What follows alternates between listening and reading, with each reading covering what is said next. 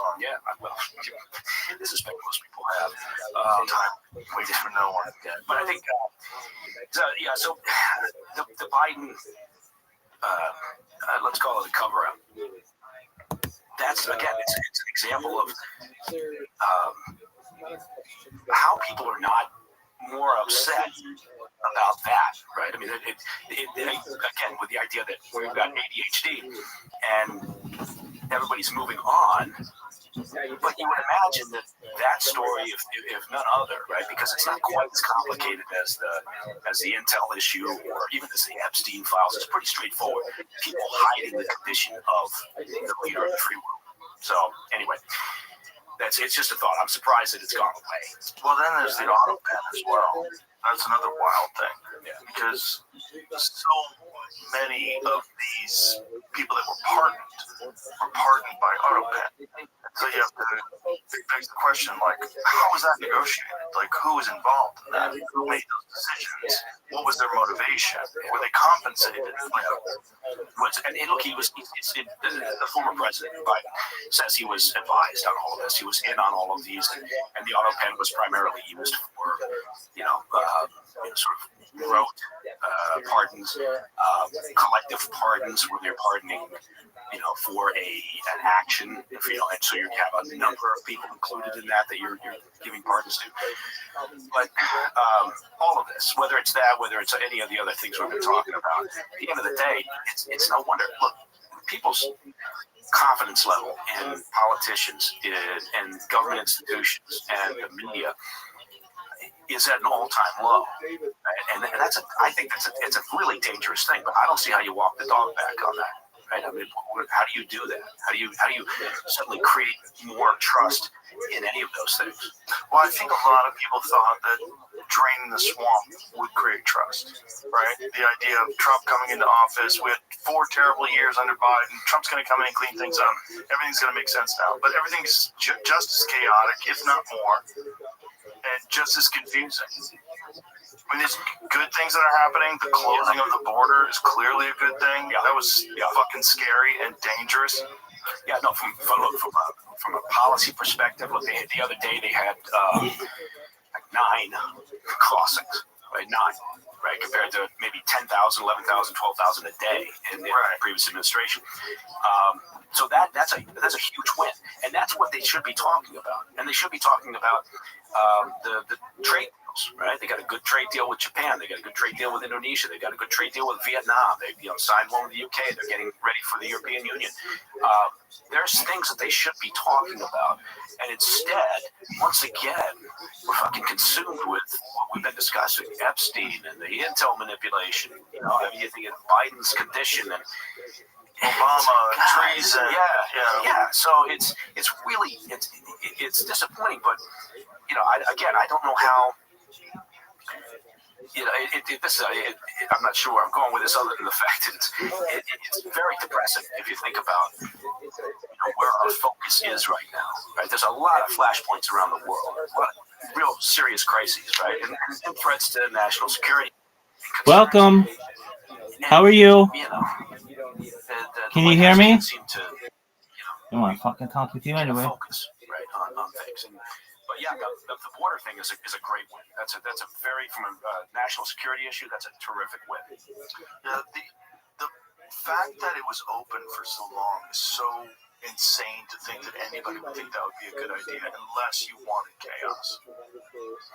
Yeah, that is always discussed as like, was it intentional? I don't see how it's not intentional, right? And because we can see now, after 6 months of the second Trump administration, that you can fix the problem, right? Yeah, they could have fixed it instantly. They could have done it, and they chose not to. So, clearly there's a lot of people in the Dem Party, the Democratic Party, that are fans of or believe in open borders. But there's also the moving of the people to swing states, and the fact that it changes the number of congressional seats regardless of whether or not someone's there legally or illegally. Once they do a census on how many people live there, it raises the number of congressional seats that's available. Yeah, which is crazy. Well, yeah, all that's so wild that it's so transparent. Yeah, I mean, look at Europe. I know it's kind of people talk about this, but look at France, look at the UK. I mean, much smaller environments, and you can see what happens when you have massive migration, right? And look, hey, I'm not against immigration. I'm just saying it should be legal. You should know who's coming across your border. Yeah. You should have security. You can't pay for everybody, right? I mean, so opening up your borders and say, come on in, and we're going to provide you with whatever Mamdani in New York is providing, new free grocery stores and free bus and free childcare, and everything's going to be free. They're going to tax businesses. That's how they're tax. That's what he said. He said, and if you're wondering how I'm going to pay for this, I'm going to tax the rich, right? You think like, oh my God, how, Stalin, you've been going all the way back to, the communists have been talking that way for years, feeding the same bullshit lines to gormless sheep. We're just now, Mamdani's just talking to a new generation of sheep, and he will end up as mayor. Utopian perspectives are really attractive to young people because you see the way these older rich people have been running the world. It's all corrupt. They don't care. They're all capitalists and monsters. All they care about is money. I don't have any money. I want them to take the money away from the rich people and give it to the poor people, and then everything will be fine. Yeah. It's like a common thought amongst young people. I get it. If you're a young person, you probably look at your parents. If your parents have done okay, done well, and you're thinking, well, that, maybe I'm not going to be able to do that, right? I mean, a lot of young folks now are saying, I can't buy a house. How am I going to get a down payment for a house, right? I'm drowning in school loans, which, of course, they took out. But so I get the frustration in a sense. And so I think, Mamdani is doing, again, what, a lot of slick socialists or communists in the past have done, right? He's speaking to the masses, and he's using all these platitudes, and there will be an element that buys into it, right? Because they haven't seen how shitty it can be. Right? Well, it seems like a huge element bought into it. He won the primary. He won the primary, yeah. No, so what happens now? So Eric Adams is the current mayor. So if this guy wins the primary, does Adams even, is it possible for him to run? Like, how does it work now? Well, I guess, he could run as an independent, which maybe is his intention. Because he apparently is still running, right? Yeah, absolutely. He plans on running? Isn't Cuomo also planning on running, but did he drop out? I believe he's still trying to run as well. Yeah, so he lost the primary, and I think people think that people are so horrified that Mamdani's in that they think that maybe it's possible. And then there's Curtis Sliwa. He still wants to wear that stupid fucking hat. Yeah, God bless Curtis Sliwa. Take that fucking hat off. Maybe he'd have a chance. Yeah, at some point he's going to stop that. But I think there's a good chance that if Eric Adams ran as an independent, maybe that's the plan. And if Cuomo dropped out, I think if they split the vote, then I think Mamdani wins.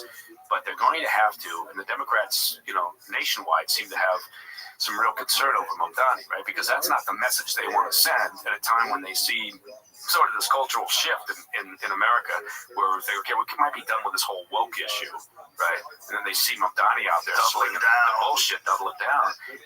And you got Bernie Sanders back, then you got Jerry Nadler back in New York back, and then you got obviously AOC back. So they rightly so, because what do they want to do? They want to reclaim the White House, right? And they want to reclaim the Senate. They're not going to do it right in the backs of a avowed socialist, right? Who wants to reclaim it? Essentially a communist. Yeah. So, and he's again, God bless the ideology of the youth, but people should do a little bit more research into his ideas and how they worked elsewhere, right? And maybe they will. There's only one way to enforce those ideas, and that's with guns. That's how you government grocery store. Get the hell over there. Yeah, government grocery stores and taking money away from the rich people. Like, how are you going to enforce that? You need force. Well, they tried to. Look, California tried to. I think maybe they've even enacted it. They've tried to figure out a way to tax people who are leaving the state. Yeah, that was a thought that they had that I don't think is constitutional. Yeah. They wanted to. I think it was 5 years. So if you had left with it, I could get taxed. God, for even though I've been out there for 5 years. But that's just they're just so irresponsible with what they've done with the tax money. They have some of the highest taxes in the country, and it's chaos.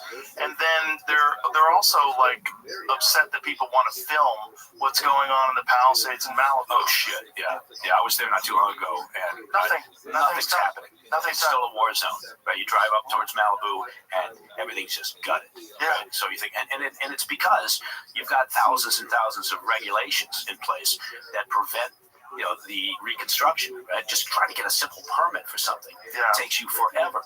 And it's going to be years. Yeah, I think it's going to be interesting because Gavin Newsom obviously is in sort of his soft campaign right now to set the table to run for president. I mean, he's desperate. He's like some kid who wants to be the class president. See him on Sean Ryan's podcast? I did not. I'm sorry, I missed that one. He's doing podcasts. Wow. It was a disaster. Well, he's got his own podcast, right? Allegedly. Yeah. So how do you do on Sean's? Terrible. Yeah, of course. Yeah. Terrible. It was terrible. I mean, there's only so much you can say. Like, the record speaks for itself. His record is terrible. But that's people are fleeing the state.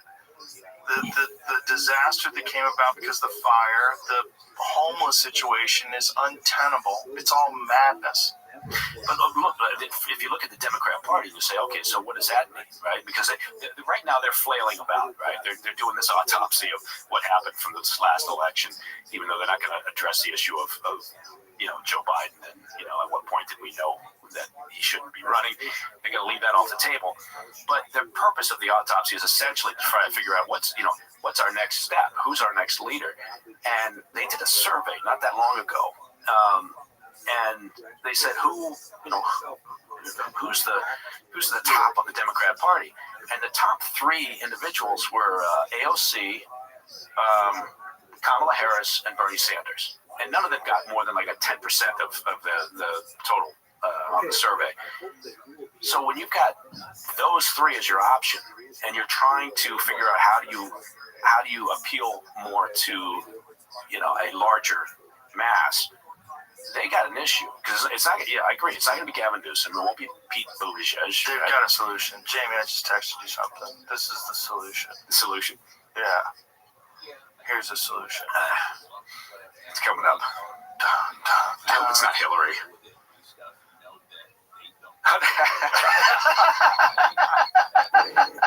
Finally, a Democrat who could shine on Joe Rogan's show. Hunter Biden is unrepentant by Helen Lewis. Helen, take your medication. Oh my God. He did the best ad for crack ever, though. Yeah. It was a great ad for crack. It was not just an ad. It was a cooking show. That fucker taught American youth how to make crack. And I was astounded as he sat there. He loves crack more than anything in the world. Right? It sounded great. He was romantically involved with crack. He said it's safer than alcohol. Yes. Take that to the bank, kids. Holy shit. Talking about not learning from what happened during the crack epidemic ruined American cities. Yeah, no. It's like which reportedly was done by the agency, by the way. Reportedly, again, conspiracy theories. I excuse me. Some cold apparently. It's probably allergies. There's so many allergies in Austin. That interview with how is it? Apparently, the family has no control. But how is it that they allow him to go and do podcasts or interviews of any sort? Right? They need to do an intervention. And look, I hope he's clean. I hope he's not. He seemed clean. When he was talking about it, he said, "I'm reluctant to explain this," but he was being honest about why it works and what's so euphoric about it. Well, it feeds into the Democrats have decided apparently that they need to be tougher, right? Because after the last election, and so they would send Tim Walz out there and help foot in his hunting gear and try to appeal to middle America. And so I can see it, and you see more Democrats getting out there and swearing because that makes it tougher. So that interview with Hunter Biden, I can see feeds into this idea that the Democrat strategists have is we've got to be more mainstream, right? We've just got, which again is kind of in part why they're so concerned over Mamdani in New York City. Yeah, well, they were trying for a long time to squash masculinity and frame it all as being toxic, and people rebelled against that in a huge way. Eventually, it took a while. Well, a lot of young men, in particular, went to the right because of that, and a lot of young men that would ordinarily have probably voted Democrat if you were just fucking reasonable, but you turned them into villains for no reason other than just being men. And that was a narrative that people were really sick of. And it's like the pendulum swings one way and the other way. It always does. It always has. This is how we course correct. We try to figure out our way through this world, and people go one way too far, and then they overcorrect going the other way, and then we try to bring it back to the middle. It never really kind of goes there. Yeah, no, you're right. It is. And that's been the problem for quite some time. It is. It's like a pendulum. You're over here, and then instead of it like settling in the center, you're back over here. And that happens every administration change, right? So you get this knee-jerk reaction, and from a legislative perspective, that's a real problem, right? Because you really never do get shit done, right? Because you're bouncing from extreme to extreme. It's also a problem with this 4-year term thing. It's like every 4 years we have a new person, or the same person does it twice. These are the options, the only options that you have. So you have this terrible situation where you're always like shitting on the other side, and there's no like, hey, this is the president now, let's all work together. Yeah, what if you had a setup like Mexico has a presidency where you serve a 6-year term, and that's it. You're done. One term, but it's 6 years. I don't know. It's the same thing. Yeah, it's still the same thing. It was like these people fucked it up. We're gonna do a better job, and then they get in. It's the same fucking thing. Well, and also you get the self-interest. Obviously, that's not rocket science.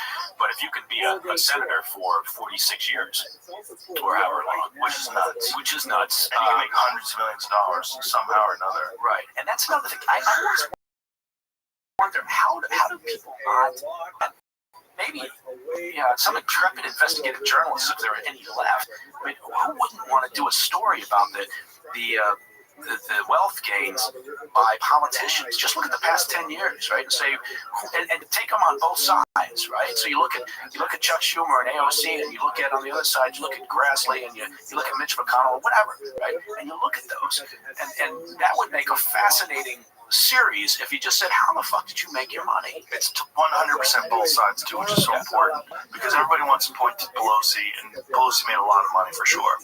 But it's a lot of them. It's a lot of them. Yeah, we do I don't handle any of our finances because I'm not smart enough. But we do have a fund that tracks Pelosi. Right? There's a Pelosi tracker fund, and it's done very well. Right? It's done very well. And I'm always fascinated because I'm thinking, well, of course it does well, because you're sitting up there on goddamn Capitol Hill. You hear in these hearings, you hear about developments, right? And it doesn't have to be about a particular company. It could be about our particular dealings with a country, right? And regulatory concerns with that country, or it could be about a sector and where we're going. And you can, yes, of course, you can use that information to your benefit, unless you're a moron. But it shouldn't be legal, right? It shouldn't be legal. No. It's insider trading. Yeah, like they put Martha Stewart away for insider trading. Yeah. So how about politicians? But actually, they put her away for lying. Did they? Yeah, they didn't get her on insider trading. They got her for lying. Because during the investigation, she didn't tell the truth about something. They didn't actually. I don't believe she was actually jailed for insider trading. It's always the cover-up. But it's all just horseshit when someone like Nancy Pelosi is able to do it legally. If you're able to make hundreds of millions of dollars legally through where your salary is so low. Yeah. Most people who make, not that it's low, but most people who make a salary, well, it's a great salary, but most people who make $170,000 a year might have $170,000 in the bank. Yeah. Okay? Yeah. They won't have $200 million. That's crazy. And they'll argue, well, I get a lot of it from speeches and from books, and I don't think you do. I don't think you do. Yeah. Well, you can track it. You can see how much money she made in the stock market. Well, that's what I'm saying. That would be a fascinating series. If that's what you did, is if you did asset tracing and a financial review of modern day politicians. How did you make your goddamn money? Also, why are you still doing it? You're older than Biden. She's older than Biden. Like, chill out. I know, but go on a vacation. It'll never happen. People, it's not even about the money. It's about the access, the power, the people, who carry your bags and toady after you, and then they love that shit. So I get it. I get what the attraction is, I'm just saying that, if we had any balls, we would have had enacted term limits quite some time ago. Anyway. Well, at the very least, they should block insider trade. I'm sure you've seen that time when she was questioned about insider trading. Yeah. Well, we should be able to participate. You're not participating, lady. You're making hundreds of millions of dollars. Yeah, it's insane. And this is not a partisan. I agree with you 100%. It's not a partisan issue. Not at all. Everybody gets up on there. Yeah, if you look at the trades, if you look at it between the red and the blue, it's across the board. They're all doing it. I think it's like it lures them in. I think once they get into office, and even if they have good intentions, they get lured in by a corrupt system, and then they play ball. Yeah, and then they get paid. Yeah. Well, and then you get a lifetime pension. Yeah. Which again makes no sense. How about you say, okay, fine, you're going up there on Capitol Hill, you get your pension while you're up there. Your pay is, maybe similar to, military, your congressman, maybe you get a major's pay. I have no idea. I'm just making that shit up. But take the financial incentives and the excitement out of it. Yeah. And maybe you get a different group of people who want to pursue that work. And then they just go the hell back to wherever they came from and work a job. But also there's a problem that the campaigns are so ugly. And we've agreed sort of as a society that that's how we do it. And that these people are going to attack each other. I remember one of the things during but when Biden was running, when Kamala Harris was saying that he was guilty of sexual assault. Like, you remember that? Yeah, and then afterwards, she gets interviewed, I think it was by Colbert, and she's like, it was a debate. Yeah. It was a debate. Like, imagine that. It's a debate. And so you're willing to say something in a debate that's not true? Well, there's this policy that you can. I think it's partly just a disdain for the American voter and the belief that people will move on, and they do. Maybe that's it's a self-fulfilling prophecy. People tend to forget pretty quickly. Well, we're overwhelmed by information now. We are consistently overwhelmed by the news cycle. And it is almost impossible. You have to have like some sort of a Mike Ben style recall in your head where you can keep track of everything because it's just coming at you so fast. And Doge and Elon and this and that. I had some guy ask me last night, do you think that the Elon Musk and Donald Trump thing was staged? And I go, do you think it's staged? He's like, absolutely. I think it's all fake. I go, wow. Do you think that they made an agreement that Elon would say that you're on the Epstein client list and that's why you won't release the file? Do you think that Donald and Elon came to that agreement? Yeah, just sitting around over at Diet Coke. They're all in on it. They're all in on it. Yeah. Like, are you out of your fucking mind? What do you think about Musk's political party? First of all, my wife told me you really can't name it the American Party. It's not legal. Really? Yeah. Why? I don't know. She told me, I believe her. So Jamie will find out. You didn't follow up. You weren't interested. We're eating dinner. Thanks, honey. We're eating dinner. She goes, you can't just call your party the American Party. I go, really? She goes, no, you can't. You can't use the term America for your party. Which makes sense. But I don't think you couldn't because I'd be like, fuck you, I'm the American Party. It's the whole country. You know what I'm saying? Like, if you decide you're the American Party and I'm against the American Party, well, that sounds like I'm against America. I guess, but you couldn't. You call it the American Party. I'm going to trademark that name. That was my problem with the Patriot Act. You can't call it the Patriot Act, you motherfucker, because then if you go against it, you're against the Patriots. Goddamn right. It's right. Crazy. The terrorists win. Yeah. Is it legal to call your party the American Party? I'm looking into it. Says, for example, additionally, New York state law has outlawed the use of words like independent, independence, America, and American for the names of political parties. So, yeah, there you go. There you go. Okay. So she's right. Yeah. So listen, just in New York. You got to come up with it. Oh, just in New York. It sounds like. So nationally, it's legal? I'll bet it's out. Yeah, if it's in New York, I'll bet it's. What does an independent call themselves in New York? If you run as an independent, it says you can't. Well, you can run as an independent. You can't call your party the independent party. It's all quite sus, isn't it? Sus. Look at you. A little sus. That's what kids call it, right? Young kids. Yeah, I know. They call everything sus. Likewise. But like, what is he going to do with this party? You're not going to get, how's that going to work? Yeah, I don't think this. As much as I don't, I think there should be room. I guess I should say it that way. There should be room for another party. 100%. But I don't think there's enough oxygen to do it.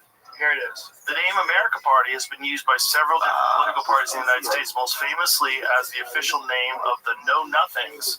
This is my favorite. That's what you should call it. Why doesn't he call it the X Party? He likes the term X. A nativist group sometimes dubbed the America's Third Party that rose to prominence in the years leading up to the U.S. Civil War. The Know Nothings were during the Civil War. That's crazy. The name of America Party is an attempt to brand the party as a force of patriotism and unity. That's what you're saying. Yeah, okay. Wow. Yeah. As well as the names of an anti-Mormon party in Utah and the supporters of George Wallace. Wow. Jesus Christ. He's not a handsome man. Boy, he looks evil. Yeah, he does. Some people just look, I'm not voting for you and your fucked up eyebrows, bro. Some people just look like they are. You know what I mean? George Wallace. I remember watching, I mean, I was tiny, but I remember it still to this day. Watching when he got shot at that rally that he was at. Oh, that's right. Put him in the wheelchair. Yeah, I don't know. I don't think there's room for a third party. There should be, but I just don't see it happening. We're too entrenched in the way that we do things, and you start splitting the vote, and I think maybe it's who knows, maybe it get more chaos than we've currently got. Yeah, I mean, one of those two together, it's like, geez, I saw that coming. I was like, this is not going to work out. Yeah. When his son was with him in the Oval Office, and the son told him to shut up. Told Trump to shut up. The little kid told Trump to shut up. He said, "You're not the president." Oh my God! Like, what is that? It actually lasted longer than I thought it would. Well, it destroyed Elon. Yeah. Destroyed his company. Destroyed Tesla. I mean, and then on top of that, when people started like putting swastikas on Teslas and firebombing Teslas, madness. Yeah. Madness. I mean, and then people were probably very reluctant to buy a Tesla because they were worried, like, hey, if I buy this fucking thing and park it somewhere, someone's gonna key it. I know somebody who actually covered up the Tesla insignia on their car. Bro, I was behind someone the other day on the highway, and they had a fucking thing on their car that said, "I bought this before Elon went crazy." Like, oh God. You're conceding, you're giving in to the mob. Yeah. And it was giving also in to the dumbest mob. But there was an element also that was like, it's legitimate form of protest to blow up a fucking Tesla dealership, right? That's not not blow up legitimate. charging stations. It's certainly not legitimate to destroy people's private property who are just paying a lease on a car that they probably had for 3 or 4 fucking years before any of this shit went down. Yeah. But it's nuts. But they do it. Someone walks by and keys the car, right? Keys the car at Tesla, and you just I don't know why they all tend to look alike, but they do. And you just saw it. They're just like this sense of self-righteousness. I deserve to do this because I'm in the right. I'm on the side of good. So therefore, I can do whatever the fuck I want. So Just mentally ill people. Yeah. And there's a lot of them in this country. And unfortunately, you can weaponize them. And we've also played into it, right? I mean, so it's, the U.S. Olympics, by the way, the U.S. Olympic Committee just said, males will not be able to participate in female sports. Shocking. I had no idea that we had to actually say that out loud. We do. Or they're going to take that gold medal away from that dude who pretended he was a woman and won the boxing. Yeah, God, that's bizarre. Fuck off, man. So crazy. It's like, that's where this woke thing just hits the wall, where people who have daughters and people just like, hey, look, I want you to live your life and be whoever you want to be. I really do. I don't want to infringe upon your right to express yourself. But at a certain point in time, when you impose this on other people and you fuck up their lives, and Vivek had a great term. He was calling it the tyranny of the oppressed. That the oppressed, people who are legitimately oppressed in a lot of ways, then they turn that on everybody else, and they want everyone to concede to their demands. It's like, okay. I'm the victim, so therefore I deserve. Therefore, we're going to throw society into a wood chipper. Yeah, I agree with you. I'm busy enough that I don't have to spend a lot of time worrying about what other people are doing. At the same time, I don't need to play along, right? Exactly. With your imaginings. And so I think that's where it started to, once it started to impact other people, you know, like a kid who loses a race because now suddenly she's racing against a dude. Yeah, exactly.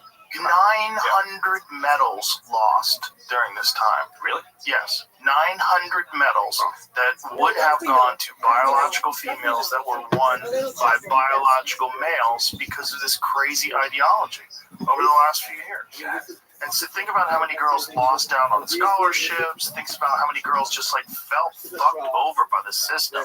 Where you've got a guy in the fucking locker room with his dick hanging out, and you're supposed to pretend that that's a woman. Yeah. It's crazy.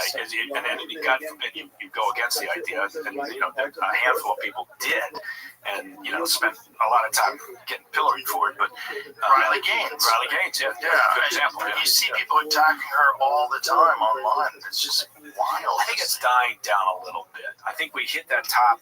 And I think it's coming back down to where people are saying enough is enough. Again, with the idea that, look, you want to do that, you want to pretend that you can, you know, you want to believe that a dude can have a baby, fine, you do that. I don't need to pretend with you. I'm not going to infringe on your thinking that that's the case, you know, and yes, you need some protections in place for people, of course you do, right? But at a certain point, I kind of lost track. It used to be that you had gay dudes and you had lesbians, right? That was kind of it, right? You had guys that like guys and you had girls that like girls, and you're fine. You know, we made progress in that regard, where you know people that used to have to hide that, they don't have to hide that anymore. It's pretty much accepted by society for the most part. Yeah. And then they're trying the same thing with this. It's like, no, this is a different thing, and a lot of the gays, they don't want this in their group. They're like, no, this is a different thing. This is not your sexual orientation. You're attracted to men. This is an identity thing. This is a totally different thing that you're dealing with. And then you also have to factor in, as uncomfortable as this is for people, you have to factor in perverts who all of a sudden can just say I'm a woman and wear a dress, and now they can enter into women's spaces, and you can't stop them. And that's real, man. That's real. That's not discounting actual trans people or discounting gay people or lesbians. It's not. But you're opening the door for fucking sexual predators. Yeah. People who are out of their fucking minds, man. And you also had, one of the things I never quite figured out was you also have the parent who's like, they've got a 3-year-old son who says, I'd like to play with adults, and then suddenly the mother's the enabler, right? They want to get on hormone blockers. Yeah, and you're thinking, like, how about you just let the kid be a kid? You know, maybe tomorrow they want to play football. Maybe the next day they want to do interpretive dance. Maybe the following day they want to play baseball. Let the fucking kids grow up in a certain way without trying to impose you know, this bizarreness on them. So they do it because they want that kid to be whatever. Yeah. Whatever it is. When they want to be queer, they want to be trans. For them, it makes them look more progressive. And they have their kid like a fucking flag they plant in their lawn. It's gross. But there's a lot of these pathological monsters that happen to be parents. They're just nuts. Yeah, everybody gets a license to be a parent. It's like boat drivers. And the other day we were out on the lake in the boat, and close to 4th of July, and I realized, really, anybody can drive. You have to have a driver's license. No, you don't have to do a breathalyzer. I mean, you should. And we've got sheriffs out there trying to stop people from drinking, boating. But yeah, but they do it. Yeah, they do it all the time. It freaks me out. Yeah. It's bizarre because the same people would not like say I'm gonna shotgun 12 cores and then drive my car, but God damn it, they'll be happy to get behind that boat and take off and everything. And so we've got our boys have started driving the boat on their own, taking their friends out and that sort of thing. And it's actually more nerve-wracking when they head out on the lake than it is when they get in their car and drive somewhere, right? Because of just like the craziness that goes on. So, yeah, I watched one of our boys head off in the boat. He had like 3 dudes, 7 girls on there. It was his dream, right? He was heading off to the lake. They were going to go cliff jumping and some surfing and everything. And I watched it go and I said, God bless you. But I was inside. I was so goddamn nervous, of course. So, well, they did fun. People think they're invulnerable when they're young too, which is also a problem. They don't think anything's going to happen because nothing's happened yet. Yeah. You haven't had enough severe injuries where you go, oh, but I'm vulnerable as shit. This is dangerous. Like, people can die. Yeah, you need to see it. They go bridge jumping, climb up to the top of a bridge, jump off, and it's just like, oh my God. I know a girl did that. She was fucked for the rest of her life. Her back was ruined. Yeah. She fell funny and hit her ass in the water and destroyed her spine. Yeah. It's like, you get higher up there, and it's like concrete. Yeah, exactly. And then if you over rotate or you under rotate or whatever, but yeah, there's a balance, right? Because with the boys in particular, you don't want to take away that risk-taking element, right? You want them to take risks, right? But so there's a fine line of saying, no, don't do that. That's dangerous. Whether they're doing that or they're going to the dirt track or whatever they're doing, and you think, okay, how do you balance that out? Be smart, but I don't want to stop you from taking risks. If that makes sense. No, it does make sense. Listen, you're talking to someone who spent the majority of my teenage years fighting. With no health insurance. So, I'm talking from a position of not being one of the wisest people. Yeah. But I was never into jumping off of things, and I didn't want to ski. I didn't want to do any of that because I knew how vulnerable I was. Yeah. Which is crazy. Because you're risking getting clocked every time you go to fight. Yeah, I'm getting clocked in the head all the time in the gym. I'm constantly getting kicked and punched and God. Yeah. But I realized, hey, I don't want to ski. I could ruin my knees. Yeah. I might fracture a rib there. I don't want to do that. I just wanted to take as few risks outside of this one risky thing as possible. And I think a lot of kids don't have enough, controlled risks. So then they start wanting to jump dirt bikes and you wind up breaking every fucking bone in your body. Yeah, our youngest boy, happy birthday, Muggsy, but he went over his bike, wearing a helmet, very good helmet, so banged his head. Right? This was just a couple days ago, so I'm on the road, and I'm like, okay, keep him up. Don't, make sure he's good. And so anyway, but again, I don't want to, and when I talk to him, I don't want to say, well, you should have done that. You want to say, okay, you're good. Now do you know what you did wrong? And he's like, I didn't get the back wheel on the. He's like, okay, but anyway, that's parenting. It's you don't want to completely shelter your child, or you don't want them to expose to unnecessary risks. But it's there's this balance that you have to achieve. It's really hard. It's because you don't want a sheltered child that's scared to take any risks at all. Yeah, we're sending the oldest one is off to university.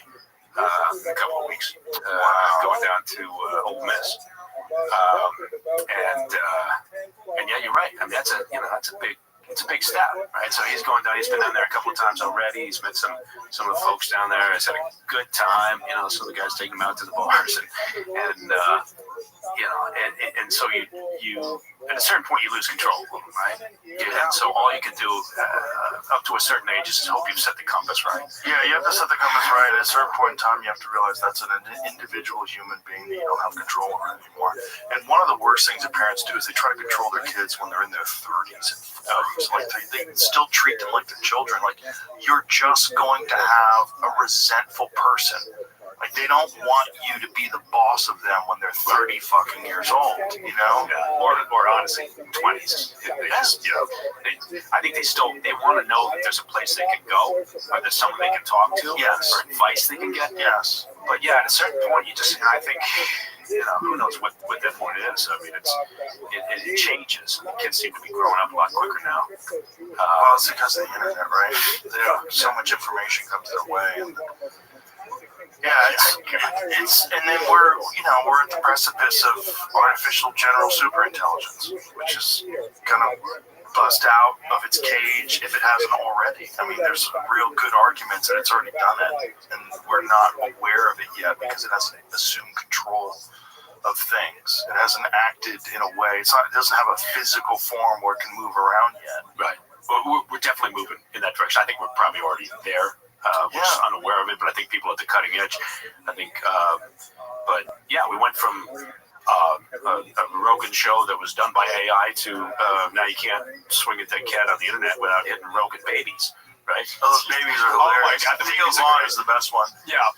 Theo Vaughn's a great baby. I will say, anytime, and I don't spend a lot of time take him through things like that. But anytime I see the baby episodes with you and Theo, I'm like, yeah, I gotta watch this son of a bitch. Then I send it to the boys. Yeah. Oh God. But they don't. There's no authorization. You have no control, right? No, there's no. It's just the Wild West right now, and it's happening so fast. You know, we had who was this showing us the Skywalker thing? Was it Joe DeRosa? Yeah. So my friend Joe DeRosa was showing us this. They're doing Star Wars AI, like fan-created AI scenes of stuff that they wanted to happen. Yep. And it looks better than the actual Star Wars. And it's young Luke Skywalker. It's Mark Hamill from like Star Wars 1. Like that. Like, look at this. Watch this. Look how incredible this is. And look at this. That's AI. I mean, this is nuts, man. I mean, this is like better quality than the original Star Wars itself. And it's his voice. It's his face. It's all perfectly synced. It looks incredible. Like, look at this. Yeah, that's my company does some work for the entertainment industry, for the movie business, and I was out there talking to one of the studios, so it'll remain nameless, not that long ago, and this is a massive issue for them. They're seeing full scripts out there, right, written by AI for some of their franchise, movies and characters, and they're seeing. They're animators, they're writers. All these people are obviously worried. They're convinced they're about to be made useless. And they're right. And they're right. Yeah, yeah. Because what they're finding, just what you're looking at here, they're finding, but there's places where they're dumping full-length scripts and pieces of movies out there, and it's it's going to upend, much like whatever Netflix and the others did with the television market. It's going to upend the whole industry. 100%. There's no way around it at this point. If someone can make something like this, the Skywalker Stories thing, I mean, this is just a person doing this with an AI video generator. Like, and you just do it through prompts. I mean, or you say to yourself, okay, I want to write a scripted TV series. What am I going to write about? You spend 20 minutes feeding some ideas into whatever. I forget what the aside from ChatGPT, there's a bunch of them out there, and it will feed back to you in short order the entire show map, right? It'll give you all the characters, it'll give you a character map, it'll give you pitch lines, it'll give you episode plots.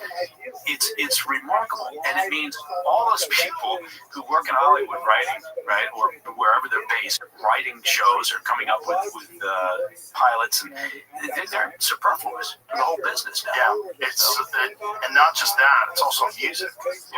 Drake had a song that was a hit Drake song that came out that wasn't him at all. It was all done by AI. And they could just kind of guess what people like, and they could just formulate what the big hits were, what's similar, what's common, what are the phrases, what's catchy. Exactly. Give me the last 6 songs, the commonalities that made them successful. Exactly. Fine. Give me that. Is Drake still beefing with Kendrick Lamar, or is that over?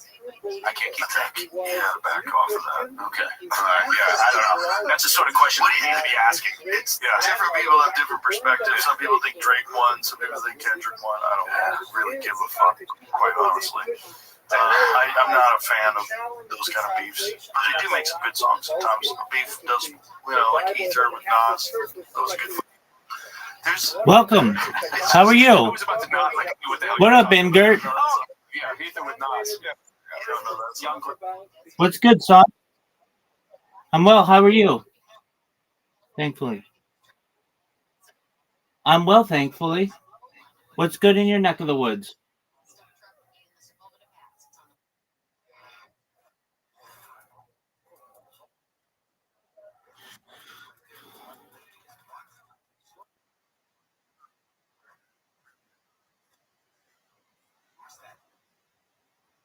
Excellent. What video game?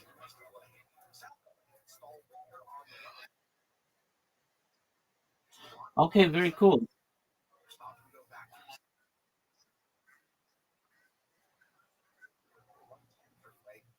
Very cool.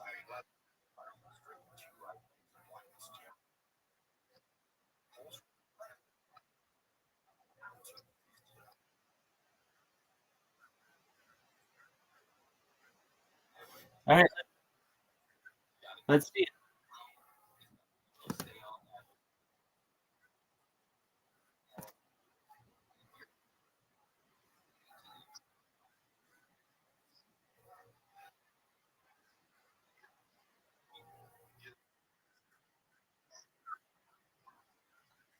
Cool. Do they move? Do the pandas move around?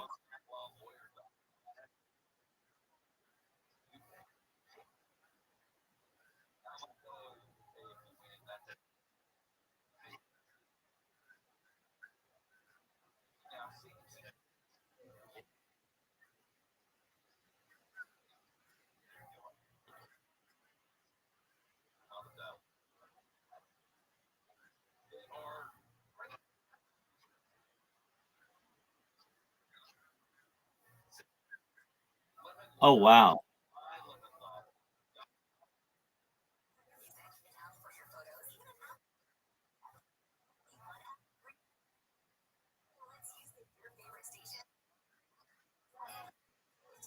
Blocks high.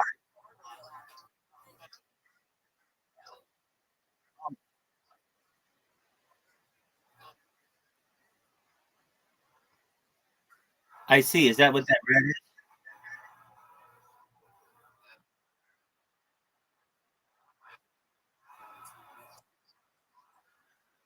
Petting, petting, petting zoo.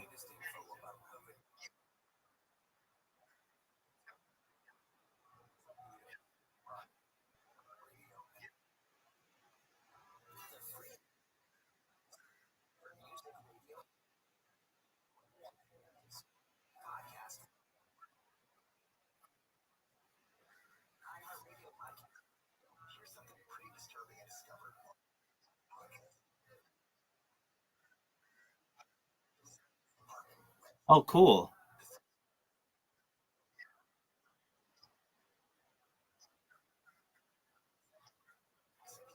What's that area? What's that?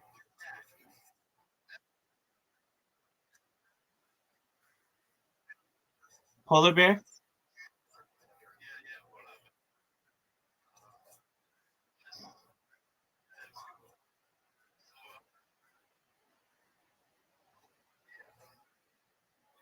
So you have panda bears, polar bears, goats, birds. What else?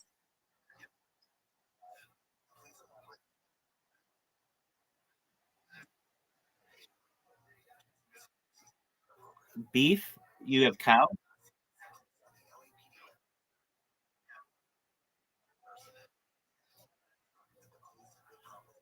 bees. Oh yeah,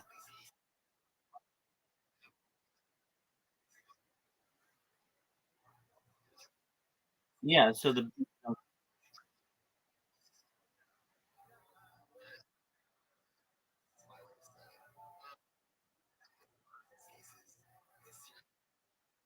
oh cats.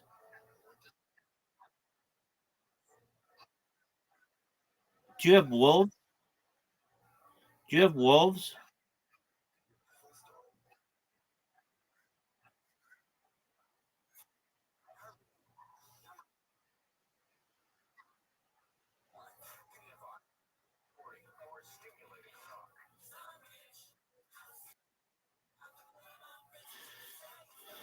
Do you have do you have any? Do you have wolves? Do you have any lions?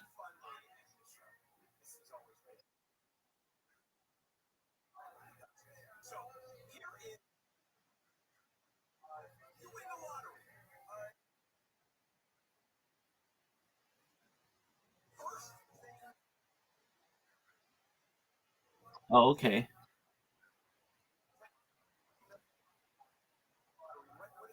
Oh, what is this?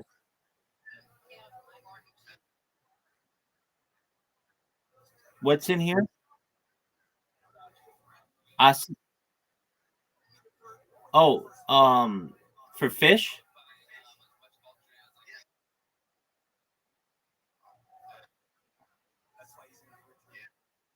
Is that a shark?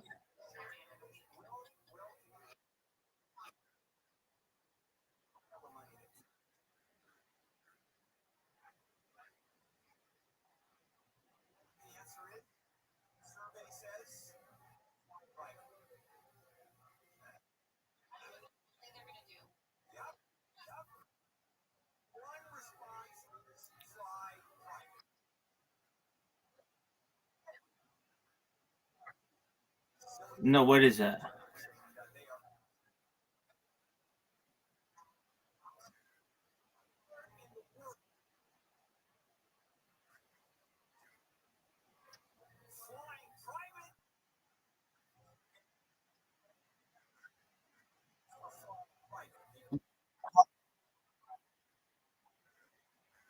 How do you spell it?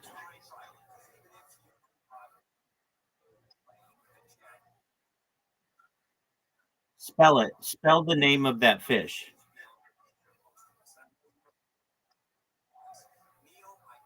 Yeah, spell it.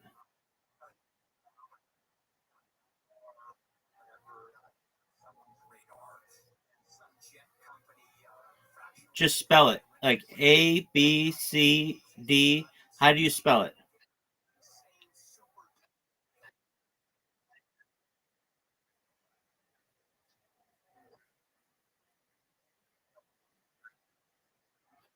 Just spell it. Just spell it.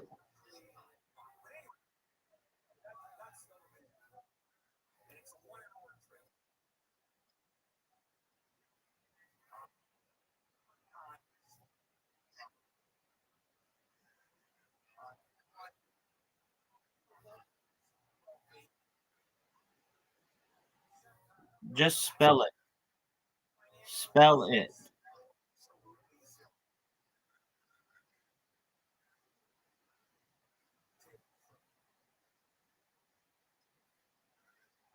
That's okay. Don't worry about it. That's all right.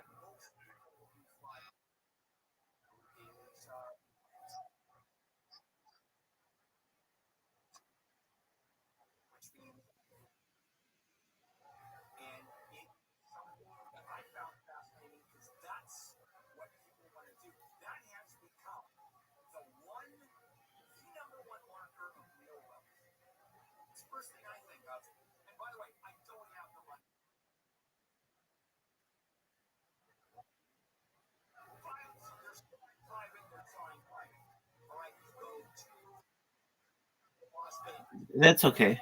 Keep showing me.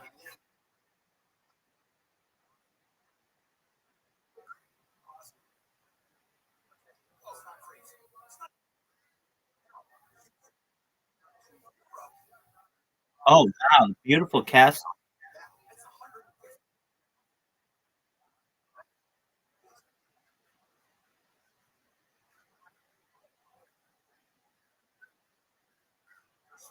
Can you go inside?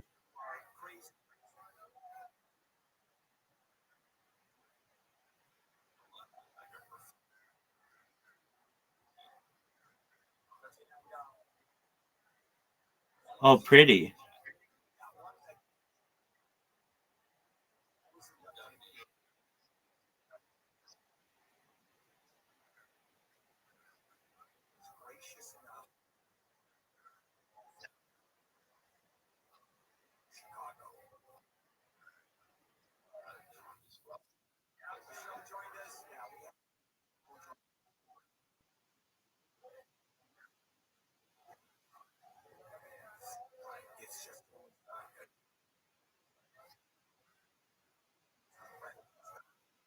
Oh, cool. Go to the arch. Go to the arch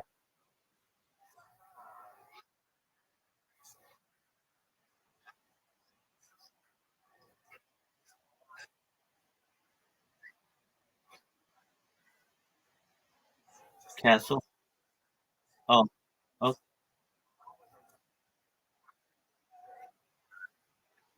yeah, cemetery.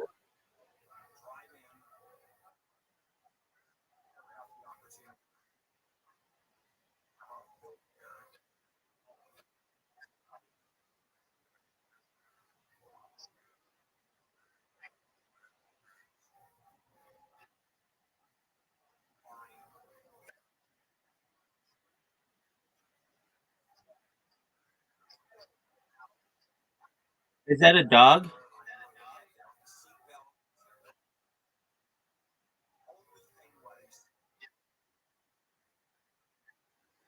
Cool.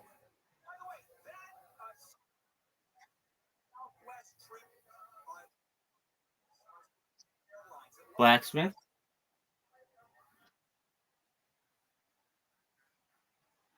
Oh, very cool.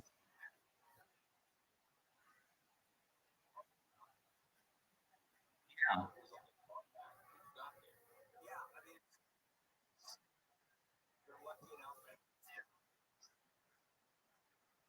What is that?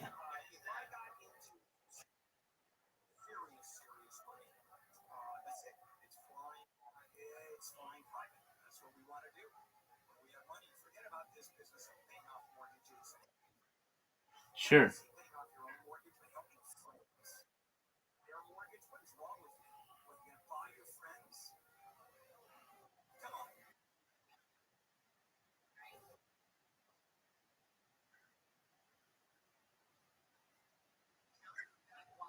A dragon pool?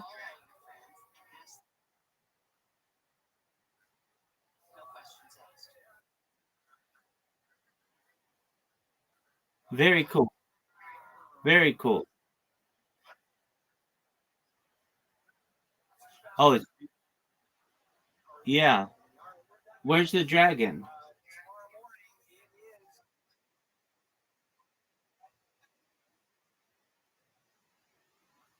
Okay.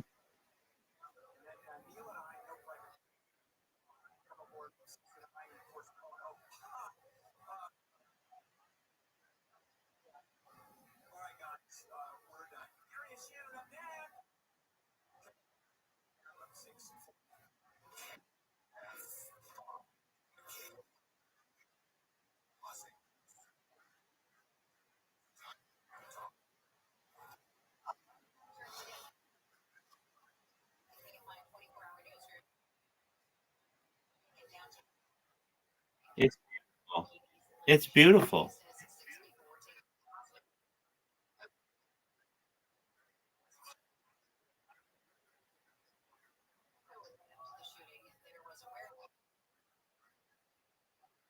Right?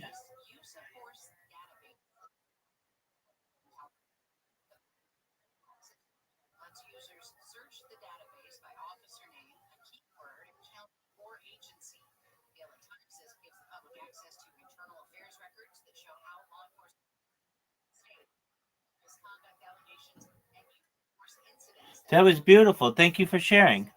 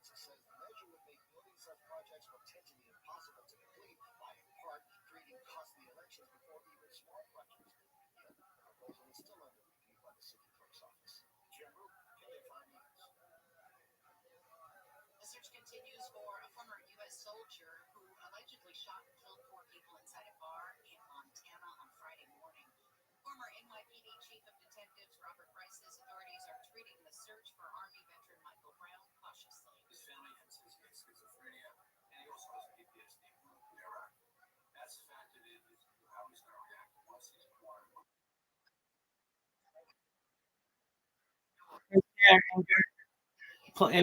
thank you for sharing with me.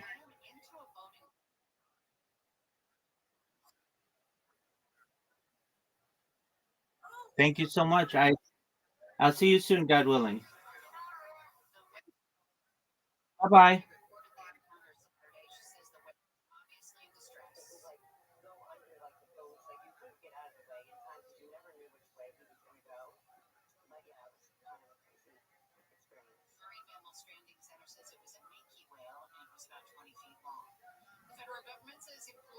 should do more than trust the E-Verify system when it comes to making sure people are legally allowed to work in the U.S. This after a reserve police officer hired by a Maine resort town was arrested by immigration officers late last month. The feds say the Old Orchard Beach Police Department knowingly hired an unauthorized immigrant and didn't do enough to verify the man's status. The police department says it used the Department of Homeland Security's E-Verify system. If that's not good enough, it's not sure what the point of the system is. Candy Trujillo, KFI News. An animal shelter in South Orange County is going wild. The Mission Viejo Animal Services Center has partnered up with a Texas-based nonprofit called Wild Tunes. It works to cover sheltered animals through songs and instruments. It's a fantastic program to add enrichment to the animals' lives. Animal Services Director Bryn Lavison tells Wake Up Call that a 10-year-old came up with the idea a couple years ago. He realized how his music soothed his dog, Bozo. So he took that same idea to animal shelters. She says the Wild Tunes program officially kicks off at noon tomorrow, and they are looking for volunteers to make it a regular thing. Musicians can be anywhere from middle school students to retired seniors, so all ages, all levels of skill, and all instruments are welcome. Southland weather from KFI, morning low clouds. Otherwise, sunny, highs in the mid-70s at the coast, upper 70s to mid-80s for Metro LA and Inland OC, upper 80s to mid-90s in the valleys. Near 100 for the Inland Empire, windy with highs up near 100 for the Antelope Valley. Tomorrow, about the same as today, and then we'll get even hotter by Wednesday. Around 80 for the coast, 80s to low 90s in the metro areas, mid-90s to low 100s for the valleys and Inland Empire, up to 109 in the high desert. And then we'll cool back down a few degrees for the weekend. It's 67 in Anaheim, 69 Redondo Beach, 71 in Rancho Cucamonga, and 67 in Whittier. KFI market report, the Dow trading up 473 points, the NASDAQ is up 352, and the S&P 500 is trading up 80. We've got a stall in Torrance on the 405. Freeway, it's going to be the northbound side right there heading western out your stall. Going to be backed up from Main Street because that, right around the corner, the 110 southbound, right before Carson's crashed into right lanes of the SUV and a pickup truck. There were some injuries, unfortunately, and traffic really slow back through 91. We've got issues coming out of the valley, southbound side of 405, this overpass. We've got a stall, and it's not just a stall. It looks like it's going to be a big semi-truck installed there on the southbound side. It's in the far right lane. That's done a number of 405, as you can imagine, stopped all the way back from Victory Boulevard. I'm Will Colesrunner. Let us know when you're stuck in a jam. Pound 250 on your cell. Keyword KFI traffic. iHeart's Yacht Rock Radio goes commercial free every weekend. Enjoy the greatest 70s and 80s smooth soft rock all weekend. All commercial free. High tide, low tide, no tide. Yacht Rock Radio works anywhere. Open the free iHeart Radio app, search Yacht Rock, and make it a preset now. The world needs more heroes, more action-oriented do-gooders. Here's how I can help right-hand side kids. The world of sarcoma is no different. You're thinking, what is sarcoma? We're glad you're listening. Sarcoma is a rare cancer of the body's soft tissue and bone. This cancer affects tens of thousands of Americans yearly. The Sarcoma Foundation of America partners with like-minded heroes to advocate for sarcoma patients through funded research and widespread awareness efforts. Learn how you can join forces at curesarcoma.org. The free iHeartRadio app is #1 for music, radio, and podcasts, all in one. Discover a new podcast from our library of over 350,000 titles. Here's an iHeartRadio podcast preview. In 1995, a college student disappeared on a trip across the USA. I reported him missing right away. What technique? So his mother started investigating. I got the case file. I started going through and saw people that was an interview. I joined his mother's search for justice. Are you recording? Oh, I am, yeah. Someone Knows Something, Season 6. Available now. Listen and follow this podcast for free on the iHeartRadio app. #1 for music, radio, and podcasts, all in one. iHeart is America's #1 podcast network. Open the free iHeart app and explore podcasts like this. September 1979. Virginia's top prison band, Edge of Daybreak, is about to attempt the impossible, recording their debut album Behind Bars in just 5 hours.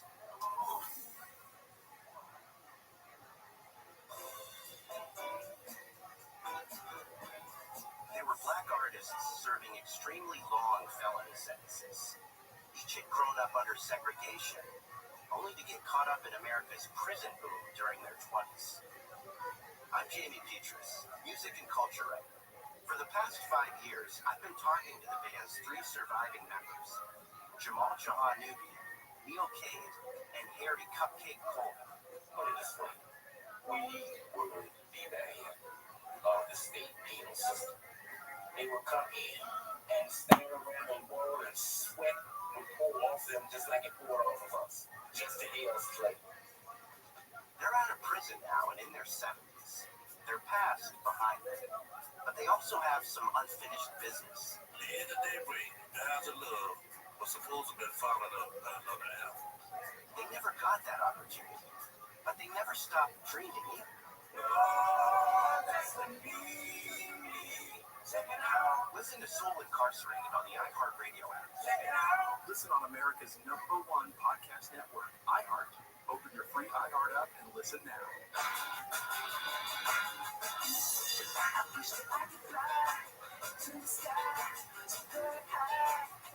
Everyone's saying the same thing about the weekend. That it went by like that. It went by too quickly for some reason this weekend. Why is that? We all feel the same way.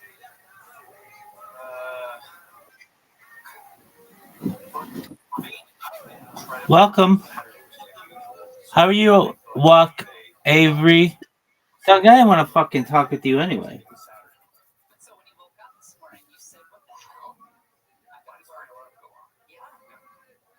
I had one of those mornings where my alarm went off at 6 a.m. and I was in deep dreamland where it was a very vivid dream, and which makes it harder for me at least to wake up when my alarm goes off. But I'm like deep in a sleep in a dream, a vivid dream.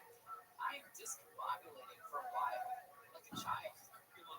Was it one of those where the alarm sound was integrated into the dream? No, but it's interesting you said it makes you feel kind of drunk, because in the dream I was drinking champagne, and in the dream I was also waking up from having had drinking champagne and thinking, I feel like crap. So you're onto something there.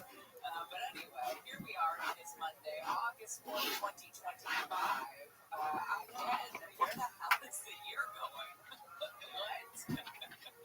I mean, when Friday hit, it was the 1st of August. It was one of those very sobering moments, but to then, like you said, have the weekend fly by. Pretended I ran in my phone and shaking shut up with my stuff. Preseason football is going to be not next weekend, but the weekend after. Is that right? I mean, the other preseason football outside of the holidays. Yes, it is. It is this weekend? Question mark? Yeah, it is this weekend. The Saints are in town. I believe to take on the Chargers. Anyway, this is the time of year where I know what I'm doing today. I don't know about tomorrow. I certainly don't know about Saturday or Sunday. We're going to be talking about Reddit. But it is exploding. And the more I talk to people, the more I hear about Reddit these days, more so than I have ever before. And I was wondering if that's just the people I'm talking to or what. No, it is not. It is bigger than it has ever been. It went and it stopped price pop. They're saying that it is fulfilling the Shema Yisrael Adonai Eloheinu Adonai Echad. Baruch Shem Kavod Malchuto Le'olam V'ed. You've got AI infiltrating everything. You've got filters all over social media and fake stories and fake lives. Reddit seems to be a place where you can connect with real people. Well, I noticed it when we were planning vacation. We were going to Maui. There were a lot of questions I had about, golf courses, which ones are available, which ones are good.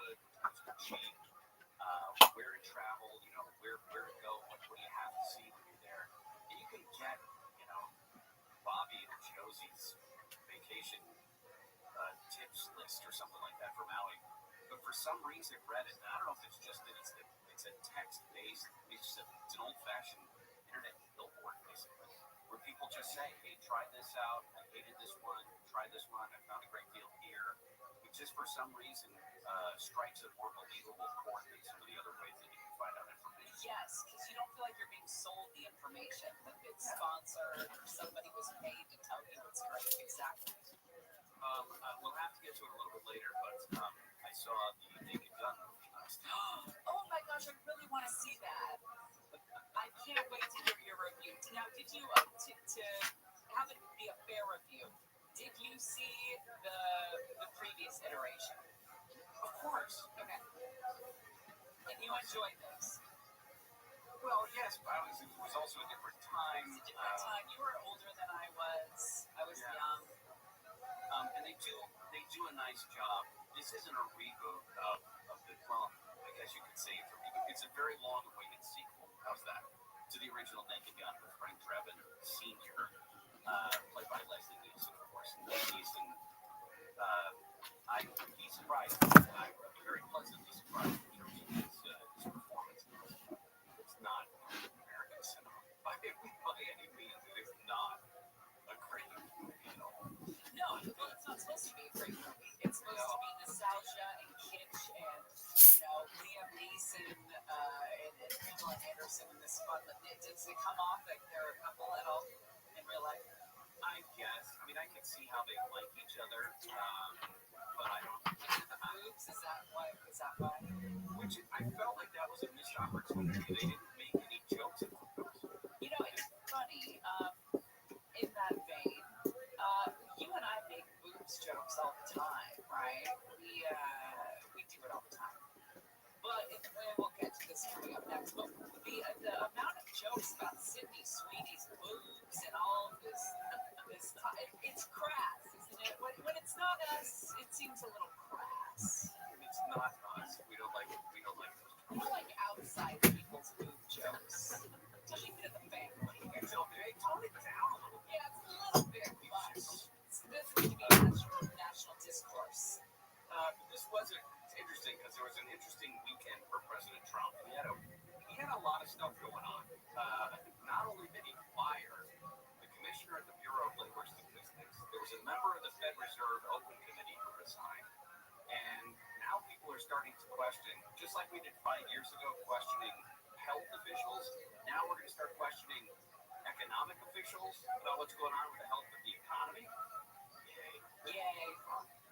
Gary and Shannon will continue. Amy King is in the KFI 24-hour news show. Here's the latest. Stater Brothers workers are trying to get shoppers to stay away from the Stater Brothers in Pasadena today.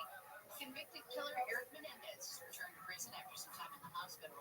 House Democrats in Texas have left the state to avoid having to vote on redistricting. We'll tell you about those stories and more coming up now at the bottom of the hour.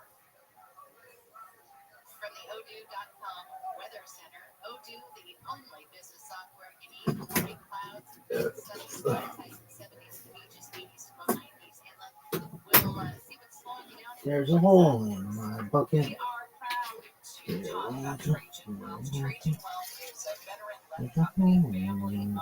Feels good to talk about Trajan also because we're clients. We both were very impressed with the way Trajan Wells was able to tailor plans for both of us. Yeah, on the one hand, you may have a general idea in your head about retirement, of what you have stocked away, what accounts you're in, but you don't have the knowledge of making sure that all of the bases are covered. And that's one of the things that Jennifer with Trajan Wells helped me figure out in terms of gravy going forward based on what our plans are.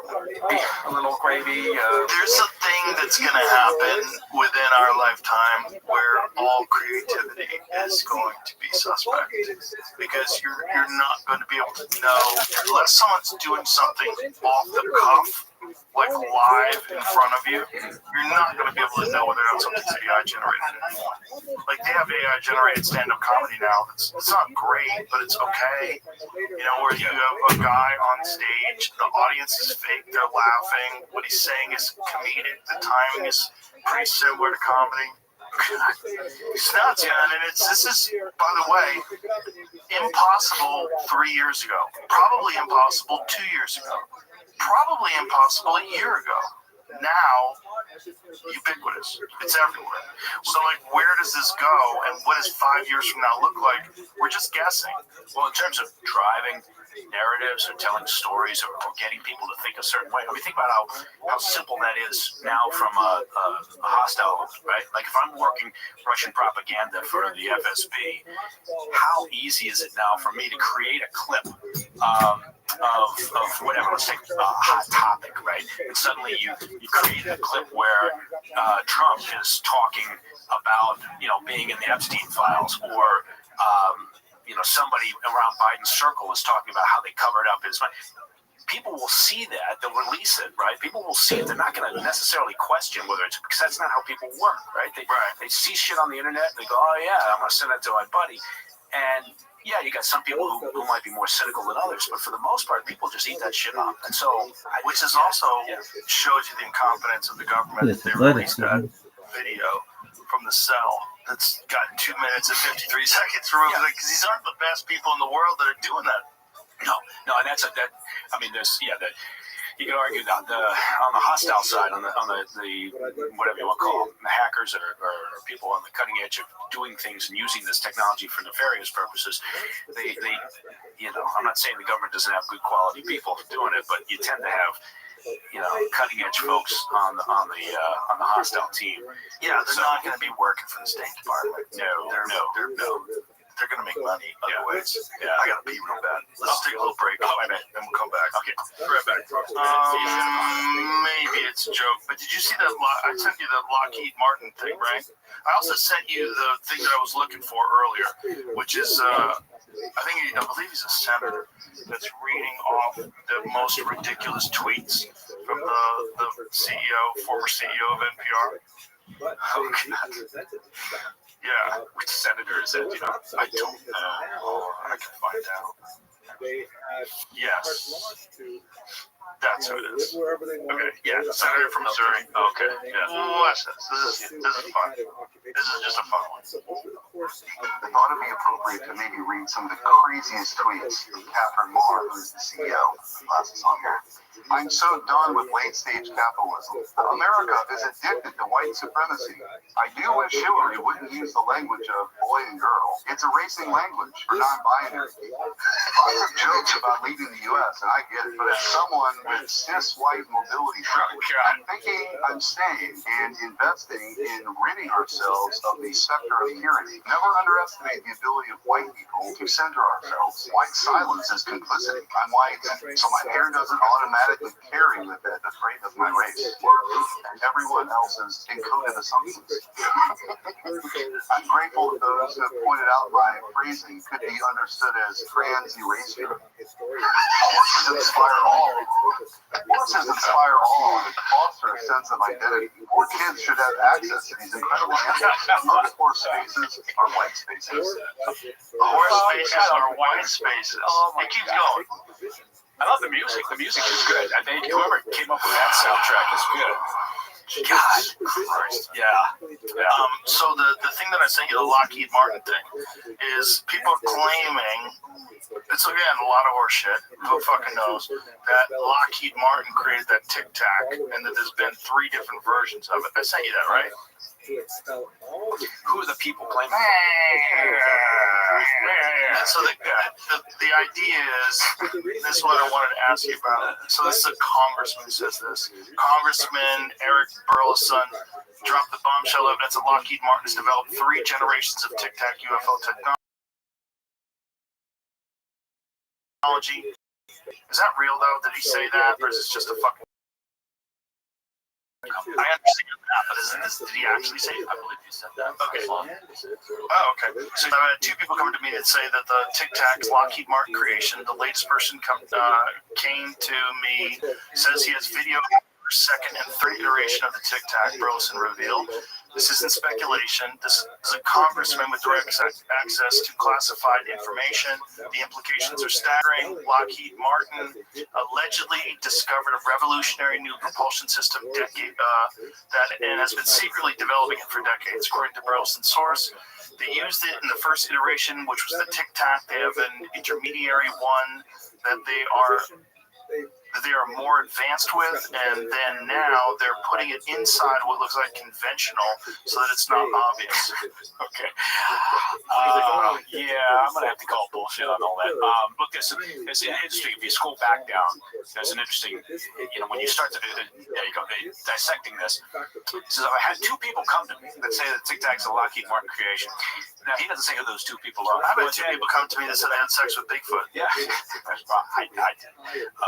But you've got, then it says, this isn't speculation. This is a congressman with direct access to classified information, which is the implication that, well, the people that came to him with this have access to classified information, which is, there's no connection there. So they're taking a data point and another data point, and they're drawing a line between the two of them. Right. And saying, yes, he's getting this from classified. Yeah, exactly. And so, and also the next part has been secretly developing for decades. I'm here to tell you that if Lockheed Martin was developing something for decades, a new form of propulsion, maybe I'm just a cynical son of a bitch, but I don't think they'd be keeping it secret for all this time. I don't think it would have been able to be kept secret because somebody would have opened their yap, or the Chinese would have gotten their hands on it in their economic and intel espionage efforts. So I don't know. This strikes me as, and then I've got video of it. Okay, well, how about you show us the goddamn video? Right. It's always the same thing. It's always the same thing. Yeah. It's always like, I've seen video. Well, fucking show me, bitch. Yeah. And here's the problem. The more time they wait, the more it's Luke Skywalker shit. Like, you're going to show me something. How the hell do I know what's real anymore? Exactly. We're 6 months away from never knowing. Right. That is exactly right. And that's a problem.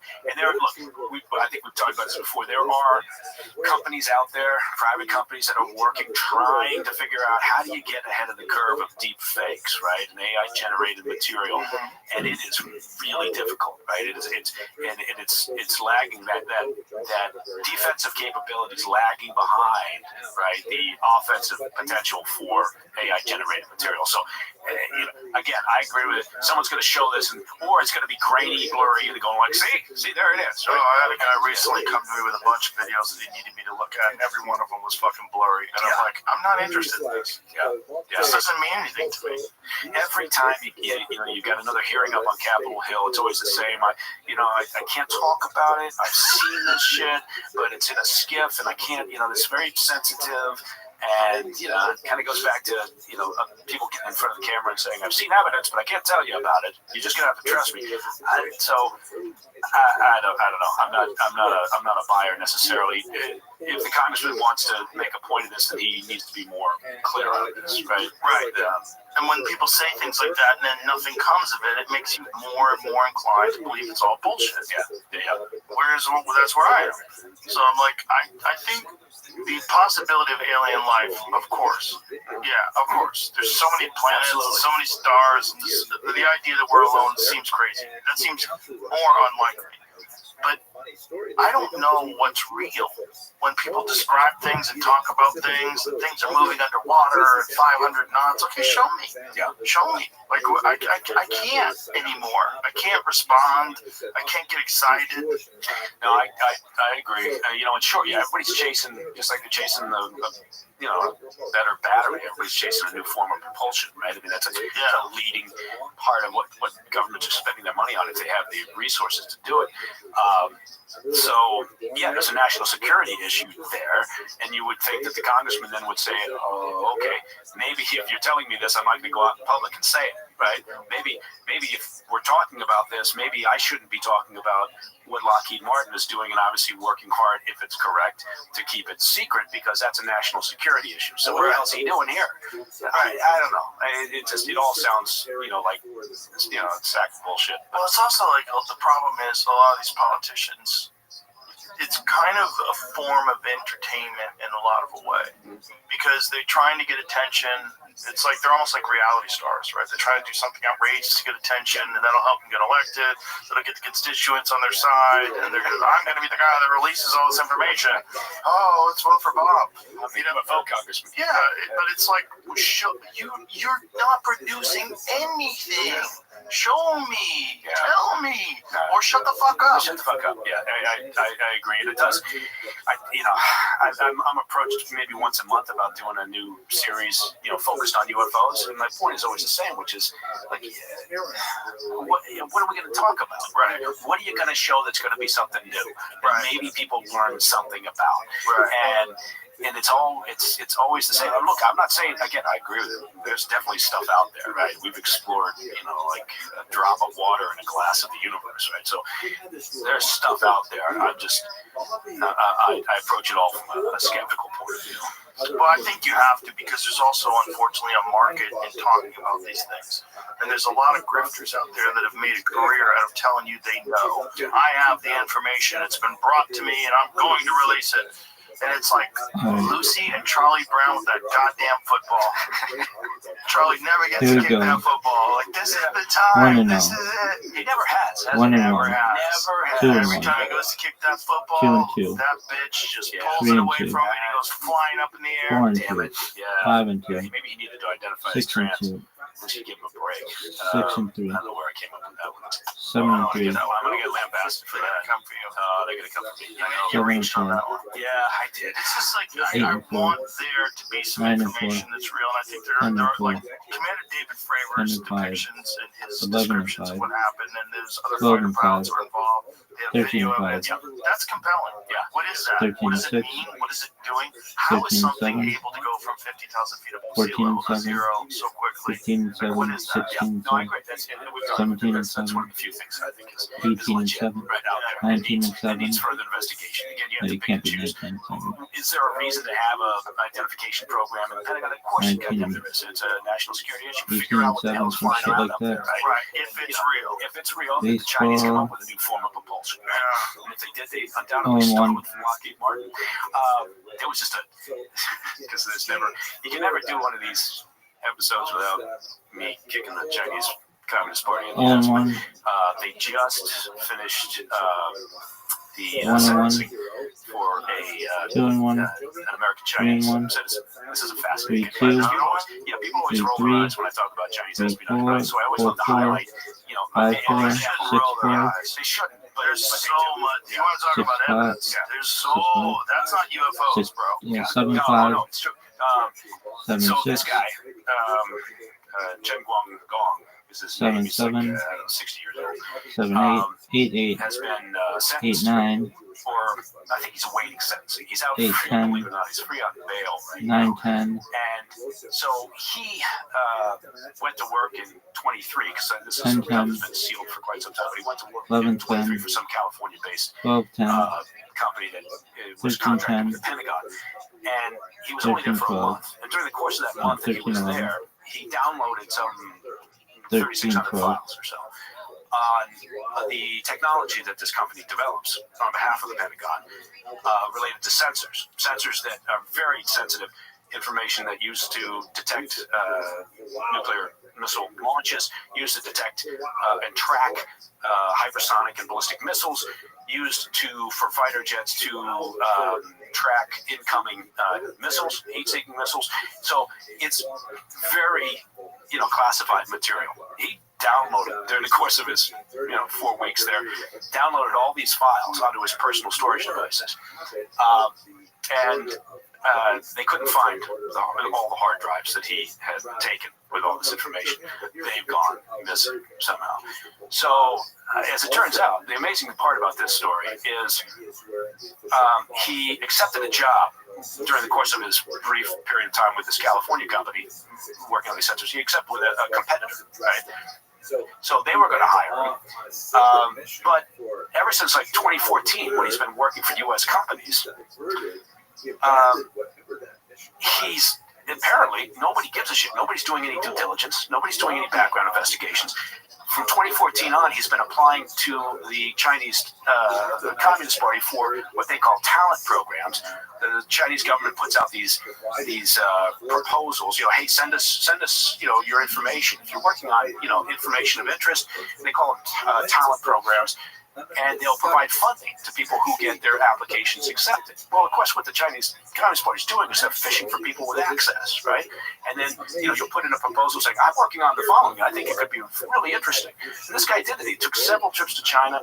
He applied for funding for these talent programs from which is essentially the Chinese Communist Party.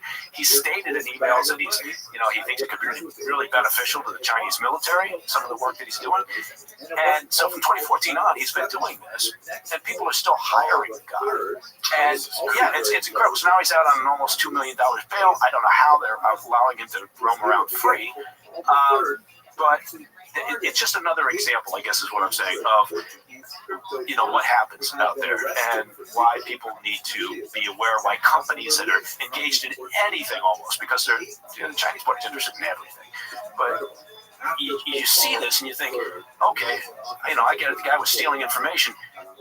But then you look and you go, how the fuck did he keep on doing this all these years? How was he go from a company and get hired by another company, and they were obviously excited by his expertise, but nobody bothered to dig into it, right? And that's always how, businesses, for the most part, get fucked, is they don't have a proactive mindset, right? They're not thinking about that when they're hiring somebody, not thinking, there's a hostile state-sponsored entity out there that like to steal our information. Well, isn't that also part of the problem with having these administrations that are only in office for 4 years? So, they have all their problems that they have to deal with. They get in, they're basically starting the job anew, and then you've got these companies out there that are hiring Chinese nationals, and you don't even know it.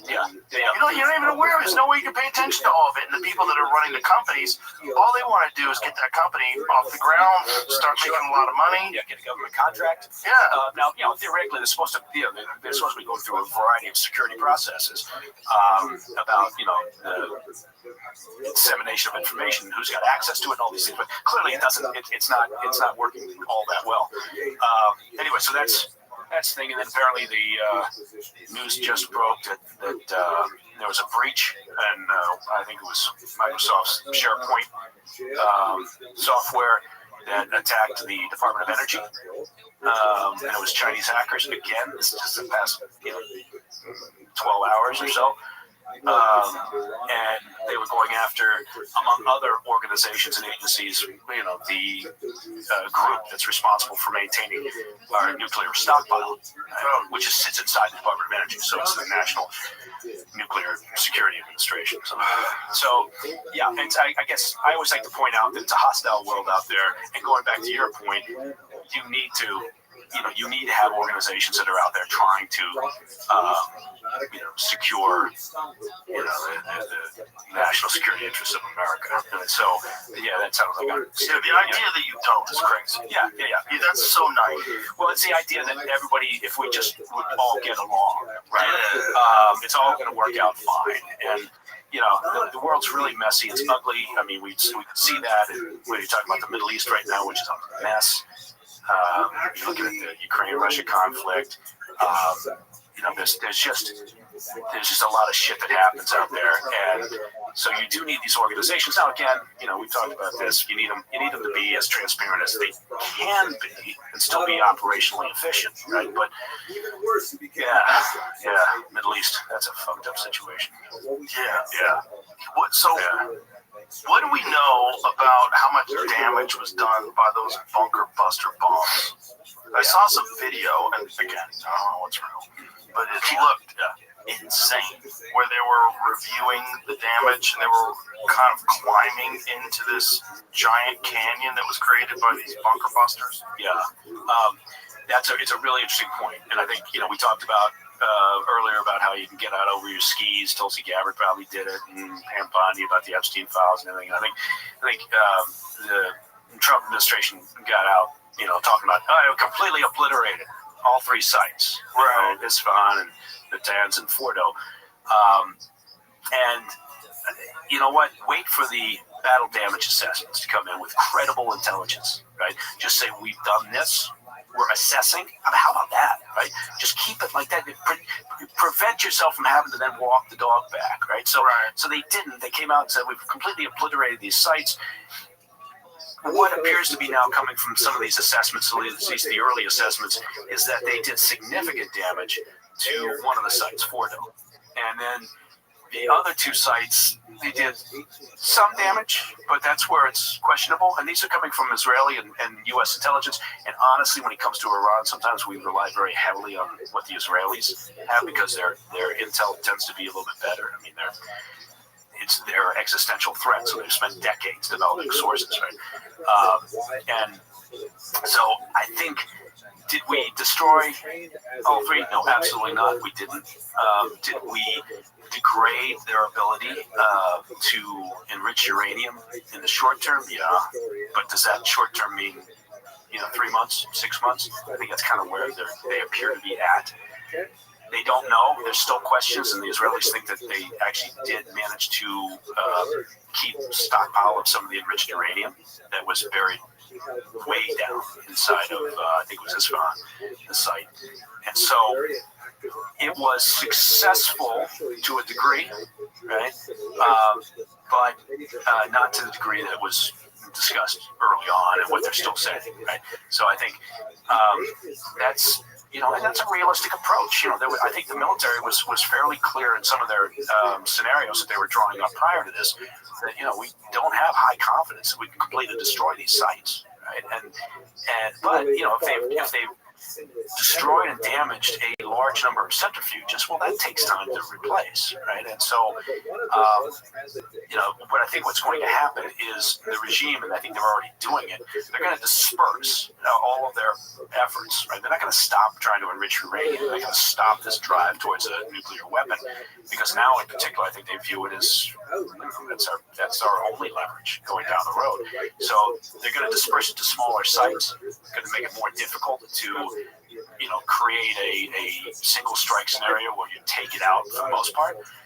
And I think that's where we're going with it. But look, the Israelis, during the course of their 12 days or so, they degraded the missile capabilities, which was a big part of what they wanted to do, significantly. Now, depending on who you talk to, that significantly is like 40% destruction of launchers and missile stockpiles to 50%. That's a lot, But again, they still have the ability to make them, and they still will. So we've kind of kicked the can down the road, right? We've bought some time in terms of, okay, they're not going to get to a breakout point, next week, but we haven't really solved the problem, right? And you don't solve the problem unless the regime goes away, and then people talk about regime change and everybody gets all squirrely. So, but you're going to have the same problem. They've already said they are going to continue to arm their proxies. Right? And there have already been weapons shipments that have been interdicted, going to the Houthis, going to Hezbollah. Right? That process of them getting weapons to their proxies is more difficult, in part because Syria has fallen, and the Syrian government is it doesn't like Iran. The new one, the Islamist government that's there, doesn't like Iran. So they're shutting down some of that traditional routes that they used to move weapons back and forth and other resources. But they're going to keep doing it. They're going to keep trying. So we've kind of, it's putting lipstick on a pig. We've created a better situation in the short term, but it doesn't solve the problem. Were you shocked that we intervened? That we bombed their nuclear sites? No. By the time we got a few days into what the Israelis were doing, it looked like there was really very little option. We were going to have to go in and do that, because the Israelis did not have the ability to do that, right? There are operations, again, people can argue about, they shouldn't have done it, but from an operational perspective, it was pretty damn impressive, right? Taking out some of the military leadership, taking out some of those nuclear program managers, directors, scientists, was really impressive. Well, And one of the shows that was so impressive was when they tricked them with a fake phone call. Everybody get together in the bunker. Yes. Yeah, they blew the bunker up. Yeah.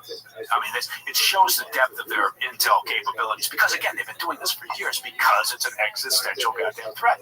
And so that's their target, right? We've got, in the U.S., our intel operations are focused on a lot of different things. Right? For the Israelis, for the most part, it's Iran.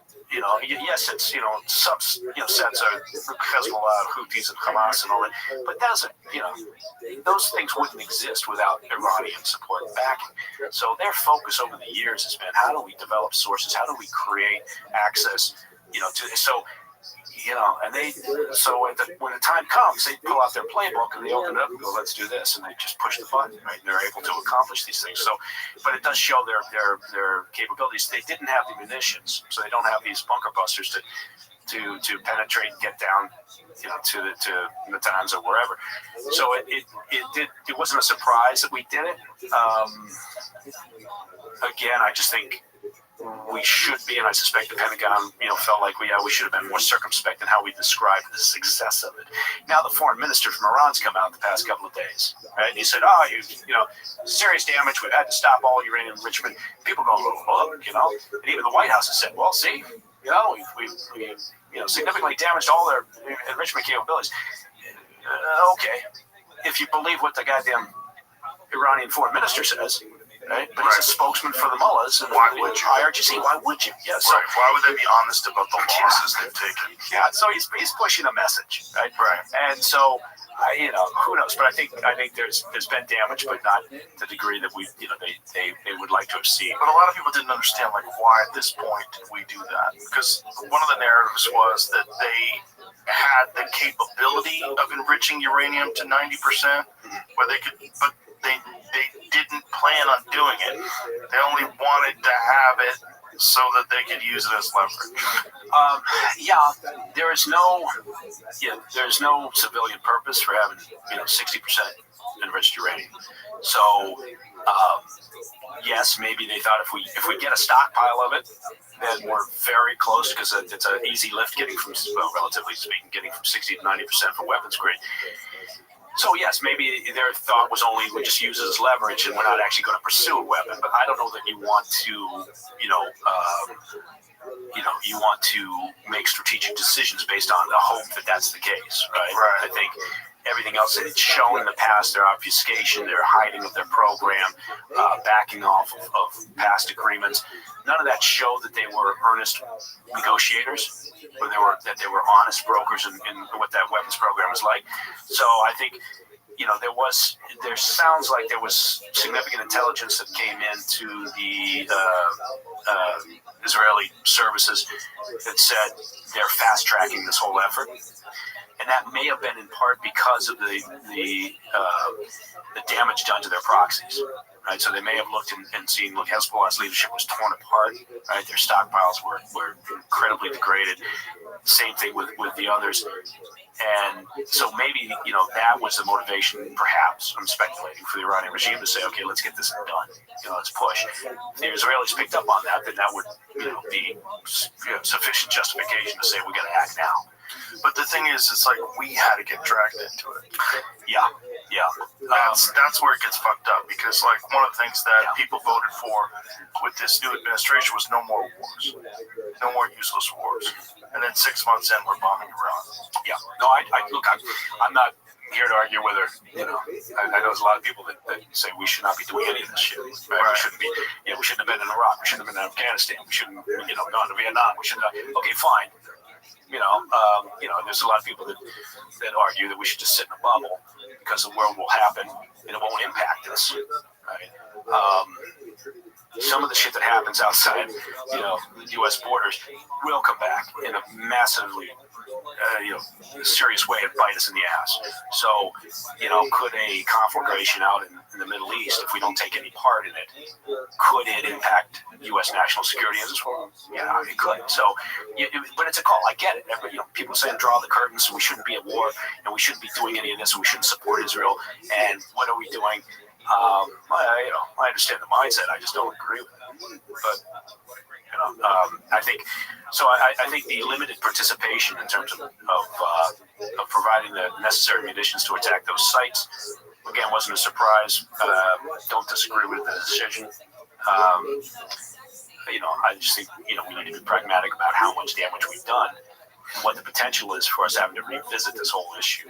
Right? So I think it's like people are so skeptical about motivations now. They're so skeptical about public narratives, like why we're doing this and why we're doing that. And I think one of the things that's important, hearing it from a person like yourself that's spent most of your lifetime involved in this, that there are things like we really shouldn't be meddling in every part of the world, but sometimes we have to meddle. There are occasions, there are times, and again, it would be great if we lived in a world where we could just worry about ourselves.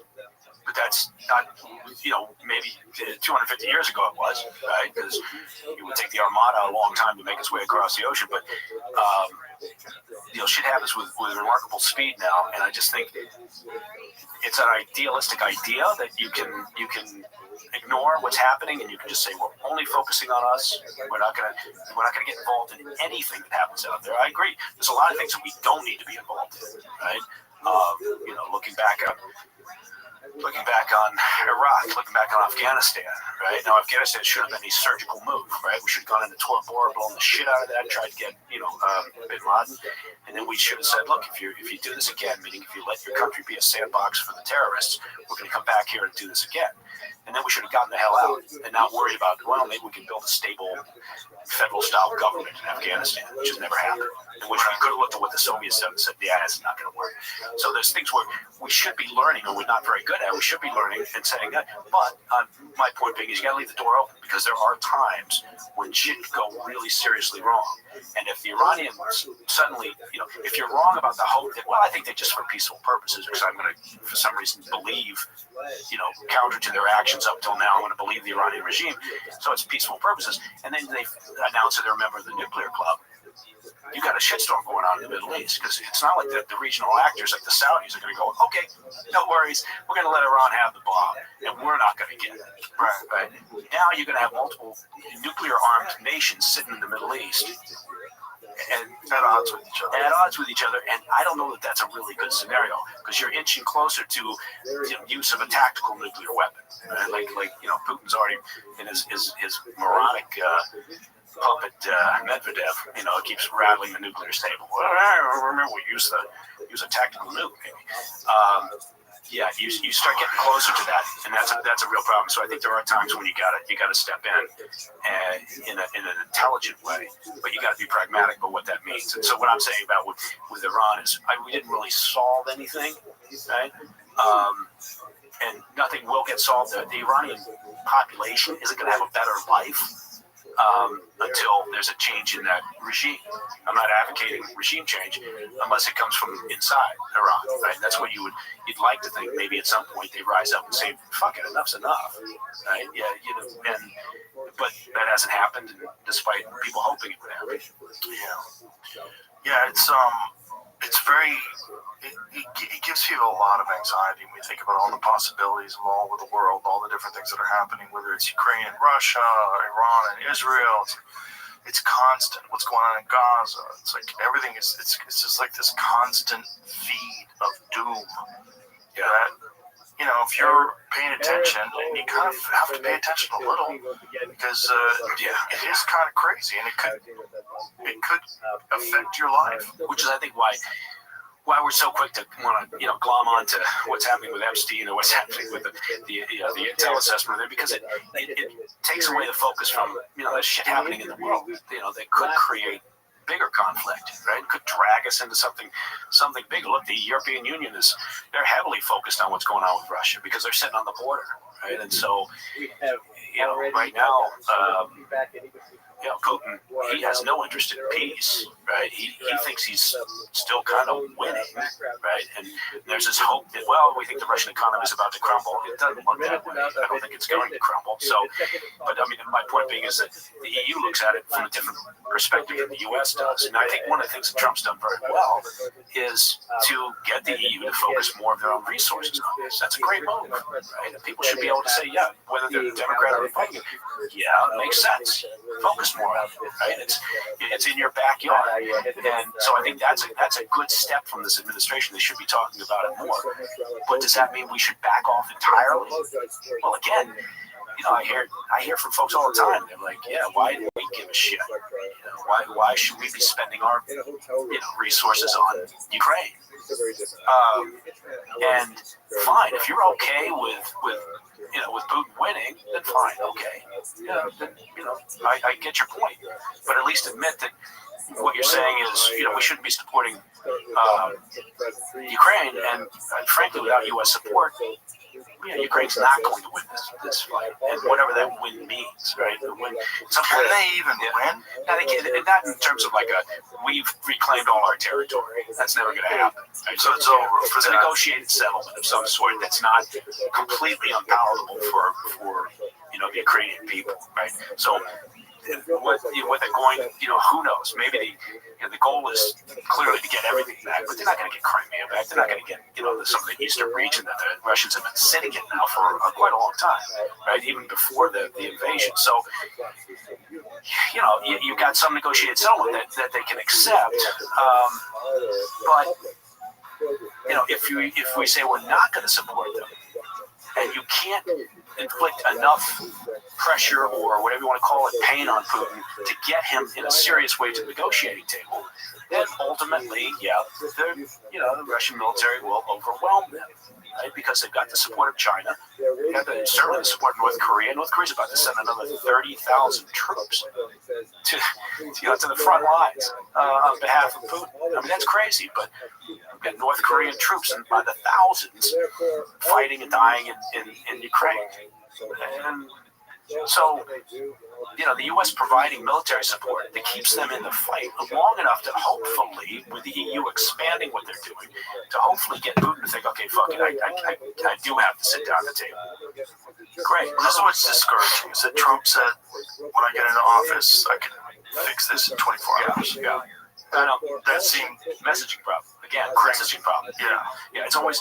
Again, I go back to that same thing. There's always a problem with and again, this is not. I'm just saying, maybe get better, comms people, and try to get just a tad bit more discipline. But the idea that you're going to fix this problem in a day, it's hyperbole, but people buy into it, right? And then you get a mob that are saying, well, how come we couldn't? And what are you doing here? And rather than say, well, no more wars, just say the world is an unusual, unstable, chaotic place. There may be occasion when we need to be involved, but I'm going to try to minimize that. Say something like that. And then you don't have to throw more red meat to the crowd. But it's, the Ukraine situation, and Zelensky's got some other problems, right? It's an interesting situation that hopefully it doesn't bore people, but it's important to keep on the radar, is that, Zelensky has just signed a bill that kind of gutted the two primary anti-corruption organizations in Ukraine. And Ukraine's had years and years of history of being a corrupt nation. And it's always been a roadblock to them getting into the European Union because they're saying, you've got to do something to clean this goddamn place up, right? So Ukraine has had a history of not just with Zelensky, but prior to that. And so the parliament, wrote up a bill basically handing over control of these two anti-corruption independent organizations that monitor corruption inside the Ukraine government, handed over that control to the prosecutor general, government control of these organizations. And they put that bill that they wrote, a Zelensky supporter wrote it, put it on Zelensky's desk, it was like 48 hours ago.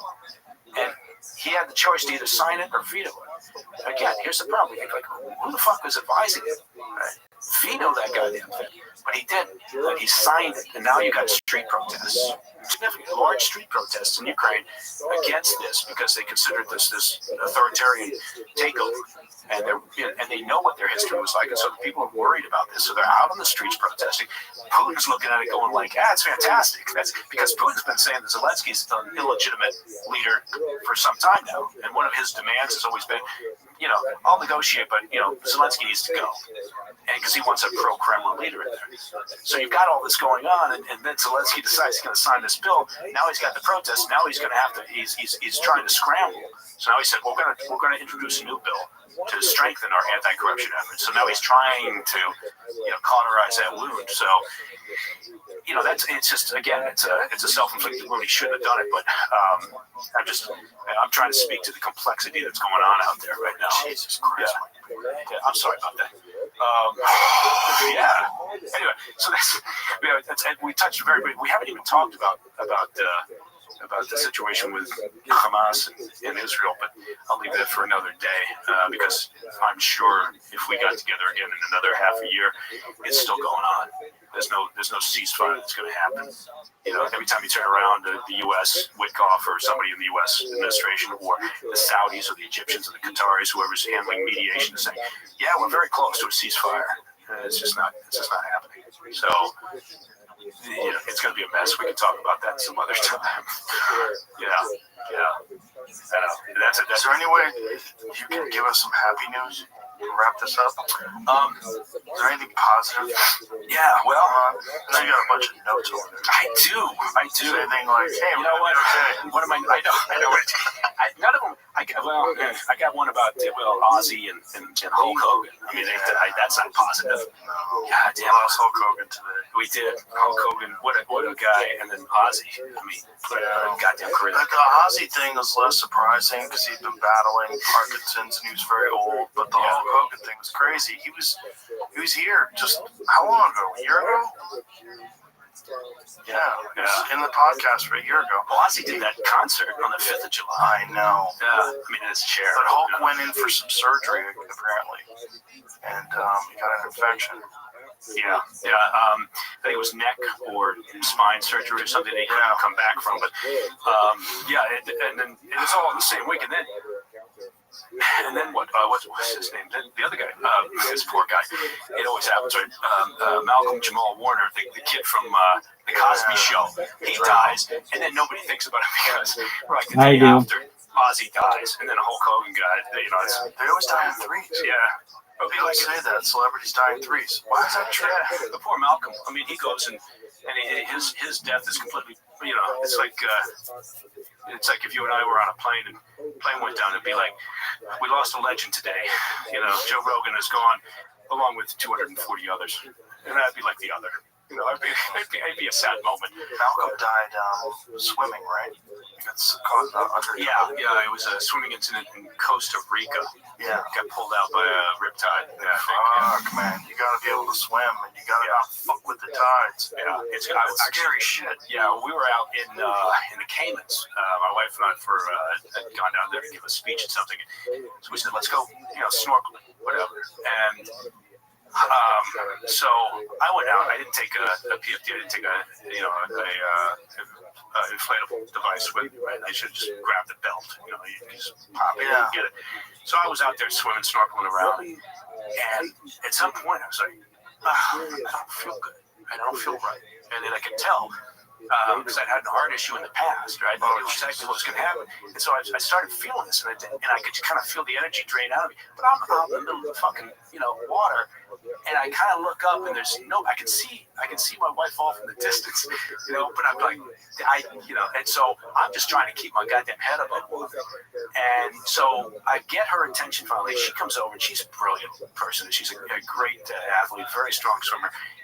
And so she's trying to help, but now I'm doing that dude thing where I don't really want that. I don't want to make a fuss, right? Oh, no. So I'm out there going, I don't want to take my mask off, and I'm saying, I'll be okay. And I'm just kind of like barely going, but I'm doing that the dude thing, right? When you have, as a dude, if you're having a heart attack, you don't want to, because you're like, I don't want to cause a scene. I don't want to be a problem. I don't want to show that I'm weak or whatever.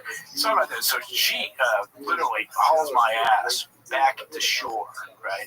And so it was one of those moments. I got back down, but I was fine after a little bit. But it was just one of those moments where I realized this would be a fucked up way to go, right? Just kind of drowning and being at the bottom of that, and then kind of fish out. But so I feel bad for Malcolm Jamal Warner, but then also his news got blown out by Ozzy and now Hulk. So. It's weird that they always die in threes. Yeah. I don't know what that's all about. But it's so common.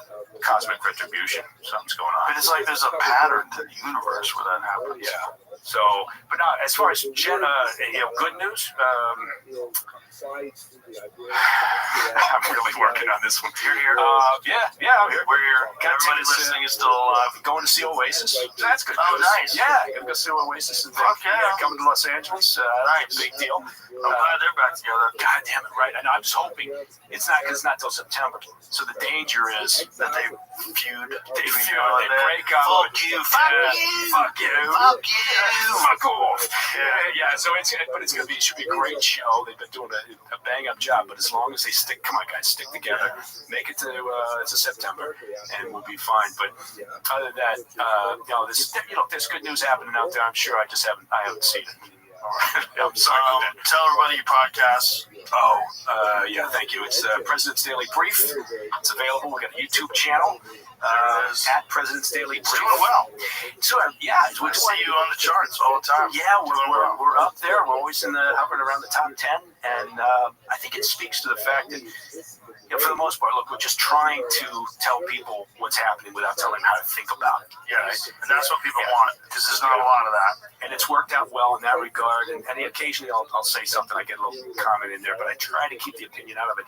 But it's all the podcast platforms, YouTube channel, and it's gone well. It's been a great adventure so far, and it's been growing. Which again, for me, that is very satisfying in the sense that nowadays everything's opinion, right? Everything got an opinion, right? Not just opinion, but again, what you were saying, telling you how to think about it. This is how you have to think. Yeah. So it's President's Daily Brief. Anybody gets a chance, check it out, subscribe, whatever you do. And I appreciate you letting me bang on about that. I appreciate you telling me about things and explaining things, just so I get lost out there. I always feel like I come in here and bum you out, and You definitely did. Yeah. You definitely did today. Dude, going to your show tonight, I'm gonna love it. Okay. America wants to know this before I go. The White House card. Is it happening? Supposedly. Yeah. Supposedly July 4th next year. Yeah, okay. Yeah. July 4th next year? Yep. Okay. It's going to be amazing. It should be wild. Is Jones coming back? I don't know. It's a lot of time between now and then. He's a wild card. Yeah. All right. I'd like to see it. I'd like to see him Are you kidding? fight for the title on the White House lawn. That'd be pretty wild. It's crazy. No, okay. Sorry, I didn't mean to drag that one out, but anyway, thank you. All right. Thank you. Bye, everybody.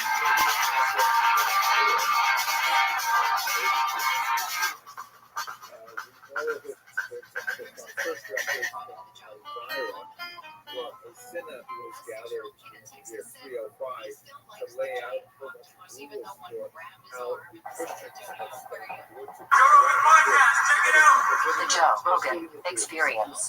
Drink by day, Joe Rogan podcast by night, all day. Check it. What's up?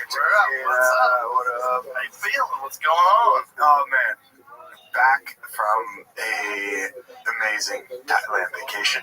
Oh, really? After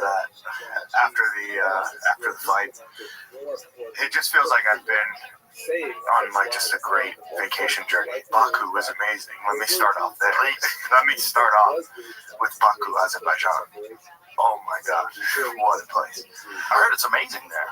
Absolutely incredible. Everybody who went there was raving about how great it was. Absolutely incredible. When we got the news, like, okay, the flight's going to be postponed, it's going to go into Baku. I had never heard of the place in my life. I agreed without even looking it up, but in my mind, I was thinking, like, okay, this is a place I've never heard of. I started thinking, like, I don't know, it's probably going to be something similar to, like, Saudi, and it's probably just, like, a lot of desert, blah, blah, and I get there, and my mind was absolutely blown. Amazing treatment from Baku City Circuit, welcomed us in. The fans were some of the best I've ever encountered, man. They were so happy to have the UFC there. Everyone in the streets, like people who weren't even fight fans, were just excited that the UFC was in Baku. So like that added to the experience. And then it's just beautiful, man. Like, what is it like? So where we were, yeah, so that's Old Town. So I did a tour through there. Force Old Town. I forgot, but I know that 4,000 people still live in Old Town. There's boutique hotels in there. There's just so much history. That's like when it was built, kind of what they're known for. I don't remember what that building is, but the architecture there is one of the things that's the flame towers. So at night, there's just projections and like it'll be like the flag, or it'll actually be like flames. Because Baku is known for oil, like being one of the first oil countries. This is the Carpet Museum, an amazing place full of carpets that are like century years old. They built it to look like a carpet. It's crazy. And all these carpets are handmade, like passed down generation after generation. So like they tell you how deep the culture and like the stories of these carpets and like how, oh my God, and clean, friendly people. That's a bunch of people that went there decided to stay for a few days. Honestly, I wish that I would have stayed longer. I've already booked family trips. I've told everybody we're going back to Baku. Wow, man, that's cool. Just thinking about it, I'm like, dude, this is a place that I want to visit for the rest of my life. I want to just keep going back to Baku, man. That's dope. Yeah, so. And obviously you had an amazing result there too. Yeah, I think that that really played into just my performance. I was in a really good place. I was in a good place, but I was also in kind of a fucked up state, like not gonna lie. I was just so happy to be across the world doing what I love to do and to be like treated like we're actually appreciated for, like for what we do. And so that helped me get through all the other shit. What was the other shit? What was going on? Oh man, so I knew that we were going to be jet lagged no matter what. I knew it because we're traveling, super far. 16-hour flight, right? Yeah, super long flight. So I knew we were going to be jet lagged, so I made sure that we got there 2 weeks early to adjust. It took about almost about a week to like fully adjust, and then so during fight week, say first day of fight week, I'm like throwing up and shit nonstop. Oh no. I'm like, okay, this is great. Like, this is exactly what I want to be feeling right now. Pressure's on. I gotta fight. Like I'm super motivated. And I'm just like, I don't know what am I gonna do, man? Like, what was it? I don't even know. Food poisoning? I don't think so, because everybody that I was with, we all ate the same thing. You were the only one who got sick? I was the only one, man. I was the only one. And so... You don't cut a ton of weight. No. So, I think... What do you walk around at? Right now, I'm in vacation mode. I'm, 228, 230, something That's around. Still, I don't get over 230. Like Ferreira. Yeah. He cuts a ton. Yeah. If I just do not let myself get over 230. That's just like that's my oath to myself. And then in camp, what do you get down to? 20, I'd say between 20 and 25 is where I like to balance, 220, 225. And anytime in there, I'm good because I know that that's where I'm going to fight at. So when I'm in camp, it's, And then when do you start your cut? So the way that it happens is the last kind of 2 weeks, I don't necessarily do too much of like a diet change. It's just I'm always looking to peak on fight day, not like a peak plateau format that a lot of people go by. So I'd say usually, let's say we weigh in on Friday, that Tuesday, I'm around 214, 213, something like that. Nice. And then, those last days is kind of like water load, proteins and fats. That's a nice cut. I sit in the sauna no matter what, like an hour, maybe. Like my weight cut this time I hit mitts for an hour and a half. I laid down in a sauna blanket and I was on weight. So it was like under 2 hours for me to be on. So you're not depleted? Not at all. You feel good? And how long did it take for that cold to get out of your system or whatever it was? I still felt it. I still felt it a bit on fight day, but there was nothing that was going to, like, my mind for like through this camp, through this fight. Man, like, I'm so happy for everything that I went through. Honestly, like, there was nothing that was going to take away like my shine or my joy or my feeling of like being ready, being prepared. It was a battle with my mind, and every day I had to make a choice to like. To just be better, to be bigger, to be happy, to just like embrace everything. This was all like everything's just been about embracing the obstacles that come. So the last time we talked was before the Pereira fight. Yeah, it was a great fight. Thank you. You had some great success. It was a tough fight. And then, what is it like after that fight? So you face the best in the world. And you know that you can hang with them. You lost the fight, but you didn't gain a ton of experience. You went 5 rounds with one of the greatest. And what is it like after that? I'd say everything seems very different now. I have been, since the Pereira fight, I've been to, I'd say, more than 6 countries, and there's fans there. Everyone like knows who I am now, and that is something that was a shock to me. Especially coming off a loss, and just knowing that like I gave my all in that fight, and that's, I guess, what the people wanted from me, to get that type of like acknowledgement, because I've been in the UFC for so long. But that fight, I guess, really showed people like who I am, and I got to show the world who I am, and against a guy like Alex. So now I feel like I've at least kind of made my mark and been like, hey, I'm here. Right? So people are now like, okay, Khalil, I know who this guy is. You can say the name, and now people kind of, they're familiar with who I am now. But the other thing that it showed me was that I now know who I am and what I'm capable of. I spent majority of that fight just soaking in the moment and just like, oh, I'm here. I was excited to be there. I gave everything I had, but then going back and watching it, I'm like, I saw a lot of the mistakes that I made. What mistakes specifically?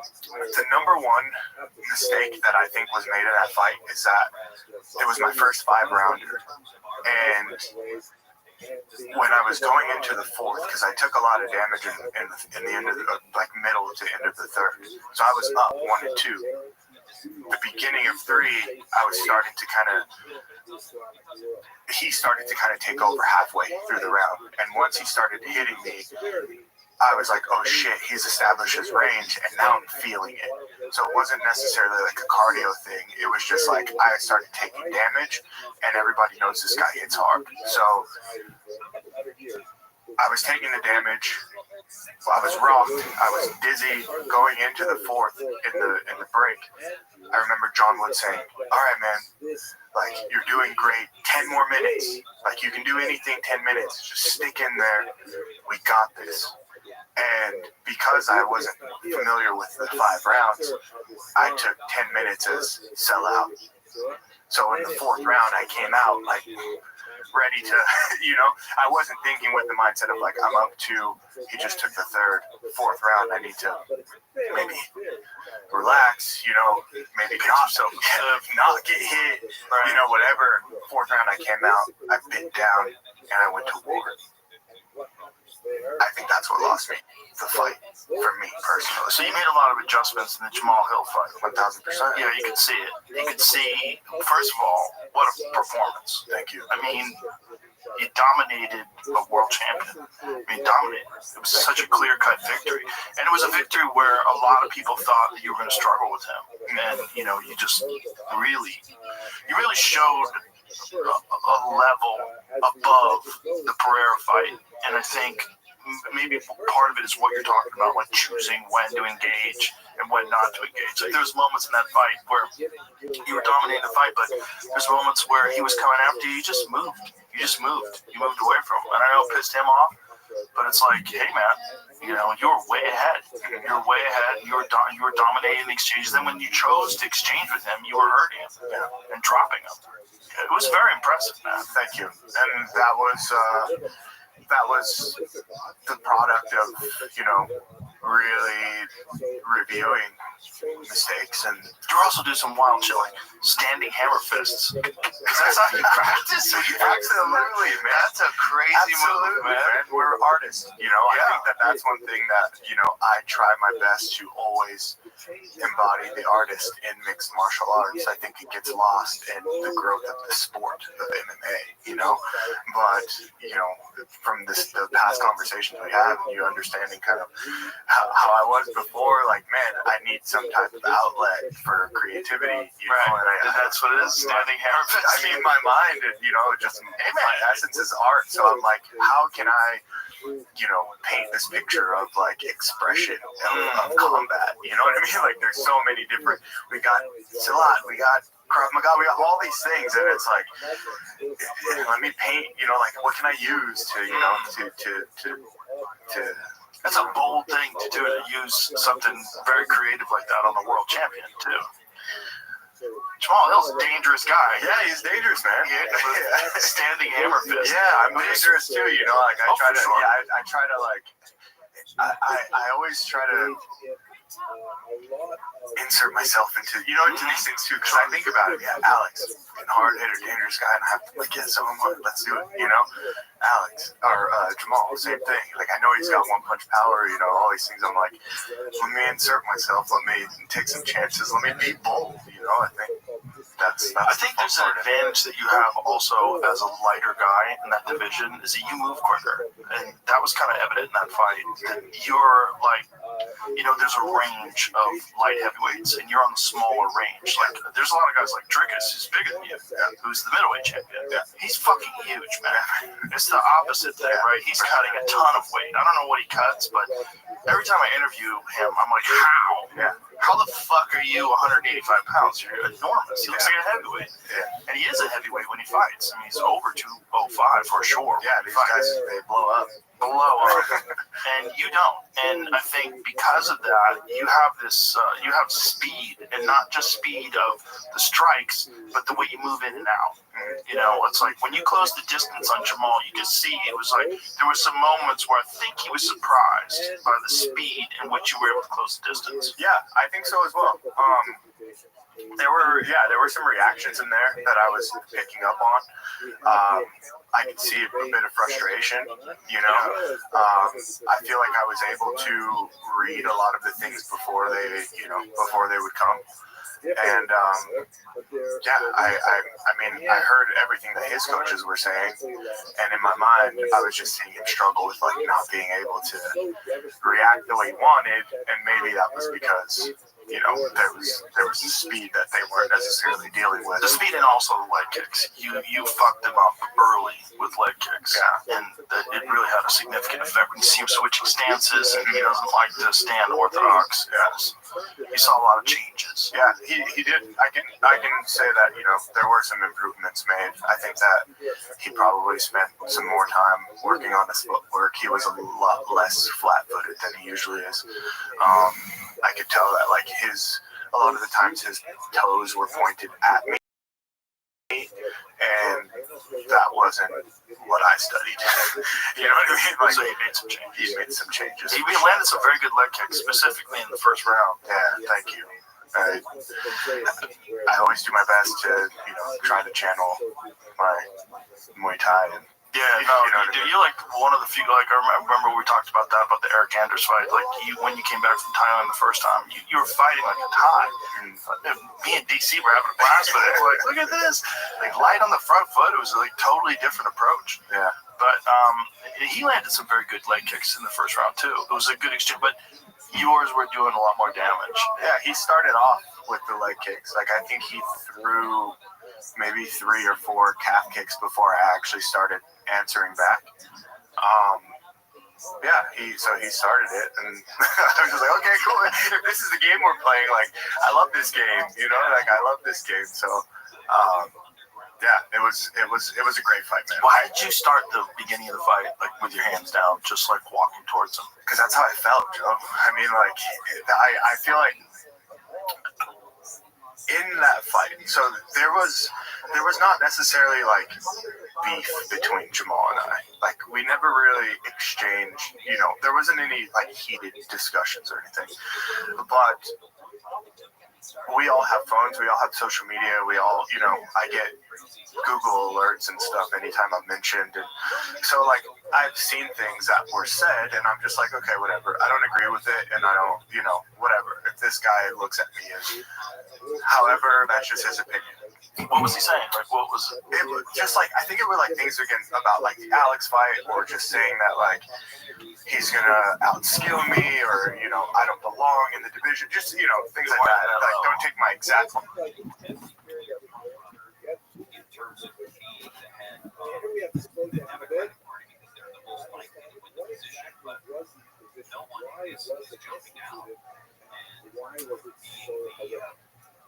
So it starts really in 1390 left.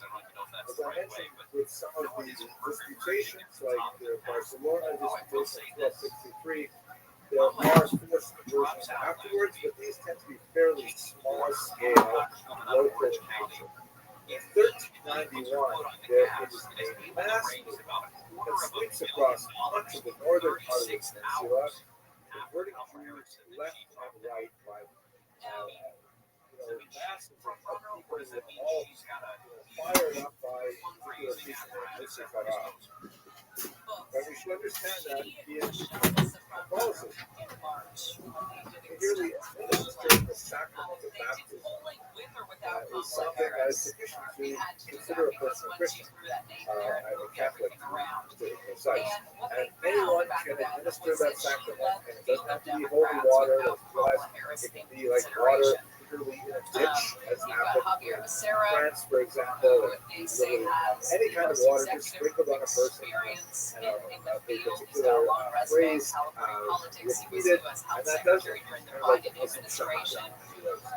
So we have a huge number of these, conversions by force. For example, in Salamanca, there's the situation where people actually burst into the synagogue on Shabbos, sprinkled out a whole bunch of water, pronounced the key text, and the entire congregation was suddenly against their will approached to Christianity.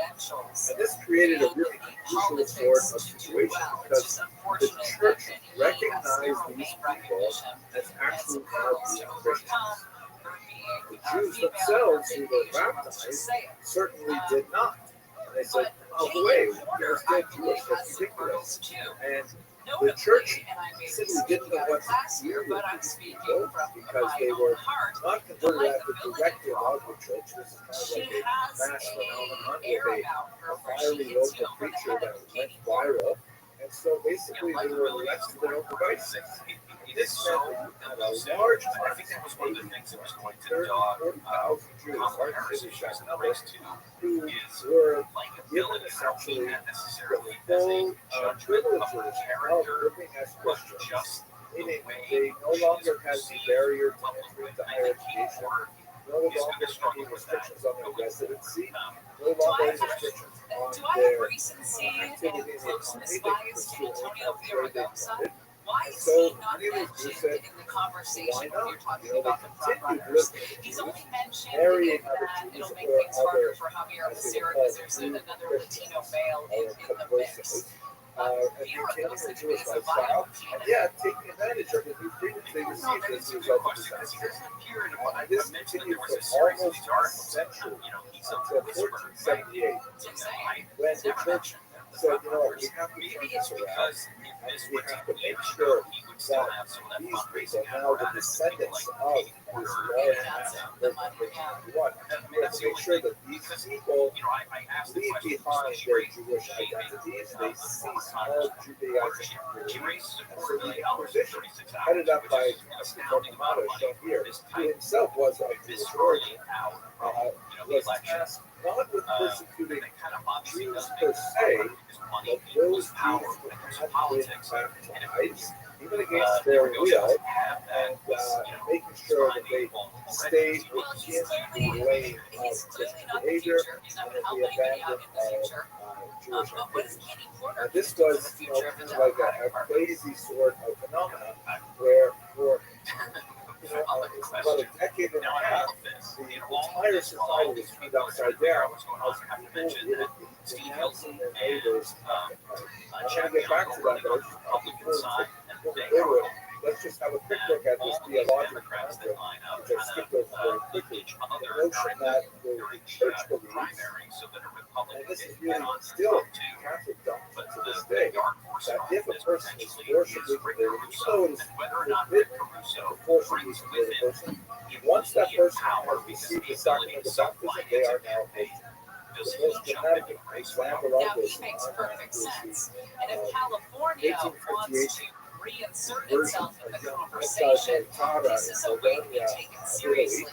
which It I shows that understand is going to California be is made not into a major obsessed motion with picture. trans rights and these Popularized by a fringe very important work progressive by the Senator issues kidnapped that are Garden completely Matara lost in the national conversation, as they should be, because they affect 0.003% of the population. a young You put boy a who businessman had a at the Christian head of nursemaid living California with a who Jewish has a and history of he was very sick when he was an infant. I mean, he Scarlet changed his fever, affiliation something to like run for mayor. that. So But Rick Caruso is a the Republican non-Jewish businessman, nursemaid, an who old was school Republican, about 16 years your old, classic felt so Republican. Your sorry dad's for a young Republican. Ricardo because she expected him to die. Rick She Caruso didn't want him to is go also to everlasting above hell as a Jew, politics. He's so she went and she secretly had him Schwarzenegger. back. He doesn't need the special And then interests he because, as you recovered. mentioned, he's got He the got money to better. fund his whole And then when he campaign. was about He 6 doesn't years need to do old, anyone there's a any complex favors. series of What events, he but would apparently do she is repeated the actually story of his get baptism to California a to start grocer, making eventually money it's got to and get the more ears people of the back to Vatican, California. and the Make it Vatican make sense police for came businesses to and stay took that here. child That's from what Rick his family Caruso brings. and brought him to the Furthermore, Pope himself. Rick Caruso This will was do more for the 1858. This Democratic is still, Party this in is that the modern post than age. Katie Porter And would. there were protests all Because over the suddenly world, he's making including in New York City, California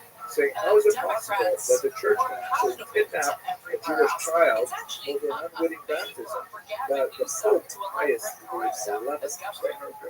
Although one of the it was Pope Pius, political watchers ironically, those articles absolutely was refused basically to that return the child to the his California family, political and ultimately landscape raised him as his own. And he ended up becoming a priest himself. You can see him here on the right. He was later as an adult reunited with his mother and his brother. The expressions on their faces are hard to read, but he devoted his life to proselytizing other Jews.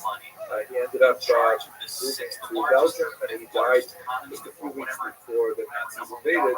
They would have killed him anyways because they wouldn't want to either stay in California or Jewish. come to But this is just one illustration of the church's tenacity when My it plan comes to these involves forced conversions. California voters taking So their back hands out to of the their Inquisition, asses. basically what But I went will on say in what the he late 15th has century a is huge that ass. But what I one of will the say is most that ridiculous aspects of he it, has of the a Inquisition, was that sorry. if a person He was has found a to overall have postmodern been engaged in Democrats Judaizing, whose bodies are then littered in the his or her streets. He's got property was name recognition and he has a confiscated, track record. and Those a other portion of people, it they was just given to the have church, their label and a as portion of it was moderate, given right? to the person who betrayed that Yeah, Jew, the Judaizing.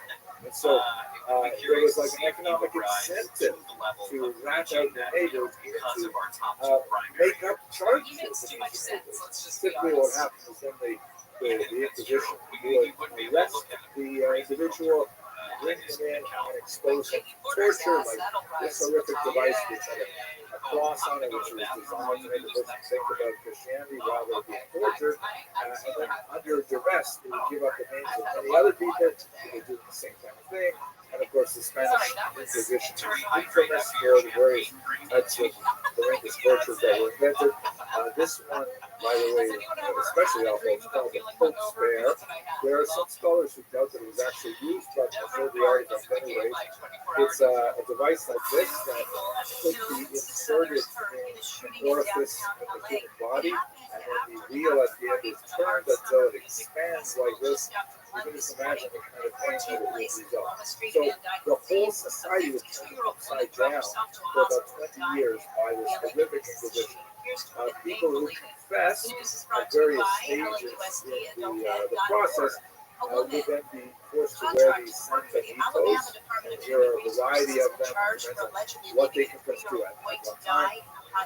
They will be required to wear these sanbenitos for the rest of their lives, and then they will be displayed after their death on the church walls as a humiliation for the family. Sometimes corpses were actually exhumed and then put on trial and then burned again. Absolutely incredible craziness that was done at this time. The most horrific aspect of the book was, of course, those who refused to confess at any point, and they eventually burned at the stake. This was called Alto Cafe. Usually at this kind of like rock star type sort of events that were held usually in the Plaza Mayor, the great public squares throughout Spain, and a bunch of Spanish holdings. So a period of tremendous violence that exists right up until the 1830s. This did, however, come to an abrupt end because it wasn't working. In fact, it was getting worse and worse. And all of a sudden, more and more of these Judaizers were being discovered because, of course, there was the economic incentive for people to ride out the neighbor over the smallest of things. So imagine like, I smelled the cooking in their home, and it doesn't ever smell like pork. It's always chicken or beef. And so that was their down position on the neighbor's head. So eventually, the Grand Inquisitor, shown here in the center in black, Torquemada, he spoke to his king and queen, Ferdinand and Isabella, who were really religious fanatics about this, and he said, I know why it's not working. The reason it's not working is because the Judaizers always have a Jewish community to return to. They always have a rabbi, they ask, they have kosher delis, Jewish schools, they have regular non-baptized Jews here in Spain, and they are the ones who are preventing these baptized new Christians from truly accepting Christianity. The only way to stop this is to expel all of the Jews. Now, for the first time, the Inquisition is directing its gaze at the non-baptized population. And although the man shown in the beautiful red tree on the right, Don Isaac Barbanel, who was the deputy minister of finance in Spain at the time, begged the king to reconsider. Nevertheless, in 1492, they signed a decree, and within a few months, all of the Jews were forced to leave Spain. And this is the great expulsion, which left behind those Jews who had gone underground. By the way, the negative term for this, so the derogatory term, that nevertheless was part of the story of the graphic literature Valentine is Marrano. So Marrano means pig or swine.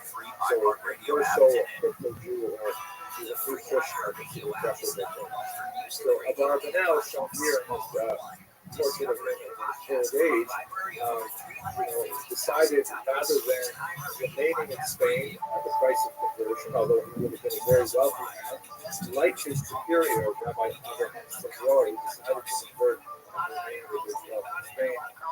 Barbanel decided to go into exile with his people, and so we have these boats leaving Spain, trying to find safety throughout the rest of the Mediterranean. This is a map that just gives you some sense of the scope of the Spanish expulsions. It was considered a risk in time for Spanish Jews because Spain had become the most powerful, the oldest, the most influential Jewish communities, especially in the Golden Age, and now it was completely destroyed. A Holocaust-like event in terms of the expulsion. And you have Jews going all over the coast of North Africa, trying to find haven next to the Italian peninsula. They had much more luck under the Muslim countries in Turkey in particular. But then he went to the north, and places like Amsterdam became a refuge for these these crypto Jews, and also some went to the Americas. In fact, that's the genesis of the North American Jewish community as a result of Portuguese Jews who made it over to Brazil, and then a couple hundred years later, the States. Portugal deserves a little bit of a different treatment, though, because being located just on the western edge of the peninsula, it was the easiest country to get to. It has a lot of cultural similarities to Spain, linguistic similarities, and Jews had actually been fleeing to Portugal from Spain for over 100 years, including during 1491. Many of them followed the Douro River in the north there, making their way to Porto on the coast. So Portugal initially allowed a small number of Jews to enter legally on the payment of a major fee. A much larger amount entered illegally, illegal aliens at that time in Portugal. But politics changed because the leader, João III, was followed by Manuel I, who wanted to effect a dynastic union with Spain, specifically by marrying one of the princesses. And part of the deal was he had to make Portugal Huguenot. Just like Spain had now gotten rid of its Jews, Portugal had to do so as well. So Manuel was much more pragmatic. He promised the Jews of Portugal that with their forced baptism, which he engineered in 1497, he would not allow the Inquisition to come in for at least 40 years. And in fact, it didn't come in until the 1530s, and so that gave Jews in Portugal in particular a sort of a time where they could prepare for the onslaught. And it did come, it was horrific at the time, but it changed their preparation for it. There was just one small event that I really have to point out. In the period of forced persecution, forced to the baptism, one of the most horrific moments is when João takes 750 children from the families and takes them hostage. Liberation and to try to force their parents to convert, he expels them to the island of Sao Tome off the coast of Africa. And according to some of the contemporary accounts we have there, none of those children survived. Many of them were actually horrifically consumed by the local massive lizards that apparently live on. Scholars don't doubt exactly the specifics of the story, but nevertheless get a sense of the horror that the Jewish families actually experienced. This is a picture of Manuel I, who was able to ultimately marry the Infante, the princess of Spain, and in fact this dynastic union. But when the Inquisition came in, many Jews from Portugal also fled, although with much more difficulty than they did from Spain, and they ended up finding themselves in many of these safer locations. So this brings me now to really my statement of thesis. I've given you the historical background, and then we'll have time for a few questions. We'll discuss whether or not my thesis has validity. So this picture, by the way, is of two Portuguese exiles, the descendants of Portuguese exiles. Julio da Costa is the adult figure, brooding black with his claw-like hands and so on. And he was someone who had a very tragic life story. He was raised as a Christian by his parents. Like many Portuguese Jews, they didn't reveal their secret identity as Jews to their children because they might say something about it in the playground and they could bring down a position on their head. But when he was an adult, he told me he was Jewish, and he was like overwhelmed with excitement when they moved to Amsterdam. He was able to begin living as a Jew again. However, he found he was unable to adapt to the Amsterdam Jewish community, primarily because he felt that the Jews did not live up to his idealized portrait of who they should be and how they should behave.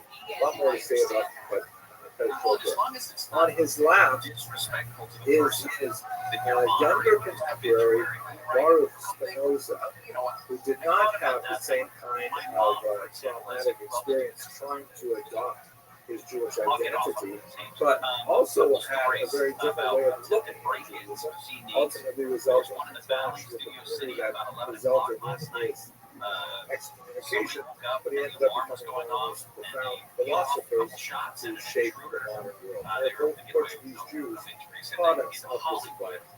So here's my thesis. Unlike the Ashkenazi Jews, who had the Crusades come upon them like an asteroid from the stars, that was such a horrific, sharp moment of violence. The Inquisition was like a slow-moving train wreck, a slow disaster that, although the initial forced conversion was an act of spiritual violence, it typically did not involve a lot of physical violence. It meant that Jews, they had time to go to their beds and wake up in the morning and think about, what does this new status mean? And over the period of centuries, from 1391 until the end of the 16th century, Jews were able to find ways to adapt to the crisis by feigning Christian identity. In other words, going underground. They were able to determine ways to say, okay, we are now under threat as Jews, but maybe find a way to look like we're Christians, and they won't bother us. We will secretly practice some form of Judaism, some counts of Judaism. That represented a kind of an adaptationist mentality that meant that, especially the Portuguese Jews who had had time to think about this and to adapt to it, were able to be much more inventive and much more reflective on their circumstances and to create whole new realities for themselves as Jews, and also ultimately some economic realities for the rest of Europe. So their method of adaptation was one that did not involve considering the outside world to be automatically toxic. They were able to find ways to draw lines beyond which they would not cross, but were far within the boundaries of what Ashkenazi Jews would tolerate for survival. So that's my thesis. Next week, we're going to look in particular at the Sephardic diaspora in greater detail, their interactions with other sub-ethnic groups, like I mentioned at the beginning of this lecture, and see how this really especially comes to, this theory of survival comes to clash with the Ashkenazi in the 1920s. With that, let me thank you for your attention and your endurance. And Rabbi Posey, if you would like to, time for some. Absolutely. Thank you so much. That was riveting. Really appreciate it. And frankly, very jarring, recognizing some of the, the way that our history is paved in so much Jewish blood. So a couple of questions that have come through, and some I think that you addressed directly, maybe you wanted to add a point. So you mentioned the four major periods, and how it looks like there's lots of intrusion of all sorts of varieties of influences within the Jewish. So, Yes, lettuce. Other areas of overlap between the influences of the area, of the often our oppressors, in like art, music, word for it, but that's kind of how, that's the stuff that I kind of saw. So, for me, there was no real reason to show any respect. Hi, Anderson, you're hot as fuck. The same room. One of the hottest bitches of all time. To just kind of block him out. And then during the weigh-ins, so I had a press conference, and they were saying hey, in the Alex fight, there was a lot of blood, you got cut up, can we expect the same thing from you in this fight? And I said, no, there's not going to be any blood on my face. How you're interviewing me now is how you're going to interview me after the fight. It'll look the same. He didn't like that. I didn't say his name, but he didn't like that. And so at the weigh-ins, he comes and mind you, we had 3 days before the weigh-ins, and we'd seen each other in the hotel room and blah, blah, blah, or in the hotel, there were many more opportunities for him to say what he said, but he chose to do it at the weigh-ins in front of Dana White, and I thought that was come on. What did he say? he said, "Oh, you're gonna bleed. You're gonna bleed.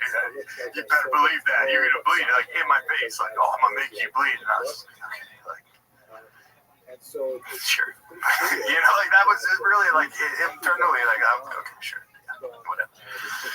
And Why did you think that you wouldn't get cut? Like, what made you think?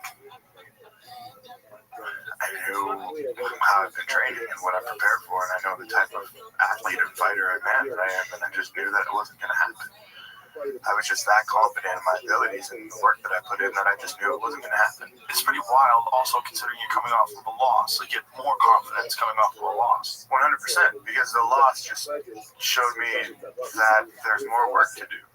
You know, like people always say, back to the drawing boards, and like it was more than the drawing boards for me. It was like back to the dirt, back to the Vegas weather, back to the dying on the assault bike, back to challenging myself, back to going deeper. Who am I really? What am I really capable of? And, you know, like that was it. It was just like deep internal digging to get out and to discover what I'm made of. And so in that comes confidence. In that comes like I know what I'm capable of, and I know what I can do. And so that's how I felt. You know, so that's why I walked out like that, because I was just like, because it's kind of wild. I was going, what is he doing? But I was also prepared, you know, like I didn't want to rush anything. Like nothing needed to be rushed. Like the cage is closed and we got 25 minutes. I'm going to run out, you know, like, no, like I walk here. I know that you're not going to do anything. I wasn't threatened like that. That statement in my face didn't like, I was just like, here we go. You know what I mean? Like another guy that wants to like get in my face. Like, yeah. Then I did the job that needed to be done. It was a very measured performance. And some people didn't like that. Some people, you know, like the casuals. I think there's casuals that They wanted to see blood. they just want to see chaos. They don't care about your health. They don't care about me at the age of 50 with, you know what I mean? When this is all over and I want my knees and my hands and my fingers and everything to work. Yeah. And I want to be able to speak sentences and go through the airport on both my feet and not in a wheelchair. They don't care about that. No. And that's okay. Yeah, it's okay. I mean, You know, like, the only time it bothers me when referees react. Like when referees separate people because of booing. Like, don't do that. Don't do that. yeah, you can't. The referees can't be influenced by the crowd. Don't give in to the casuals. You can't, man. Because I thought it was a very smart performance. Like, if you're going to fight a guy like Jamal, who's an awesome counter striker, one-punch knockout power, got a series of bodies behind him. Like, he's knocked out a lot of dudes. Yeah. He knows how to do it. You got to fight him smart, for sure, and that's what he did. And I wasn't, I just like, to be clear, I know the things that I said can come off as like overly confident or whatever. I wasn't sleeping on Jamal, you know, like I knew what he was capable of, and I trained hard for him. I really did. Every day was dedication. Every day was, you know, strategy and planning. When did you feel like everything was coming together in the fight? Before the fight. Really? Yeah. The win for me happened before the fight. Like I said, I think with camp, the training, you know, my head trainer, like with John, with Lorenzo, Christian, it's just the guys who are in my circle, and the work that we do, it really helped me with, you know, a lot of confidence and a clear vision and path to victory, and I just stuck to it. So I just had a feeling that if I stick to the plan, I win this fight. And you did. Yeah, it was very measured, very smart, and I liked it. I really enjoyed it. Thank you. I enjoyed it because I like when people fight smart. I really do. When people maximize the amount of damage that they put out, minimize the amount of damage they receive in return. That's what you did. Yeah. And so, now we got the next one, Yuri Prohaska. Yeah. Did you see that news? Just saw it yesterday. Yeah. So this is, man, I'm excited about this fight. Yeah, I really am. Another guy who's, you know what I mean? Like, former champion, very skilled, very dangerous. Another guy's gotten a lot better since the Pereira fight. He's gotten a lot better since the Pereira fight. He's dynamic. He's strategic. He's awkward as fuck too. Yeah, he can be awkward. He's so weird. He's the weirdest. And it's in Vegas, so this is great. It's going to be the first time since the Gokhan-Saki fight that I've been able to fight in front of a crowd. Was that really? My hometown. No kidding. That was the last fight I had. That's crazy. At T-Mobile Arena in front of the Las Vegas crowd. I had not realized that. Yeah. Oh wow. So that's huge. Don't have to fly. Don't have to travel. Don't have to fly. Don't have to travel. And then Las Vegas can come out and support a local. So that's cool because with the growth of Las Vegas, we're getting sports. Got the Raiders, getting a baseball team. Women's basketball. It's the local scene in Vegas right now. I'm proud of it. To come from there and to see that now we have something besides just gambling and all the debauchery. So it's gonna be nice, and I'm very happy to represent that. So how do you train for a guy like Yuri? Like what do you do? I mean, are you gonna watch a lot of tape on him? Like how do you prepare for a guy like that? That's very unusual. Without giving away too much, I think that it just requires, study, like passing any test. You know what I mean? Like it requires dedication and focus, and doing the right study, making the right adjustments, and training. It's the rest. I think is art. Like how we go about solving the problem is for everybody to enjoy. But I think that it comes from study and good training partners as well. I think that's a huge thing in anybody's training camp. Do you have anybody that can emulate that style? Or will you even try? You know what? To emulate someone's style, I think it's helpful. It is helpful, but it's very hard because you can never really truly, be someone. So someone can give you certain looks that maybe you'll see. So I don't rely too heavily on people emulating, but I do appreciate bodies and people that are around the same size, just so I can get used to that body contact of maybe someone who's a bit taller and not training with guys who are maybe shorter. Like if I had a short guy who can emulate my opponent, it's not gonna help. It doesn't help. Right. So if I have a taller guy who maybe can't emulate, and I can do what I want to do against a taller body, then the rest is up to like my awareness and like making sure that a guy who maybe has this weird style, like, okay, I'm aware of that, but I know what I can do against someone of the same size. Yuri's he's so unusual in that a lot of times his hands are down really low, his stance is very wide, and he moves back and forth like a cobra. Like he hinges at the waist more than probably anybody. He does a lot of unusual stuff that you could see guys like try to adjust to that when they're inside the cage with them. It's like this weird moment where you have to think and consider these new possibilities. I think that like I said, I've just returned from a reset. And now as soon as I leave here, I'm logged back into samurai mode. What did you do in Thailand? Were you just training? Were you just vacationing, or did you do training? It was incredible, Joe. So my wife and I got invited to Thailand from the Thailand Tourism Authority. Wow. So they invited us to come. They hosted us in Bangkok. Amazing hotel, Dusit Thani Hotel. You have to go if you ever go to Bangkok. Dusit Thani. So they hosted us. They took us to like the smallest province in Thailand called Samut Songkhram. And in that province, they are known for having the best coconuts in all of Thailand. So all like coconut water, coconut sugar, all that stuff most likely comes from Samut Songkhram. A salt farm, a beef farm.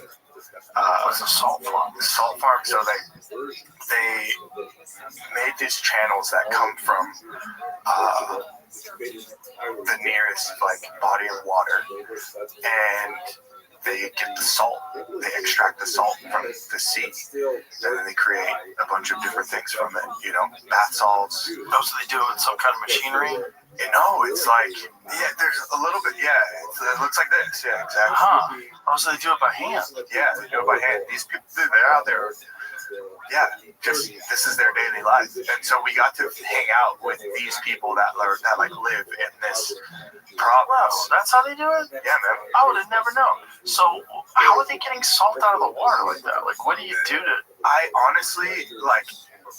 I was so excited to be there that I probably missed out on a lot of the details, but that's how it looked. Like there were these windmills, and I know they're like, yeah, the water evaporates, and then there's like salt left at the bottom, and then yeah, they rake it into a pile, and then it goes through other processes, but it's really cool to just experience, like they're very passionate about, and there's different salts from everywhere, like that up there on the right is salt. I don't know where it came from, but that stuff that looks like dark, like cereal? Yeah, it's salt. Does it look like cereal? No, but like, yeah, cornflakes, toasted cornflakes. That's salt. But yeah, and so they had different like salts that came from everywhere, and you can see how it forms based off of like the whatever ecosystem.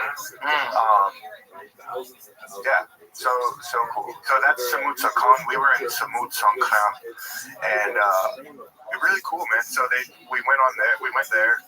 They took a bunch of, I guess, influencers from around the world and flew them into Thailand to welcome us and show us just different sides. It's not always about the beaches and Phuket and all this stuff. Like they took us and then spread us out.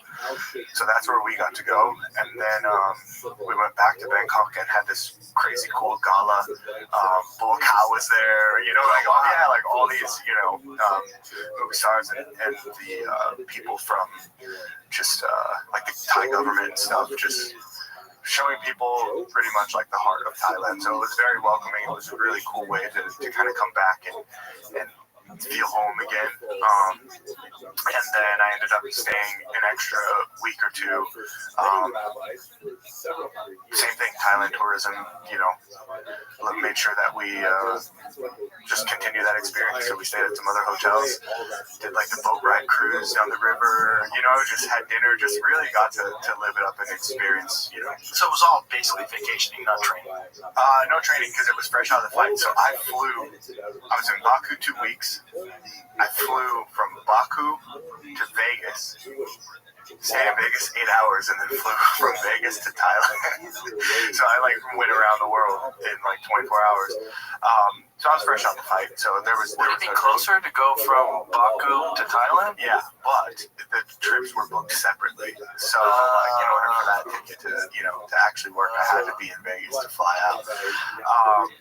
But I did it. I thugged it out, and it was the best way to recover. Like this was a good recovery for me because I started the camp for Jamal in February is when I heard about it, but then it got postponed due to one of his injuries, and wow. Yeah, and now I'm back. And when you get a big victory like that over a guy like Jamal, what does that feel like in your head when you know the work paid off? To just keep going, and to just keep digging. It's nice because before when I went on that 5-5 win streak, I was coming back from Thailand, and now I'm fully in this. I'm 100% in, and with that, that means I'm committed to digging this tunnel. And so a win over Jamal, that tunnel isn't open yet. I gotta get the belt first, but I'm digging, and I saw maybe I got this cool gemstone. Okay, cool, put that in my bag. But now I'm committed. I'm still in the mine, Eyes on the prize. Eyes on the prize, man. Yeah. And the prize it's very interesting now, right? Because Pereira lost on Goliath, and they're going to rematch on that same card. Yeah, which is going to be wild. Yeah. That's the main event. and then co-main is Marab and Corey Sandhagen, which is another awesome fight. Yeah. So it's going to be one of those cards. Yeah. I mean, right now, just night for John Wood. He's gonna be hammer up the same just night. those 3 fights. That's an insane card. Obviously, if it stays together, MMA is rough with that. People get injured. Mm-hmm. But if that card stays together the way it's pieced up right now, just with those 3, I mean, what a card. This is an advertisement from BetterHelp. Stress in the workplace is becoming an issue around the world. Did you know that 60% of the global workforce is reported experiencing higher than normal levels of stress? So it's more important than ever that we learn to take some time for ourselves. Plan a nice long holiday this summer, go hiking, read a book, play video games. I found that even a few minutes of meditation can help. Another great option is therapy. Everyone can benefit from it, and it's arguably one of the better long-term solutions to stress. Therapy can teach you how to positively cope and manage anxiety while improving your self-confidence and self-awareness. It can be very empowering. And thanks to BetterHelp, therapy is becoming more and more convenient. All it takes is a few clicks to join a session. You can also join from anywhere, whether you're at the beach, on your vacation, or at home after a grueling day of work. Plus, as the largest online therapy provider in the world, BetterHelp can provide access to mental health professionals with a diverse variety of expertise. Our listeners get 10% off their first month at betterhelp.com/JRE. That's betterhelp.com/JRE. From what I've seen so far, and like just the texts that I've gotten, a lot of people are really excited about it, which hypes me up and makes me want to, train smarter. Well, Yuri, who also beat Jamal in one of his last fights, looked fantastic in that fight. And coming off of the Pereira fight, he also made some big changes and big improvements. Mm-hmm. That's one of the things that makes your fight with him so much more interesting. Yeah, because I'm sure from his last, even a loss to Pereira, I knew him coming back. He mentioned it, like he wants to fight for the title again. You know what I mean? Like, so he's hungry for the title again as well, and so am I. And yeah, we both made the adjustments. So I think it's the thing is though, it's like he lost twice, he lost once. So it's like it's a little tougher to sell his fight than it is to sell a rematch with you. And I think you probably had more success, certainly, than him in the second fight. The second fight, he got kind of tuned up. Yeah, I think second round. Yeah, second round. Well, the first round, he got dropped hard, and then came out second round head kicked. Yeah, he was out of it going into the second. That left hook landed clean. Yeah, at the end, it could have been the end of the fight right there. Yeah. No, those Pereira's got a different power, man, for sure. Like it feels like itself. Does it feel remarkably different? Remarkably, really? Yeah. Getting punched. I've never been punched as hard as I did when I fought Pereira. Like ever. Sparring. There was just something. It's kind of crazy because like I give credit where credit's due, like I don't want to gas him up too much, but there's just one thing, and it's like I don't know, I think that it's true, it's real. Let's drop it. It's real. Yeah, it's real. The power and the strength is real. It's not it's calculated, but when it lands, it's like he was a guy I talked about big time when he was in Corey. When I found out he was coming over with UFC, I was like, buckle up. This is just different. It's different. And, his frame is different too. It's a very, it's different. I remember when, like, during the weigh-ins,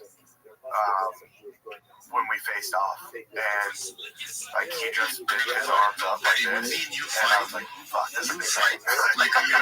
We weigh the same, but, like, that could be, I was like, okay, this is a big guy. Like, he just picked his arms, and, like, his hand was kind of, like, right near my face, so I could see just, like, the mass. The mass, so I was like, oh, man, I was like, okay, how the fuck does that guy weigh 185? I don't know. That's what I want to know. Yeah, I don't know. What kind of torture? Yeah, torture. It must be unbelievable. I think that's one of the things that contributed to Izzy knocking him out. Other than the perfect punch, Izzy landed an absolute perfect punch. Yeah. But I think, it's that when guys lose that much weight, they're a little bit more vulnerable. Yeah, 100%. And you watched the Oregon event, I'm sure. You were there, no? No, I wasn't there. You weren't there. The last one. You went there. Yeah, with Matt. Pretty sick, man. I was very happy.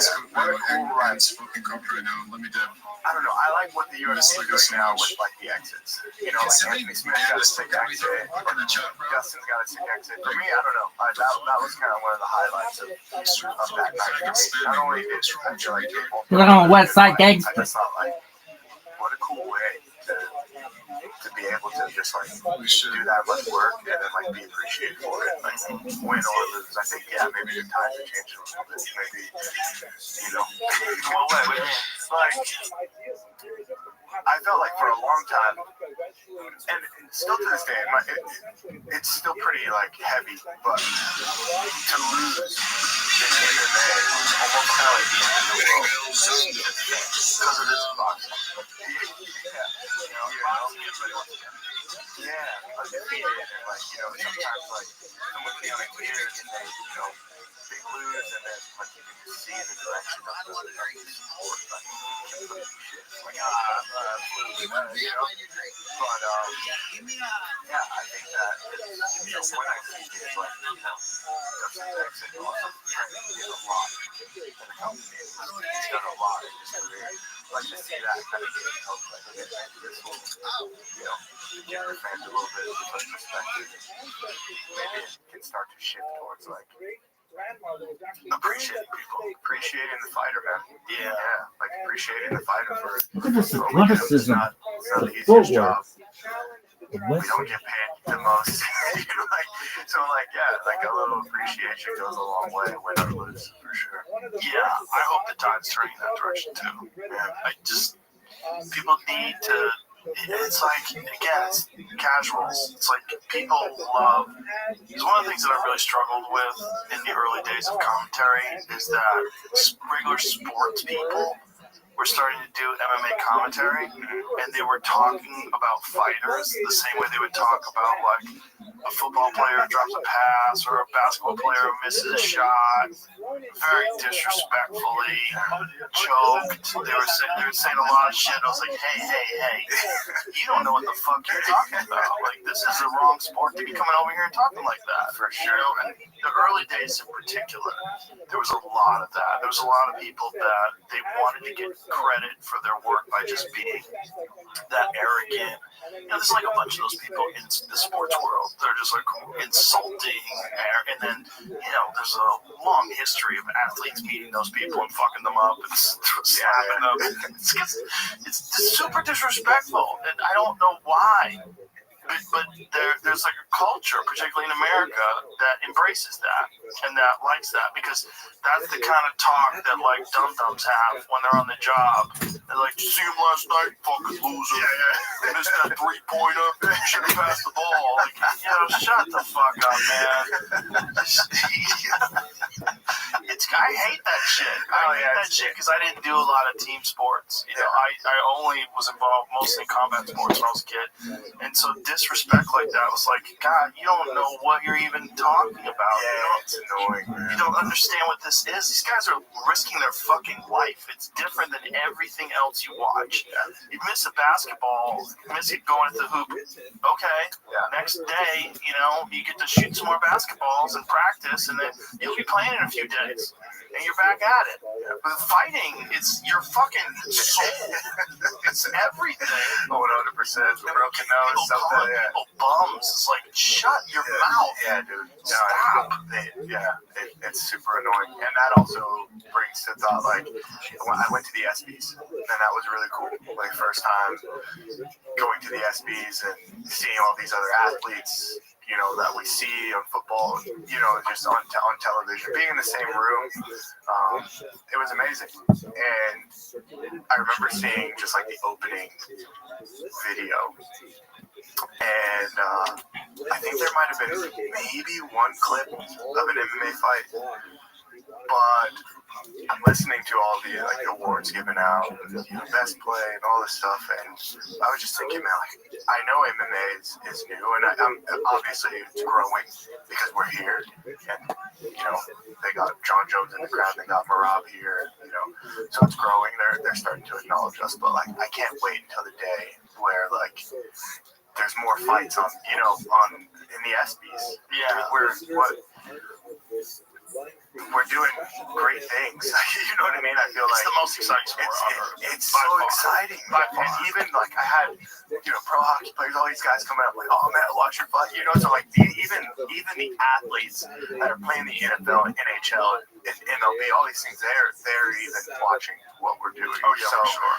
I think it's I'm excited for the growth of the sport as well, and hopefully the next generation or even sooner will be able to know what it's like to be an MMA fighter and still get like an ESPY award. I wonder what's going to happen if the UFC doesn't renew the ESPN contract. Because there's this negotiation thing that's going on right now, and I don't know where they're going to land. There's talk of Netflix, there's talk of other networks, there's a bunch of different talk. And one of the things that we benefit from is ESPN not just as the host of the fights, but also covering the fights. All the additional coverage, all the Sports Center talk, all the different shows that they have on ESPN Plus, the post-fight shows. Yeah, those are all huge. Yeah, the breakdown, people love that shit. No, they do. The pre-fight breakdowns, Alan Jovan, Karen Bryant. Yeah. I think it's great. I'm Sean Evans. It's gotta stick around, man. Like I hope so. I love ESPN, and I love that. I like getting it that way off the app. It's easy, And I think it helps us too. I mean, it definitely helped the sport grow, right? And 100%. I think that I think it helped us as fighters gain those fans who are, football fans. Oh yeah, people who just have ESPN on all day. Yep. You know what I mean? Yep. Or in a PT clinic, it's just like, okay, ESPN's on. And to be able to be shown through that, I think it's been really helpful to us. And the thing is, it's like you can get converted to a fan with one fight. Mm-hmm. All you need is one undercard banger. One undercard banger, you're like, oh shit. I mean, that was me with the Alex fight. It was honestly, dude, like these people came out of nowhere. Like one fight changed my life. Wow. Like one fight changed my life. It's when you dropped him, you had great moments in that fight. Yeah. Off topic. What's it like to be Joe Rogan these days? What do you mean? What's it like? I'm here. Welcome to the Khalil Roundtree experience. Yes, we have Joe Rogan joining us. Joe, how you doing? It's pretty much the same for me. We have to sit down, talk to cool people. Yeah. And I live my life pretty insulated.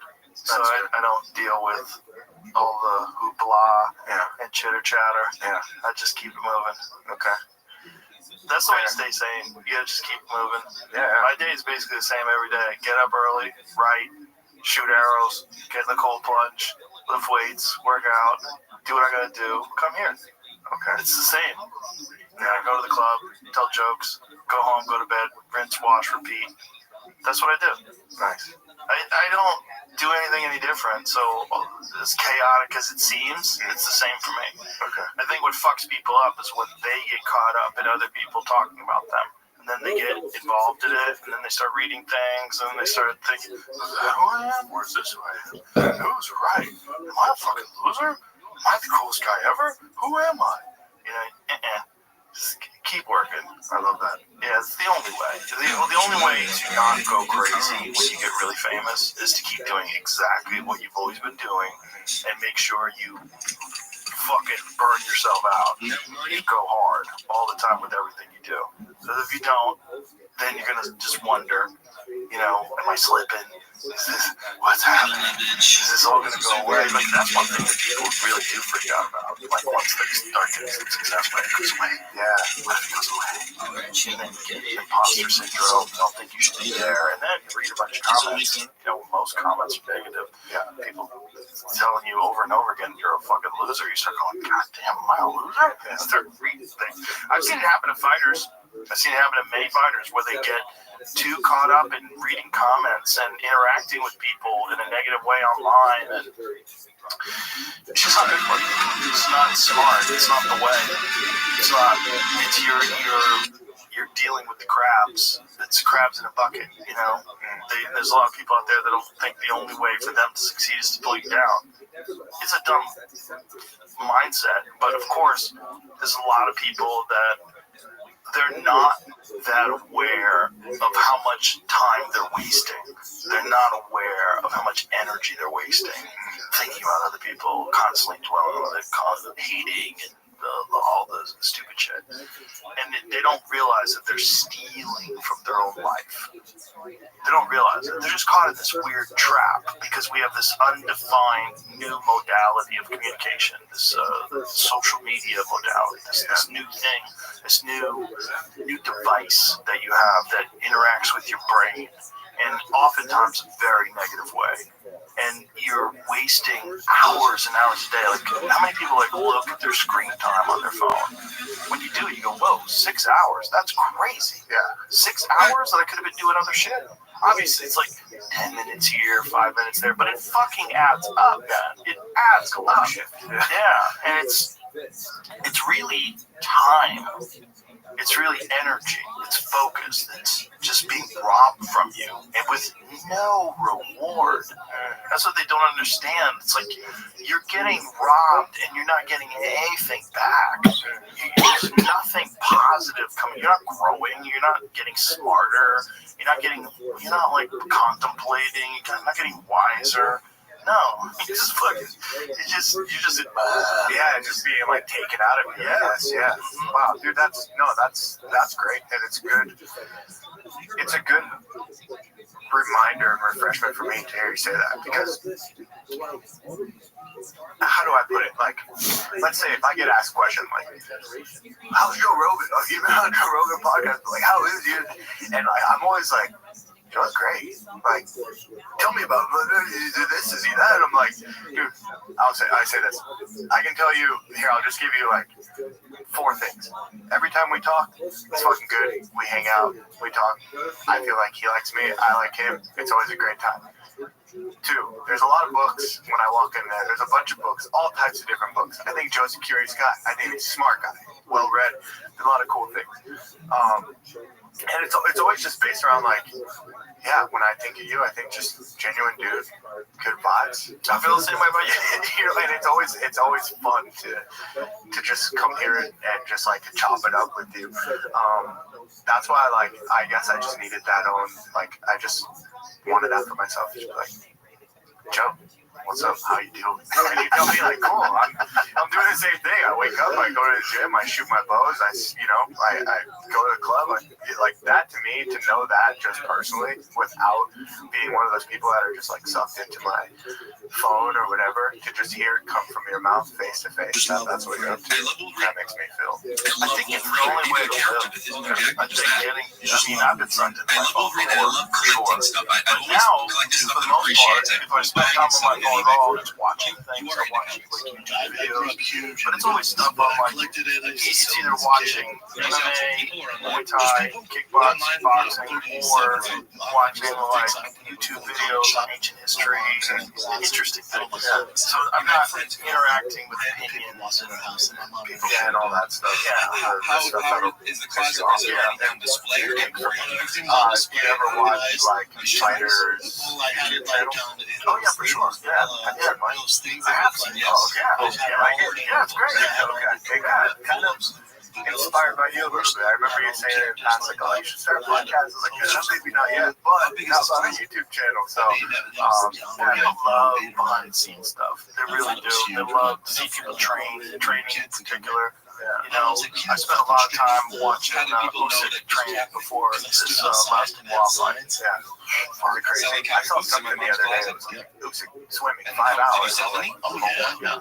He's an animal, man. I mean, he's so fucking good. He's so good. You can tell what that guy has done. He beat AJ twice. He beat Tyson Fury twice. And now he beat Dubois twice. That's crazy. That's incredible. Those are 2 of the best. Did you think something was weird at the time, and then later on you? I think he's one of the best of all time. I really do. I think he's one of the best heavyweights of all time. And his movement is so good. One of the things that was interesting. Well, they were talking about the fight. Joey Bellows was talking about when he fought him, and AJ was saying that when he fought him, it was the most exhausted he's ever been. Because he's always moving. There's no rest with him. There's like constant twitching of fire the whole time. You're constantly thinking, when is this coming? There's no silent agreements. There's no relaxation. There's no rounds off. Everything is he's putting it on you and moving constantly. Like I would say, like a giant Lomachenko.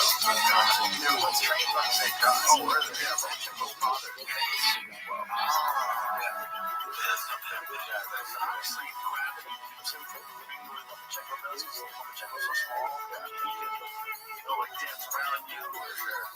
Footwork, just majestic footwork. But Usyk's footwork is like there's a bunch of breakdowns of the final combination that he hit Daniel with. And he steps off to the side and lands that fucking left hook from hell. God, it was good.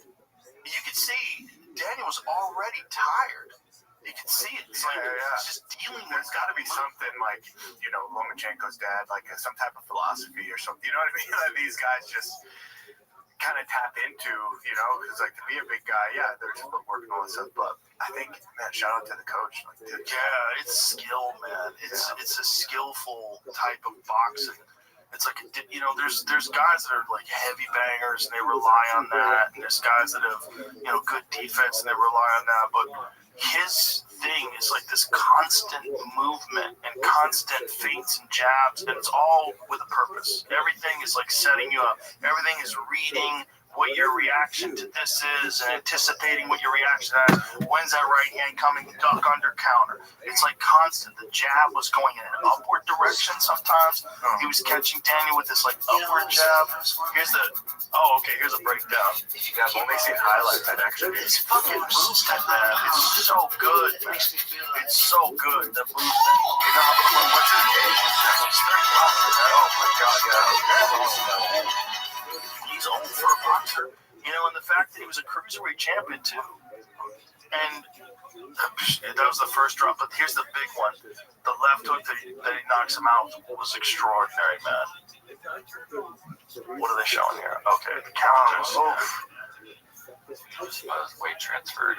Yeah, no, it's amazing. I mean, he's one of the most skillful heavyweights of all time. I think you have to go back to Cassius Clay. Yeah. Like before they took his title away, before they made him sit out for 3 years. I'm really But considering here's the final left hook. doing these like karaoke because Look at this counter. Steps off to the left, and bullshit. then full weight into it. Really You're long. taking down my account. You can tell that weight This is transfer with garbage. everything. It's just constant footwork and movement, and a lot of his training is that. Yeah, you can see it. He's never stationary. Exactly. Like his feet are never in one place. They're constantly moving. Well, there's a lot of Russian fighters who fight that way, and obviously he's from Ukraine, but people all fight that way. There's a lot of these Eastern Bloc fighters that have this movement style, like this like constant like movement style, and it's like there's a lot of value in that, man. Like when you see flat-footed guys, and you see guys who fight like that, you go, man, there's something to that. Like, that's extraordinary. Yeah, flat-footed guys, I feel like a lot of them, that's where they generate their power, right? Kind of like relying on like a Deontay Wilder, like if his feet are planted and you're up against the ropes, like bye-bye. Like George Foreman. Oh man, it's heavy plotting, like before, like covering up. But everything is just death on it. But a guy like Dubois, he can do that. That's the thing. That's how he fucked up AJ. He has that crazy power. But when you're not getting hit, and you're just moving away, this guy's just whiffing these nuclear bombs by you over and over again. And then after a while, he's like headed into the third. He's like, oh, Jesus Christ, yeah. This guy is fucking not there. And I'm exhausted. And then you're dealing with him like sparks are flying every time he's hitting you. Like, you don't know when these punches are coming because they're coming from these weird angles. Every time you throw a punch, he's countering you, and you're nervous that which one of these is gonna really rock me. Dude, to be in that situation, like during a fight, it's the worst. I remember like feeling something like that in the Alex fight. There was a few like jabs and stuff. I was obviously busy and dealing with like, okay, this guy's not slowing down, and I'm hurt. You know, like around the fourth, you started getting that time back. When was the fight stop? Fourth round. Fourth round. I think talking about. I just thought it was 2.5 minutes in, something like that. He started getting that rhythm where he's like moving away from stuff and then coming back in. It was unusual. Obviously deceptive, but like my eye was shut. I thought it was blind in my eye, but I was like, okay, whatever. This is just. I don't know what was going on. I was so excited to be there. And so even in the fight, like not being able to see out of my right eye at all, like not blurred vision. It was just like all I saw was white light. Like wow, all I saw. And in that moment, I was like, oh, blind. Wow. Yeah, like literally. I don't know what it was. Like maybe it's a feeling you could see shadows when they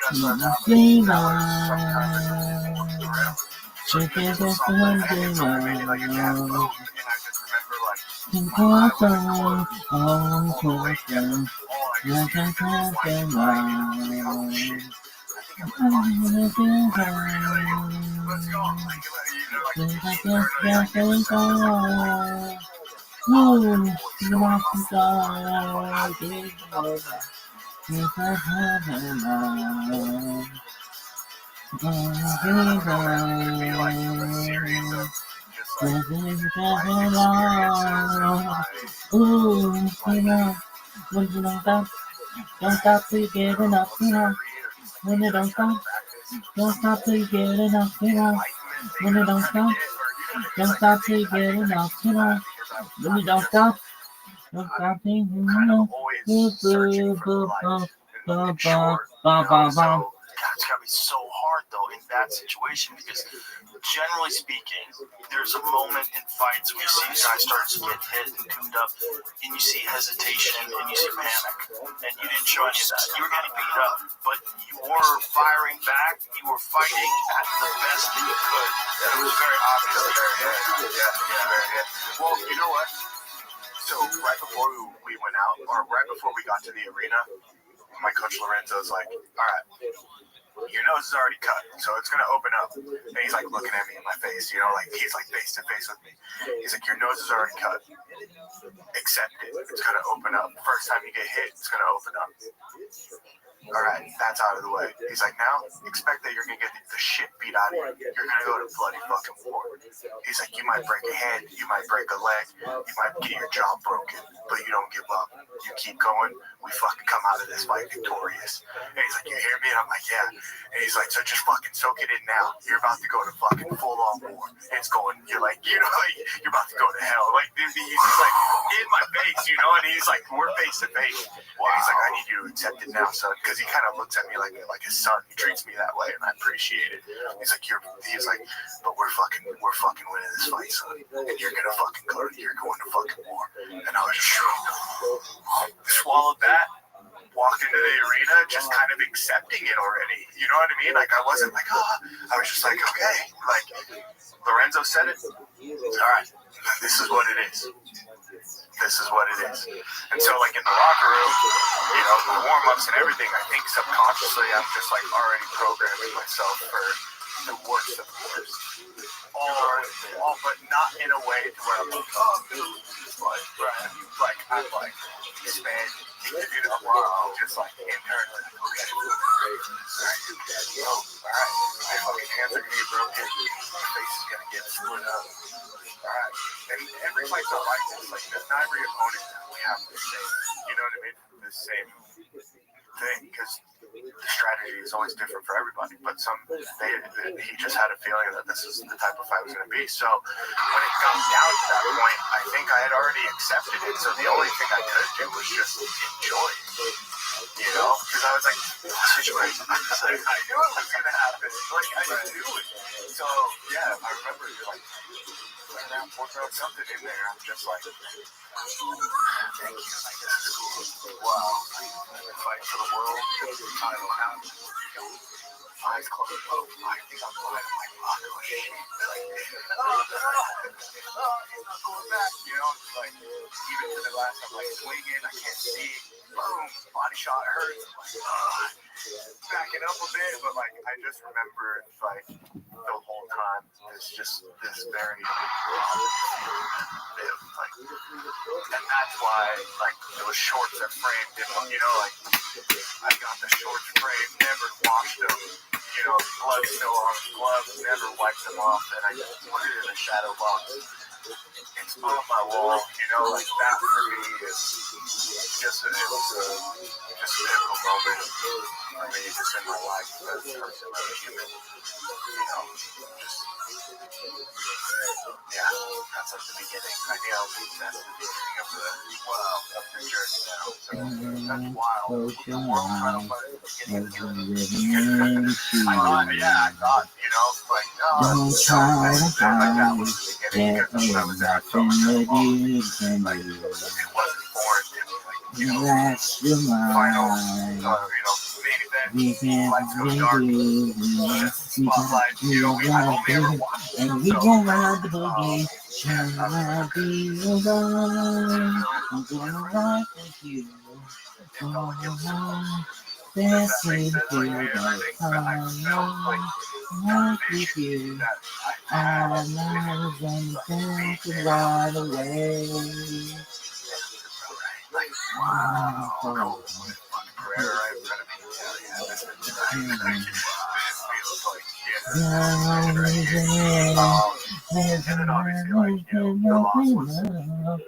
It took a little bit of an emotional toll on me because my focus was to win, and that was my, you know, that was my intention. But I think, like in hindsight, I look at it and it's like, no, I was meant to be there to experience it, to learn from it, because the things that I did learn and experience from that fight have made me a better person, for sure. That's awesome. Yeah, that's awesome. Well, it really showed it in the Jamal Hill fight. You came in that fight, it just looked like you had gone through something and come out of the other end. That's what it looked like. Because again, Jamal's world champion. He's a dangerous, dangerous man. You know, and you look supremely confident in that fight. Yeah, a lot of training, man. Like I understand that there's a lot. I'm a striker, you know. Like that's just I love to strike. Don't stray away from a striking match. But I think that like lately I've been training a lot with Buchecha, who just got signed to UFC. Incredible guy, amazing jiu-jitsu, like multiple time jiu-jitsu champion. Rolling with guys like Luke Rothschild. I mean, being able to be like on a team with those guys and us train together has really helped me as well, because that's just given me more confidence in my abilities and my development as like a championship level fighter.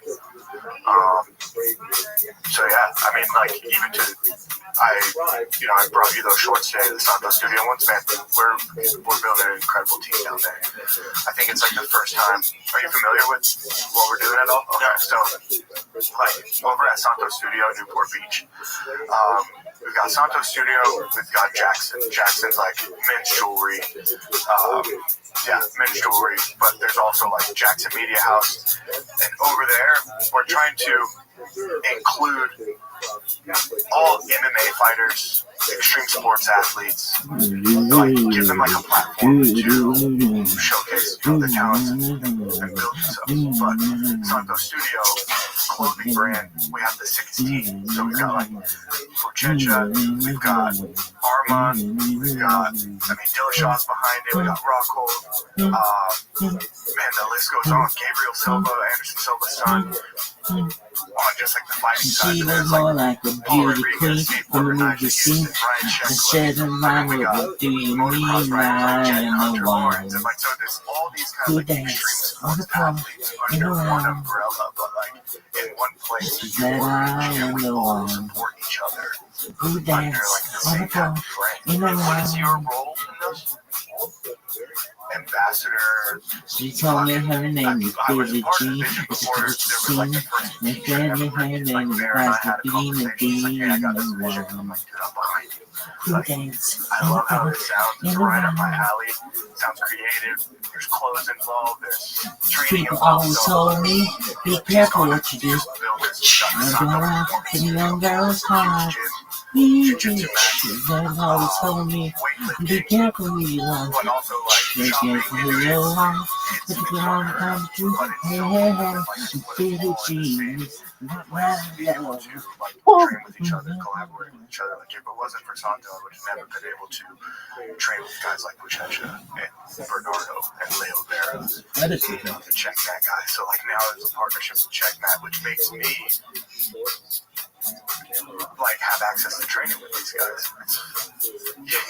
I would have never been able to, you know what I mean, have that same like connection. So we're just doing everything we can to just, you know, like support each other within this like MMA community, help each other grow, and just like expand and also include the community within right now Newport Beach. But I mean, I'm sure that the vision is bigger than just that.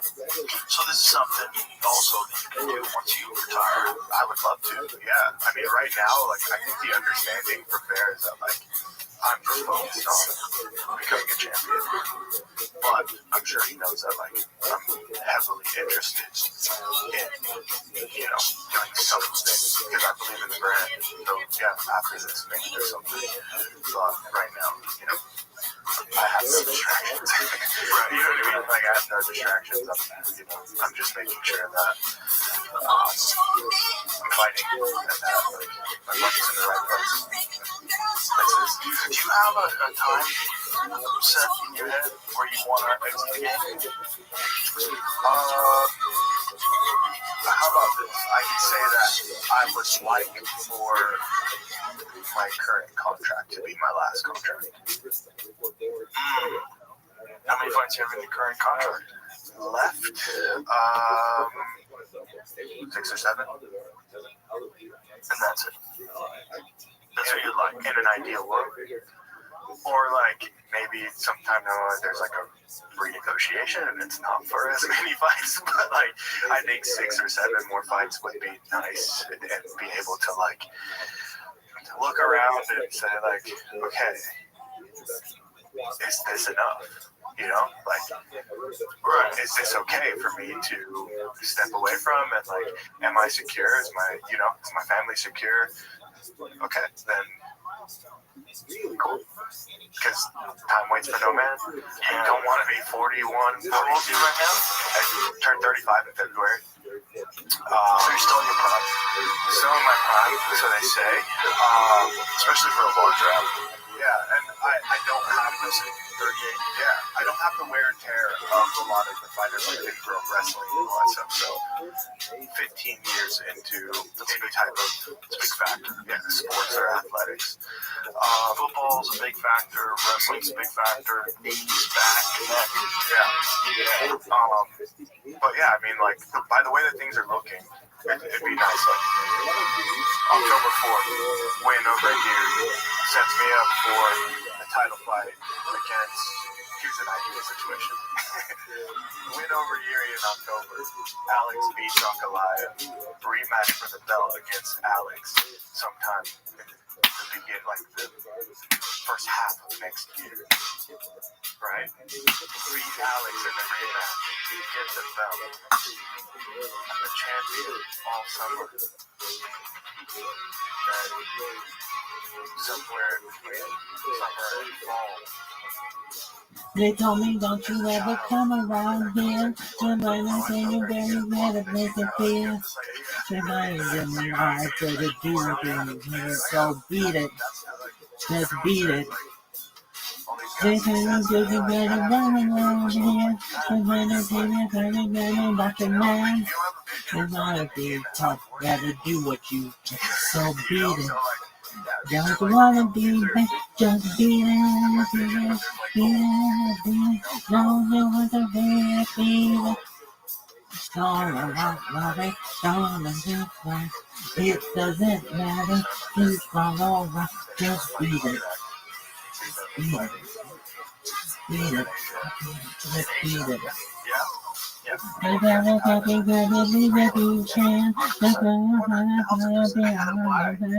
want to be. That's where I belong. Really? Yeah. I belong in.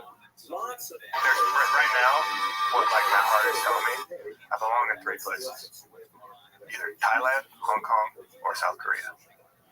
Why those places? Obviously, Thailand. You know, you had amazing experiences there. Hong Kong's amazing. I love it there. It's good. I just came back from Hong Kong as well. So in that Thailand trip, I went to Hong Kong. I love how it's set up. I love the structure of the city. I love that there's so much outdoor stuff involved. So like when I imagine the rest of my life and how I want to live that after fighting, it's like, let's say I do have my family and there's a child in play. Okay, cool. If I live in Hong Kong, I can just walk outside and take my child for a hike right outside the house. And it's not be like I don't have to even own a car. I can just, everything's walking. You know what I mean? It's like the way that this city's set up. It's set up for people to walk, to interact. You know, it's very beautiful. Not, you know, I love it. There's just, for me when I'm there, I'm like, God, this makes sense. Like, especially with the vision of like who I want to be after fighting. And why South Korea? I like the culture in South Korea, man. I really do. Like when I see that, like when I see just like the culture in South Korea, the people, how I envision just like my family interacting with society and stuff. Like to me, another thing that makes sense. And Thailand for me it feels like home. The language is very like easy for me to speak and to like learn more of. To where I can be fluent. I love the community there. I love how people live their life there. It's amazing. A lot of growth happening in Thailand. It's also a lot less expensive. A lot less expensive for sure. And to be able to like, so like, in Thailand, you're paralyzed, and you're alive.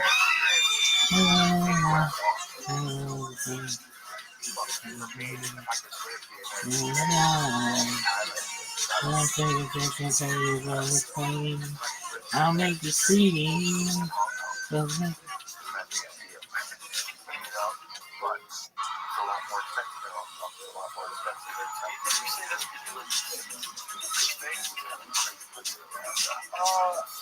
so much. Like I've been to many different places. I mean, I've been almost everywhere. Yeah, dog. Austin's nice. Do I want to live in Austin? No. California? Absolutely not. New York? Absolutely not. Florida? Don't want to get. Shout out to my Florida man twice. I love you guys. You know, like, I'm not saying anything against.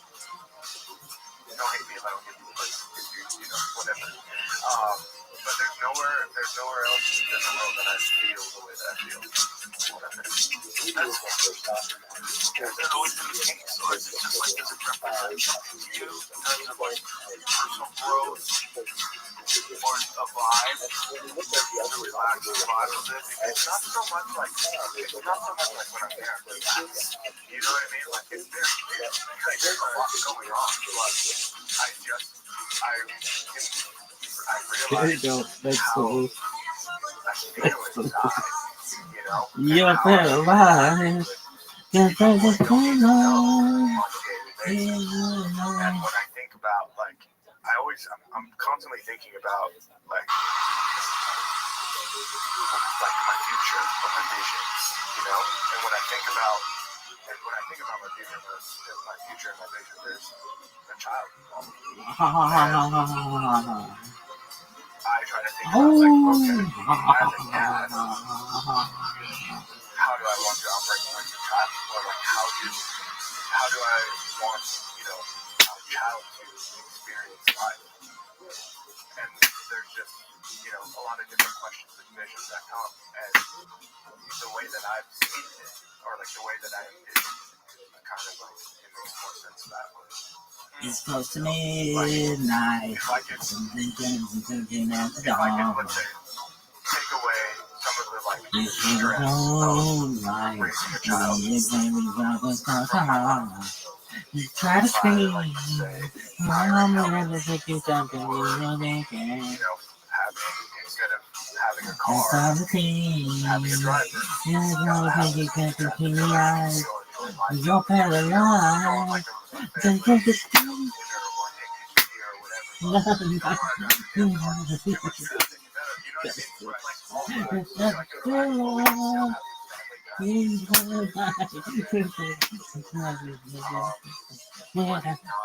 have family You know what I mean? Like if I wanted to get a live-in helper here in the States to help my wife, it costs a fortune. Yeah. It's almost impossible. But if I wanted to get a live-in helper, let's say in Hong Kong, it cost me $1,000 or less dollars a month to have a full-time live-in helper.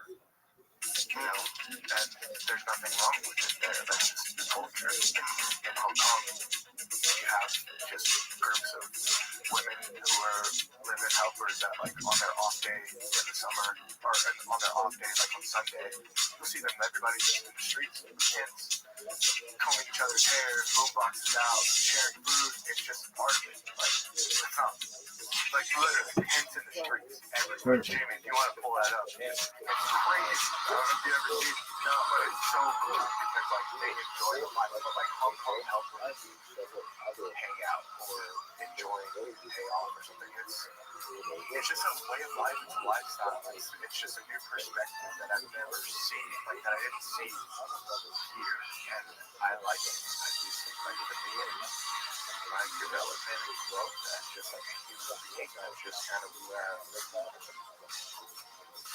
it's just like a never-ending like finding out what's next. You know, like I've constantly got to adapt and evolve. Like I'm American, I have to learn a new language. I've got to adapt to a new culture. I've got to learn new rules and laws and all this stuff. And like, cool, sign me up. Because that's just, I don't want my life to be like, okay, I know it all, and I'm done. And I'm just, okay, cool. I got some kids. You know, like, I want to continue to like grow.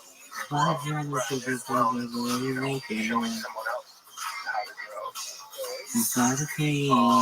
Yeah, see, like they're homeless, they're just hanging out on their off day because they can't. You're paralyzed. No one's It's just a small. you know what I mean? Like, it's total safety environment. Yeah, that's not nobody. Literally just a day off.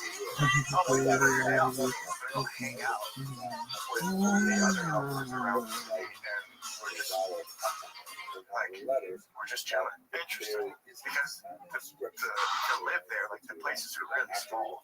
You know, like if you have a 1,000 square foot apartment, most likely a multi-millionaire. So most of the lifestyle is spent outdoors. So for them to go outside like this, and this is like a normal thing on a Sunday. Normal. Yeah, on a Sunday or on a weekend. Yeah, absolutely. And Hong Kong, the city is supposed to be very safe too, right? Very safe, man. Very, very safe. Very safe, very clean. Like when I think about the stuff that I had to go through as a kid, and just like the dangers, and you know, Right. I'm like, how about like my kid doesn't necessarily have to be worried about certain things, or you know what I mean, be worried about like getting shot at school, or like like just different things. It's just kind of like, what can I take off? Like, what mental load can I take off my offspring in the beginning? I can take on whatever. I'm a grown adult, like whatever. What do you think you're going to be doing with your time other than that when you're done fighting?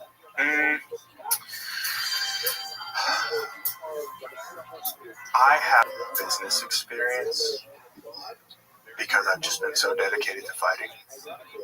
But I do want to like start to learn, man. Like I want to learn business, how to operate a business, because I'm creative and I have ideas, but I don't have structure. I don't have, you know, really like the right mentorship. So like, yeah, like I'd like to have businesses. Like what kind of businesses would you want to get into? Something like obviously something where you can express creativity. Express creativity, but also like something that helps me and people like health. You know, health. Health products. Is this one of those things that you can't really think about right now? I can't because it's just like you know what I mean. Like I'm locked in. I don't want to get too distracted. But like I think that's a giant. One of the signs that someone, when people spread themselves too thin, like there's a bunch of fighters when things start going really well, they start getting movie offers, and you see them on talk shows. You see a lot of this, a lot of that. You're like, you're getting outside of your lane, and you're spreading yourself thin. And there's just no way to really be locked into training almost like doing this stuff. So when you see someone preparing for a major fight, and you see a lot of extracurricular activities, I'm always like, like Daniel Dubois had a fucking party the day of his fight. Before the fight? Yeah. It's a big issue now. People are talking about it. It's like 90 people at his place. Partying the day. That was the fight. That's absurd. I'm so proud of me. Just being around those people. Yeah, and when it's got it, like, You have me high. I want to get by. There's nothing you can. Never the answer. I hear your voice now. You are my choice now. The love of me. Obviously, like hanging Everything my heart,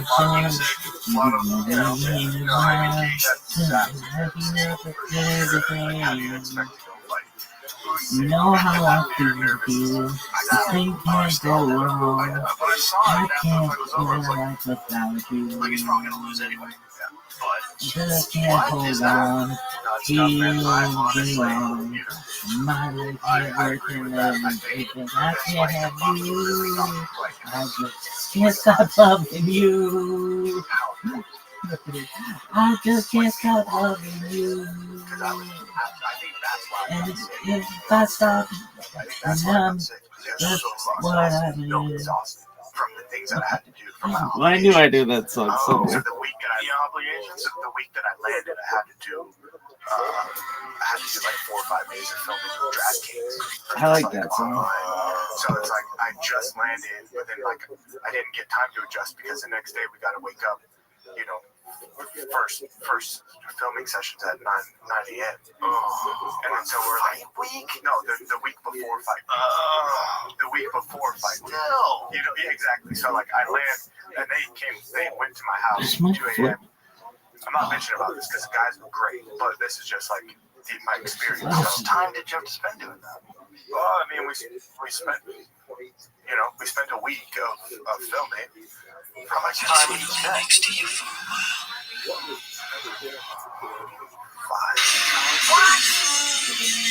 What? That's crazy. It wasn't every day that we. I don't remember, but it was like we did a lot of filming that week, you know, for this content piece. That's exhausting. And then as soon as they left, then it was fight week, and then I had all this other stuff for fight week. Oh my god, you know what I mean? And I think by time, like with jet lag, with training involved, with the filming, with all of that, I think by time fight week came, like my body's like, fuck you. That's exactly how it felt. Were you doing this? Did you do for 5-6 hours a day? Like, you know, here's the thing, I'm grateful because I wouldn't have been able to experience the boxing the way that I did had I not done this. So it's like, it's Old Town. Yeah, so we go to the Old Town, and it's like, this Old Town for 3 hours. The lady's like, so I got information, and filming me, information, and then from the Old Town, then we go somewhere else. And, you know, So we're ideally doing wrestling. or doing my own training, resting or adjusting. Yeah, but when you're forced to interact, like that's, I mean, you're dealing with something where you have this monumental moment that's coming up in 14 days. And then you just... Yeah, but I just, like, that's what I'm saying. Like, my main thing was, like, embrace it. You know what I mean? Like, just embrace it and take it all in. Yeah, it's fucking hard. But that mentality can only get you so far, right? That's why, like, I feel like alive for this. Not if you don't read it. I really feel like that was like Alex having so many fights last year and obligations, travel, and all that. When I feel like that probably had a big factor in why his performance was the way it was against Uncle Ivan. Well, supposedly he went into that fight with norovirus and he had a fucked up hand. I honestly, I believe it. It seemed like he wasn't hitting the gas as much. It seemed like he was a little bit more. Also, Uncle Ivan is fucking good, man. He's good. That guy's really good. I mean, you're smiling. I can't smile. You can't, but you're smiling. Come on, man. I'm just smiling. What is your opinion of Uncle Ivan? I don't have one. You don't have any opinion at all? No, because he's the champ. Smile. Don't make the right. I guess you can let's go back to Alex. Yeah, But you're just not a I'm fan of telling you, that's what I feel. Don't read the line. Don't I can skip say the kid. confidently, Shut him up. You know, as a human or a fighter? alright. Okay, so if you had bad interactions with him as a Don't human, raise just talk shit. you. Don't bounce your head. Don't feel your bad. Don't let it out. I'm telling you, don't watch your mouth. Don't be able to know. Don't do it about it. Anything you don't do, anything you don't do. Nothing, nothing. What you got, I'm bad, I'm bad. You know I'm bad, I'm bad. I'm bad, I'm bad. I'm bad, I'm bad. You know I'm bad. And the whole world has to answer right now, but you tell me once again, who's He bad? had to sit on the shelf for a while. It was kind of fucked up. So that makes him talk shit about these. I think he talks shit about everybody because you No, realize, like, this is what shit. happened to Colby Covington. Like, there's a thing that happens. Like, if you talk shit, you will get more eyes, more attention, more money, and you'll get fights. If you do not talk shit, there's a possibility you'll be cut. I know. It's not you. It's not you. Yeah, Look, and and here I am. I I'm still getting good fights and good money, and it's like that's just Pereira, right? Pereira just fights. Yeah. He doesn't even speak English. We love him. Yeah, but you can get by with just your performance. But some people they think like, man, I gotta get people to fucking pay attention. There's so many killers out there. There's so many people that are popular. They're gonna do something. yeah. So fight better. I hear you. That's the only thing. It's like It's just shit talk. I hate it, dude. Like I fucking hate it. Like, it really bugs me because you're a martial artist. I feel like it doesn't have a place. I just hate it because it's fucking unnecessary. And it's like, and even as an adult, like I had to deal with this shit my whole life. Right. And it's a fucking toxic way of fucking being, and it's passing along through social media.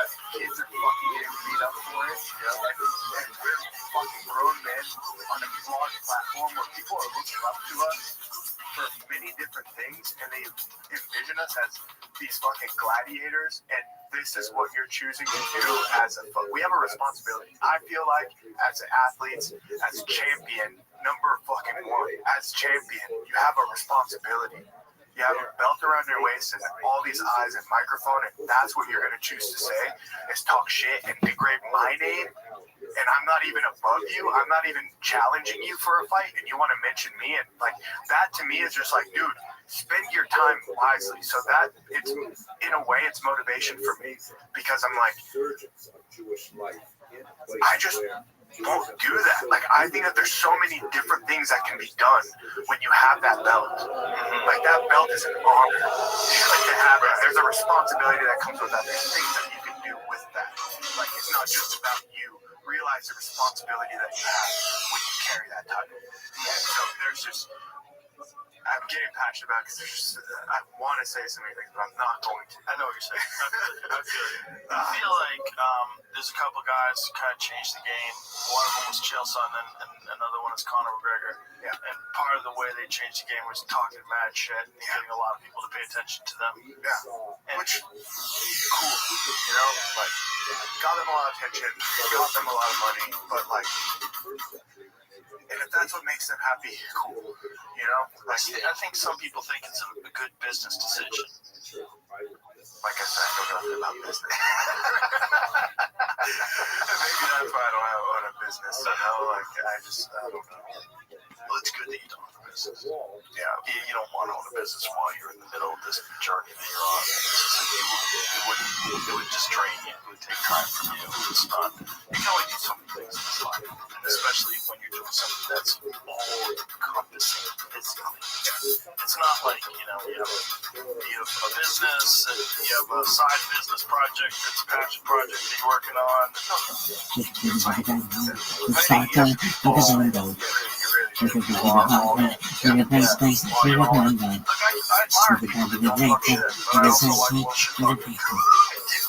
You do it with the fucking. It gets people excited, and it does get a lot of eyes on the sport, and it makes for more pay-per-view buys. Yeah, which is why I think the UFC encourages it. Whether they encourage it or not, they use those things.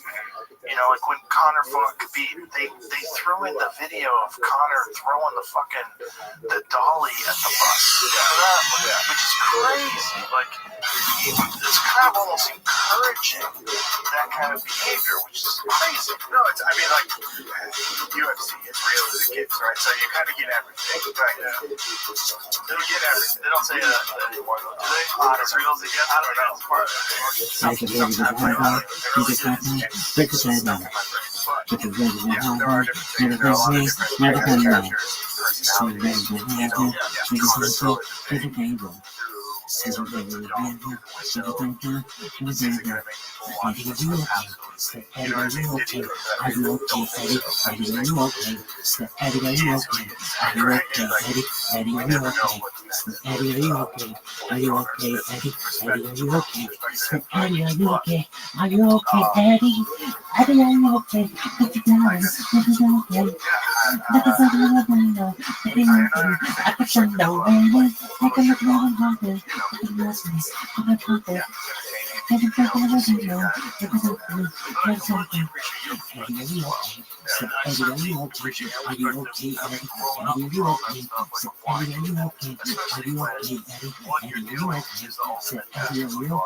What was the ultimate test of who you are?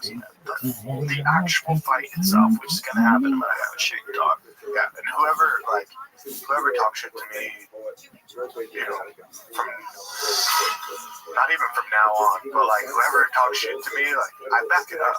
You know what I mean? I don't need to say anything. Right? I'm just going to back it up. I don't want to give anybody any more attention or say people's names as well. But Conor Khabib is the ultimate example of that, right? Yeah. When Khabib was on top, I was like, let's talk now. We can punch him in the face. Let's talk now. I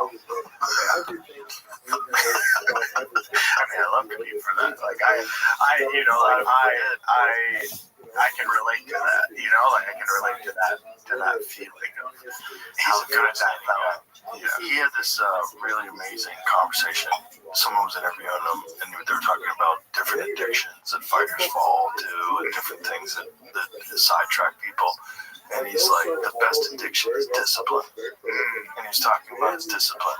The best addiction is discipline. You got to become addicted to discipline, addicted to hard training,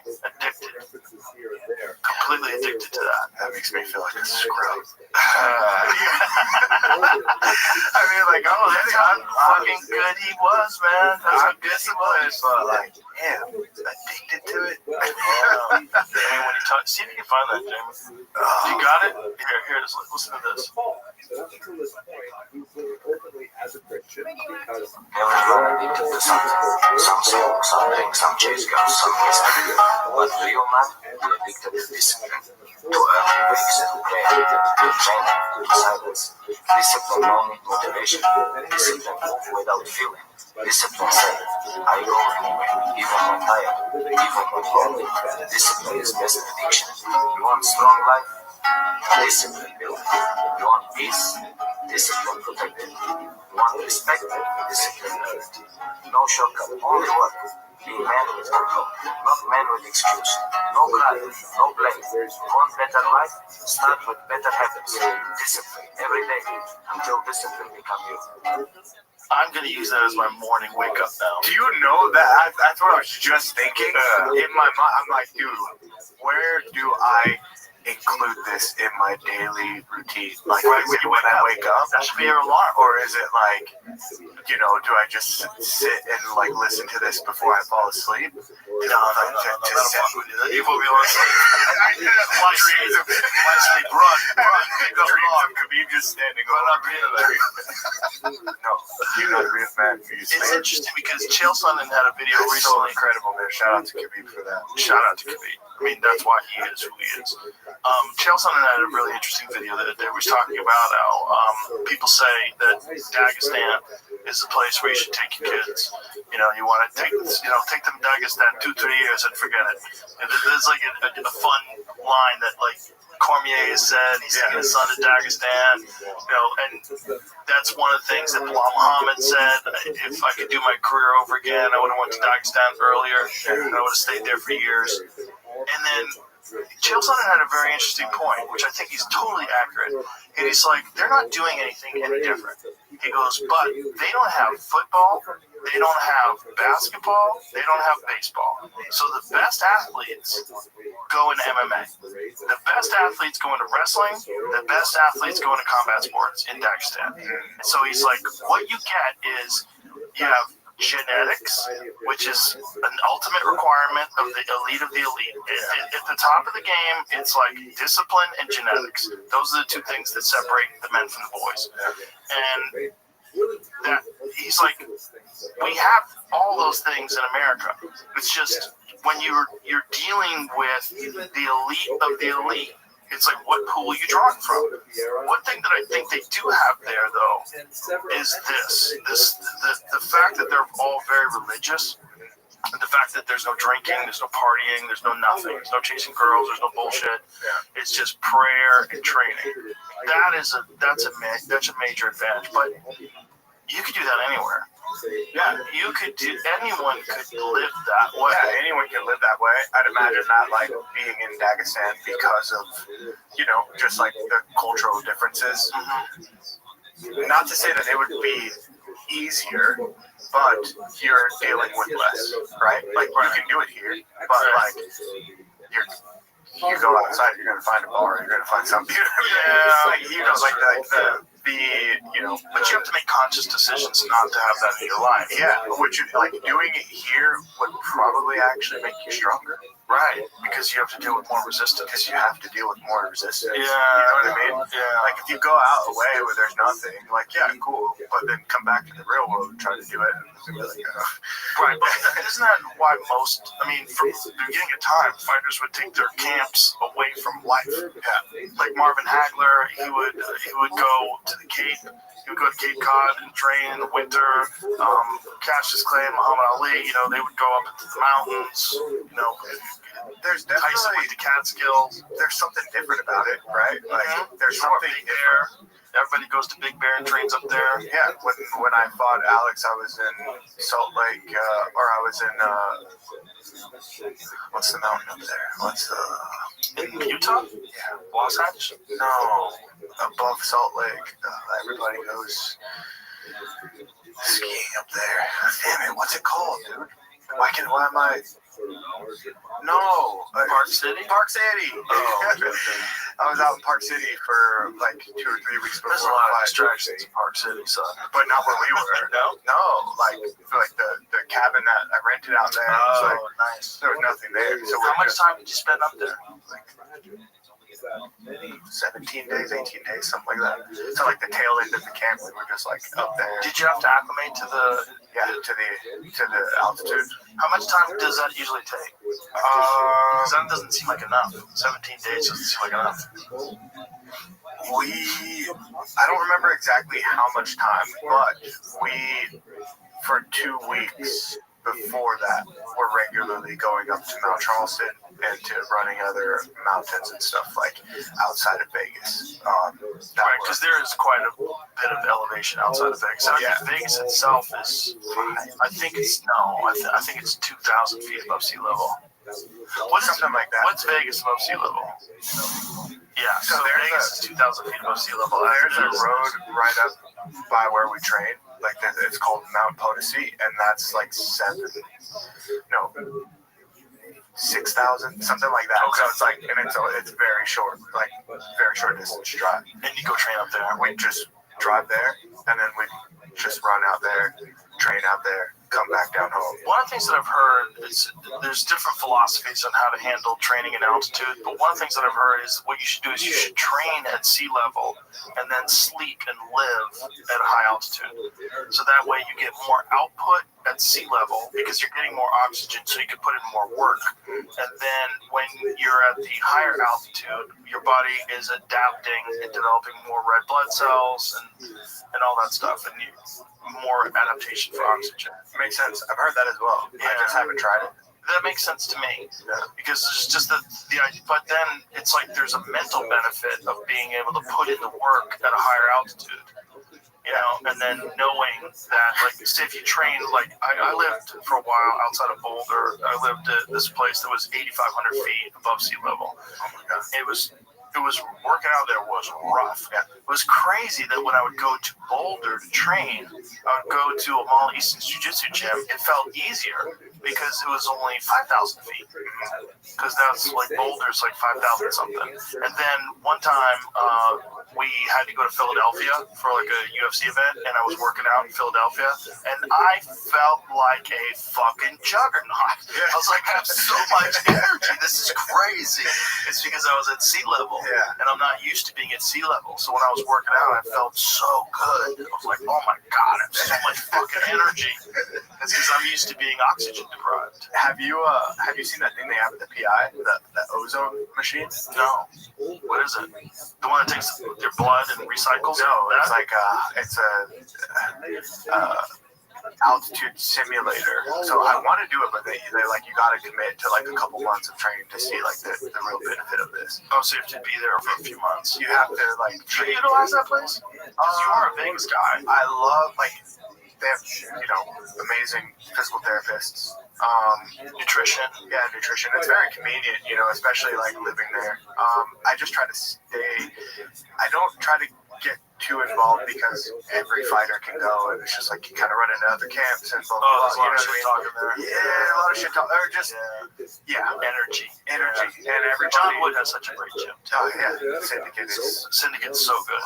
I love it. John's such a great guy. Yeah, great vibe. So happy for everything right now with just like Marab and him and I and what I love the fact that Marab he's still tight with his old crew. You know what I mean?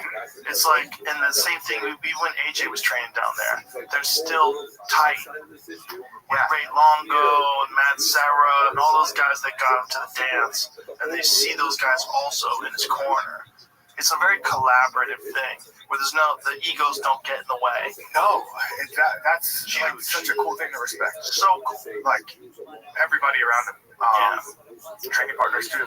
Like it's all top down, right? It's all top down. A bunch of Jordan guys in it. It's like, if the guys at the top have a great vibe and they're all like collaborative and work together, it really, you feel that vibe in the gym.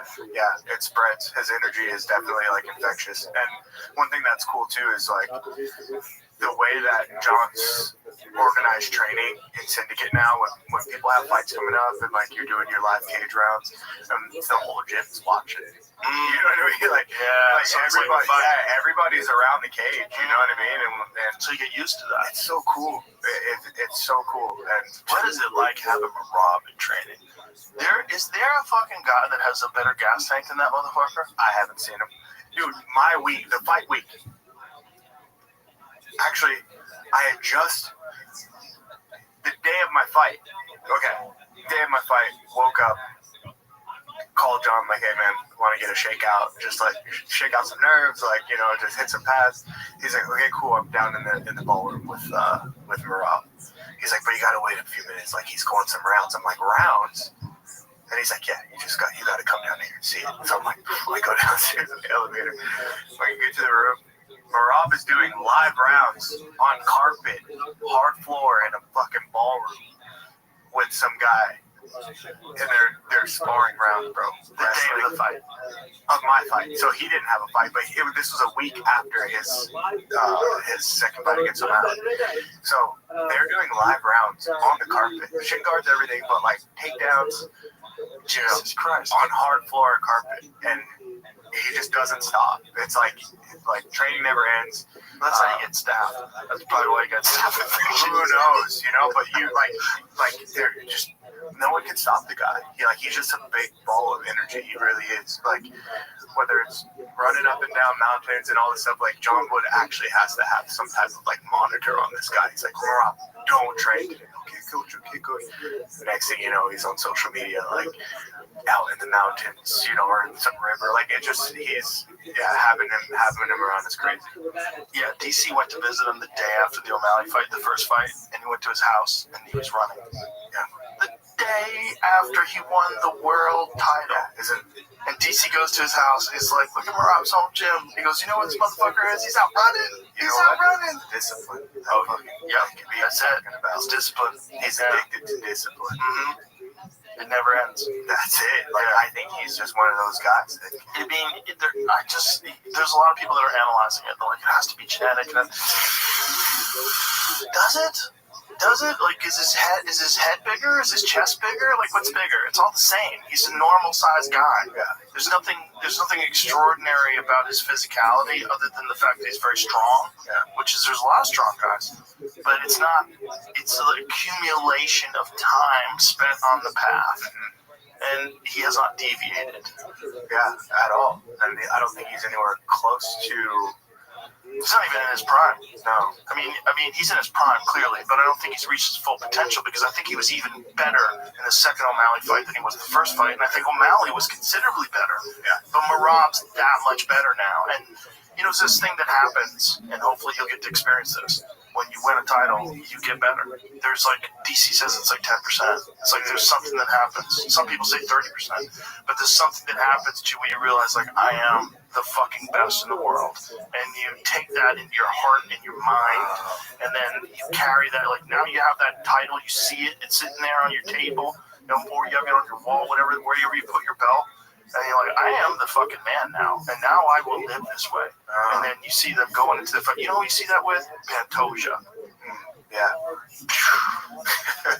That dude does not get the love that he deserves. When that guy gets into the octagon, it's like a fucking leopard just entered the room. Yeah. It's wild, man. It's wild. Like, he's got this feeling about him that, you know, champions have when they're just fucking feeling it. You know, when that guy steps into the octagon, you see him across the ring from whoever the fuck he's fighting. It's like, that's a cat, man. Yeah. It's like, you know what I mean? Honestly, yeah, like a fucking jaguar or something. A jaguar of mountains. Yeah, it's something. A killer, some elite killer. You can kind of sense that, like a little instinct in it. Oh, 100%, man. 100%. In it, like he's for sure. He's locked in. I mean, and you see that, like, I think the perfect fight for him was seeing Kai Kara France. They fought in the Ultimate Fighter, and it was a good fight. And then you see this new fight where, as he's the champion, Kai Kara France is the contender. Yeah. He fucking ran through him, man. Like, you see, he's a different human being. Yeah. He's a champion now. And where does he train? He's ATT. Yeah. I mean, I don't know if he spends all of his time down there. I don't know if he's there all the time, or if he just goes there for camps. Yeah, make sure. I don't know how he does it. Okay. I'm not sure if he's a Florida resident or if he lives in Brazil and just goes there for camps. Yeah. I'm not sure. No, but whatever he's doing is definitely. This is the thing about being the flyweight champ, where if that motherfucker was the middleweight champ, he'd be a superstar. He'd be a superstar. And then, to me, that drives me nuts, because it's like, I like martial arts. I like someone who represents the best of martial arts. Like, and in my mind, like, that guy's as good as anybody alive. Like, when he's running over every fucking contender and choking them out or knocking them out or whatever the fuck he's doing, like, damn. Yeah, it's tough, man. It's tough in this sport because of the weight classes. Like, a lot of guys don't get. What's crazy is 35 gets so much love. This is 10 pounds difference. 10 pounds difference. Isn't that nuts? Yeah. That's kind of nuts. Yeah. Because when you see Pantoja next to those guys, there's not much difference in size. It's kind of the same. That's why, like, I forgot, somebody not too long ago asked me, like, what would my MMA, like, Mount Rushmore be? And I remember saying, like, Anderson Silva, GSP, Demetrius Johnson, and Amanda Nunes. And they were like, Demetrius Johnson, like, oh, why would you even hesitate? Why even ask me that question, you know? If you weren't there during his prime, you had to see him during his prime, you know? When he was talking about martial arts, like, and just skill, angles, finesse, movement, speed, and intelligence, knowing exactly how to engage, and his ability to transfer between grappling and striking seamlessly. Perfect word. Seamlessly. Like, in his prime, he was unstoppable. Yeah. But imagine Demetrius Johnson at light heavyweight. The statues of this man. Statues. You know what I mean? Like, it'd be like the Rocky statue in Philadelphia. Yeah, who knows where it would be, but there'd probably be multiple statues of this man all over the place. And what a great guy, too. Oh, he's the best. Yeah. And just, again, just underappreciated for whatever reason. You know, and during his reign, it just like his pay-per-view numbers were not what they should have been. Yeah. But it's because he's small. That's all it is. It's like the casuals. They don't, like, who gives a shit how big he is compared to you? Just look at how he's the same size as the guy he's fighting, and look what he can do to that guy. We need to have this is a joke. This isn't serious. This is a joke. But, like, smaller weight classes in a smaller cage. Well, it will make them look bigger on television, and people will get what they, you know. No, they don't care. People don't. It's interesting because boxing has the same thing. You know, I mean, when you get into the heavier weight, look, Usyk made somewhere in the neighborhood of $132 million for that fight. That sounds amazing. Doesn't it? Yeah, I know. It was me and Volkanovski and Izzy were backstage at the UFC. We're at the weigh-ins, and I pulled up the numbers. I go, have you seen the fucking numbers? There's a video of it on Stylebender's website or his YouTube page. And I go, like, check this out. Because I had saved on my phone because I ran into any fighters. I'm like, look at this. Look how crazy this is. And Dubois made like 71 or 72 million, and Usyk made like 132. I mean, like, if I made that type of money, I wouldn't be looking to, like, leave to live in the But what has to change for that to happen? I mean, do the Saudis have to buy the UFC? I don't know, because I don't understand. Like, it's kind of what they're doing with boxing. They're kind of buying boxing. Yeah, I don't know, man. I don't know what needs to change. But I mean, all I'm saying is, like, it would be really cool. That's like a dream, like, to be able to make those kind of numbers. I would really love that for fighters. I mean, I love when I hear fighters making millions. It's great. It's great because I remember the early days of the UFC when people would make pennies. Yeah. When there was no money to be made. I mean, I started working for them in 1997. The previous owners, you know, when it was before Zuffa. And nobody was making any money. There was no money in MMA. You know, it's like everybody was scratching and clawing, and they were just doing it out of love of the game. Yeah. Or because they, you know, had a career in wrestling, and then that amateur wrestling career was over, and they're like, all right, I'm going to be a fighter. Yeah, the money was in Japan, though. There was money in Japan. Yeah. But even the money in Japan was not boxing money. No, 10 grand. Yeah. It was, you know, I'm sure they paid him well. And at the time, it was a lot. But I mean, like, Fedor's still fighting. Is he fighting because he wants to? or is he fighting because he has to? You know, which is crazy. Yeah. If one of the greatest of all time is fighting because he has to, it's not like Fedor is like living the craziest, flashiest lifestyle, like diamond, like Floyd Mayweather. Like if Floyd Mayweather went broke, you'd be like, look at his Instagram. How's he not gonna go broke? Yeah. Meanwhile, he's not. Meanwhile, he's still got tons of money. Yeah. But you know, Floyd made hundreds of millions of dollars. He probably made more money than any boxer that's ever lived. Oh man, it's a dream. Yeah, it's a dream. It'd be nice, but I'm not like I'm glad that it's improving. It's improving. It's improving. It's definitely improving. It's like, you know, fighters can get rich now. Yeah. You know. Yeah, we can actually plan retirement. Yeah. You know what I mean? Like that. Yeah. That for now. Like I'm saying, like I'm grateful for. And one of the things that I really like about the UFC too is they give fighters a chance to have a career outside of that. You know, like Paul Felder, DC do commentary, Chael Sonnen does his stuff. Yeah. All those guys at the desk, Alan Joban, they all do their stuff. Like Rashad does his stuff. It's nice. It's like there's an opportunity to work outside of having to fight. You asked me, you know, like before, like, oh, you know, what would you do, or like, have I thought about anything? I would love to work with the UFC, not as a commentator, because I don't really see myself like commentating or like being, you know, someone speaking. But I'd love to work for the UFC. Why wouldn't you want a commentator speak? I don't know. I personally, I think I've mentioned this to you before. Like, I just don't know if I have so much like input, you know, when it comes to like other fighters' skill or whatever. Like, I'm not the most exciting person on a microphone. You know, like you guys do well. It's like, oh fuck, like, you know, you guys have great reactions. I'm kind of more like, interesting, like the old grandpa, you know. Right. Rubbing my chin, like. But maybe not as a commentator then, maybe as someone on the desk analyzing things, because you definitely have a very unique viewpoint. Yeah, viewpoint. I mean, that could work, but I think something like, I don't know, I'd rather be like, I guess behind the, like on the other side of the camera. What would you want to be doing? I don't know, something within the bit. They do that, like the UFC is such a large company. There's so many departments. I am friends with. I try to make friends with everybody in every department because they're just great people that make this all happen.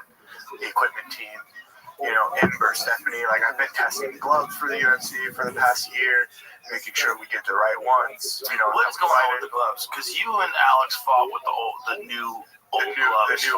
Yeah, because they got rid of them. Yeah, they spent like a fucking year developing them. Yeah, and so I was part of that entire process. What happened? What was wrong with those gloves? The main thing was that, like, because of the leather, the logos weren't sticking. So the logos were peeling off. That's it? And we tried.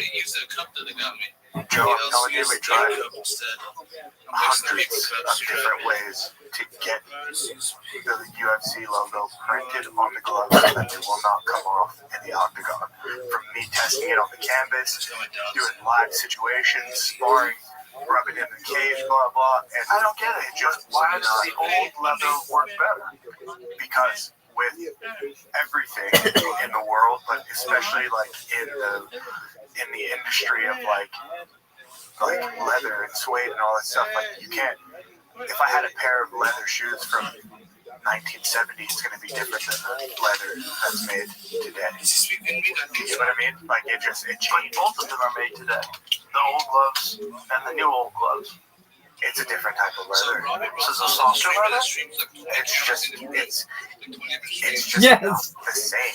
Like it's a little. It was a little softer, but it's treated to be able to, you know,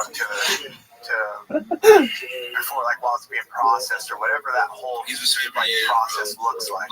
It's just there's some type of chemical or something that's just different.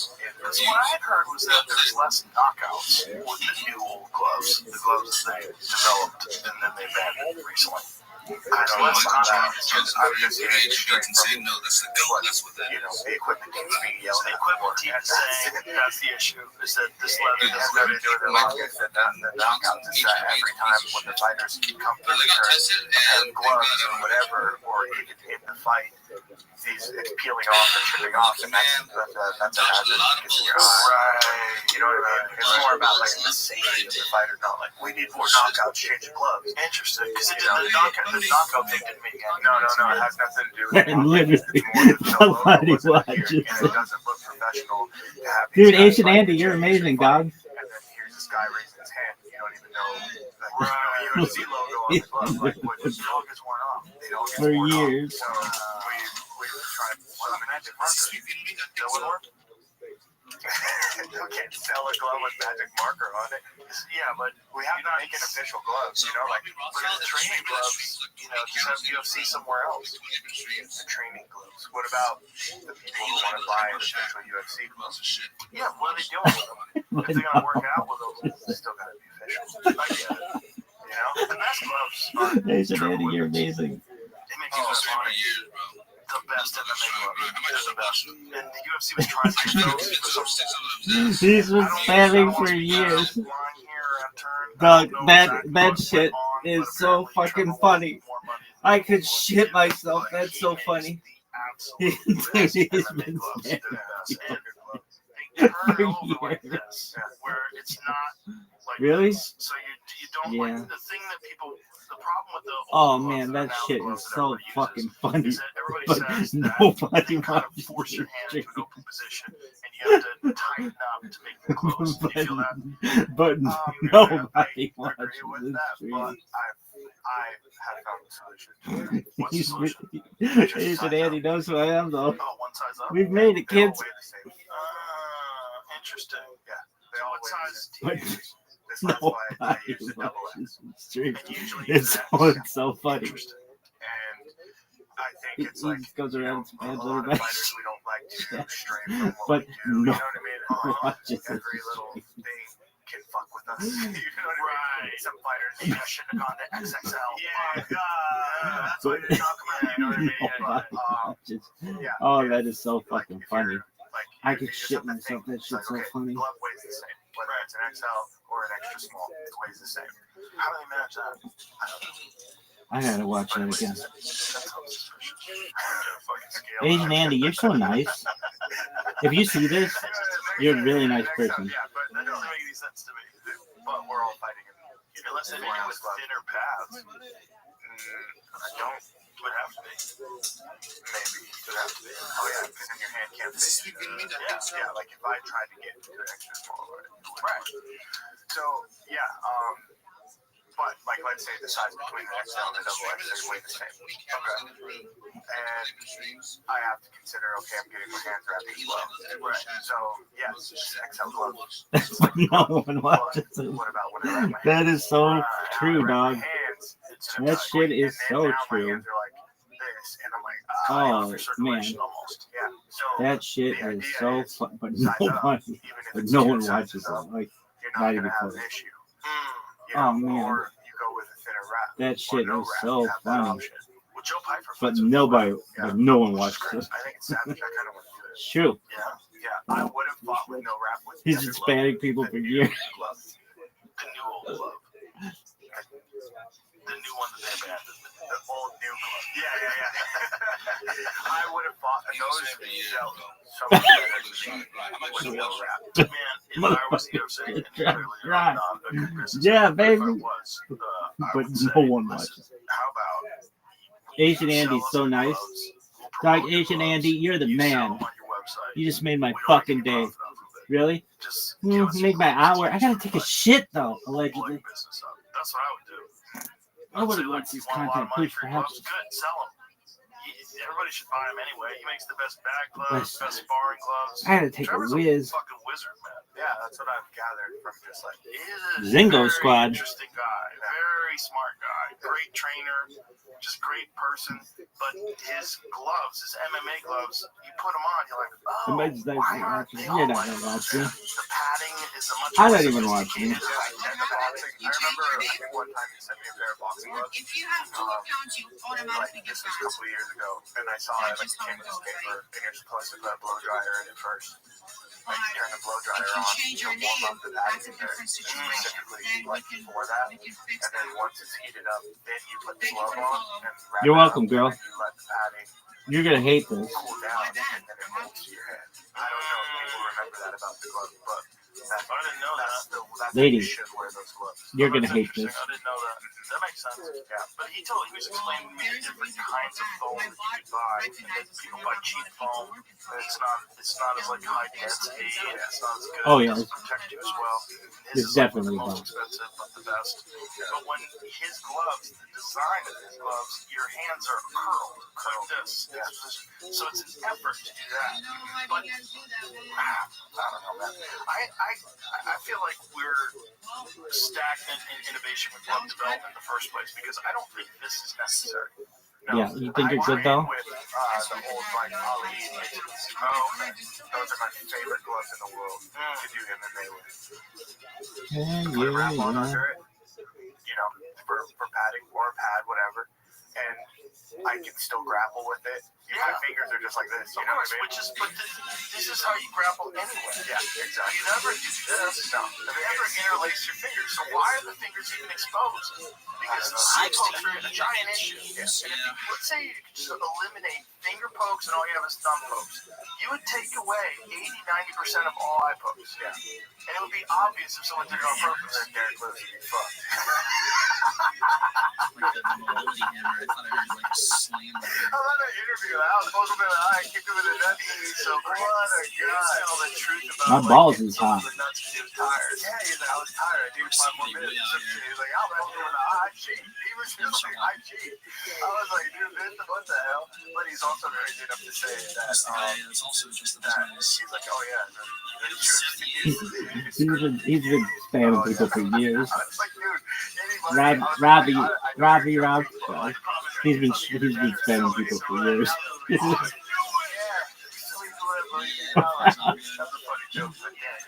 Might start watching him. When you see it, you knock down Curtis play. There's no script for that, bro. Yeah, you can't. There's no script. That's just Derek's got some phenomenal God-given power. He cannot take what we do. Yeah, no, of course you can't. It's super obvious to anybody that watches. That's the dumbest ever casual fan, like, comments. And it's a scripted thing. He was supposed to be like, stop, shut up. You had seen a white made him with that fun. Oh, it's so crazy to say. But that's it. Like, here's the thing. Aspinall's just like Cyril Gahn. Yeah. I might, if I was running things, I might set up the Derek Lewis fight with Aspinall. I might say, forget Cyril Gahn for now. Like, Derek just has this big knockout win. Who's more popular than Derek? Who's more beloved by fans than Derek? Yeah, I mean, that would be a great fight to set up. Absolutely. But I think that from, I guess, a business standpoint, it makes sense to use Cyril because of everything that he's doing in France.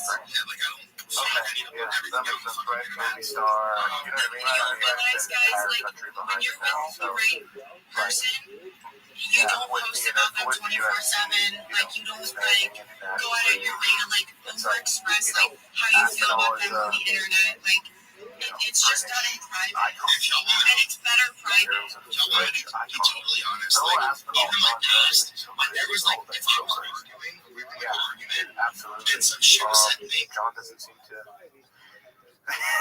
John marches to the beat of his own drummer, son. Yeah. I mean, like, he's dead set in what he wants and how he views it. So, like, but now he wants to fight for the title at the White House. And Dana Shannon's like, no, I can't trust John to not fuck something up. Yeah, which is wild. Yeah, but also, what are you gonna say when Lone John Wolf Fan Club. just recently got? I remember when you I had mean, to transition positions. It's tough. I mean, for Dana, I think Lone Wolf Fan Club's a good dad. Yeah, it's too risky. It is. Yeah. It's very risky.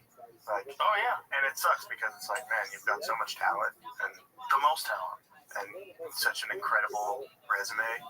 Yeah. And now there's nothing that I can really do about it. God, the story is old as time, though, isn't it? Yeah. The story is old as time. Well, that's one of the things I appreciate about you. Like, you're a very different kind of dude, you know, who's in the same business. Yeah. Same wild-ass, chaotic business, but you choose to put your sights on a different prize. No one watches the streams. Growth. Yeah, you know, you're about your own mind and conquering these challenges That's what it's about for you. Yeah, I'm grateful and blessed to be in the position that I'm in. And like, I don't want to waste anything. You know what I mean? I don't want to waste it. I want to be able to look back when I'm older and know that I've used my time, you know, in a good way. That I continue to grow and to learn, and develop until it's over. You know, like John does that too, but also just loves to party. It's crazy. He just loves to be crazy. And I think that like we've seen that so many times. Like we've seen so many athletes and celebrities fall victim to fame and partying.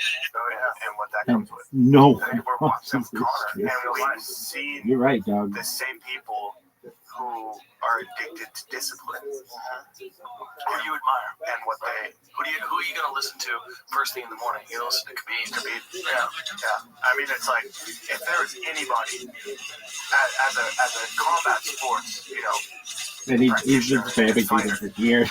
Anybody who I would say like I want to be. Is that true? Like, how many years? Myself after in my career. 4.5. Damn, they're pushing us back. I can't hit any of their backside, bro.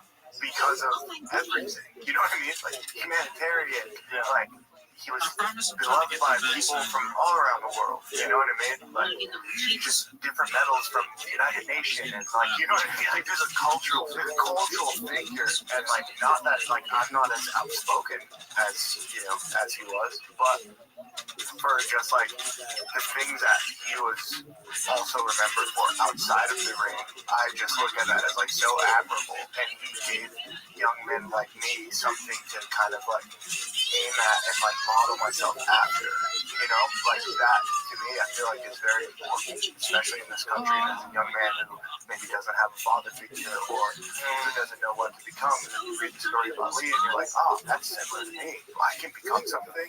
I can be an Olympian. I can be a champion. Like it just takes this, you know what I mean? Like I'm not different. There's actually people like me out there, and it just gives you something to kind of hope to become. And so I try to just be authentically me, so that whoever out there does connect with me can see that, you can go through certain shit, but like there's so much stuff that's possible for you. Like your life's not over. Yeah, you're in a bad position now, but you can get yourself out of it. There's tons of help out there. Mental health is a big thing. It's not the end of the world. And if you feel like it is, there's support. And if you actually have a disorder, there's support for that too. There's also outlets like martial arts and, communities and things like that will make you feel less alone in life. And like martial arts is a big one. That's a big one. And for people that feel outside, go to a martial arts studio. Go to a gym where you're going to find a whole lot of people just like you that are already on this path. Yeah. And that are cool people to learn from. I mean, that's what changed. I just put myself in a new environment, and then I started to learn how to eat and how to think. You know what I mean? And started to get courage, carry myself differently. Weight started coming down, and blah blah blah. And then there you go. My mental health stuff was a lot less. It's never gone away completely. But it's a lot less than it was when I was 19 years old. But it doesn't ever go away completely. It's life. You know what I mean? Like, it's life. But a lot of people, we don't have the tools, or we don't have the people to listen to or whatever to be able to be like, okay, it's not just me, it's everyone. So what can I do to deal with this? You know what I mean? Yeah. Like, I think that, that's kind of my thing. So I think about when I get on a microphone or when I go fight or whatever, like, there's a sense of responsibility. It's not just about me in this world, Like, and it's to be honest, it's a struggle. It's hard to think that way. It's very easy to be selfish. It's very easy to just think me. My problems, my struggles, my this. But like to consider millions of people and lives and children and youth and teenagers that are watching the sport, and I have to be conscious of the things that I do and how I live my life, because I don't want to be the guy on the news. You know what I mean? Like, I just don't want to be that guy. I'm terrified of prison. You know what I mean? Fucking, I'm trying to make friends with police officers. You know what I mean? Like, yeah. I'm just like, okay, like, I'm trying to do the right thing, not only for myself, but for my family, for my father, So, like, there's just a lot of responsibility that comes with this game and how we live our lives, man.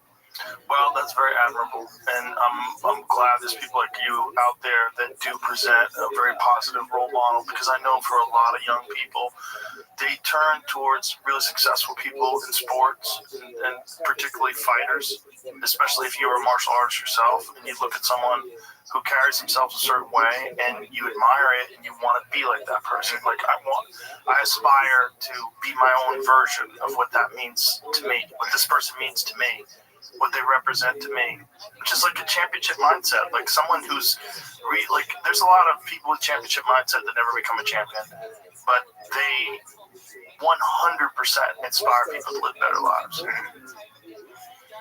Yeah, and that's the journey. That's the path that I'm on for the rest of my life. Beautiful. Yeah. But this is the best way to end the podcast. Yeah, absolutely. Listen, brother, I appreciate you very much, and I wish you all the best of luck. And I'm really excited to see this fight with Yuri Prohaska. Thanks. Should be a banger. Thanks for having me. My pleasure. Congratulations on everything. I look forward to congratulating you again. Hell yeah. All right. All right. Bye, everybody. Later.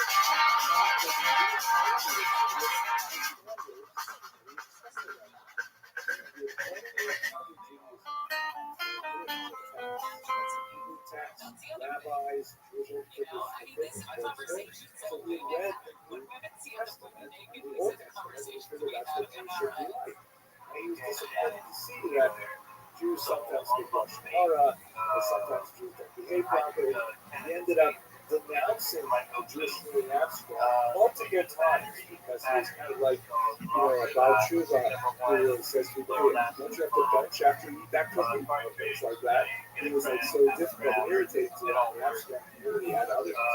And they ended up ritually excommunicating them 3 times. And unfortunately, he chose to commit suicide, leaving behind an 11-page suicide note that described his religious frustrations. But he brought with him a very critical eye towards Judaism that was born from love. He was not an anti-Semite criticizing Judaism from without. He was a Jew trying to discover Judaism and saying, wait a minute, how are you doing this?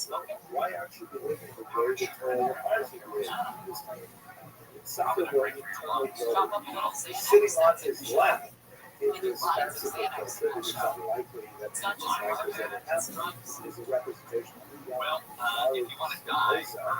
Also, who there is a push to make fun of Hannah, the capital later, was of course expelled from your diet, food, medicine, and your supplements to try to live the 120 well, criticism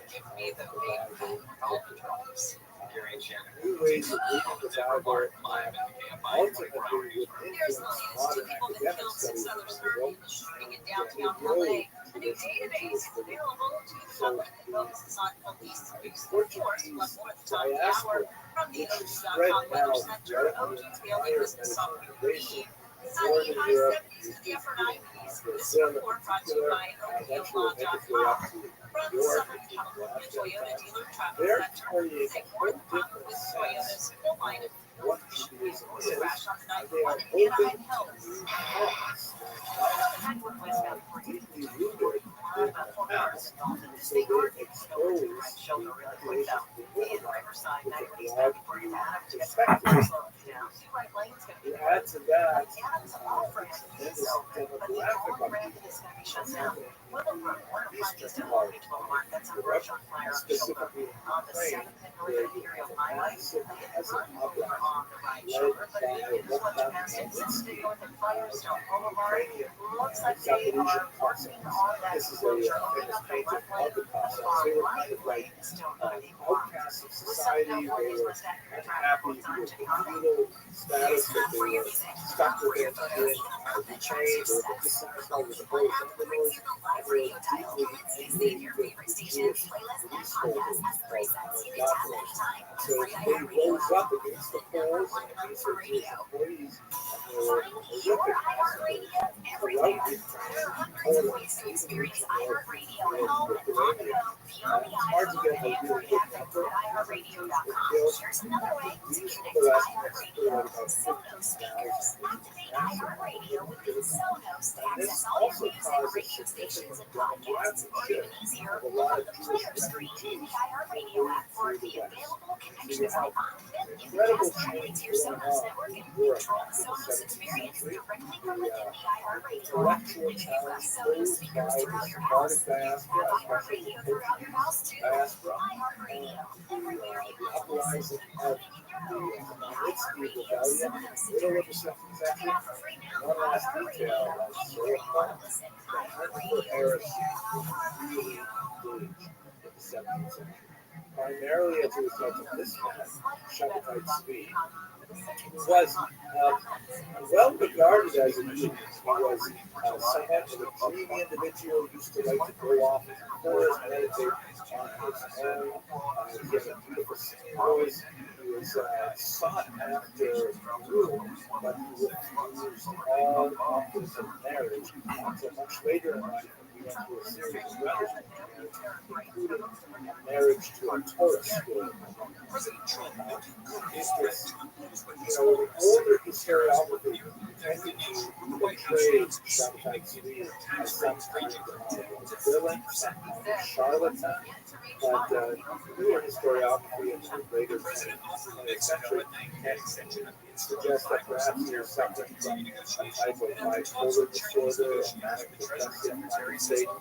At any rate, as he became older, this roughly with the age of onset of schizophrenia, he began to experience what he called hallucinations, which gradually increased to the point that he believed that he could levitate, he believed that he had grandiose powers invested in him, and specifically when connected with one individual in Gaza, he believed that he was the Mashiach.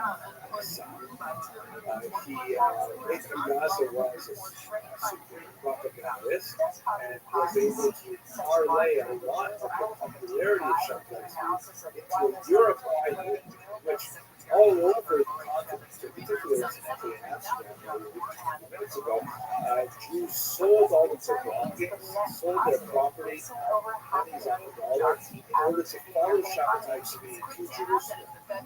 Shabbat speed went to arrange a meeting with the Ottoman Sultan, who controlled Jerusalem, and said, okay, here I am, I'm the Messiah. It's now time for you to give me Jerusalem. And the Ottoman Sultan responded, very nice to meet you, Mr. Messiah. I have a better idea. How about I give Jerusalem and you convert to Islam? And on the pain of death, Shabbat speed converted to Islam along with his wife. Many of his followers who assumed that, well, wait a second, the Shabbat speed was Mashiach and Messiah converted to Islam, must mean that Jews must also go through Islam in order to bring about the final share of redemption. These Jews, by the way, were well known right up until the 20th century. They constituted a distinct group, Syrian and Turkish tribes. It's called Dinka. But most Jews realized that they had made a mistake by following Shabbat speed. They returned devastated and penniless back to their homes in Europe, and there was a very sour taste in the collective heart of European Jewry over any kind of this Kabbalistic Messiah business. So you had a few surfaces of this, for example, in the Eibeshut's controversy, which one famous European rabbi accused another famous European rabbi of secretly doing follow Shabbat speed. As is proof, I drew several of these kinds of documents. This is a Jewish amulets who has a kamea that were written for various mystical purposes, to bring about healing, to arrange a match, or some other theurgy goal. And so there's a lot of fighting because they decided, no, It's not a follower of Shopify TV. I would say, so what if it is a follower of Shopify TV? A lot of conflict there.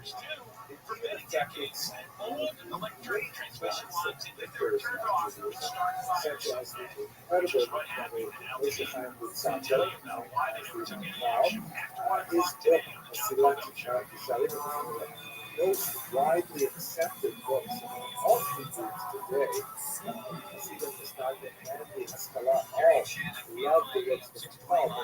if you're fighting for the Democratic process and running away from voting, like, how does anybody believe the stakes could not be higher? We have to take a step.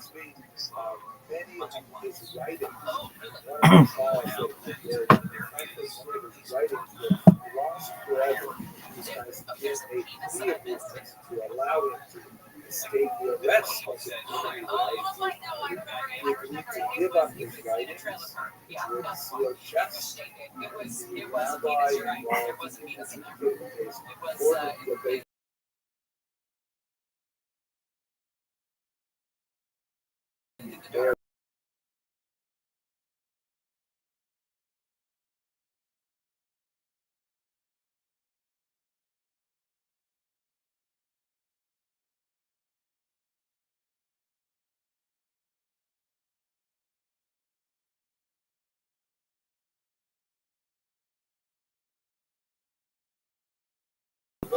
Shadow of Shopify Street, and there's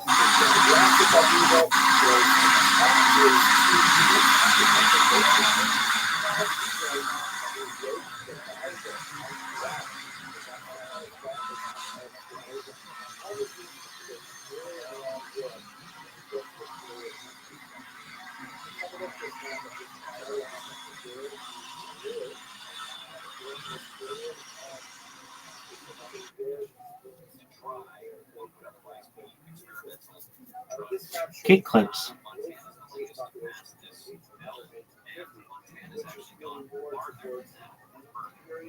Did you know Trump in the White House is now investigating some of the politicians here to throw them in jail? Did you guys know that? There's like 4 guys that are involved in corruption, leading from South Africa to America, and they're trying to put them in jail. Yes. So here's a rough map of People think it's just white. So I'm not going to say that to you. Relax. How smart you are has nothing to do with your race. It's not to do with your race. All I'm trying, and also you can't be racist too. I've met some white guys in Japan who are from Zimbabwe. So they are white, single whites living in the countries.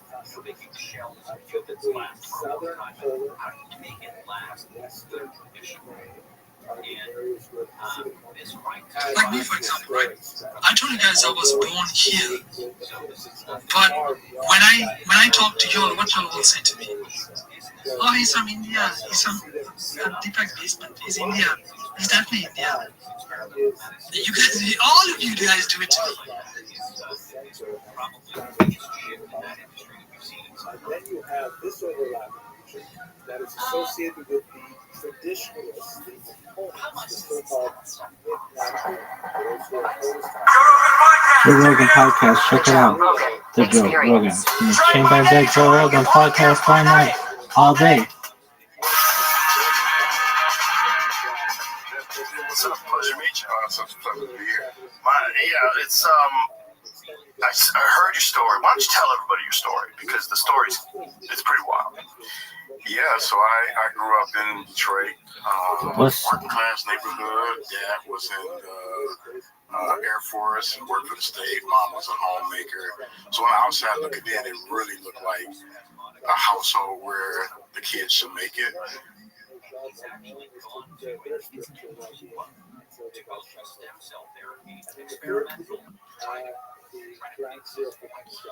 YouTube, ESPN, Shop Show. No.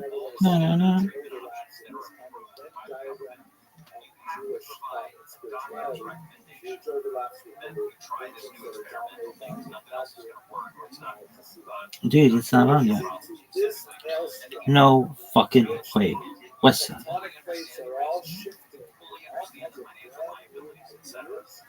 Try fast, all gas. 1 hour ago.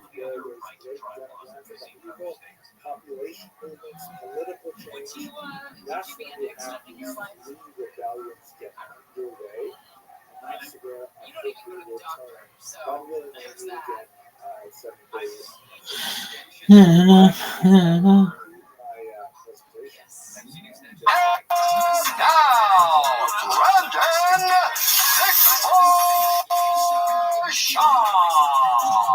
What's up, kids? Monday morning, August 4th. Man, we're in August, summer. When's the end of summer, Chan? He is so stupid. Why do you like him? I love the fucking subreddit. Chang.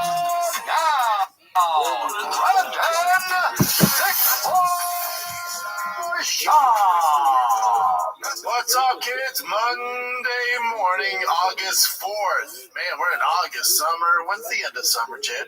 I don't know, but I'll look it up. End of summer. I assume it's in August because September. Oh, September 26th. Okay. Damn. September. Summer doesn't end until September 22. Wow. All right. It is getting hotter here. I thought I read something about it getting cooler around September, but that must be off. I don't know. It's definitely like June wasn't too hot. July wasn't that hot. August is the hottest yet, I'd say. Mid-October. Yeah, it's colder. Oh, well, shit, yeah. Temperature across Texas generally begin to cool down with average falls below 100. Not till October. All right. But it's like We have some months to go. It's like not even like Yeah, I know. 40s or 50s, 60s. We'll be all right, though. But it's the hottest it's been so far. All good, been on the lake. Got some jet skis, got tee out on the jet skis. I'm freaking ready, A, for school to start. They start, I think, in a week. And B, for sports to start. Tiger starts and Boston start football and baseball next week. Thank God. Gotta get them back in there, man. Been a long summer, fun summer. But I'm ready for sports, baby. I'm ready for sports. Speaking of sports, at least football's coming back. I think we had the preseason games. Those do nothing for me. The Hall of Fame game. At least I got baseball. My Dodgers are kind of cooking. They just can't get it going. Snell looked good. I know you're going to say he gave up whatever it was. 2 homers. No. Yeah, 2 homers or 3 homers to Diaz. Yeah, but the park, it's a minor league park. Those are homers. Nowhere else in MLB. I thought Snell's my guy. He's going to get us through. We just need some pitching. The Dodgers, they just got to get it together. And Mookie's playing so bad. Freddie Freeman's balling. Will Smith is balling. Otani's always there. They'll get it going, man. But let's, college football popping. I think it's this weekend. Nope. And then NFL still in preseason. And the UFC has no off seasons. I would argue what the UFC is doing right now is kind of their off season. These fight nights are their off season. Where they're like, here's something just to wet your beak. But it's not. No. It hasn't been great. It's been a slow kind of overall summer in combat sports. A slow one. Super slow one. Then you got a fight night this weekend again. Fuck, did you get that already, It's an bro? important fight. Roman versus Fluffy. So it's important. There's a lot of implications with that. Outside that, man, it's a fight night. It's what they typically do. We've got terrible, but it's not good though, Jen. They're just edging us. They're just edging us for arguably, I'd be down to argue, the greatest middleweight fight in UFC history. It's up there. I'm so intrigued by this one. My prisoner of the moment, I feel like DDP Hamzat is one of the greatest middleweight competitions to ever happen in the UFC. You got Hamzat undefeated, Boogeyman, DDP, already a middleweight great in his prime of his career. I have no clue how this is going to fold out. No clue. Gun to the head, DDP is so good, so durable, so big. and just finds a way to win. He's just an absolute winner. He's one of my faves. And he's so unorthodox. And they have Hamzat, this boogeyman, that still on the American front, they're kind of like, who's this guy? A little bit, you know? Obviously, cardio was an issue for him back in the day. I'm here to tell you now, I personally, with these peepers, have seen the man train. Cardio is not an issue. But that's all predicated on, let's say Hamzat goes in there and tries to get DDP down in the first 2 rounds and can't get it done, and he gets tired. DDP in that 3rd, 4th, and 5th will finish it, you know? So I'm interested to see what Hamzat's game plan is. I'm also interested to see how good DDP's grappling is. I've heard training room stories where he's just this freak, but I've personally seen Hamzat beat world-class wrestlers and jiu-jitsu guys. Like, toy with them. So my question, I know how good Hamzat is. DDP, you know, obviously he's an absolute monster, world champion for a reason. But is Hamzat so good? Is his grappling and all that so good where even DDP can't withstand that the first, you know, couple minutes? Does Hamzat change his game plan? Because it's a 5-round fight. It's for a world title where he's not what makes him great, where he's this banshee in the first few rounds. Does he slow it down? Does he try to strike with him? You know, I'm so intrigued by this fight. So intrigued. I bet they fight a few times. This won't be the last of it. It's one of those fights. We're getting a trilogy out of this. It's a Volkanovski Max Holloway vibe fight. We're like, okay, here we go. Frank Yeager, BJ Penn, you know. Have you heard the back and forth that Robert Whitaker and Israel Adesanya talked about? No, fighting DDP. No, they're like, dude, he's just like so goofy, but everything works. They couldn't handle it. They couldn't take it. Like, I don't get it, man. Yeah, it's like, I don't know. Because I think too, me too, I'm guilty of this as well. Like, when you watch DDP fight, especially when it's coming up, I was like, oh, this guy is going to get to a certain level, and he's toast. Like, it's a little sloppy, it's unorthodox, and then no one can figure it out. Yeah. And he's massive, and he has cardio, and he's tough. He's just fucking good, dude. But if you were to have a young kid, you wouldn't put on a DDP fight like, this is what you need to fight like, because there's only one DDP. And that could be an X factor of this fight. If you're Hamzat, who do you bring in to mimic DDP? There's nobody. RDR? Yeah, RDR maybe. But even he doesn't have the striking or power or tenacity of DDP. I don't know. But again, if I'm Hamzat, I'm like, I don't care what DDP does. I'm going to insert my game plan, my will, and take this dude out. You know, I think that's what from what I've seen, I think it's more of Hamzat's style. Like, I don't care what he does. I'm going to get him down, choke him out, and pound him out. That's it. It's a fascinating fight. Then they announced Aaron Pico, who's supposed to fight Evilov, right? Yeah. But beyond Murphy now? Yeah, I mean, it's still a tough fight for Aaron Pico, his first one, but that's how high the UFC thinks of Aaron Pico. Have you seen that dude lately on Instagram? Aaron jacked. No way. Insane shape. As well as I've been a fan of Aaron Pico for a hot second. I hope he does well. I hope he's the one that breaks the Bellator curse. He comes over and really look at him with Hamzat right there. Yeah, he's also grown up. You gotta remember, when you saw him in Bellator, when he fought at Madison Square Garden, he's a kid. Like, that's a grown man there. Yeah, he's freaking jacked. Hamzat said, let me put this flag on my open body. Yeah, Pico looks like insane shape. And it's Lerone. Now remember, Lerone Murphy. He's a stud. It's not an easy fight. Now, I like it as an Aaron Pico fan. I like it way more than the Evilov fight. Yeah, way more. I hated that fight for him. Dude, he's so jacked up. He's a grown man now. Yeah, I hope he does well, man. I'm praying for that dude. What do you got, Jim? We just got to get to, was it August 16th in Chicago? I think it was August. fucking 16. Did you watch the fight night this weekend? I did. Yeah, Daylight Contender Series coming up too. I see. I like those. I know. You do. I know. But get some Asian on Asian crime in the main event. Yeah, I figured you like that. Right? Yes, I did. But there was some funny thing that happened. Not funny. It was a crappy thing, but hold on. My boy Neil Magny got a KO. Yeah. And then also I'll show you a video of something that happened afterwards as well.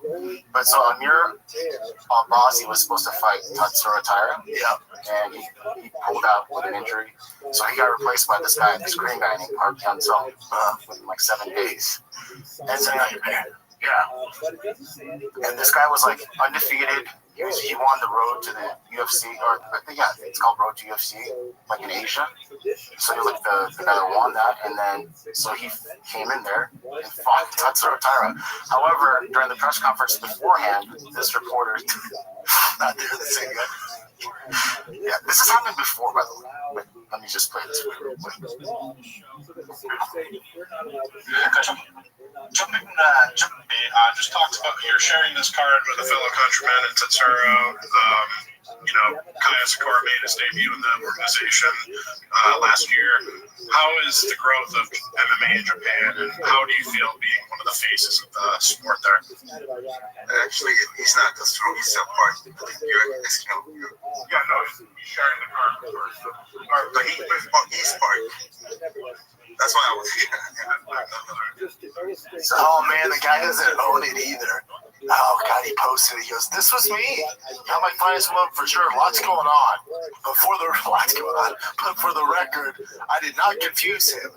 No, you did. You confused him for being both. I doubled down on it. Yeah, and then he was like, "No, he's on the same card with Park." He was like, "No, this is Mark." Yeah, the guy's like, "No, I know, this is Mark." He's like, "No doubt. That's what I meant." Yeah, dude. Oh my gosh. That's like that. He's a journalist, so it's like that's what's going on, man. But hear me out here. I just want to be clear. I did not confuse him. No, you did. It's all good. He did apologize, which is like, yeah, that's fine. But do you see when Bryce Mitchell fought the guy? Yeah, he was speaking Arabic. It's tough, dude. I get it. This reporter, he's probably like, oh fuck, man. It's a fight night card, last second replacement. But you just gotta own it. He's really like, yeah, I totally messed this up. Yeah, my bad. And you did confuse him. Lots going on. Didn't confuse him. No, you did it, but it's all good, dude. We're not gonna beat you up over it. Shit happens. People make mistakes. Yeah. That was actually really funny. That is funny. And I think this is the guy. But anyhow, we'll move on past this. Yeah, it happens. So a little break here, kids. If you've shopped online, chances are you've bought from a business powered by Shopify. That's right, they're everywhere. You know that purple Shop Pay button you see at checkout? We all see it. They buy it on Instagram Shop, TikTok Shop. They're everywhere. Your favorite clothing brand, that little Shop Pay button's everywhere. The one that makes buying so incredibly easy. If you've used it before, well, that's Shopify. There's a reason so many businesses sell with it, because Shopify actually works and they make it easy to start and run your business. Cha-ching! Shopify is the commerce platform behind 10% of all e-commerce in the U.S., from household names like Mattel and Gymshark to brands just getting started like Drive Fast All Gas. We use Shopify. They're the absolute best. Shopify gives you a leg up from day one. All right, with 100 beautiful, ready-to-go templates to express your brand style and forget about the code. Tackle all those important tasks in one place, from inventory to payments to analytics and more. Did I mention that iconic purple Shop Pay button that's used by millions of businesses around the world? It's why Shopify has the best converting checkout on the planet. Your customers already love it. If you want to see less carts being abandoned, it's time for you to head on over to Shopify. Cha-ching! Sign up for your $1 per month trial and start selling today at shopify.com/shop, all lowercase, S-H-A-B, all lowercase. Go to shopify.com/shop, all lowercase. Cha-ching! All right, so Conor McGregor's appeal for his sexual assault lawsuit. He appealed the sexual assault lawsuit because he was found guilty, right? Yeah. And then he appealed it and then lost again. Yep. And there's a ton of stuff that he wrote on X, on Twitter. I'm sure he deleted. Yeah. I don't know if you would go through all this, but there's a ton. James Lawrence awarded his clearance. I won't say innocent because we were both long prior to the shakedown awarded this. This gets confusing too because I don't understand why he's saying like I'm not paying for his legal costs because that's his homie, right? Remember the guy that also girl. He felt that it was actually a genuine expression of the Jewish Yeah, and there was something going in. Thomas knows way more about the shit. He explains it. I know. I don't know all the details of it. But then there was a witness that was on. I think there was 2 witnesses. Yeah, but then they just were like, "Oh no, we don't remember what happened." Yeah. So apparently, she had like bruises on her face and everything else. But then the witnesses, from what I recollect, they said that it was from her actual boyfriend. Maybe when he found out what happened, he did all that stuff, but then they backed out. Keep going down. I said I don't know if I was paying the legal fees when the accuser asked me if I understand as I did it. I mean, he went on and on and on. Oh yeah, but he says this too, the lack of evidence. But they had you remember we talked about this a while ago. Where there's a ton of CCTV footage that they don't show. That's the only if I could just have that CCTV footage, then if it shows Connor, doing what he's accused of, then I'm out, dude. There's no defending him. It's just that's the only thing. If you're any sort of Connor fan, you're like, can I see that CCTV? Like, why can't we see any of that? What's going on there? And the ones that we did see, remember, she was like he's saying, she was smiling, holding. After apparently all this stuff happened.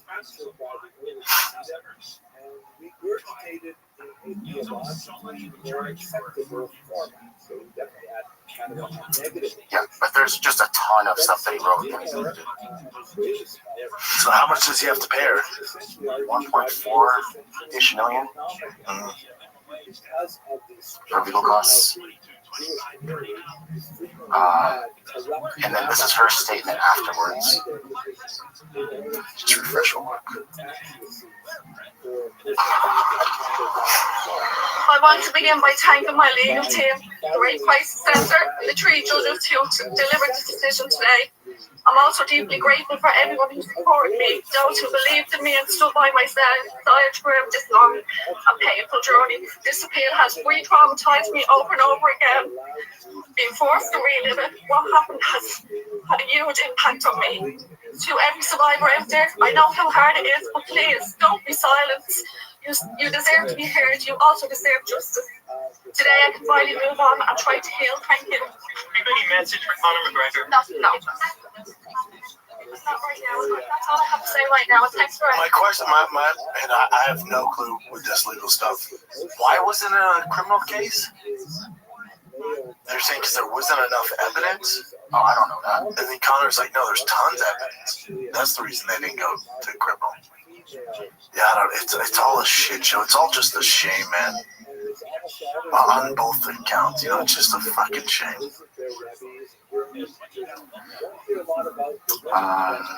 He goes, I was on the stand in a world of fog being accused of a crime I didn't commit, and that I was actually cleared of criminally exonerated by witness present, as well as believed twice over by public prosecutor. Some say the case never went criminal because there was a lack of evidence. That is not the case. It's the opposite. There was so much evidence. They had hours of footage of the victim after the supposed attempted murder and rape of her, partying away, messaging away, leaving the hotel, coming back, etc., up and down the lobby of the hotel, absolutely everywhere and back, and twice. Not an effing bother. Smiling, laughing, dancing, kissing, biting, play fighting. It's some watch. I was home hours, and this was all going on. All seen clearly with all the CCTV footage and backed up by multiple eyewitnesses. I wasn't even allowed to introduce crucial evidence that was a part of this criminal investigation decision to bin it. It's been eye-opening, the entire process. Yep. Yeah, I don't know, man. I don't know. It's all just all of it's a shame. All of it. Altogether, yeah, without a doubt. This is so there has to be a reason why the court's not allowing that CCTV. Now, it could be, who knows? It's just conspiracy. It could be the Ireland are so sick of Connor's shit and antics. Like, no, now we got you. Now we got you. Yeah, that CCTV might go your way and help persuade the judges and the jury. Nah, man. Like, now we got you dead to rights, you know? Like, why wouldn't they allow the CCTV footage?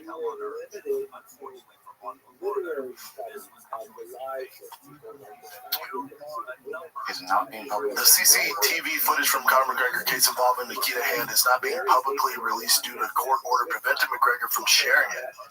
The footage was shown during a civil trial where a jury found McGregor had sex. The footage was shown during a civil trial. Ms. Hand's legal team sought an injunction to prevent McGregor from disseminating the footage, citing concern could be misuse and damage the jury's verdict. The judge agreed, stating McGregor had no need to hold footage. Weird. That is very weird. So it does seem like this potentially they have an issue with Connor and they didn't want it. I don't know. Weird. I don't know. Yeah, in Ireland, the law is very different too. I noticed something like you can't even talk about something unless it's like completely done. Yeah, I don't know. It's above my pay grade. It's all just a shit show.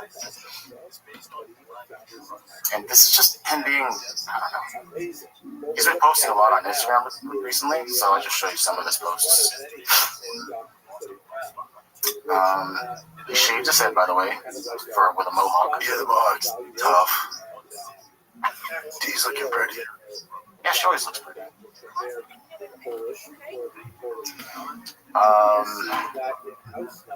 He's been doing a lot of shadow boxing on his boat. And this one's on. Tell me what you think of this. Not a huge deal, but.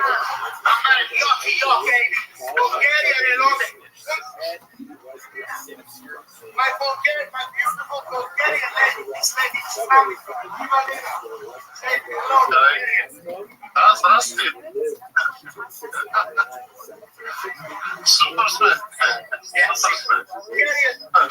Hey, man, Dana sees videos like this and he goes over to McMahon and goes, this is why we don't pay these guys.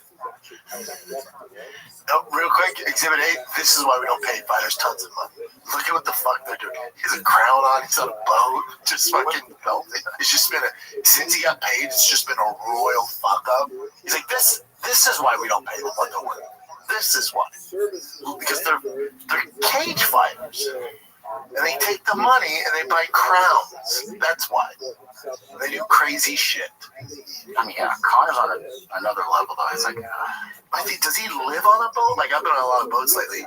Bro, after like 2 hours, I'm like, get me the fuck off this thing. Get me on a land, dude. I mean, the boat versus yacht. A yacht's like, fair point, sir. Yeah, I think he's on different flotation devices. I love boats too. But after a while, I don't want to fucking live on it. His whole family's on a fucking boat. But again, yachts might be like apartments, even if it is. Like, I hate cruises. I hate all that shit. Yeah, but I'm with you. Boats, even when I'm fishing, I love it. 6 hours, get me out of it. I'm out. Yeah. I jet skied yesterday with T. After an hour, I'm like, okay. Yeah. It's interesting you turned off comments too, I think. Most like, yeah, obviously. No, never mind. Turn it back on. It's very rare you turn off comments. It's a weird move to turn off comments. Yeah, because it's very obvious. This one was also super weird to me too. He had this girl. Remember that girl that said she saw like an invisible person or something on an airplane? No. I'll just show you this clip. You remember? Oh yeah. And there's a reason why I'm getting this from everyone. We need their believe it or they cannot believe it. I don't get too, but I am telling you right now. I would get off the plane. I'm I like, would be freaked out too. Yeah, even I'm like, all right, even if maybe she's having a mental breakdown, but I'm out. That's enough, yeah. Yeah, okay. No, I don't need this. None of that. I don't need to get to San Antonio that bad. I'll fucking take it up. Yeah, I'll drive. Okay. That's her. She's pretty. She's very pretty. But yeah, he had her as a guest at his Blackboard gym. Like it's a, I don't know what's going on here. And she was there just to like do a spoken word, like tell a story. See a celebrity there, I guess, or she would be revealing what she saw. Yeah, very, very odd. Good for her making a business out of freaking out on a plane. She has. She's pretty. It's part of the appeal. Let's take a little break here and we'll jump right back into the gossip in the MMA world. This episode of the Shop Show is brought to you by Breeze. If you're looking for the perfect buzz without the hangover, meet Breeze, spelled B-R-E-Z. Incredible functional beverage company revolutionizing how we drink. Their line of feel-good tonics offers a unique blend of hemp-derived THC and CBD, functional mushrooms, nootropics, right? And it's create a social relieving euphoric effect without the traditional downsides of alcohol. And no, these aren't like your typical edibles. You'll feel each blend within 10 minutes. The effect will last about an hour and a half, similar to a cocktail. It's mellow enough for your moms to try, but stackable if you're trying to dial it up, boys. So whether you're looking to turn up, tune in, or tap out, Breeze has a beverage to help you feel the way you want to feel. So if you're ready to experience the future of drinking, head on over to try.drinkbreeze.com/shop. Use the code SHOP for a $5 credit and free shipping on your first order. Breeze, drinking has evolved. Consult with a physician before use if you're pregnant, nursing, have any known or suspected allergies, medical conditions, or take any medications. FDA has not evaluated these products for safety or efficacy. Products are intended for 21 or older. Breeze. So Khabib was doing a speaking engagement somewhere in New York. A real one, or is this AI? There's been a lot of AI Khabibs. It's got my good friend Rogan. It's gotten me before. So this is from Sports Illustrated. It's got my friend Kevin Bay. He's fighting JDM. But oh yeah, this looks real. Yeah. So apparently, he kind of leaked the information that it's going to be at MSG in November. Yep.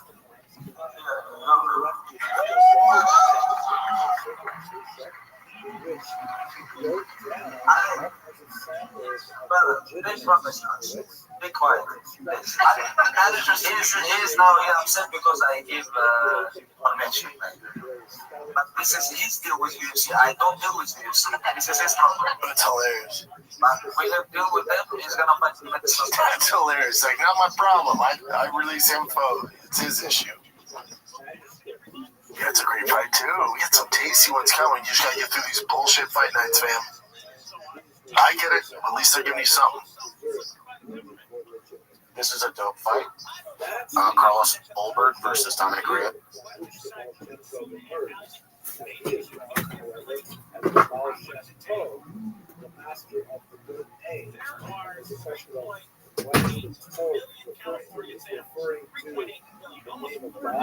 The Shem toe, or is it referring to the good Baal Shem? When you look at all those other charlatans, snake oil salesmen, late night TV salesmen, this is not like this. The Baal Shem toe is really distinct. But ultimately, he is performing the same function in 18th century Medjugorje and is highly valued for. It is important to note that a lot of this comes to light only in the late 18th century as book culture really begins to take hold in Eastern Europe.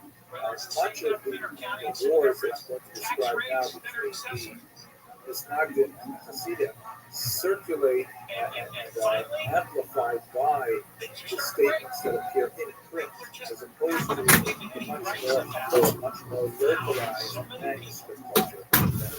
For example, if someone recognized the implications of book culture in modern context, the controversies over books in the 18th century That's going to be in Perth, Australia. Yeah, that's a good one. They're headlining that one. That's a great fight. Yeah. The Dominic Rhea story, I root for him. Yeah, I love that story too. Yeah, I root for him. And he did IT like me.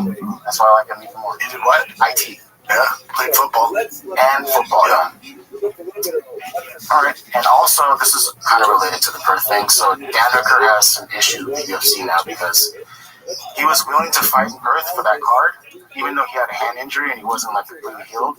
But then, because he didn't do some sort of like interviews and stuff, because the timing, the UFC revoked his tickets to watch his buddy high guard fights. Yeah, they took his tickets day of the fight. I don't know if it's the day of the fight. Go back. Let me see. Let me see the quote or below. What's he say there? He goes, they tried to get me out of bed at 7:30 in the morning. The UFC booked me for some shit, which is 3 in the morning New Zealand time. I didn't even go out. I had an early night, but I did not get out of bed at 3 in the morning to do just about anything. I slept in. I didn't go to the UFC thing. They canceled my tickets to Kai's fight, and so it's like I'm going to rush back and fight injured for a company that's going to cancel my tickets to an event when I traveled all the way to Vegas. I would have fought injured, but then someone at the desk has crossed my name off the list. You work in the office, brother. I work in the, you think there would be a bit more respect there for guys who literally give their life. The amount of blood, sweat, and tears I poured in putting shows on for that company, I thought there would have been a bit more respect there, but there's not, which is cool. Business is business. We can fight on my terms then. I'm not going to break my back for a company that doesn't respect me. Hooker didn't clarify exactly why his tickets, tickets for UFC 317 were revoked, but he made it clear he would not be making any quick turnaround for the promotion, despite wanting to fight closer to home on the Perth card. He wants Armin Sarukian. Yeah, take my money. 20 grand for an extra 10 minutes is the going rate. I'm a logical thinker. In what world do I get $500,000 for 15 minutes and I get $500,000 and 20 grand for half an hour? Oh, Hooker. He went deep into it, yeah. Oh, Hooker. When I used to work in a bloody kitchen factory, do you think I did 8-hour day and got paid a couple $100? And then I'm going to do twice as much work and get a fraction more money? It just doesn't make sense to me. Oh, Hooker's a smart one. Oh, but for the experience, shove up your effing ass, bro. I'm not going to work. I'm not going to work for twice as long. If you want me to go to work for twice as long, pay me twice as much. That's how it works. Correct, sir. That's how it should work. Yeah. I don't know how much more you want to go into this. Yeah. At the end of the day, it's business, and the fight that makes the most dollars makes the most sense for the UFC. Yeah, correct, buddy. Yeah, the sooner these guys learn it's all a business, even if you're doing short notice fights, even if you're injured and taking fights still, none of it matters. None of it matters. Oh, that reminds me. Talk to Chris Weidman. Talk to anyone for that matter. Your point about the whole Moicano not taking the 200 grand? Matt Brown also talked about that as well. It's like, what the hell are you doing, dude? It's just, I saw Matt Brown's quote. He was like, he thinks people are like, oh man, you're so loyal to the brand. Good for you. He's like, no, you're a dumbass. Matt Brown's a little more direct than I am, but yeah, he's right. No one's like, dude, good for you. Because again, this is how it goes for everyone. And I'm not saying the UFC should do it any different. But the fighters have got to look out for themselves. That's all I'm saying. Because the UFC is going to do what's best for the UFC. The fighter, you're independent contractors. You have to do what's best for you, but you're not. And with the whole McConnell thing, I love McConnell. He's a smart dude. But for McConnell, it's like, buddy, you not taking the money, it just hurts you. It doesn't help with leverage in the UFC. It doesn't help with your career in the UFC. That money's gone forever once you decline it. It makes zero sense across it, but there's no benefit in any facet. There's no benefit in not taking it. And it doesn't make barely any impact on the UFC. But it makes a huge. The UFC's already paid the money. For them, it's like, they don't give you for his life. It's like, yes, dude. The UFC might reward you main eventing one of these bullshit fight nights. Like, thanks, buddy. Wink, wink. Here's a fight night at the Apex. Okay. And to Hooker's point, it's going to be 5 rounds and we're going to pay you the exact same. Or just a tiny bit more. Yeah, a fraction of what you should be getting paid. Okay, this is very sad news. But apparently Shavkat Rakhmonov's wife was in a car accident I believe she was driving a Toyota Land Cruiser and somehow lost control. She had her son in there and 2 other people, and the other 2 other people that were, I guess, close friends of her died. Jesus Christ. There's not much. Kiddos were in the car? Her son was in the car. They're fine. Thank God. Man, must have been a terrible wreck. And where was this at? I guess where they live in Russia, or I don't know where they live exactly. And then here's another thing that's weird, like, that I don't understand. Her last name is different than his last name. Yeah, they're not married, but it's his wife, dog. Oh, weird. Maybe she's one of those, like, Miss Independent. I don't know. Yeah, that is strange. But yeah, that's, I think, Jesus. Oh, she hit a big boy. She hit like a straight up truck. Yeah. That's terrible. Okay. I mean, at least the kid's okay. At least they were in the Land Cruiser. Those things are little tanks. That's terrible, man. Yeah, very terrible news. This one, not a big deal. Max always says he probably won't be able to fight for the rest of the year because he has the hand injury since he was punching Dustin in the head. He even told him backstage, "It's like, dude, your head's like, a giant rock or something like that." He's earned it. Take your rest, King. I'm fine with that. And this is a cool fight announcement. That's a great fight. Benoit Saint Denis versus Restream. Has anyone fallen off faster and harder than Saint Denis? Like, I was like, good luck being this guy. And then Dustin Poirier, like, hold my house. That was such cool to see Dustin win that. That's where he just started doing the comeback. Yeah, Ruffy's must-see TV. Cardio later in the rounds, no issue. If I'm Saint Denis, I'm weathering the storm the first 2 rounds. Is this a main event? It's in Paris. It's a fight night. If it's 5 rounds, that's a tough one for Ruffy. Cardio. He's similar to Connor, Yeah, everyone compares him to Connor. Yeah, as you should. He does those really explosive movements, a lot of footwork, but towards the end of the round, all that goes away. Well, it says it is main event. Yeah, for Ruffy, 5 rounds, then mid-third, then 4 and 5 is going to be an issue for him. I think he pronounces his name Ruffy. Ruffy sounds cooler. Yeah, it's like rough, yeah. Alright, here's just a little interesting factoid. Sean O'Malley, after he lost to Marab, wanted to fight your boy, Corey Sandhagen. Yeah, that's the UFC. That's a great fight. I was actually trying to fight Corey Sandhagen when the co-main event fell out for that Max Holloway disappointing fight. Threw my name out. The UFC was like 3 weeks. Me versus Corey would be sweet, but didn't really make sense with the UFC. Corey versus Marab was the next fight to make, but yeah, me versus Corey is a very interesting fight. That was bound to happen. Agreed. That would be such a great fight. Yeah. And I don't want to happen on 3 weeks' notice. Like, I want both to have proper camps. And I bet that fight happens if Corey were to lose to Rob. Or what would be best for Sugar Sean is if Corey would have beat Marab. Because Marab's just that. He's the John Jones and he's Gus Finn. It's just never happening if he's champ. So if Corey can somehow pull that out, that gives Sugar a new life, Otherwise, he's going to have to switch divisions, It gets a little weird. You never beat Marab. It's just not happening. I know. It's like a long gap to the small gas tank.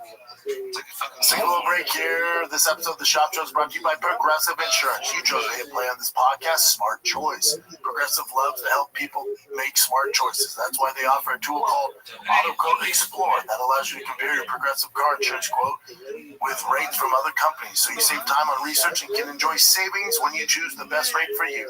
Give it a try after the episode at progressive.com. Progressive Casualty Insurance Company affiliates are available in all states, situations, prices vary based on how you buy. Progressive. Oh, this is what I was talking about before. So this is Neil Magny after the fight. Love Neil. Who gave him his black belt? So Rabbi Rothschild What's that, Neil's such a good dude.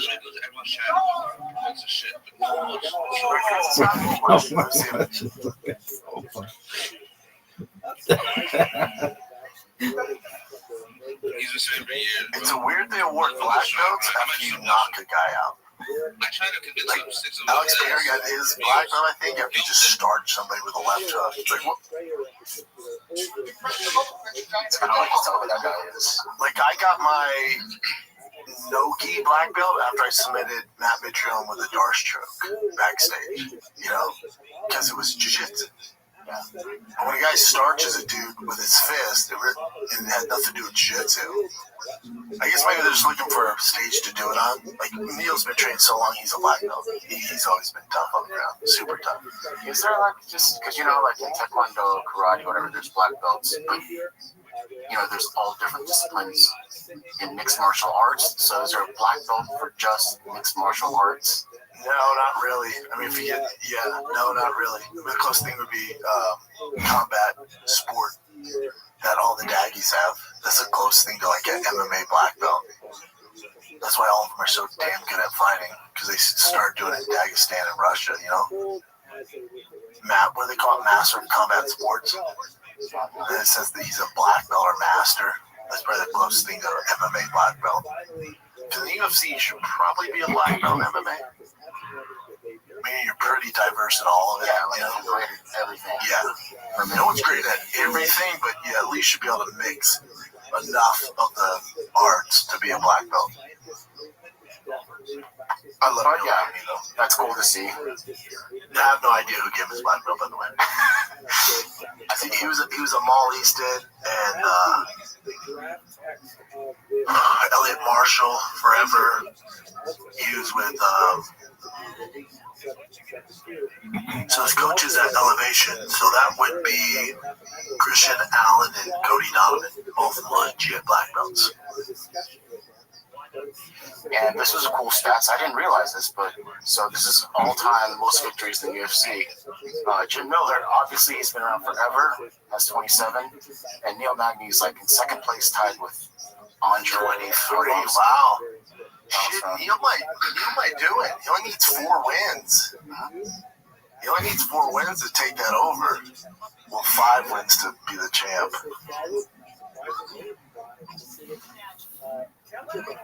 Yeah, but I would never imagine that. Yeah. He went on a long streak for a while there. He's been fighting so much. And then he'd get to the top, and then obviously his Achilles heel, which is weird to say, but it's jiu-jitsu, right? Like, most times he loses jiu-jitsu. A really high-level jiu-jitsu guy usually submits him. So he'd go on this huge streak. They'd run to a really good grappler, lose by submission. Big streak, give him a grappler, lose by submission. So he rattles off a lot of wins. And he's been doing it since Ultimate Fighter 14. So he must be pretty wealthy then, right? To be in that long?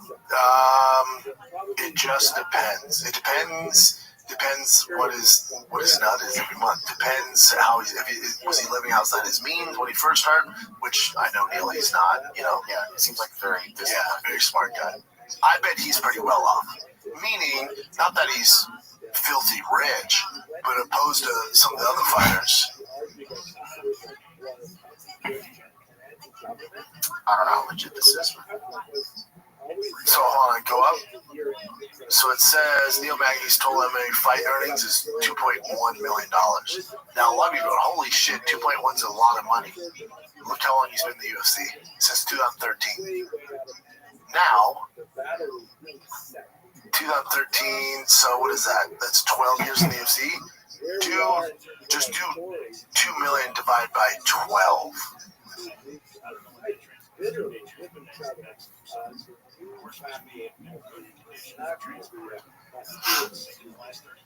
$166,000. So he's making $166,000 after taxes. You know, he's probably 120, and then hold on. I know. So it's 120 grand after taxes in Colorado. And then remember, out of that 2.1, take away 10% of that to his managers. So that's 200,000. So now you're talking about $1 million, right? You're talking about, so it's 2.1. Well, let's say, after tax, So 10% of that of 2 million, so 200,000 is going to his agency. It's not crazy, you know. How much do you pay? What's the average as far as paying coaches? That's the other, probably 10%. And there's multiple coaches, right? So yeah, but you usually, so it just depends how he does it. So some of the coaches go, all right, you guys divide this 10% amongst the camp. It depends how they do it. Some guys just pay a certain cost, like 10 grand per camp. It just depends. 10 grand be a cheap camp, but it just depends. If it's a percentage, so now you're talking about 20% of that, $2 million, is going to coaches and agents. Or I should coaches and managers. So 10% of 2 million is 200. 20% is 400. So that's 1.8. And then you got to pay the taxes. You know. So you're looking at like 1.3, maybe 1.4.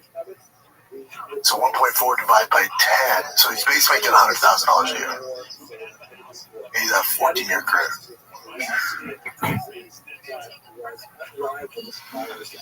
All right. Well, that kind of sucks. Oh, so this one I thought was interesting because remember how you said there's no journalists that are, like, not that there's no journalists that are, asking really hardcore questions, but they're not allowed into the, the UFC or whatever. They just don't allow, man. So it's like a White House press conference. This girl was from back in the day, and it just started popping up recently. And I'll just show you what she's asking. Hi, over here. I'm going to start with a couple of questions. John, how come this is the third time we're actually taking focus from the fighters and the fights and talking about what you have in your body, whether it's a picogram or a pictogram? Why have you tested now positive? Next question, please. Thank you. Listen to the crowd booing. All right.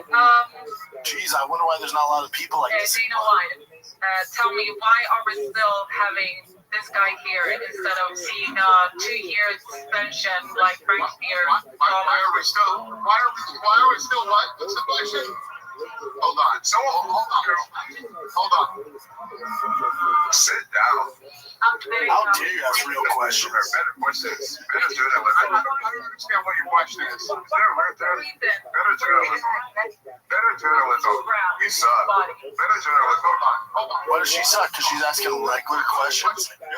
What's the reason for John Jones having a picogram in his body? That's been the topic of this entire. Listen, I told you, like I told Ariel, talk to Jeff Nowitzki about that. If you want to know the science of what's going on, talk to him.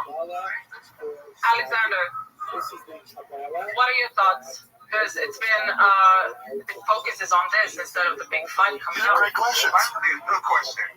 Finally, a good question. I think it's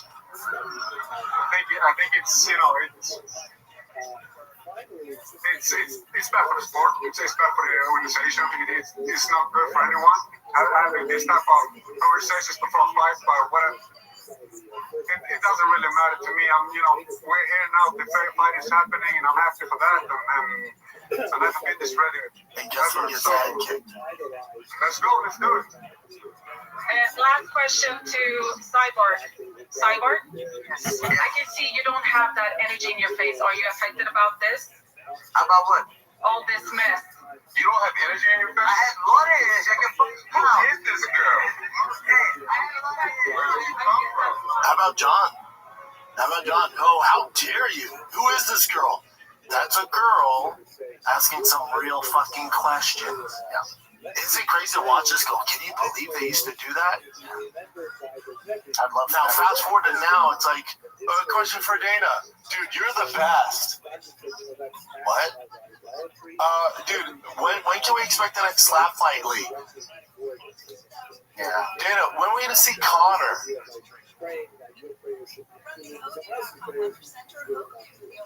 Dana, the BMF belt, White House. Like, dude, think about what we get now.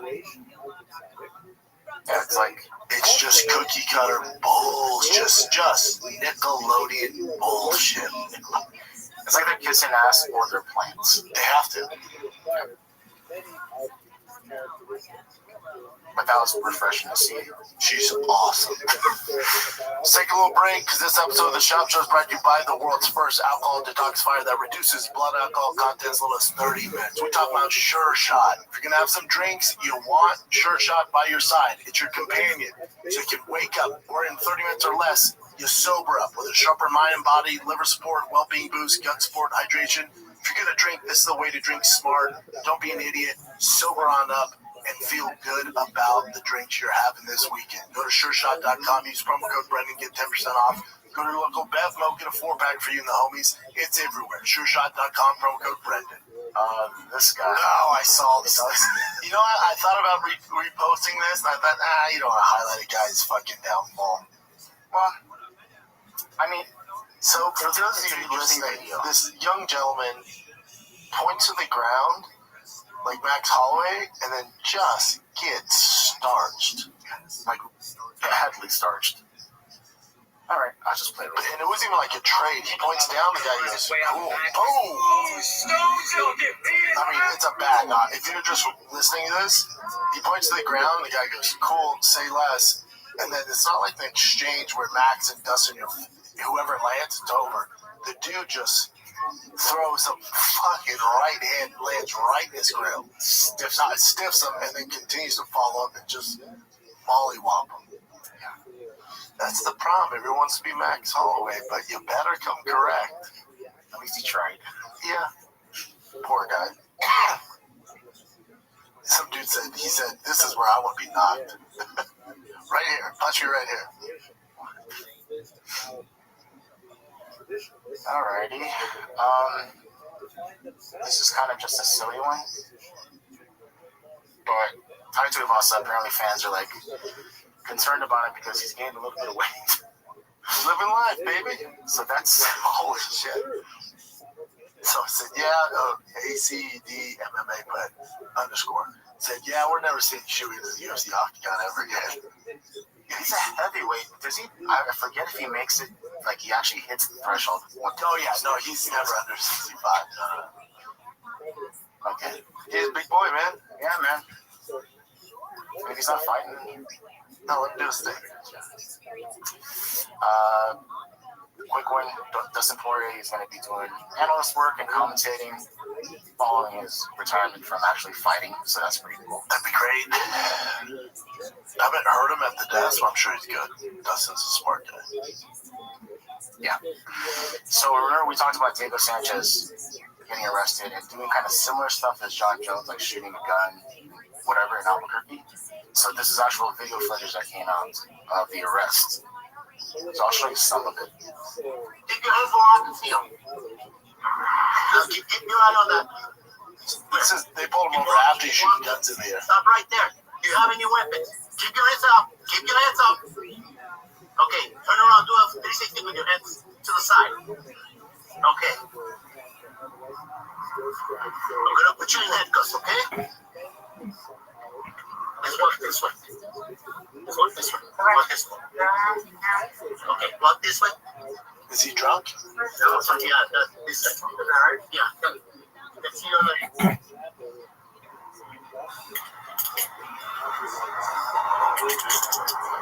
Come on. I'm bleeding. You're bleeding? Put on your shirt. I'm bleeding.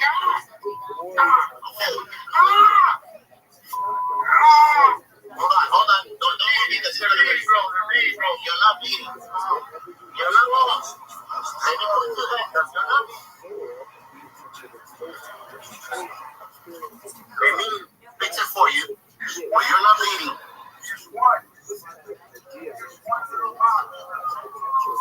So it's just very, very disturbing to watch. And then there's the guy, when that guy who's arresting him tells him, like, man, I was a big fan. Did he? Yeah, that's the whole video, man. If you watch him grab since he was a little kid, he was a fan of him. That's a bummer, man. That's so freaking sad. Let me see his mug. Actually, I want to hear the part where he says he's a fan. Yeah, that's the whole point of the video, but I just want to show you like how he was arrested. It's 5 minutes long.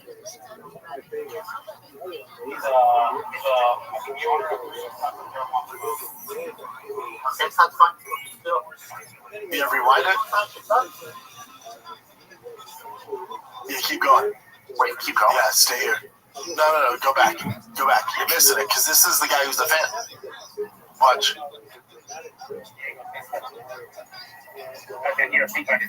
See?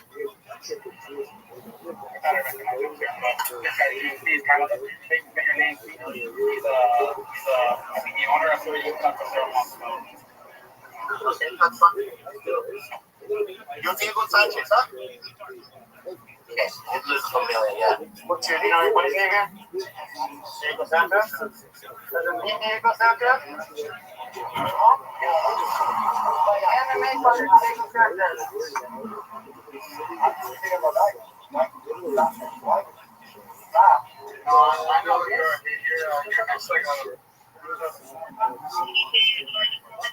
What's up, man?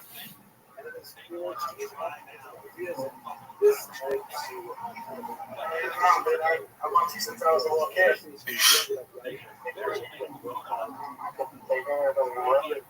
You can pause it, Jim.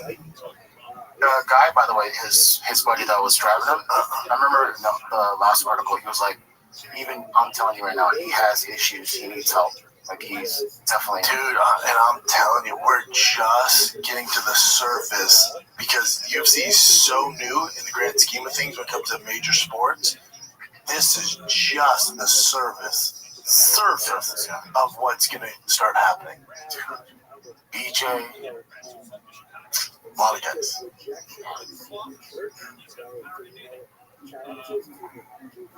Not good.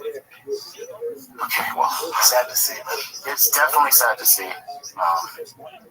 But he won't do any time, right? Just shooting up into the air? No, I'm sure. Dude, now that I'm watching all these, remember I told you I'm obsessed with like body cams and dash cams and police stuff. The majority of people that do whatever, they can always get released. Yeah, they always get released. They're not going to hold him. They don't Especially Diego. Yeah. Alrighty. Here's just a silly one. Last one. It's a tattoo of Mike Tyson on someone's arm, but it looks like he's actually punching. Oh, that's sick. It's kind of cool, huh? It is kind of cool, but I wouldn't do it. No. But it's fucking phenomenal work. Whoever that tattoo artist is so talented. If you're just listening, it's a tattoo of Mike Tyson on the guy's forearm punching, and his fist turns it looks like Mike Tyson's fist. Yeah, some of the best work I've seen. That's great. Is that it, brother? That's it. Alrighty. Well, let me get to the All right, kids, they're just edging us. I keep telling you, they're just edging us. When's Dana White Contender Series? Tuesdays, always Tuesdays. But I know, but I think it might be this Tuesday, or is it next Tuesday? It might be next Tuesday.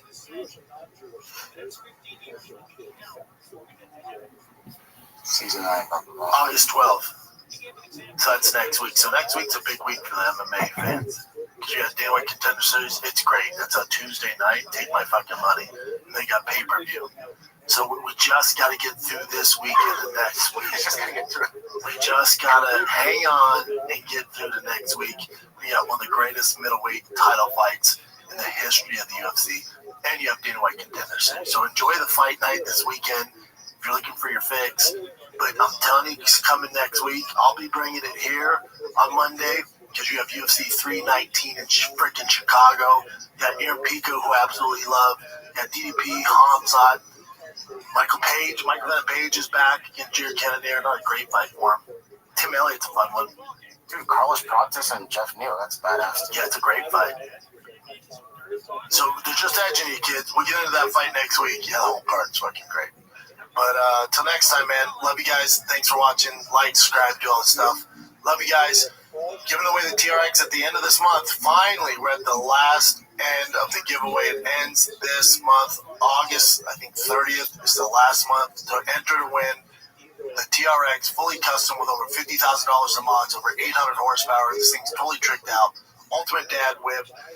Go to drivefastallgas.com. Anything you buy automatically enters you to win this badass TRX. So go to drivefastallgas.com. If you win the truck and $10,000 cash. That's how we do it. I drove the truck today. It's one of my favorite trucks. This thing's insane. Go to drivefastallgas.com. That's it, kids. Love you. Until next time, I'm out. What's up, guys? I'm giving away the Ultimate Ram TRX with over $15,000 in upgrades. This is one of one. You won't find another TRX on the road, or a truck for that matter, like this truck that I built. It has over $15,000 in upgrades, and this truck can easily be yours. All you have to do is go to drivefastallgas.com, pick up some merch, you're automatically entered to win. It's that easy. Good luck. So they're walking around with a totally different intellectual bag of tricks, and you trip with your pistol use.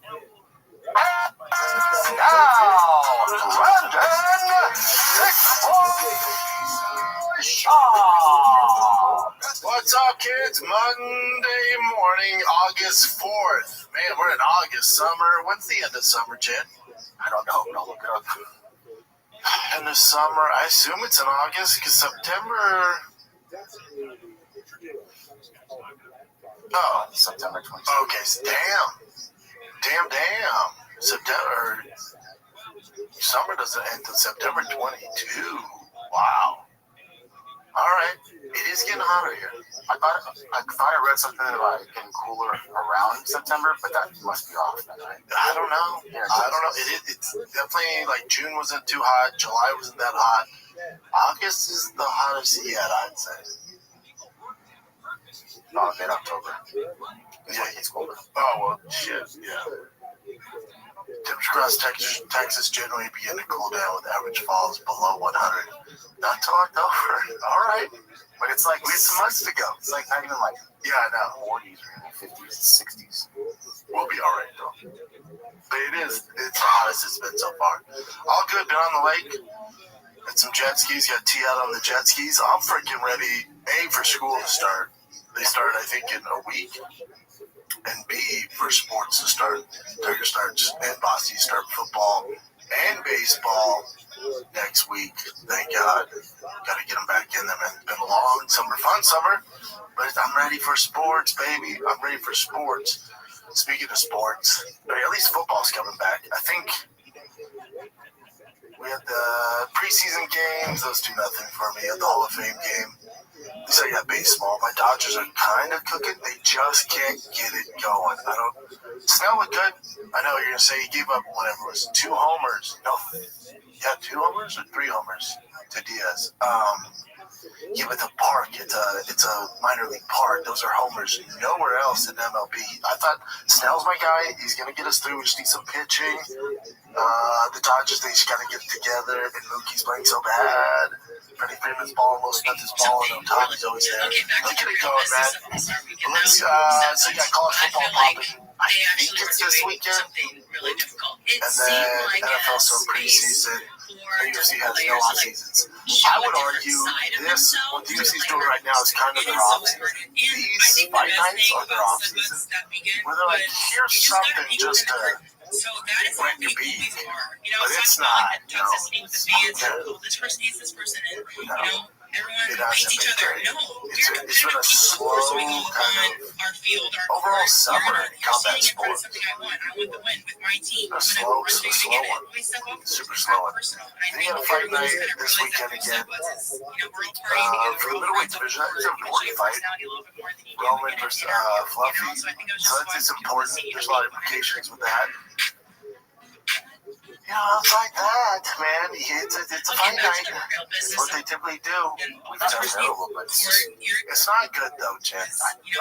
They're just edging us. They're just edging us for arguably, I'd be down to argue, the greatest middleweight fight in UFC history. It's up there. I'm so intrigued by this one. My prisoner of the moment, I feel like DDP Hamzat is one of the greatest middleweight competitions to ever happen in the UFC. You got Hamzat undefeated, Boogeyman, DDP, already a middleweight great in the prime of his career. I have no clue how this is going to fold out. No clue. No clue. Gun to the head, DDP is so good, so durable, so big, and just finds a way to win. He's just an absolute winner. He's one of my faves. And he's so unorthodox. And they have Hamzat, this boogeyman. And still on the American front, they're kind of like, who's this guy? A little bit, you know? Obviously, cardio was an issue for him back in the day. I can tell you now, personally, with these peepers, I've seen the man train. Cardio is not an issue. But that's all predicated on, let's say Hamzat goes in there and tries to get DDP down in the first 2 rounds and can't get it done, and he gets tired. DDP in that 3rd, 4th, and 5th will finish, you know. So I'm interested to see what Hamzat's game plan is.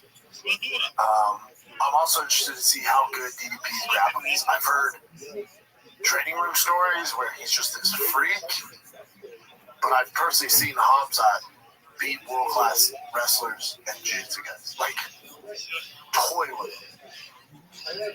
So my question, I know how good Hamzat is. DDP, you know, obviously he's an absolute monster, world champion for a reason.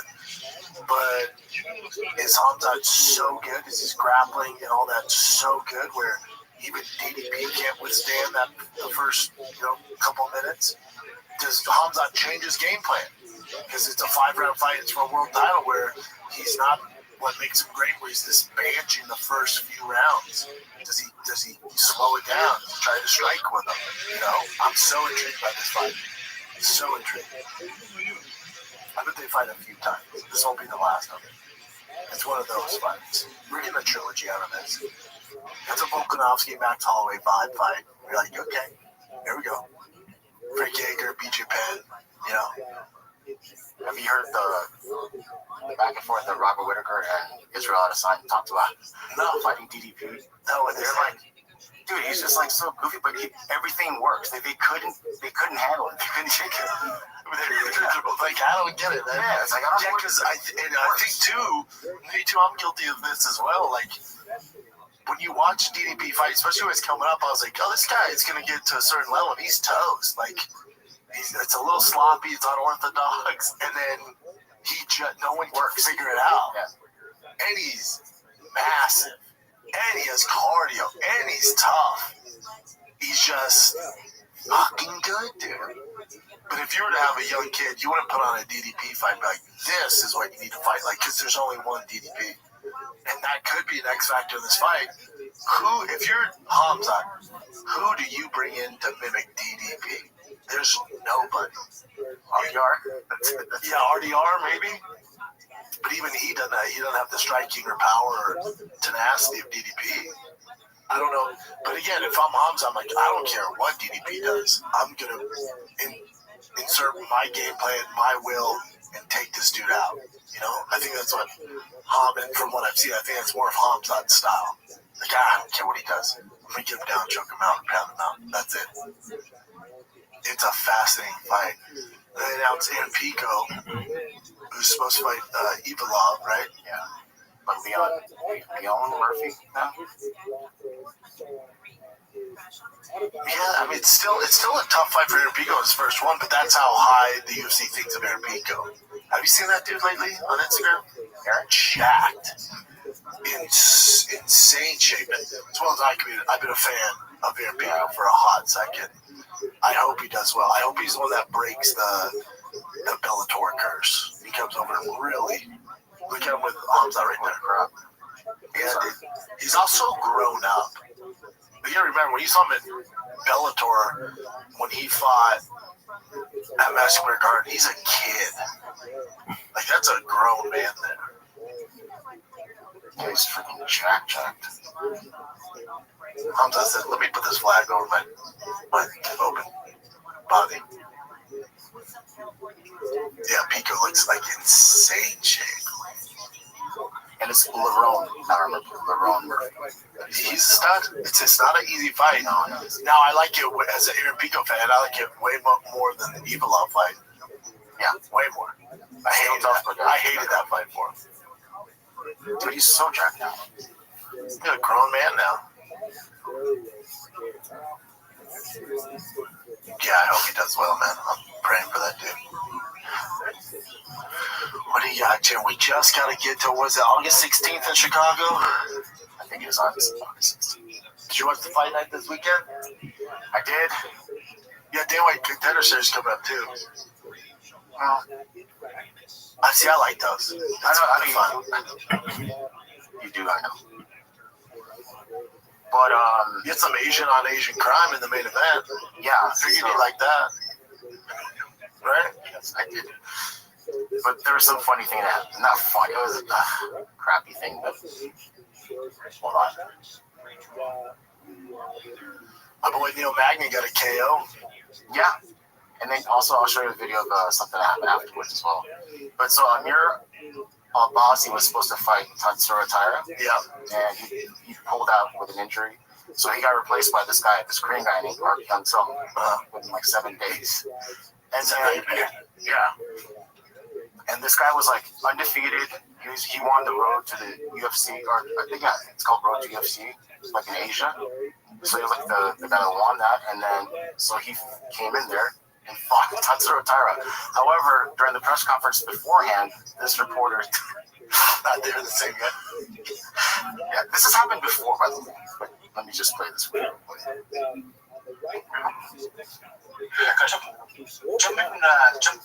Just talked about you're sharing this card with a fellow countryman in Tatsuro.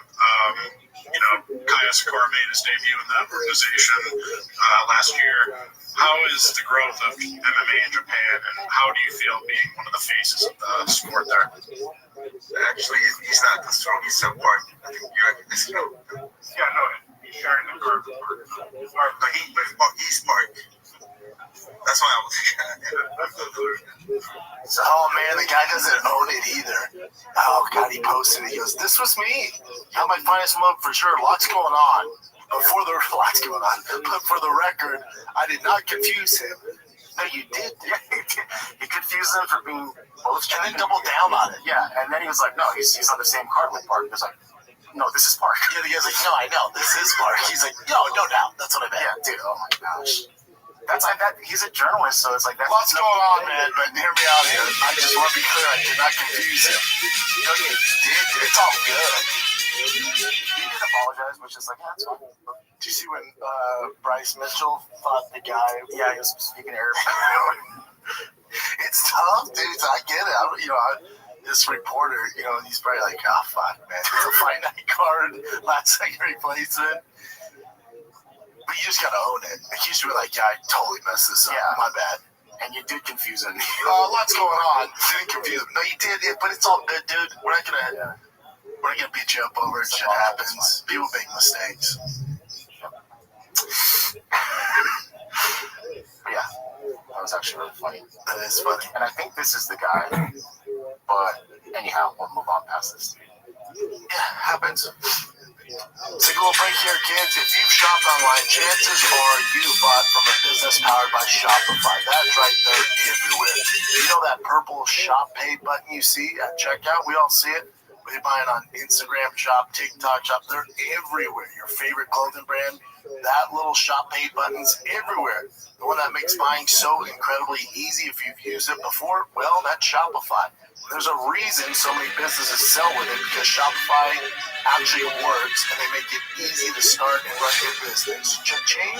Shopify is the commerce platform behind 10% of all e-commerce in the U.S. From household names like Mattel and Gymshark to brands just getting started like Drive Fast on Gas. We use Shopify. They're the absolute best. Shopify gives you a leg up from day one, all right, with 100 beautiful, ready-to-go templates to express your brand style and forget about the code. Tackle all those important tasks in one place, from inventory to payments to analytics and more. Did I mention that iconic purple Shop Pay button that's used by millions of businesses around the world? It's why Shopify has the best converting checkout on the planet. Your customers already love it. If you want to see less carts being abandoned, it's time for you to head on over to Shopify. Cha-ching! Sign up for your $1 per month trial and start selling today at shopify.com/shop, all lowercase, SHAB, all lowercase. Go to shopify.com/shop, all lowercase. All right, so Conor McGregor's appeal for his sexual assault He appealed the sexual assault lawsuit because he was found guilty, right? Yeah. And then he appealed it and lost again. Yep.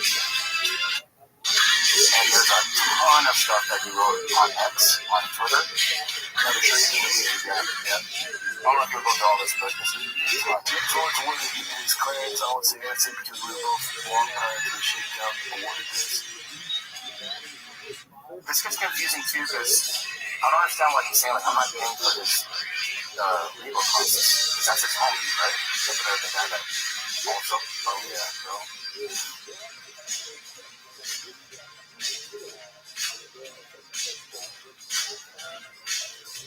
Yeah, there was something going in. Thomas knows way more about it. Yeah, explain to me. I know. I don't know the details of it. But then there was a witness that was on. I think there were 2 witnesses. Yeah, but then they just were like, oh, no, we don't remember what happened. Yeah, so apparently she had, like, bruises on her face and everything else, but then the witnesses, from what I recollect, they said that it was from her actual boyfriend. Maybe when he found out what happened, did all that stuff, and then they backed out. Keep going down. I said, I don't know if I was in pain with you facing the kids. Asking if I've done as I did. I mean, he went on and on and on.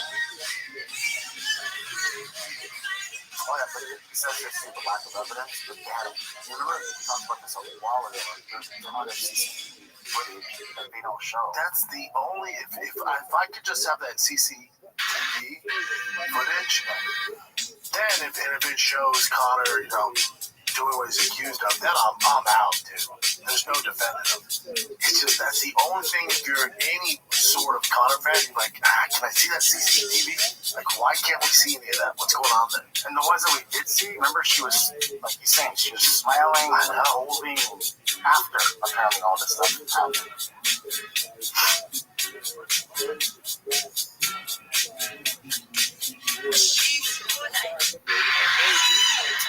Yeah, but there's just a ton of stuff that he wrote.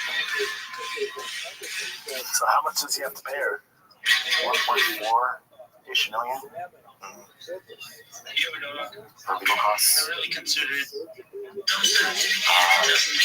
And then this is her statement afterwards. Just refresh real quick. This was released in 1981. I wasn't even born. I want to begin by thanking my legal team, the Rape Crisis Centre, and the 3 judges who delivered this decision today. I'm also deeply grateful for everyone who supported me, those who believed in me and stood by my side throughout this long and painful journey. This appeal has re-traumatized me over and over again.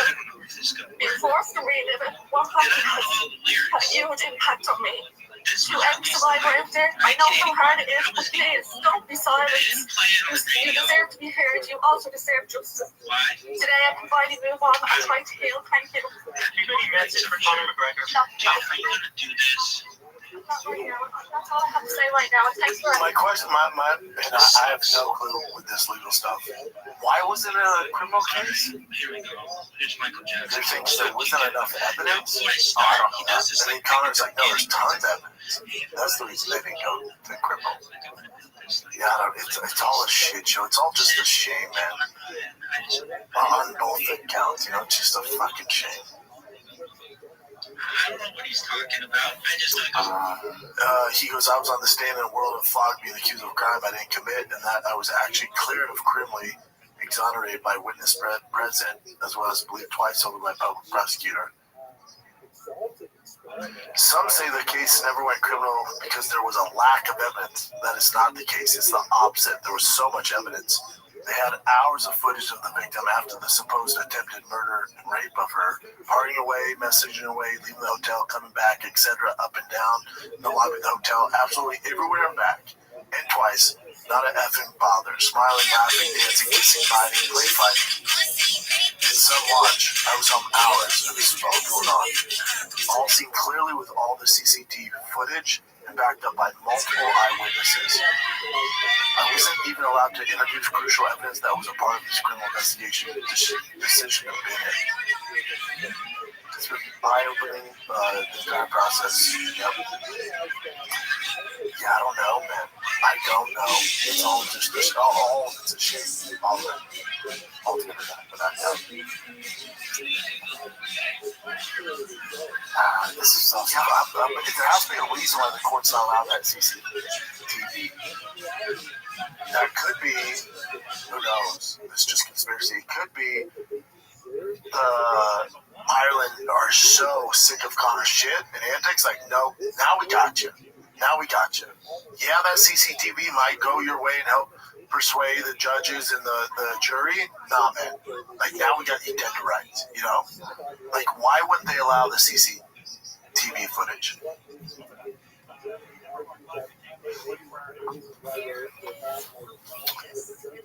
Is not being public. The CCTV footage from Conor McGregor case involving Nikita Hand is not being publicly released due to court order preventing McGregor from sharing it.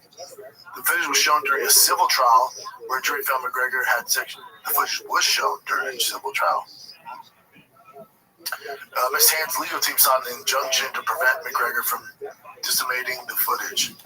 Something considered could be misused and damage the jury's verdict. The judge agreed, stating McGregor had no need to hold footage. Weird. That is very weird. So it does seem like this potentially they have an issue with Connor and they didn't want it. I don't know. Weird. I don't know. Yeah, in Ireland, the law is very different too. Like, we can't even talk about something unless it's like, you know, completely done. Yeah, I don't know. That's above my pay grade. It's all just a shit show. And this is just him being, I don't know. He's been posting a lot on Instagram recently, so I'll just show you some of his posts. He shaved his head, by the way, with a mohawk. Yeah, the mohawk's tough. He's looking pretty. Yeah, sure, he's looking pretty.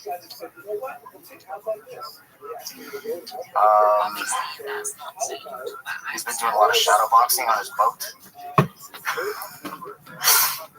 And this one is on. I don't know. Tell me what you think of this. Not a huge deal. Hey,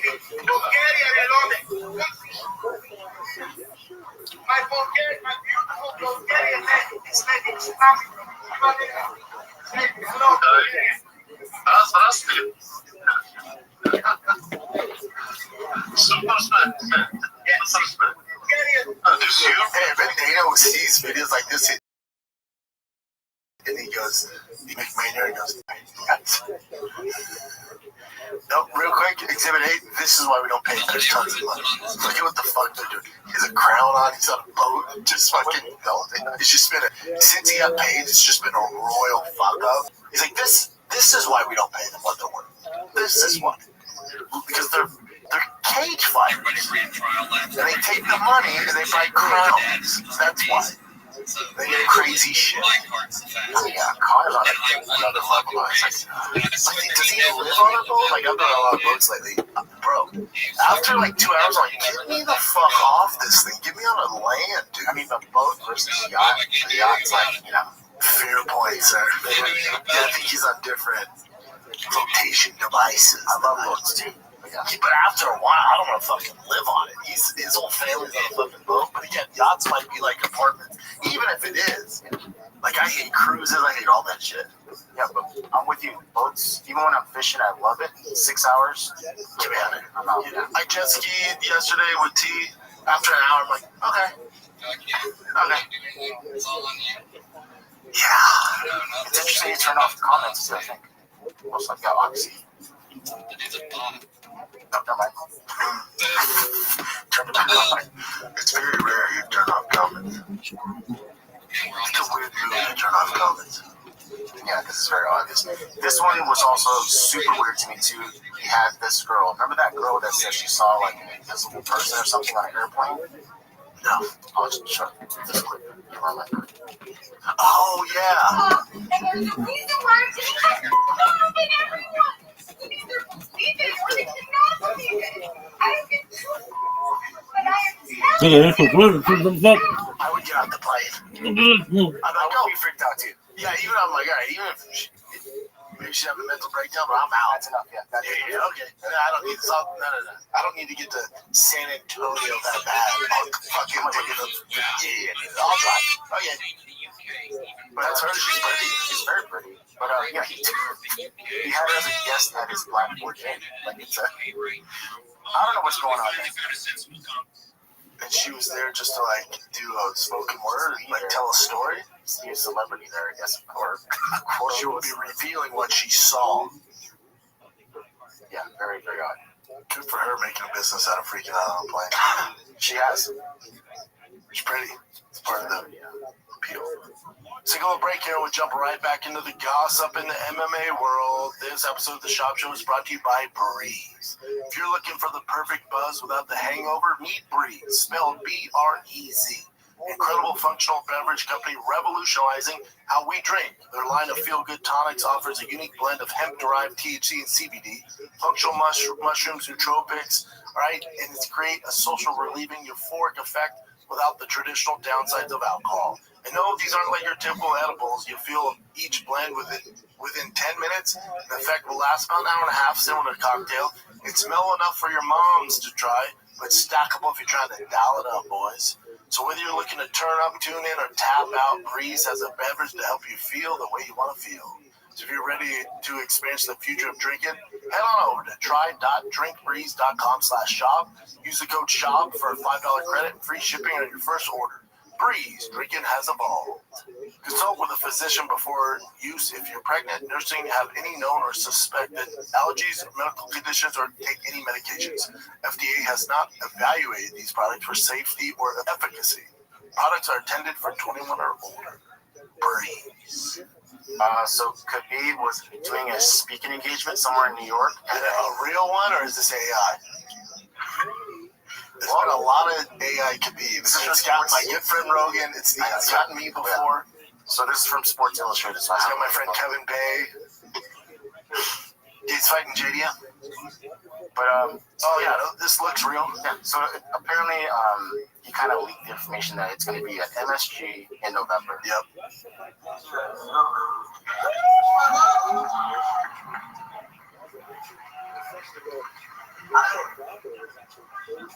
Very professionals. Be quiet, please. He is now upset because I give permission. But this is his deal with UFC. I don't deal with UFC. This is his problem. But it's hilarious. But we have deal with them. He's gonna fight. That's hilarious. Like, not my problem. I release info. It's his issue. Yeah, it's a great fight too. We got some tasty ones coming. You just gotta get through these bullshit fight nights, fam. I get it. At least they're giving you something. This is a dope fight. Carlos Ulberg versus Dominic Reyes. That's going to be in Perth. Fight night? Yeah, that's a good one. They're headlining that one. That's a great fight. Yeah. The Dominic Reyes story, I root for him. I love that story too. Yeah, I root for him. And he did IT like me. That's why I like him even more. He did what? IT. Yeah, played football. And football, yeah. All right, and also this is kind of related to the Perth thing. So Dan Hooker has some issues with the UFC now because he was willing to fight in Perth for that card, even though he had a hand injury and he wasn't like completely healed. But then because he didn't do some sort of like interviews and stuff, the timing, the UFC revoked his tickets to watch his buddy Kai fight. Yeah, they took his tickets. Damn, I don't know if it's the day of the fight. Go back. Let me see. Let me see the quote there below. What's he say there? He goes, they tried to get me out of bed at 7:30 in the morning. The UFC booked me for some shit, which is 3 in the morning New Zealand time. I didn't even go out. I had an early night, but I did not get out of bed at 3 in the morning to do just about anything. I slept in. I didn't go to the UFC thing. They canceled my tickets to Kai's fight, and so it's like I'm going to rush back and fight Andrew for a company that's going to cancel my tickets to an event when I travel all the way to Vegas. I would have fought injured, but then someone at the desk has crossed my name off the list. You work in the office, brother. I work in the, you think there would be a bit more respect there for guys who literally give their life. The amount of blood, sweat, and tears I poured into putting shows on for that company, I thought there would have been a bit more respect there, but there's not, which is cool. Business is business. We can fight on my terms then, but I'm not going to break my back for a company that doesn't respect me. Hooker didn't clarify exactly why his tickets, probably that. Tickets for UFC 317 were revoked, but he made it clear he would not be making any quick turnaround for the promotion, despite wanting to fight closer to home on the postcard. He wants Armin Swoop. Yeah, take my money. 20 grand for an extra 10 minutes is the going rate. I'm a logical thinker. In what world do I get $500,000 for 15 minutes and I get $500,000 and 20 grand for half an hour? Oh, Hooker. Went deep into it, yeah. Oh, Hooker. When I used to work in a bloody kitchen factory, do you think I did 8-hour day and got paid a couple $100, and then I'm going to do twice as much work and get a fraction more money? It just doesn't make sense to me. Oh, Hooker's a smart one. Oh, but for the experience, shove up your effing ass, bro. I'm not going to work. I'm not going to work for twice as long. If you want me to go to work for twice as long, pay me twice as much. That's how it works. Correct, sir. That's how it should work. Yeah.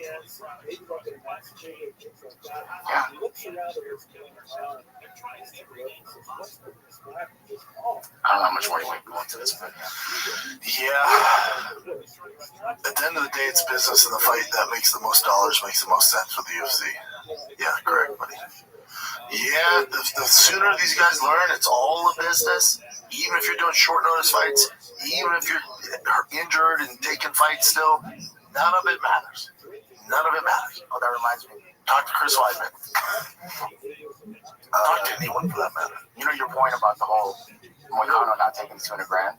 Matt Brown also talked about that as well. It's like, what the hell are you doing, dude? It's just... Yeah, I saw Matt Brown's quote. He was like, he thinks people are like, oh, man, you're so loyal to the brand. Good for you. He's like, no, you're a dumbass. Matt Brown's a little more direct than I am, but yeah, he's right. No one's like, dude, good for you. Because again, this is how it goes for everyone. And I'm not saying the UFC should do it any different. But the fighters have got to look out for themselves. That's all I'm saying. Because the UFC is going to do what's best for the UFC. The fighter, you're independent contractors. That's not it. Have to do what's Just best for you, but you're not. Oh, that's the old one. The whole McConnell thing, I love McConnell. He's a smart dude. But for McConnell, it's like, buddy, you not taking the money, it just hurts you. Does it help with leverage in the UFC? Does it help with your career in the UFC? That money's gone forever once you decline it. It makes zero sense across the board. There's no benefit in any facet. There's no benefit in not taking it. It doesn't make barely any impact on the UFC, but it makes a huge. The UFC's already paid the money. For them, it's like they don't give for his life. It's like, yes, dude. The UFC might reward you main eventing one of these bullshit fight nights, Like, thanks, buddy. Wink, wink. Here's a fight night at the Apex. Okay. And to Hooker's point, it's going to be 5 rounds and we're going to pay the exact same. Or just a tiny bit more. Yeah, a fraction of what you should be getting paid. Okay, this is very sad news. But apparently Shavkat Rachmanov's wife was in a car accident. She was driving a Toyota Land Cruiser and somehow lost control. She had her son in there and 2 other people, and the other 2 other people that were, I guess, close friends of her died. Jesus Christ. There's not much. Kiddos were in the car? Her son was in the car. And they're fine. Thank God. Man, it must have been a terrible wreck. And where was this at? I guess where they live, Russia, or I don't know where they live exactly. And then here's another thing that's weird, like, that I don't understand. Her last name is different than his last name. Yeah, they're not married, but it's his wife, dog.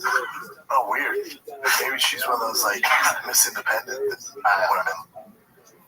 Yeah, that is strange. But yeah, that's, I think. Jesus. Oh, she hit a big boy. She hit like a straight up truck. Like a semi looking thing. Yeah. That's terrible. Okay. I mean, at least the kid's okay. At least they were in the Land Cruiser. Those things are little tanks. That's terrible, man. Yeah, very terrible news. This one, not a big deal. Max always says he probably won't be able to fight for the rest of the year because he has the hand injury since he was punching Dustin in the head. He even told him backstage, just like, dude, your head's like, a giant rock or something like that. He's earned it. Take your rest, King. I'm fine with that. And this is a cool fight announcement. That's a great fight. Benoit Saint Denis versus Restream. Has anyone fallen off faster and harder than Saint Denis? Like, I was like, good luck being this guy. And then Dustin Poirier like, hold my That house. was such cool to see Dustin win that. That's where he just started doing the comeback. Yeah, Ruffy's must-see TV. Cardio later in the rounds is an issue. If I'm St. Denis, I'm weathering the storm the first 2 rounds. It's the main event. It's in Paris. It's a fight night. If it's 5 rounds, that's a tough one for Ruffy. Cardio. He's similar to Connor, you know? Yeah, everyone compares him to Connor. Yeah, as you should. He does those really explosive movements, a lot of footwork, but towards the end of the round, all that goes away. Yeah, it says it is main event. That's for Ruffy, 5 rounds. And mid-third, then 4 and 5 is going to be an issue for him. I think he pronounces his name Ruffy. Ruffy sounds cooler. Yeah, it's like rough, yeah. Alright, here's just a little interesting factoid. Sean O'Malley, after he lost to Marab, wanted to fight your boy, Corey Sandhagen. Yeah, that's the UFC. That's a great fight. I was actually trying to fight Corey Sandhagen when the co-main event fell out for that Max Holloway disappointing fight. Threw my name out. The UFC was like 3 weeks. Me versus Corey would be sweet, but didn't really make sense with the UFC. Corey versus Marab was the next fight to make, but yeah, me versus Corey is a very interesting fight. That was bound to happen. Agreed. That would be such a great fight. Yeah. And I don't want to happen on 3 weeks' notice. Like, I want both to have proper camps, and I bet that fight happens if Corey were to lose to Marab. Or would be best for Sugar Sean is if Corey were to beat Marab. Because Marab's just that. He's the John Jones and he's Gus Finn. It's just never happening if he's champ. So if Corey can somehow pull that out, that gives Sugar a new life, you know? Otherwise, he's going to have to switch divisions, you know? It gets a little weird. You never beat Marab. It's just not happening. Yeah, he's a killer. Let's take a little break here. This episode of The Shop Show is brought to you by Progressive Insurance. You chose to hit play on this podcast. Smart choice. Progressive loves to help people make smart choices. That's why they offer a tool called AutoQuote Explorer that allows you to compare your Progressive car insurance quote with rates from other companies, so you save time on research and can enjoy savings when you choose the best rate for you. Give it a try after the episode at Progressive.com. Progressive Casualty Insurance Company affiliates, not available in all situations. Prices vary based on how you buy. Progressive. Oh, this is what I was talking about before. So this is Neil Magny after the fight. Love Neil. Who gave him his black belt? What is that, a bun cake? Cake right there. Neil's such a good dude. Let me see him.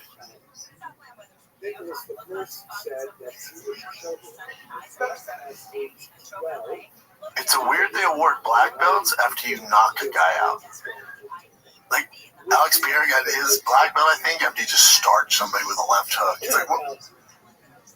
It's kind of hard to tell who that guy is. Like, I got my no-gi black belt after I submitted Matt Mitrione with a Darce choke backstage, you know?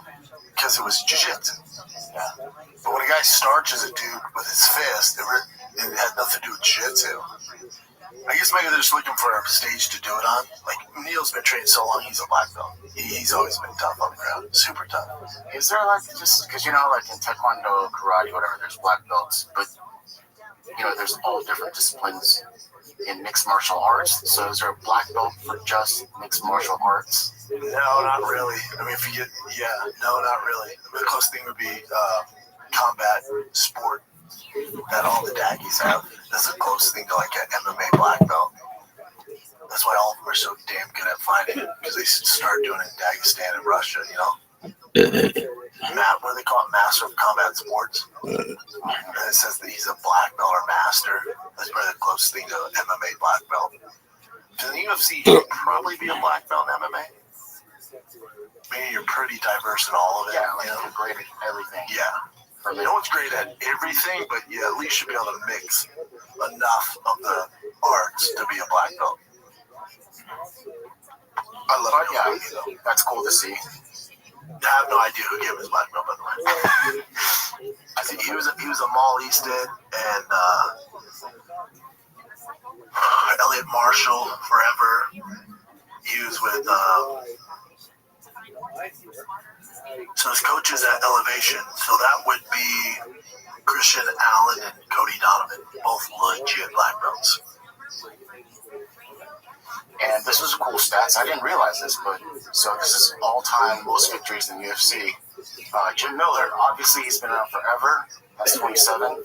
And Neil Magny is like in second place, tied with Andre. 23. Wow.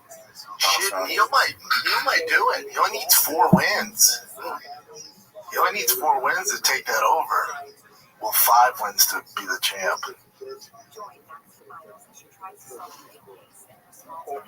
Yeah, but I would never imagine that. Yeah.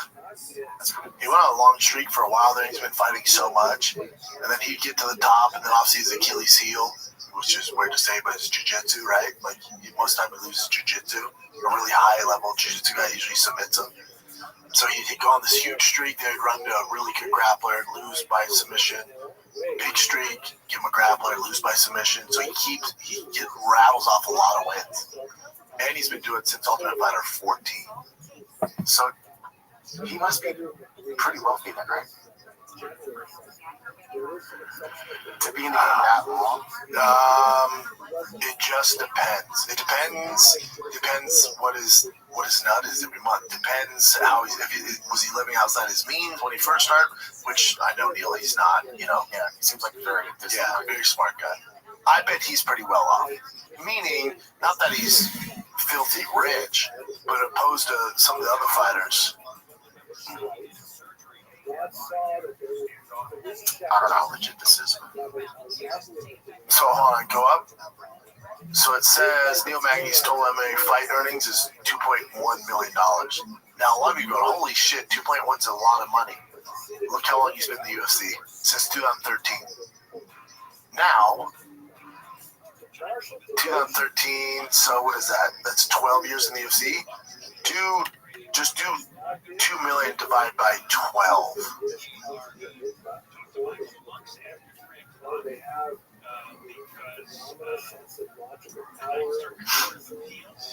$166,000. So he's making $166,000 after taxes. You know, he's spending 120, and then hold on. I know. So it's 120 grand after taxes in Colorado. And then remember, out of that 2.1, take away 10% of that to his managers. So that's 200,000. So now you're talking about $1 million, right? You're talking about, so if it's 2.1, well, let's say, after tax, So 10% of that, of 2 million, you know, so 200,000 is going to his agency. It's not crazy, you know. How much do you pay? What's the average as far as paying coaches? That's the other, probably 10%. And there's multiple coaches, right? So yeah, but you usually, so it just depends how he does it. So some of the coaches go, all right, you guys divide this 10% amongst the camp. Okay. It depends how they do it. Some guys just pay a certain cost, like 10 grand per camp. It just depends. 10 grand would be a cheap camp, but it just depends. If it's a percentage, so now you're talking about 20% of that 2 million is going to coaches and agents. Or I should coaches and managers. So 10% of 2 million is 200. 20% is 400, so it's 1.8, and then you gotta pay the taxes, you know? So you're looking at like 1.3, maybe 1.4.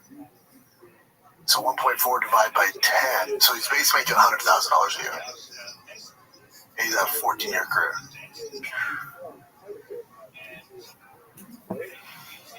All right. Well, that kind of sucks.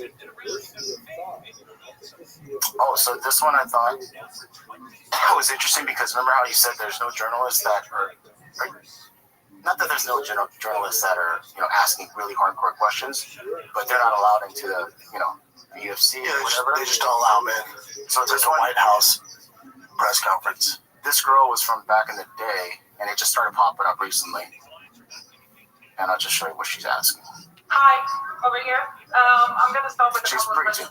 John, how come this is the third time we're actually taking focus from the fighters and the fights and talking about what you have in your body, whether it's a picogram or a pictogram? Why have you tested now positive? Next question, please. Thank you. Listen to the crowd booing. All right. Geez, I wonder why there's not a lot of people like this. You know why? Tell me, why are we still having this guy here instead of seeing a 2-year suspension like Frank Pierre? Why are we still what? What's the question? Hold on. Hold on. Sit down. How dare you ask real questions? Better questions. Better journalism. I don't understand what your question is. Better journalism. Better journalism. You suck. Better journalism. Hold on. Why does she suck? Because she's asking regular questions. What's the reason for John Jones having a picogram in his body? That's been the topic of this entire. I told you, like I told Ariel, talk to Jeff Davitsky about that. If you want to know the science of what's going on, talk to him. Alexander, what are your thoughts? Because it's been the focus is on this instead of the big fight coming up. Great questions. Finally, a good question. Finally, a good question. I think it's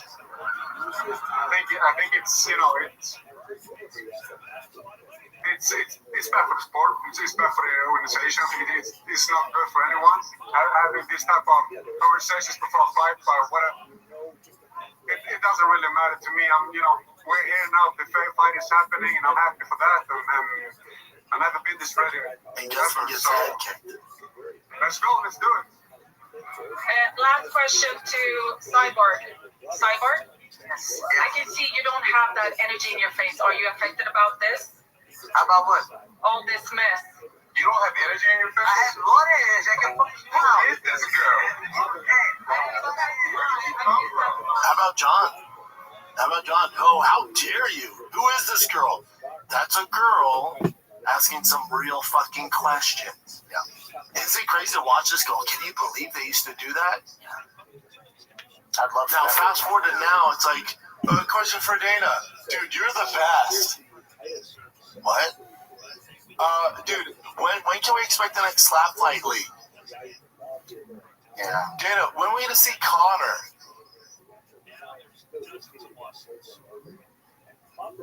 Dana, the BMF belt. White House. Like, dude, think about what we get now. Yeah, it's just cookie cutter bullshit. Just Nickelodeon bullshit. It's like they're kissing ass or they're plants. They have to. But that was refreshing to see. She's awesome. Let's take a little break because this episode of the Shop Show is brought to you by the world's first alcohol detoxifier that reduces blood alcohol content as little as 30 minutes. We talk about Sure Shot. If you're going to have some drinks, you want Sure Shot by your side. It's your companion.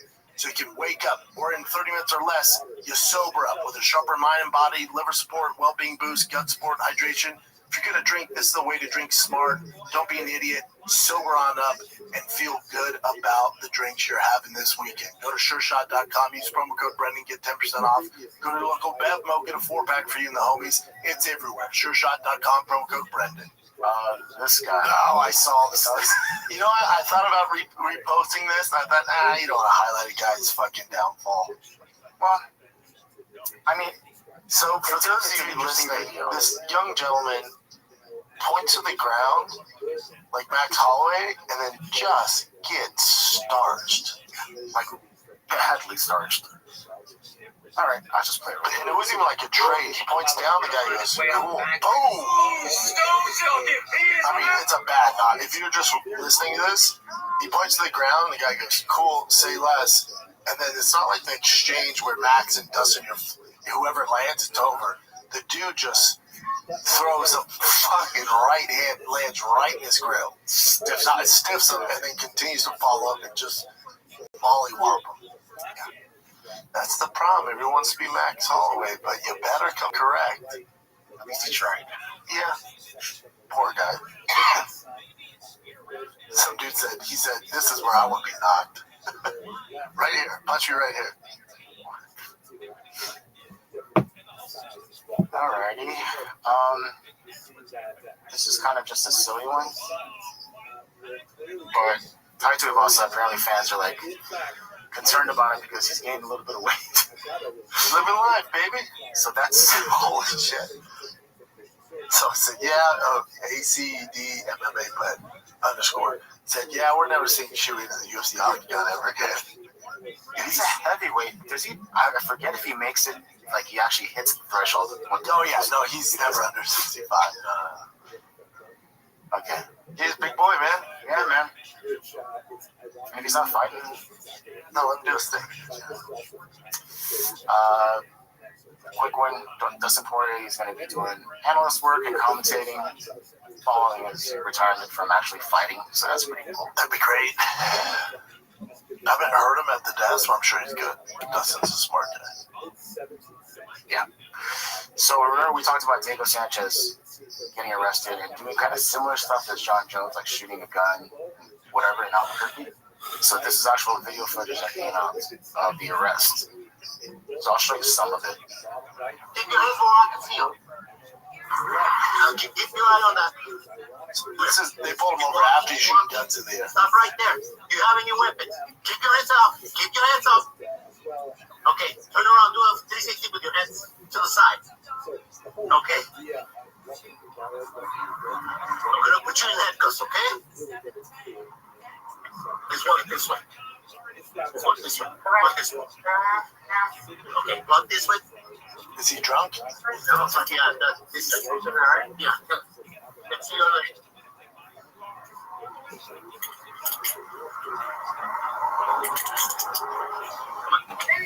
I'm bleeding.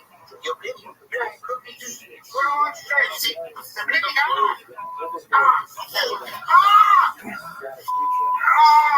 Hold on. Don't bleed because you're bleeding, bro. They're bleeding, bro. You're not bleeding. You're not bleeding. Let me push the back up. You're not bleeding. Let me fix it for you, but you're not bleeding.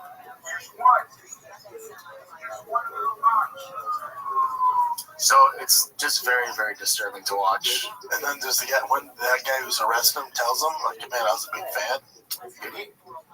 Yeah, that's the whole video, man. If you watch him since he was a little kid, he was a fan of him. That's a bummer, man. That's so freaking sad, man. Let me see his mug. Actually, I want to hear the part where he says he's a fan. Yeah, that's the whole point of the video, but I just want to show you like how he was arrested. It's 5 minutes long.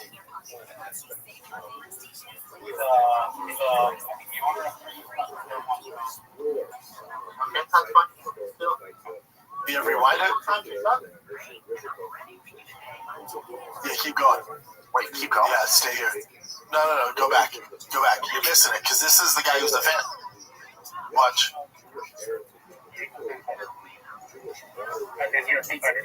See?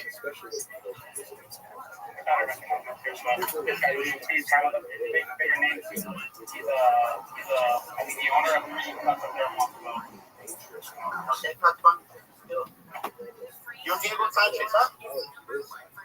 Okay, you look familiar, yeah. What's your, do you know anybody's name, man? Diego Sanchez? Diego Sanchez? MMA fighter, Diego Sanchez.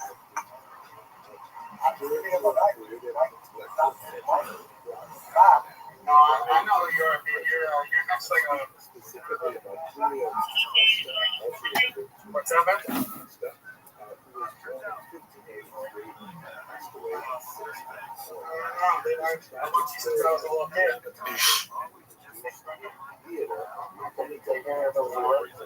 You can pause it, Jim.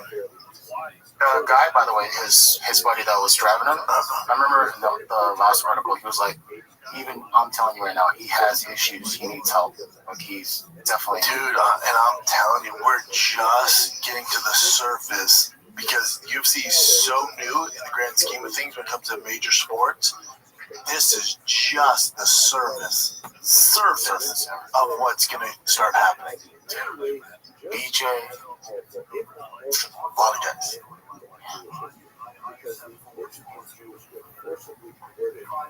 Not good. Okay, well, sad to see, man. It's definitely sad to see. But he won't do any time, right? Just shooting up into the air? No, I'm sure. Dude, now that I'm watching all these, remember I told you I'm obsessed with like body cams and dash cams and police stuff. The majority of people that do whatever, they can always get released. Yeah, they always get released. They're not going to hold them. They don't cost Diego. Yeah. Alrighty. Here's just a silly one. Last one. It's a tattoo of Mike Tyson on someone's arm, but it looks like he's actually punching. Oh, that's it. It's kind of cool, huh? It is kind of cool, but I wouldn't do it. No. But it's fucking phenomenal work. Whoever that tattoo artist is so talented. If you're just listening, it's a tattoo of Mike Tyson on the guy's forearm punching, and his fist turns it looks like Mike Tyson's fist. Yeah, it's so the best work I've seen. That's great. Is that it, brother? That's it. Alrighty. Then we'll get to the Alright, kids, they're just edging us. I keep telling you, they're just edging us. When's Dana White Contender Series? Tuesdays, always Tuesdays. I know, but I think it might be this Tuesday, or is it next Tuesday? It might be next Tuesday.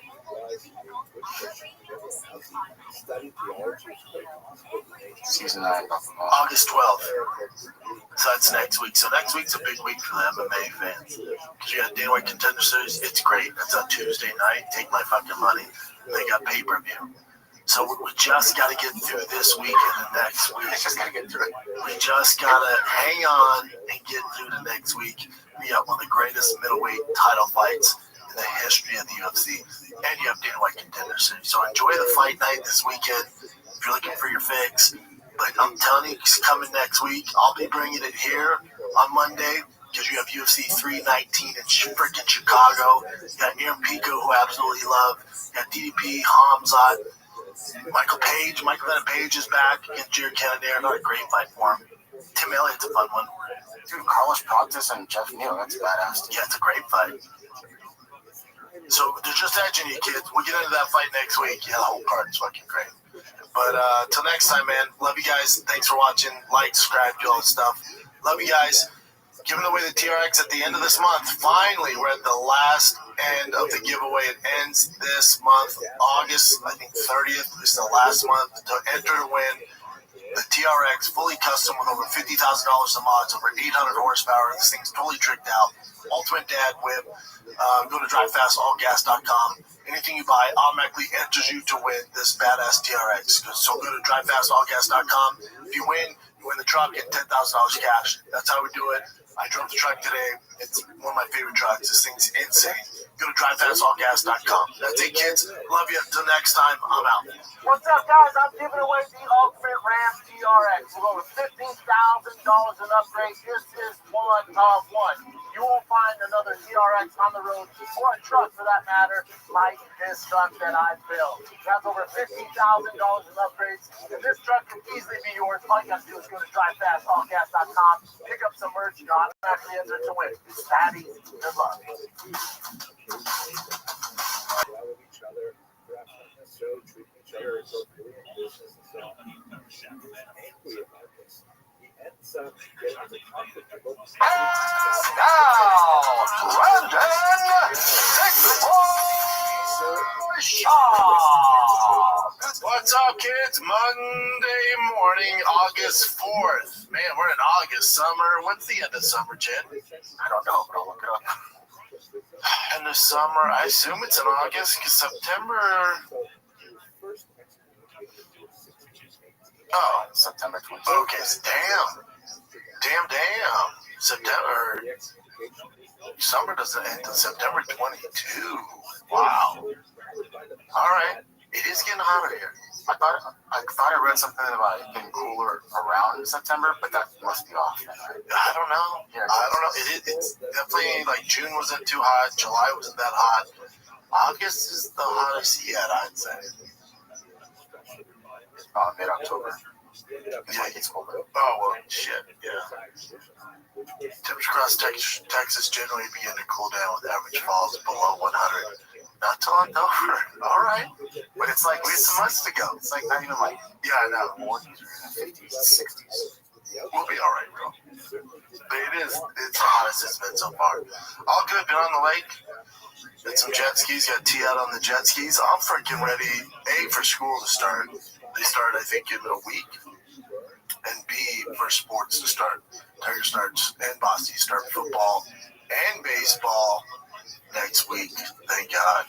Got to get them back in there, man. It's been a long summer, fun summer. But I'm ready for sports, baby. I'm ready for sports. Speaking of sports, I mean, at least football's coming back. I think we had the preseason games. Those do nothing for me. You had the Hall of Fame game. At least I got baseball. My Dodgers are kind of cooking. They just can't get it going. Snell looked good. I know you're going to say he gave up whatever it was, 2 homers. No, yeah, 2 homers or 3 homers to Diaz. Yeah, but the park, it's a minor league park. Those are homers. Nowhere else in MLB. I thought Snell's my guy. He's going to get us through. We just need some pitching. The Dodgers, they just got to get it together. And Mookie's playing so bad. Freddie Freeman's balling. Will Smith is balling. Otani's always there. They'll get it going, man. Let's, so you got college football popping. I think it's this weekend. And then NFL some preseason. And the UFC has no off seasons. I would argue this, what the UFC is doing right now, is kind of their off season. These fight nights are their off season. Where they're like, here's something just to wet your beak. But it's not. No. It hasn't been great. It's been a slow kind of overall summer in combat sports. It's been a slow one. Super slow one. Then you got a fight night this weekend again. For the middleweight division, it's an important fight. Roman versus Fluffy. So it's important. There's a lot of implications with that.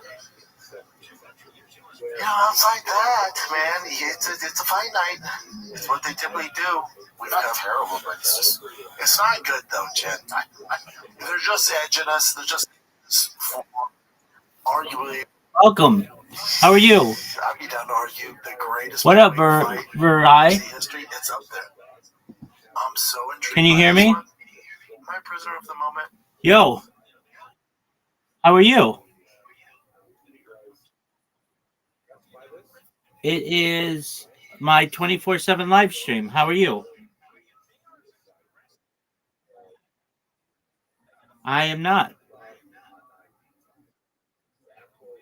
Why do I have to be in Israel? Yeah, there are many rabbis such as myself who are in the diaspora.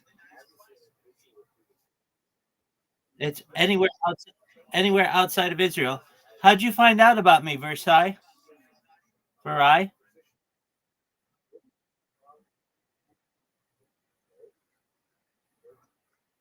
Okay, where'd you meet Solomon? Okay, very cool. We're just watching Jewish history lectures. Feel free to enjoy, my friend.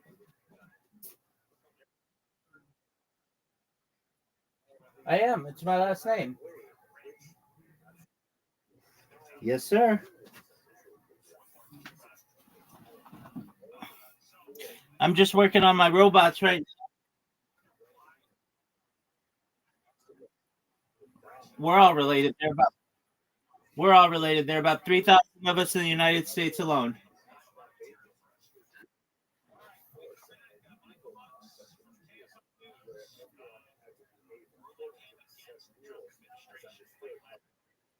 How's your day going?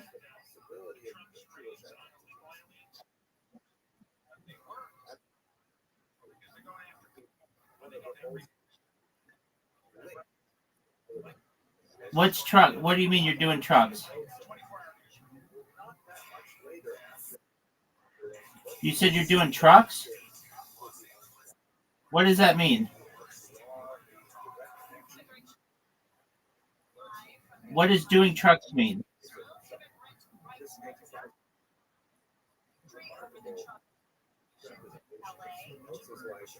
You're doing trucks? You insect into their vein? What does that mean?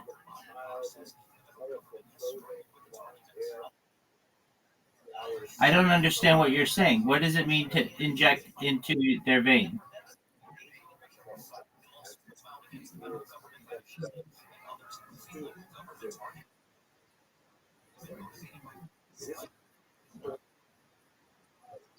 That's correct.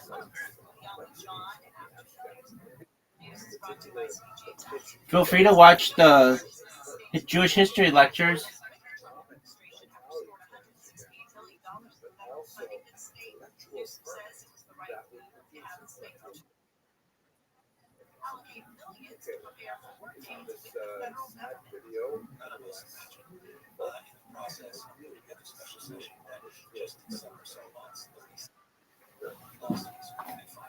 That was fun. Newsom says the decision to Trump-proof the state with a legal war chest was not meant to be antagonistic, but rather to stand up for California values. The state has sued the Trump administration 37 times in just over 6 months of Trump's second term. On the third anniversary of a crash in La Brea that killed 6 people and hurt 8 others, the LA Urban Policy Roundtable is demanding LA County DA Huckman try the driver charge. Nurse Nicole Litton is accused of driving at 130 miles an hour, running a red light, causing a crash. On August 4th of 2022, Roundtable President Earl Ilfari Hutchinson says that 3 years of delay in the trial, which he says is unfair to the families of those involved, the community, and the legal system. A new database is available to the public focusing on use of force by police. The Public Records Access Project lets users search the statewide database by officer name, chief order, county, or agency. Many times reports give the public access to internal affairs records and show how law enforcement agencies throughout the state handle misconduct allegations and use of force incidents that result in death or serious injury. The database is built by UC Berkeley and Stanford and published by the Times, San Francisco Chronicle, KQED, and Cal Matters.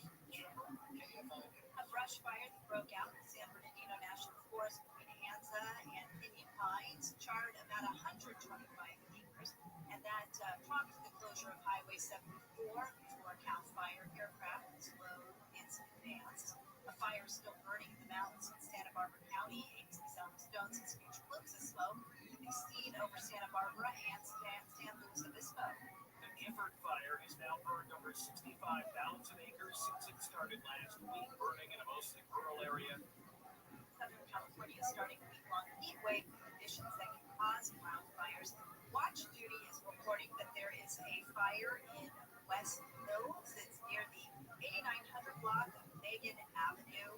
It hasn't burned very many acres, about an eighth of an acre in light flashing pools, and trees are burning on the top of a ridge. Homes are threatened. Of course, being watching this. Texas state Democrats are standing firm on their decision to leave the state to break the quorum of the special legislative session. Republicans are trying to pass a new congressional map that would create up to 5 new Republican seats. Texas Democratic Representative James Talabico says their decision to leave is reasonable.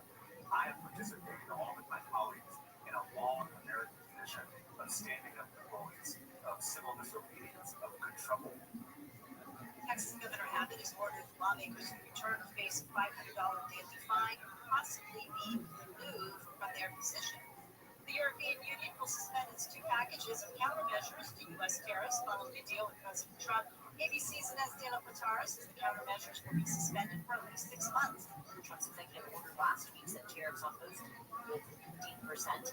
The EU's counter tariffs were initially meant to respond to U.S. steel and aluminum duties, as well as Trump's baseline and hard. Welcome, my friend. Hello. How's your day going?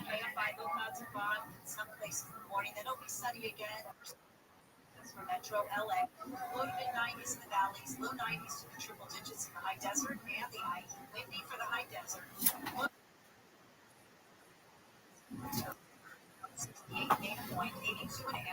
I'm too old. Calm down with your questions. I know, I'm not here to be interrogated, though. Feel free to watch the Jewish history lectures. I'm working on something, my friend. If you do have questions, including my age and all the other stuff, there's a section of this Discord that says Ask Rabbi Anything. Ask me any question that you want in there, and when I have time, I'll get to it.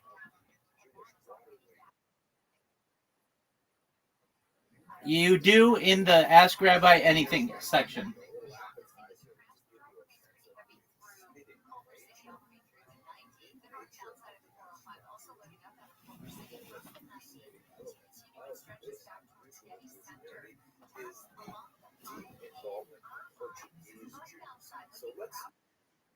Yes, you do. You click on it, and there's a little box that says send a message.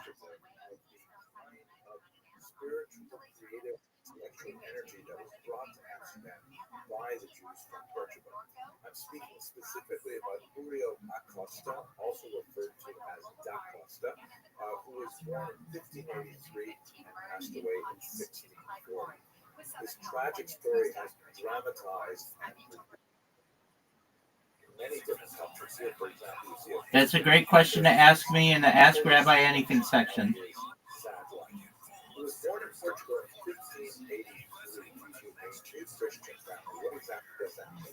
Many people speak about the Spanish Inquisition, but in reality, the Portuguese Inquisition, which followed shortly after the expulsion of Jews from Spain in 1492, was an absolutely horrific experience and had, in many ways, just as powerful, if not more powerful, an impact on Jewish history, because the Portuguese Jews were forcibly converted in 1497. There was kind of like a status quo agreement that the crown of Portugal would simply turn a blind eye to whatever they did behind closed doors. And so there was this tolerance for about 3 decades of Jews being outwardly Christian, and yet, nevertheless, as an open secret, they were still practicing Jewish practices. In 1530, the Inquisition came down hard in Portugal and created tremendous havoc for many Jews living there. And so many Jews went deep underground, but they had had several decades of experience living as crypto Jews, and so they tried literally for centuries to make their way out of Portugal afterwards. These families were technically Christian because they had received baptism, willingly or not, were called new Christians, which made a distinction between the so-called old Christians who had never had any experience with Judaism and the new Christians who were of Jewish background. There's a lot more to say about that, but I don't want to take up too much time in this video. At any rate, like many Jews of his generation, Acosta was not informed of his Jewish background until he was really a teenager. And he had understood that he was a good Christian like everyone else. He studied theology. It's quite possible he may even have received a clerical degree himself. And then when he found out that he was Jewish, he was fascinated with it. He was obsessed with it, and he wanted to really explore his Jewish background.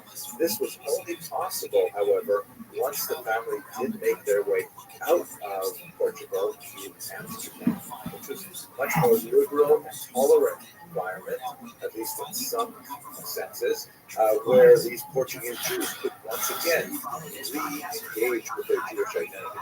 Unfortunately, for people like Costa, his Jewish identity was an imagined identity, because for this is 1583. The Inquisition has been in place for 15 years. The Jews have been forcibly converted for almost a century.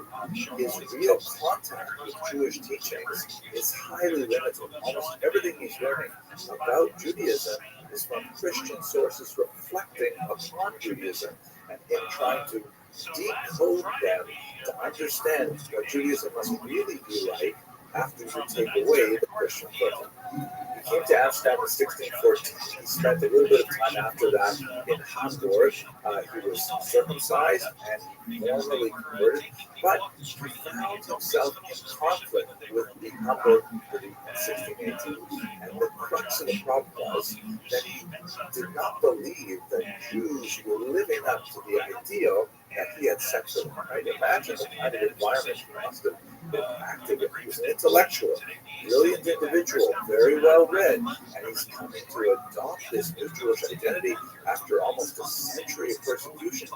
And he finds that Jews are people too, and Jews are not necessarily behaving at the standards which he expected of them after reading, the Hebrew Bible, hoping to find models of human behavior in the patriarchs and matriarchs, David and Solomon.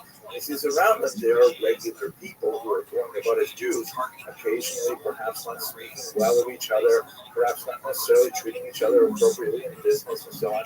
And he is angry about this. He ends up getting into conflict with the local community that in an attempt to try and quell his anger and his public expectations, he is actually excommunicated.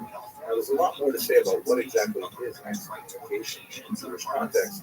It essentially means a form of ostracism, and there are different levels of it, as we shall see. So he was first excommunicated in year 1618. He goes back and he lives in Amsterdam, and the excommunication is lifted, but he doesn't stop. He's still so bothered by the fact that how is it possible that Jews do not behave to the standards that he expects they should adopt? It's possible that Uriel Costa suffered from some level of mental illness. When I get to the end of the story, perhaps you'll see why this is especially poignant. But nevertheless, he ended up publishing a book, The Examination of Pharisaic Traditions, which was in many ways an attack on exactly the problem that we described here. The Jewish community, which at this time was trying to negotiate a safe level of tolerance with the outside community, and certainly did not want these kind of intellectual rabble-rousers active in Amsterdam. They ended up excommunicating him again. This is the second excommunication. He was fined, the book was seized and burned, and he ended up fleeing to Utrecht.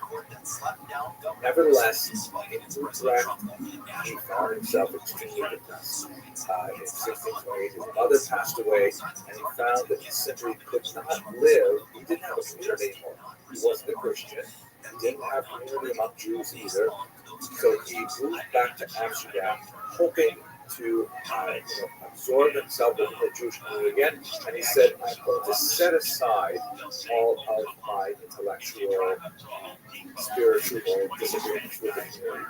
He said later on, a very sad phrase, he said, I shall become a very derogatory statement in the sense that he wanted to fit in with the Jews, even though he felt that it really wasn't for him. He thought a lot about some of the philosophical areas of Judaism, and he just could not help himself. He ended up getting involved in controversial behavior again. He ended up preventing two Christians who were considering conversion to Judaism at this time, and this brought him to the attention of the Jewish community once again. And so in 1640, he formally says to the community, okay, look, I'm really, really sorry. I know I'm having trouble controlling myself, but I will completely subject myself Folks, to the community. Look at this athleticism. Engage in these activities. Shout out to Solomon. Based in Amsterdam, the Jewish court imposed an extremely harsh sanction upon him. They accepted him back, but they ordered him to go through a ritual humiliation, which was surprisingly not as uncommon as one might think in the 17th century, where he was taken into the synagogue, he was tied to a post and symbolically lashed with a thin little lash, but the idea was to symbolically accept his repentance through these lashes. And then, amazingly, he was required to lie down at the entrance to the synagogue and have the entire synagogue membership walk over him, which was a sign of abject humiliation. He was incredibly depressed by this. he went home. He wrote a 12-page suicide note called in Latin. He wrote Latin. Exemplar humanae vita. An example of a human life.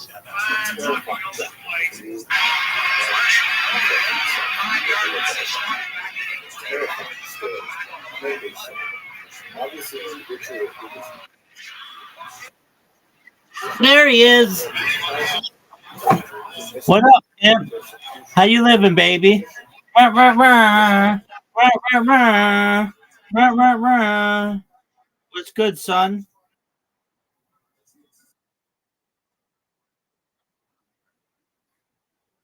Yeah, dog. And then again at like 10 and 11 and 12 and now 3:20. Are you ready?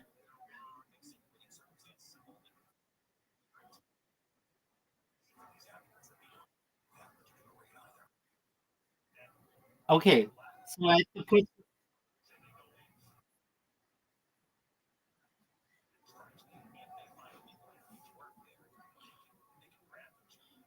No one knows what you just said. What'd you say, pimp?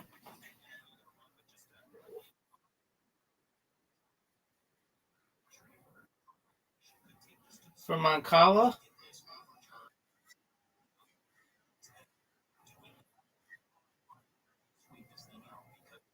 What does this one do?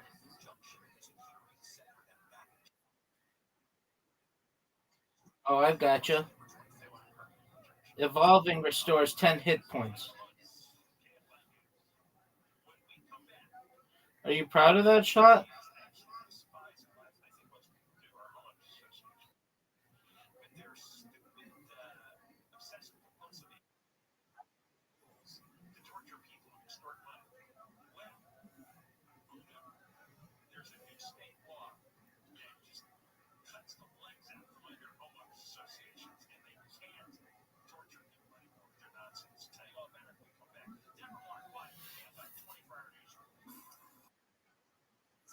I think it was brilliant.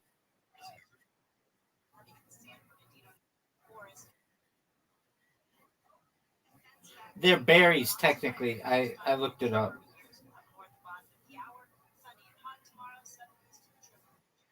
So quit calling them cherries, dog. They're berries.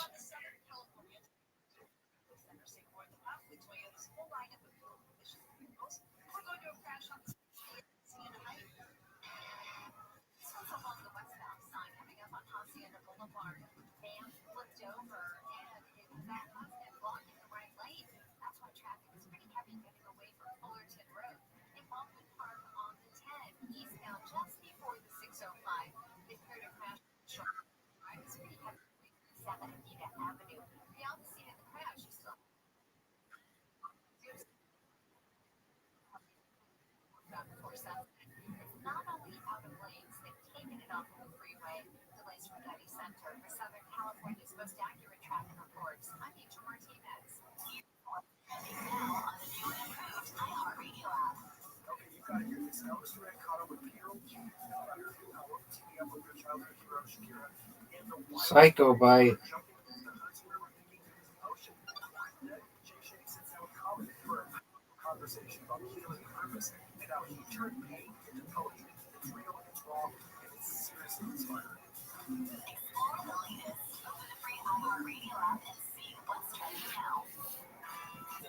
Do you think all of the colors come up equally or some more than others?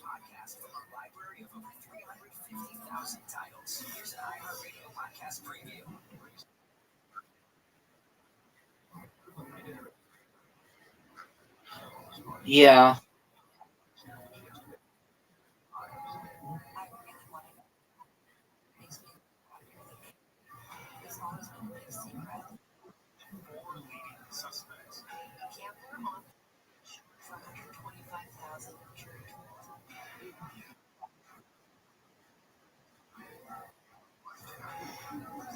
I get that.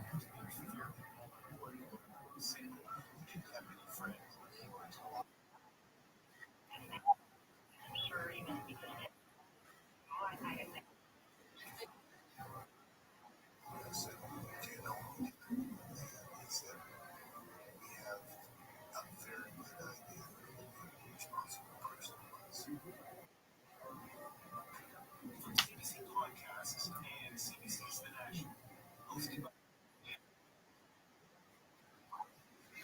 Investigating the largest unsolved mass murder in Canada.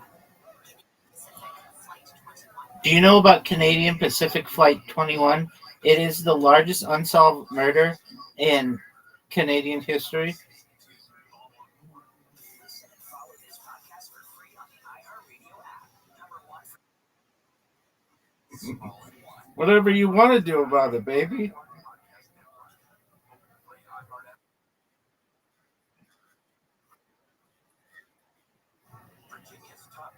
It, I think it was somebody took down a plane.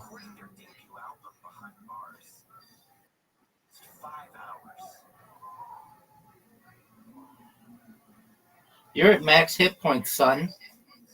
You're at max hit points.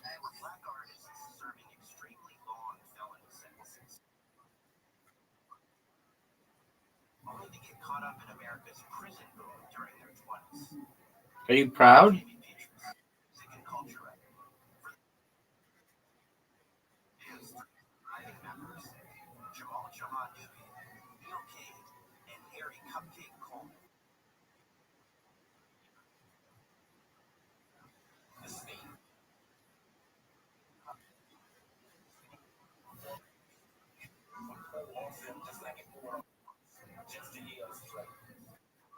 They're out of prison now and in their 70s. Their past behind them. But they also have some unfinished business. Half of love was supposed to be falling up by the other half. They never got that opportunity. But they never stopped dreaming either.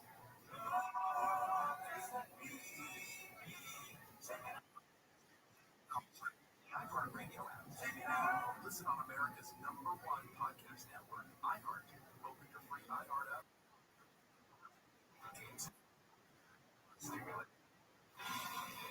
The next year, like full of cocaine, caviar turned into kidnapping and torture. It's coming up tomorrow, Tuesday.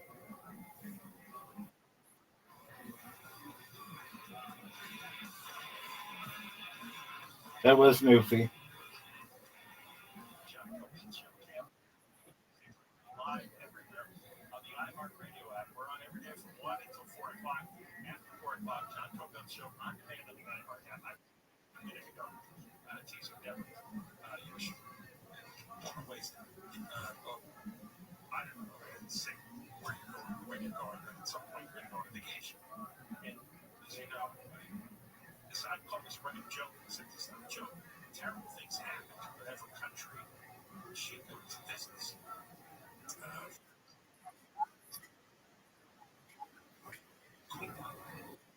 There's something that happened to country years, and here you were. And then you were about to see Israel and Egypt. Exactly. Right. And war breaks out. And spent an overnight. And there was this massive flood. Yes. Which The worst flooding ever. it's the worst flooding ever. In the air. In the years. Don't forget to get COVID in Mexico. COVID in Mexico, that's right. That's right. So, there's actually the State Department's tracking budgets. And I'm going to try and fly it. there's something that's happening to me. We're going to do this later this summer. I'm waiting for it. And my son. I don't think it ever gets to like 5 or 6. Or like, I guess they would automatically go away if they had that. But like, it just seems like there's like some kind of AI limitation.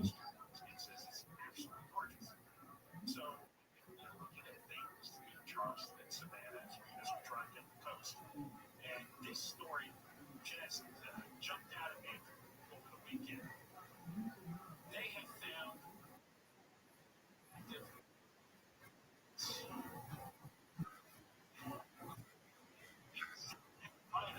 along the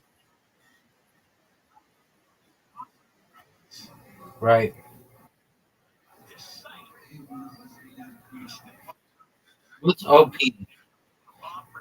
Ocean Pacific? Oh, okay. Not original poster?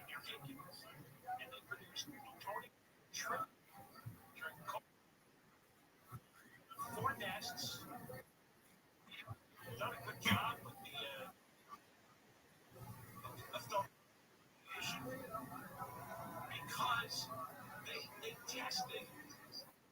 tested the nests, and it had by the federal government for radiation. You love quads. Radioactive nests.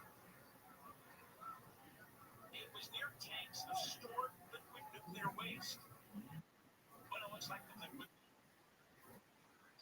nest with insecticide removed them. And then radioactive waste. No wasps were found inside, but it sure was. Radioactive. Still gonna go? Well, I'm not stopping in this town. Awesome search tests. I hate those. I am terrified.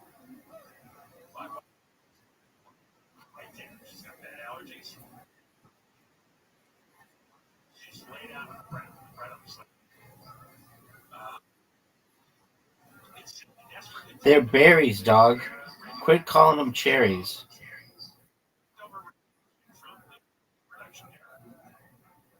They claim it was not caused by a leak, that it was always sitting. Then they found 3 more nests at the facility. They're called hot wasps.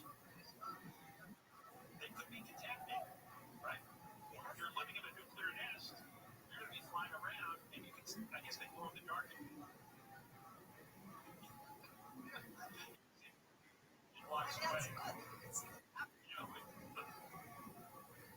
Just walk around with a Geiger counter. As soon as it starts ticking, they claim there's no evidence of public danger. I wonder how many other stories are like this.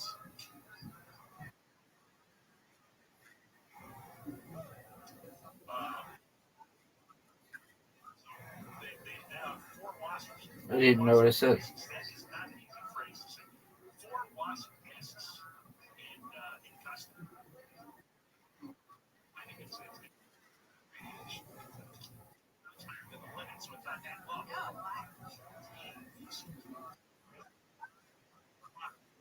Our trip. We come back now. We're going to do the who you were in a homeowners association? I wasn't. My grandmother was. Yes. Run homeowners associations are really deranged. They don't have anything better to do. There's all kinds of questionable things always happening with the money. I've rarely been involved with one. Why didn't it do damage to you? There's a California housing bill that was passed by the state. This is a rare bill. Associations regarding all the fines that they I want you to go and quit J-Orn. Riverside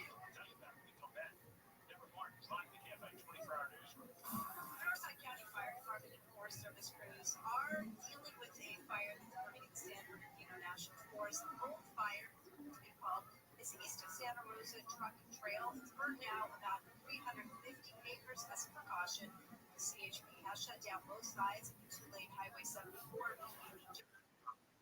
371 to the west, and Indian Pines to the east, which is about 6 miles. I told you about it. Yeah, because that's like the special thing in this one. This is brought to you by Semper Solaris. Hospitality workers in LA have filed the paperwork without measure to give people a say on some. What are you gonna do, pimp? What are you gonna do, pimp?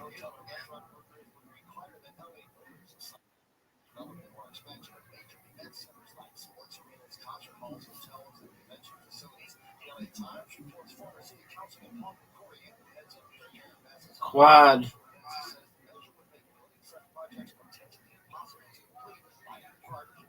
Wait. I don't know if this helps. 5.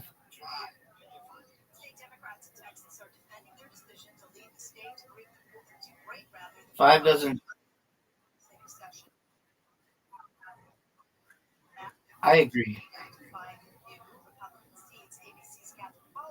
Says Governor Greg Abbott is content condemning the move.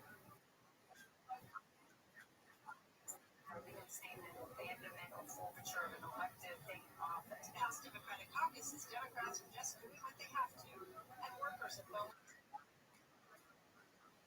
strike first time in almost 30 years. About 3,000 machinists walked off the job after union members voted down a deal that would raise wages by 20% and boosted retirement contributions. We're going to go. You have a huge lead.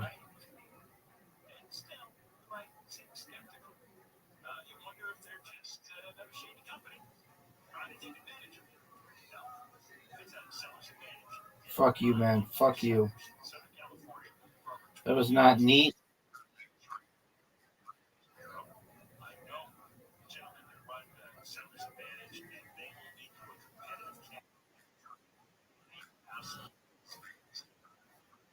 This works. And this offer will match what you end up with if you pay for expensive repairs and aging commissions, selling it traditionally.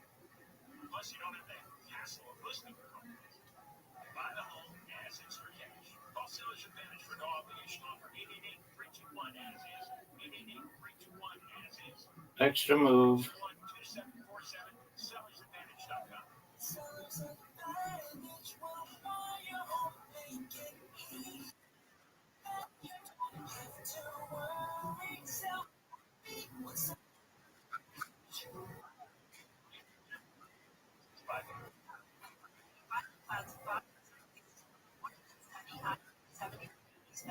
Fuck you, man. You were just yapping away over there. Right now, 85 in the Woods, 86 in Rancho Santa Barbara. We're going to a crash on the 210 in Pasadena. So this one is on the Lake Avenue and the left lane, and that right is slowing down the freeway. You're also slowing on the westbound side of the 210 just to take a look. Watch for delays away from Sierra Madre as you continue back towards Fair Oaks. Park, eastbound. No. Yeah. Okay, we're going to change it. We're going to do, instead of all pick, it's draft pick. So you have to, like, I don't think we can have the same guy.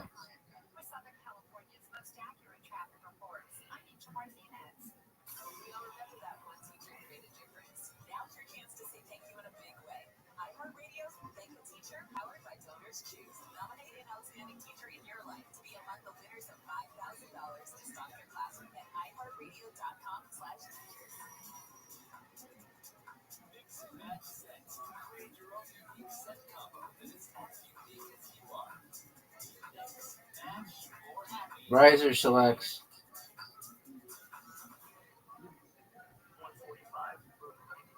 What are you doing taking my guy?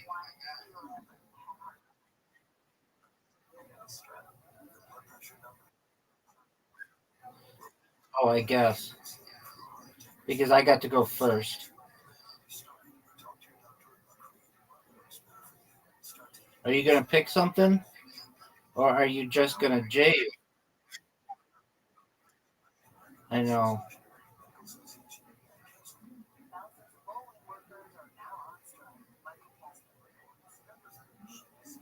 Did we get new things?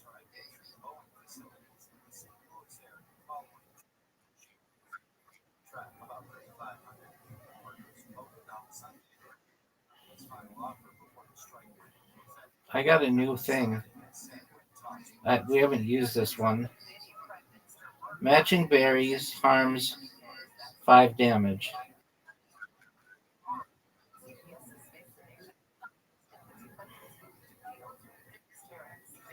There is an option of striking a deal that will bring down some of these tariffs, provide greater certainty to investment. Believe there's a great deal of Yeah, Electro Kitty sucks. in terms of building two strong economies that work well together. The Federal Trade Commission warning consumers about a scam involving Amazon. Sarah Lee yesterday. It actually has nothing to do with the international e-commerce company, but with fraudsters trying to make it look legit. They're sending phony text messages claiming to be from Amazon, saying an item you bought has been recalled. The FTC says don't call or don't click on the link offering a full refund, or you could be ripped off by scammers. Wait, it does damage to you when you get berries?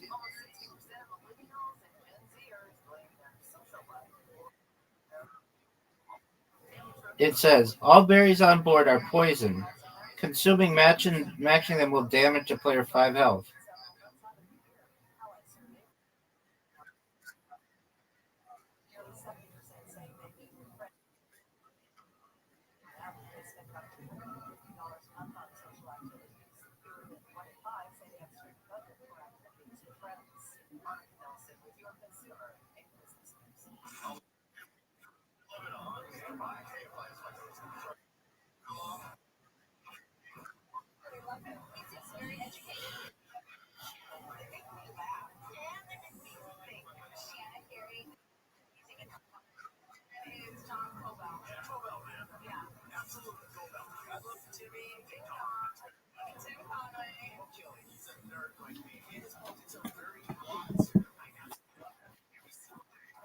Does it surprise you sometimes how athletic I am?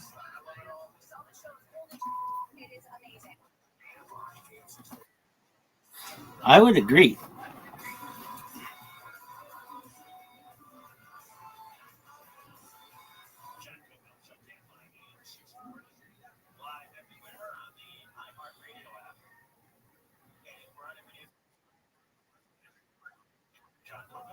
Is like the what? Yeah. Well, it could be like a 30-point shift.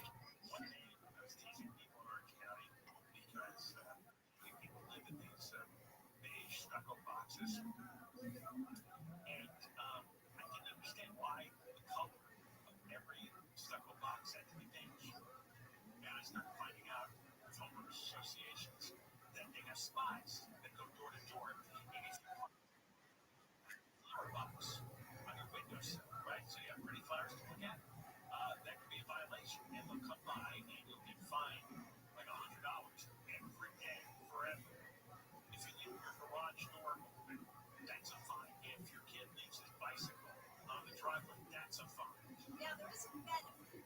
Just gonna say that you're not gonna have these yucky, beat up old cars that just sit in front of your house forever and nobody cleans them, right? After they're scooped up, and other unsightly things that happen all the time in my neighborhood. Only because of that. But if I want to paint my house a certain color, but also though I really don't want to live next door to somebody that paints their house on me. Even though I do like hot pink. That's one of your favorite colors. I know, I love hot pink. You're famous for your hot pink. But Gigantic fuck up. Maybe the biggest fuck up we've ever seen.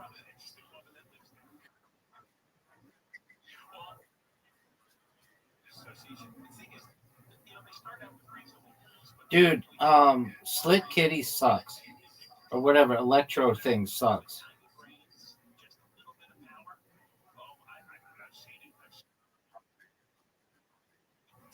No, it sucks.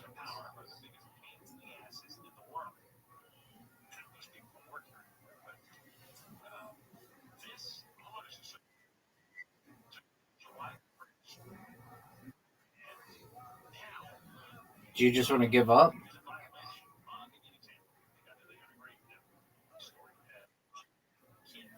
Well, you give up on a lot of other games, so it wouldn't surprise me if you wanted to give up now.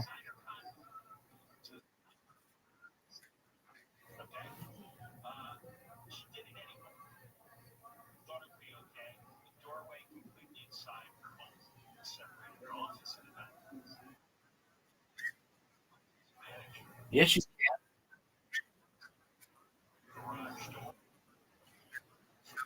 They are, but they hurt you.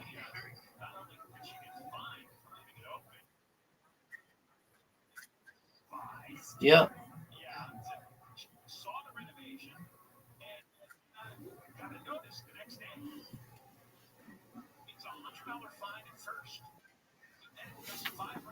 Welcome. How you living, pimp? What's good in your neck of the woods? How'd you find out about me, G? How'd you find out about me? Oh, not really.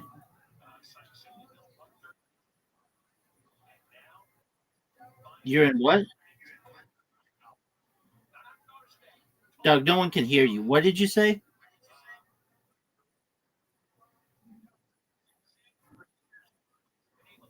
Okay. How's your day going, pimp? How's your day going, pimp? Okay, how is it? How's your day? That's what I like to hear, son.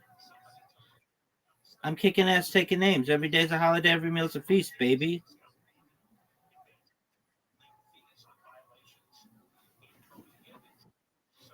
I'm doing well, thank you. I'm just playing a game with Riser, enjoying life.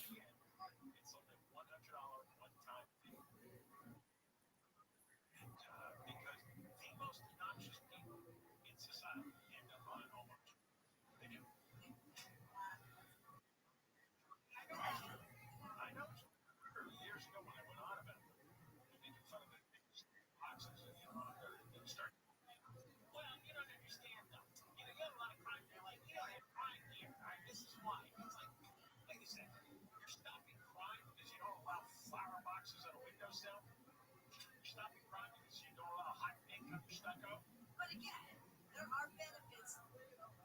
What the example making? I would look. Every house is beige. It looks exactly the same. Yeah, I understand. Here's a 5, Riser.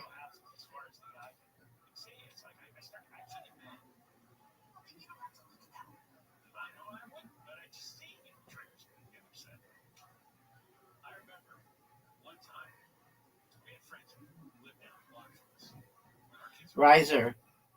I now have Electro Kitty. Electro Kitty is now Axel Rays. What are your thoughts?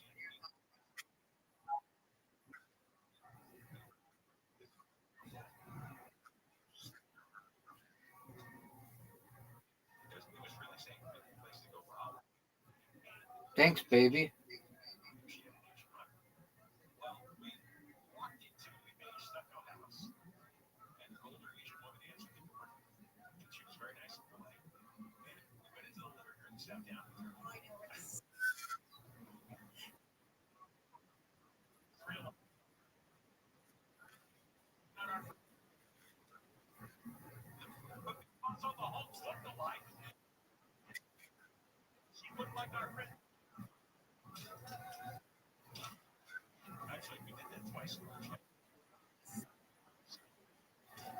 Yeah. Yeah. That was good. That was good.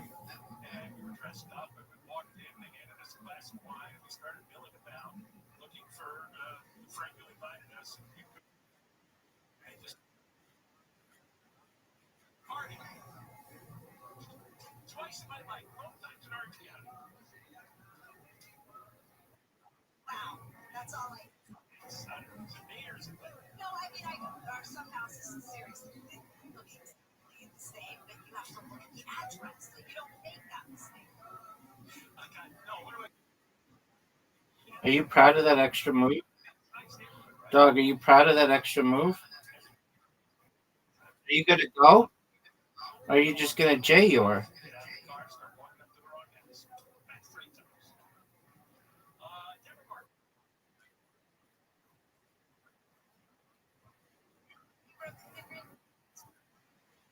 Celebrated in LA, and humanitarian officials say the crisis in Gaza is getting worse. Do you know what heel leaf does? It's a 30-point swing. It's a 30-point swing, baby.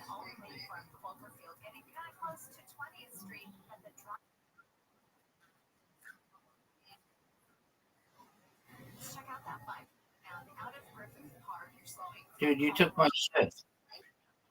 Dude, you took my shit.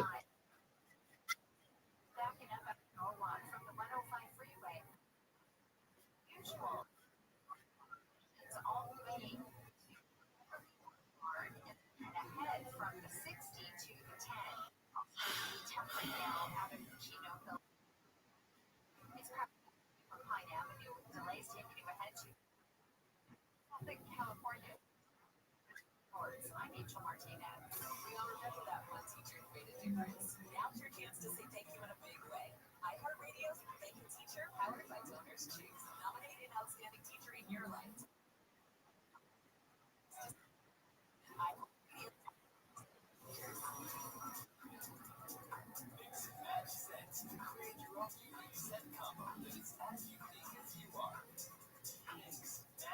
No, don't do that. Don't do that.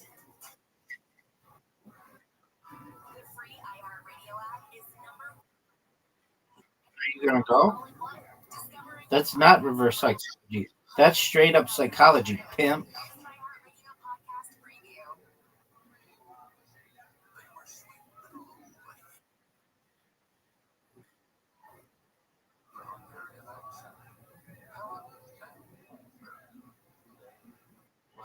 Oh,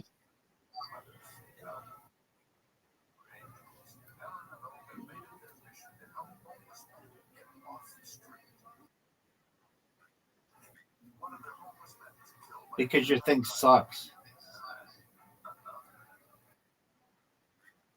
No, you didn't. Why didn't you evolve anything?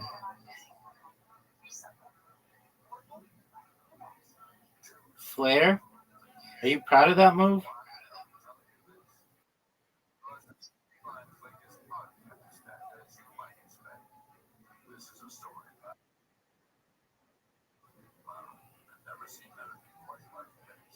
Oh man, this sucks.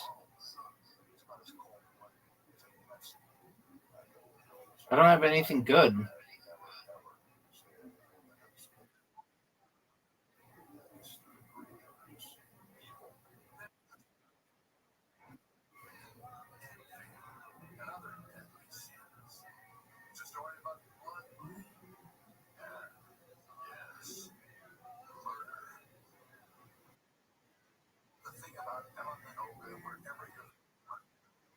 He was brilliant. Yep. I'm ready for it, pimp. All right. I'm ready for your move.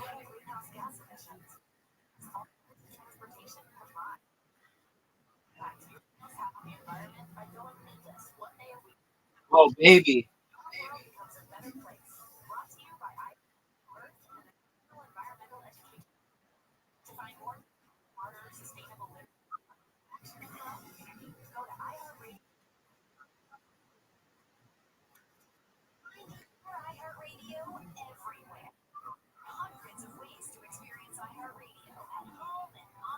Electro. I beat you with the shittiest shit ever. I don't like that one. Let's do whatever you want to be. I'll pick. I want my green one, and I want my red one.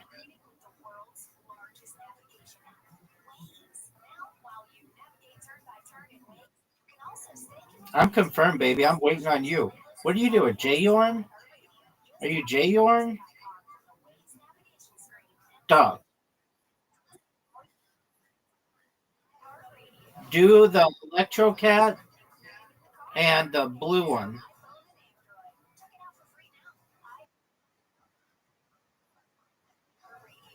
What did you do? The blue one? You did do that. Wow, that's one time.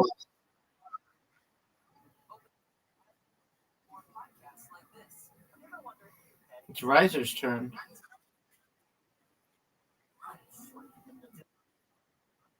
They're Berries, correct. And I'm saying that you said it correctly.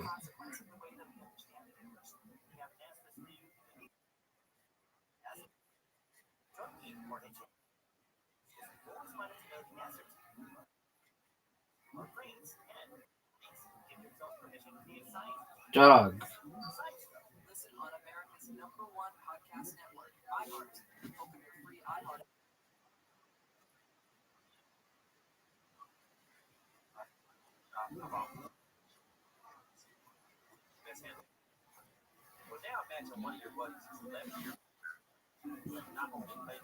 Will you please sing the song that William Montgomery at the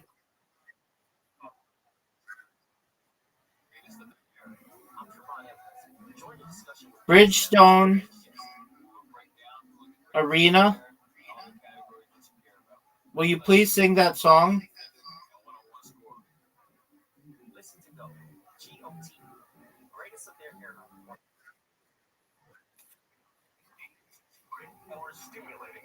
It goes like this.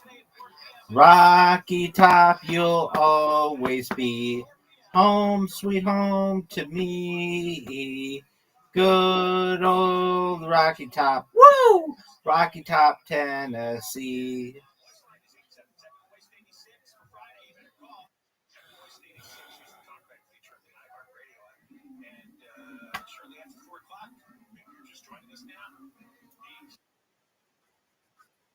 Okay, well, why don't you get a fucking blue one? And yes, you have.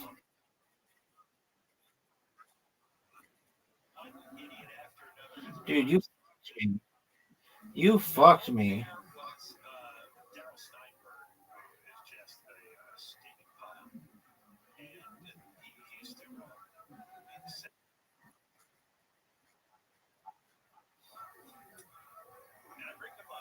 Steinberg used to allow mental patients and drug addict vagrants to sleep on city hall grounds overnight. So everybody worked and said needles and feces and dying bodies every day. Steinberg didn't seem to care how terrifying that might be. Maybe government workers are such zombies they don't notice. Dude, F you, man.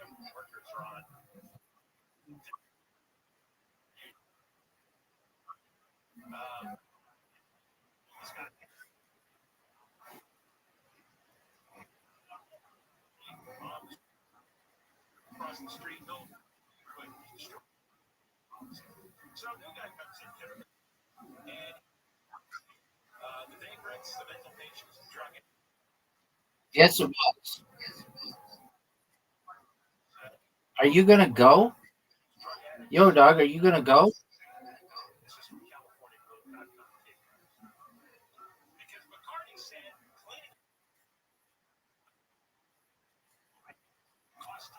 One tile is at the start.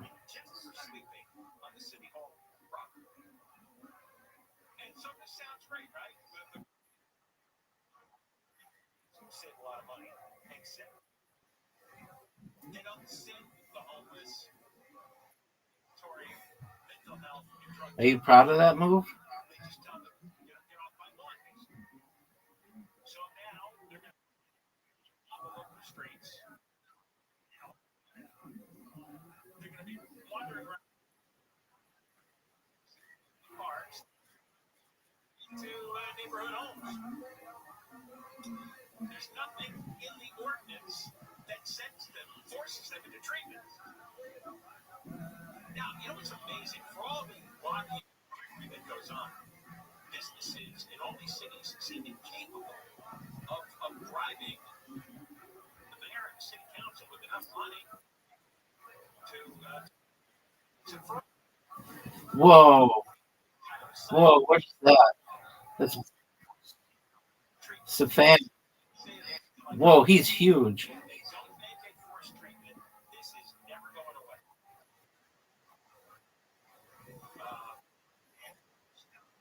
mayor for quite some time, and he never did anything. Russ. Drug addicted. Lives That thing might be. It added an extra percentage point on wealthy people. Later, they had all this money sitting in their accounts. Much of it wasn't spent. Thanks, baby. Before, they didn't have.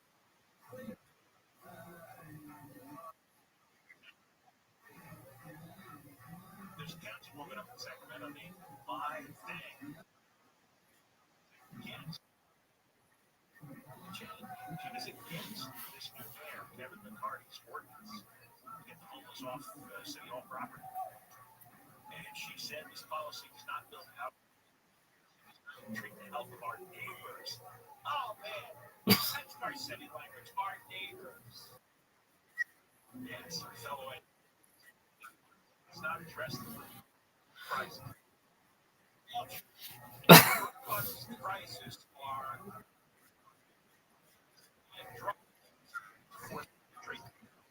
right. Police.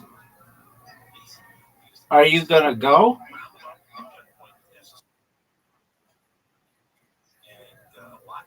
Dude, that thing is great because it makes everything blue.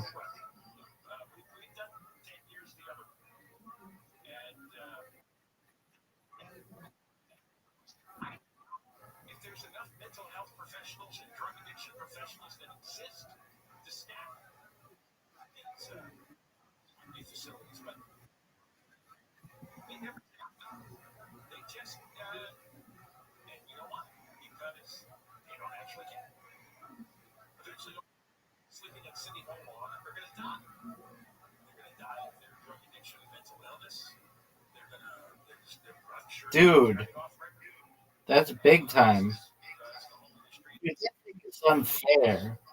I'm about to die because of that one guy.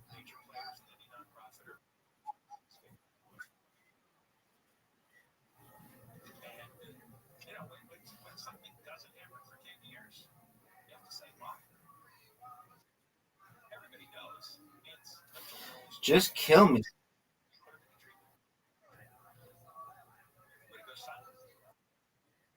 Okay, cool. I want the blue one. And I want the blue one, and I want the green one. I want the blue one.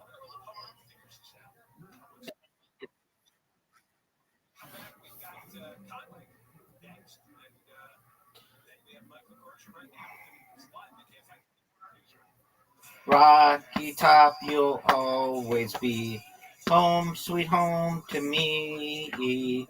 Good old Rocky Top. Woo! Rocky Top, Tennessee. Are you going to go?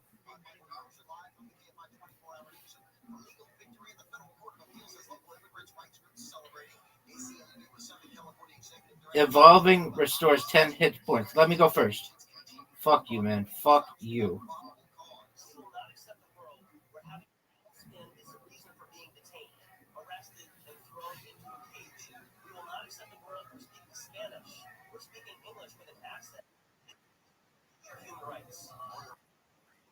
Temporary restraining order on the immigration stops while the appeals court upheld that on Friday. Longer injunctions been scheduled for late next month. Dog, what in the fuck?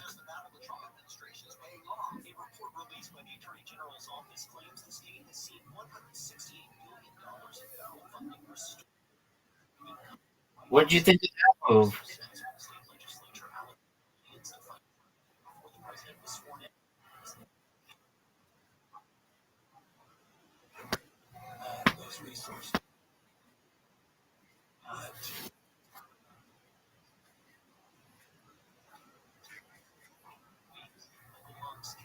Oh, you're right. You're absolutely right. Yes, it does.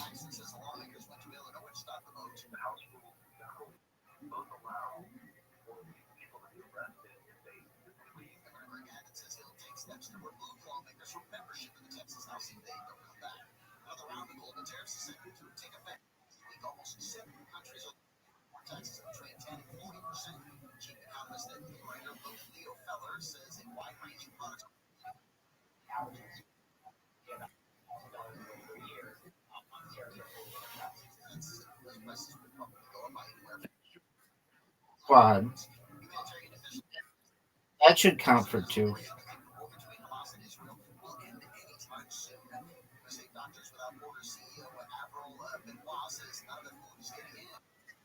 Last month was estimating that 1 million women are at risk of starvation right now.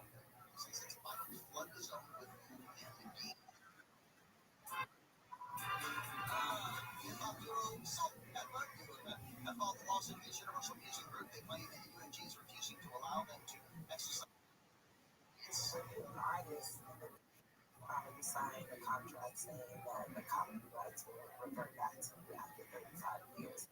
We've done all the things legally to get our copyrights back. Songs like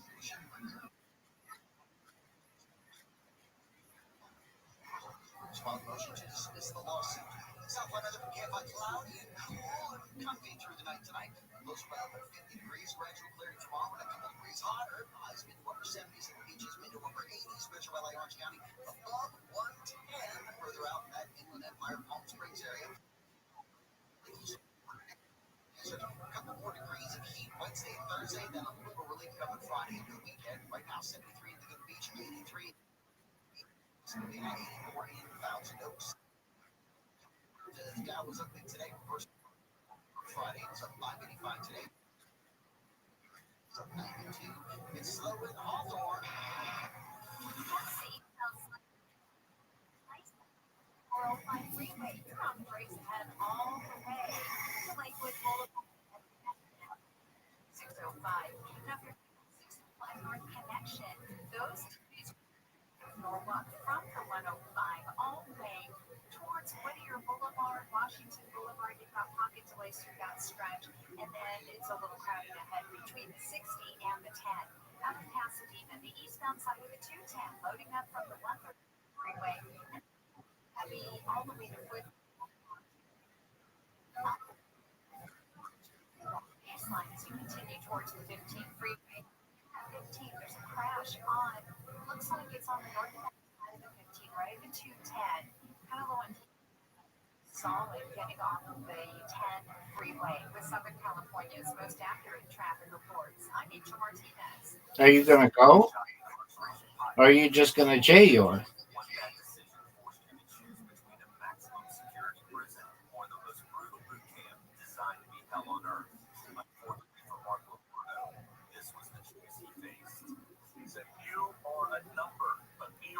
Number, and we own you. Listen to Shock Incarceration on America's #1 podcast network, iHeart. Follow Shock Incarceration and start listening on the free iHeartRadio app today.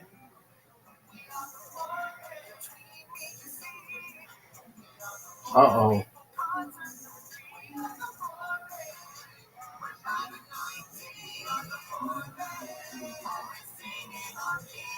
You love your kids enough to take them to see their favorite band. Love them enough to make sure they're buckled up. Show me love them. Keep them safe. Visit nhtsa.com/.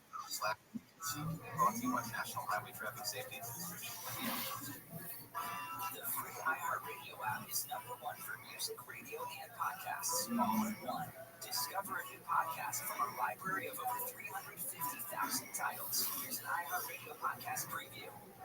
How do you take down the criminal network hidden in the shadows? Not tell them that, but I know that they're the ones who are running the largest child abuse website on the darknet. The journalists working to expose the darkest corners of the internet.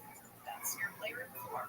That's your baby's clothes. That's my house. The police hunt down online predators. We tried to ignore them as they used to. No, we didn't. We didn't like it. We didn't like it. I'm taking more ahead. Subscribe wherever you get your podcasts. Listen and follow this podcast for free on the iHeartRadio app. #1 for music, radio, and podcasts, all in one. #1 on your car radio mindset and Welcome, Pimp. Yo, dog, how are you?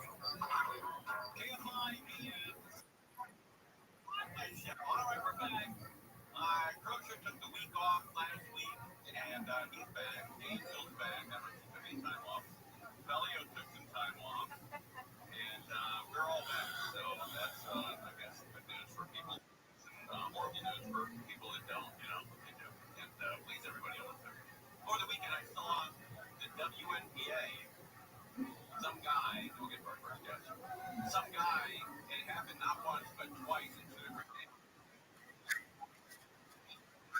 was genius.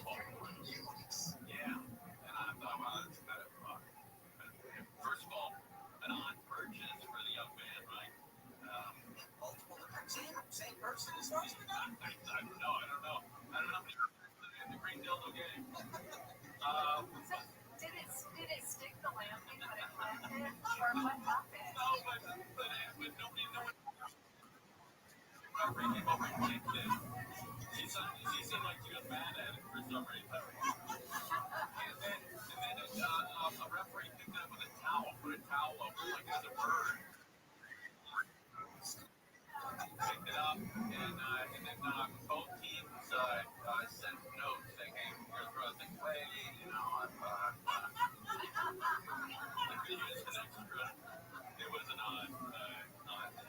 But I think Alex Stone is going to talk more about that. Sure was a hill. But it was an odd thing. Did you see it? No. Oh, okay. You know, I love the fact that a guy, look, it had to be a guy. Women don't do that. And it had to be a guy, and he was sneaking into the auditorium or the arena. Are you gonna go, or are you just? I'm just asking. I'm just asking a question. I'm just asking a question. Are you gonna go, or are you just gonna J-Yor?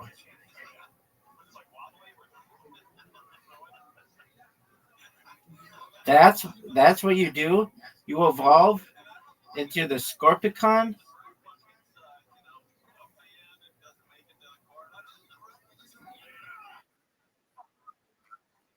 Are you gonna go?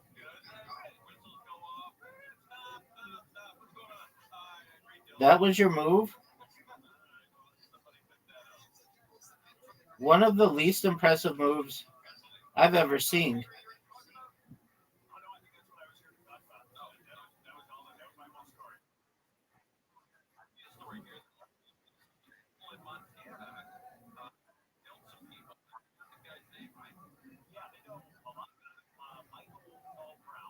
Don't do that.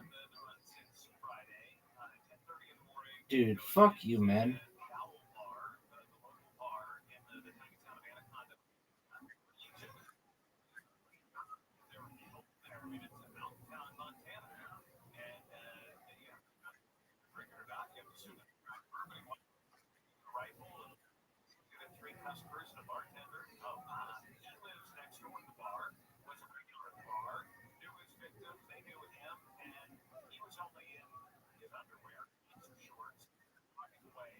Baby.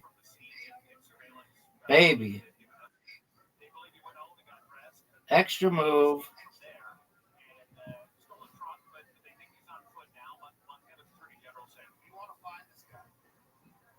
This is a dangerous individual who is committed an absolutely heinous crime against his victims. Hydro Rush, son. What a fucking comeback. What a fucking comeback. How do you like that, baby? How do you like that? How do you like that, baby? How do you like that?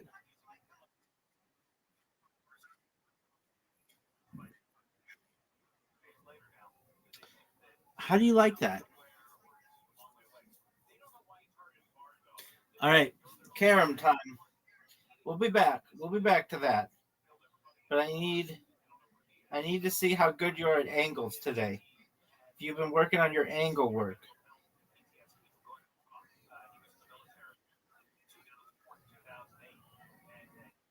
What did you think of that comeback?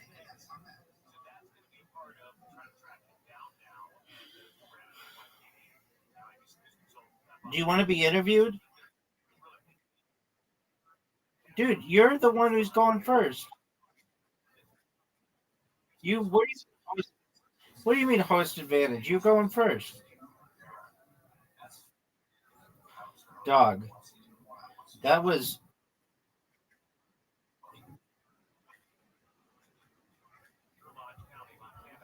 Well, guess what? It's not.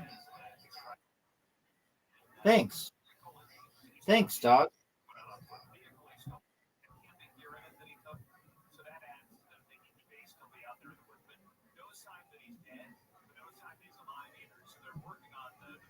No way.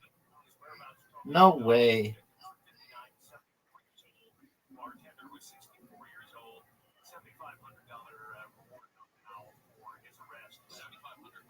Yeah, 7,500. So they're out looking for him right now. The governor is going to get a briefing tomorrow morning. We just got an update from Governor Montana saying he's going to speak publicly about it after he gets his public. Do you think I could make this? They want to track this guy down. Here is it. Something prompted him, probably mental health. Bullets in the bar. How about those two in the corner?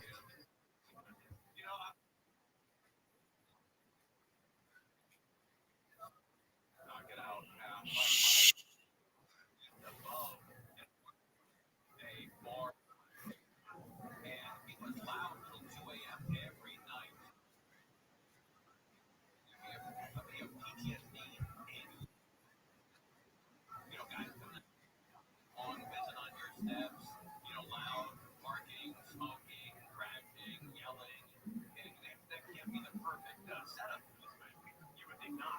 Although it seems like that he was there a lot of that time. So was there something else in play? Did somebody do a wrong? Was a customer there, the bartender, or was it just PTSD? Are you gonna get the red one? Where he was in battle in his mind with that rifle, or was he just like,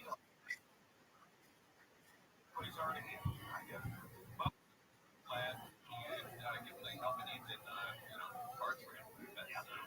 Are you gonna go? Are you just gonna J-Yor?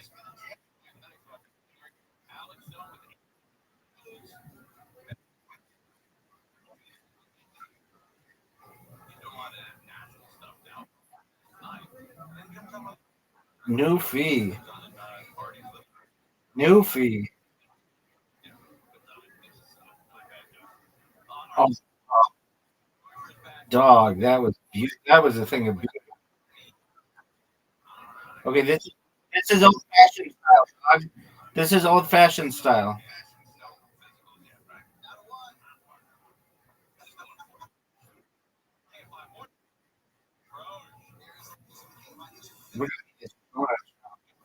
What the fuck is that supposed to mean?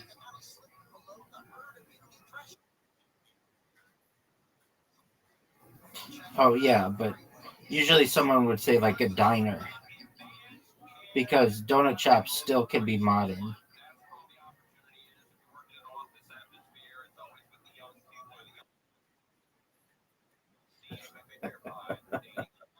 It's like I'm hearing myself make fun of myself.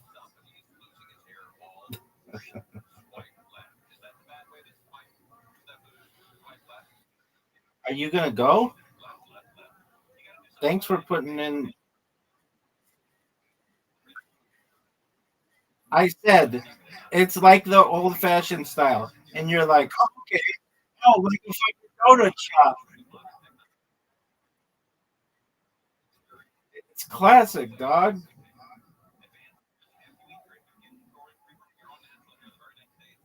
Dude, what do I even do here?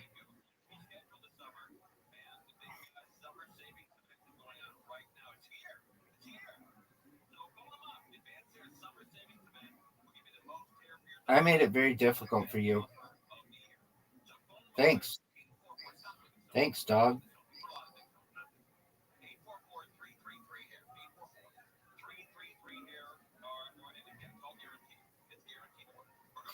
Oh, that's an easy shot for you.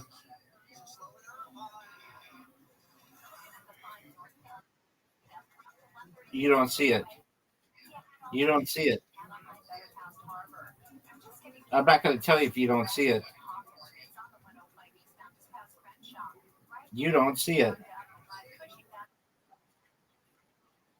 Then get it. Then get it.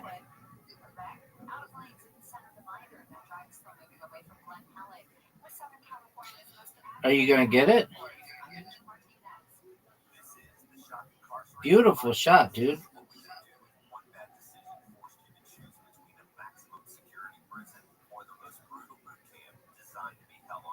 Look at you. Look at you.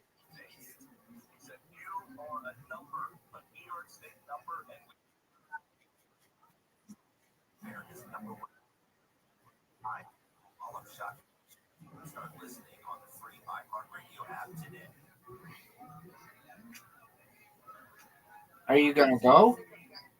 Are you just gonna jail?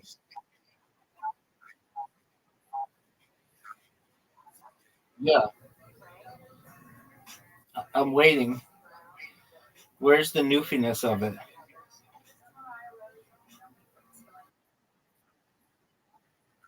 I would have made it.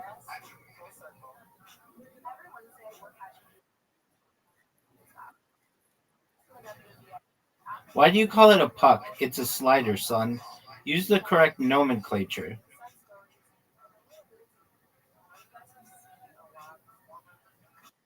Look at this shot. Okay, well, does this look like air hockey? Okay, where's the air part? Where's the hockey part? I don't get how this is like air hockey at all. All I know is that we're witnessing greatness right now. That's all I know. I just know that we are witnessing greatness. Perhaps some of the greatest. I'm not good at these shots. Right here, this is the hardest kind of shot for me.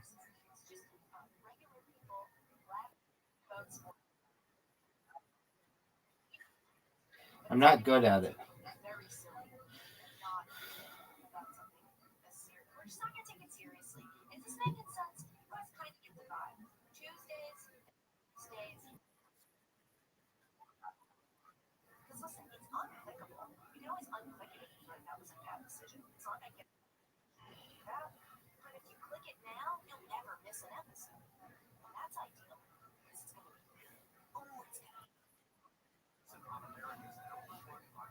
That's because, oh, dude, easy. You really want to win one, don't you? I bet it keeps you up. And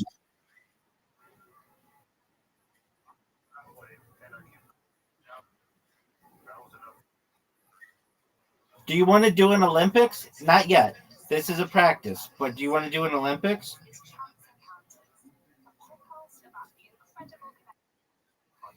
Okay. Well, then this counts.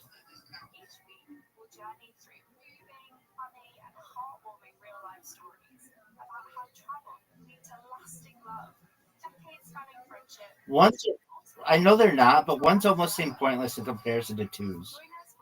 Wow, you got 5. That was absolute dog shit, dog. I'm going to show you how it's done.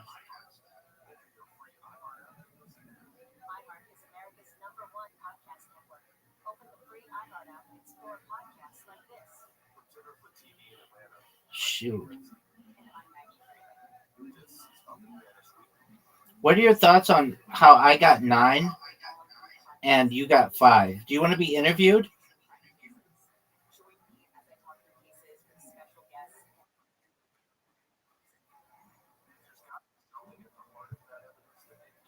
It just shows I'm consistent, baby.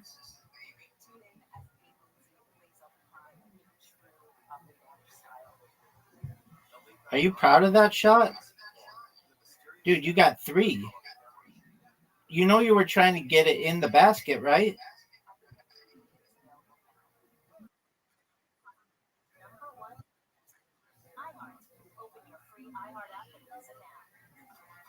Welcome to How We Made Your Mother, which I think we're calling Lydia. I say let's connect. This is our new podcast. Rewatching 208 episodes of. What are your thoughts? You have 8 and I have 14. Do you want to be interviewed?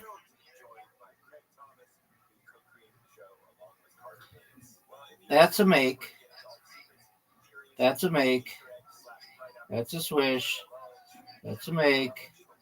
Look at this motherfucker go. Look. Oh, that would suck. 10 points. That's pretty good.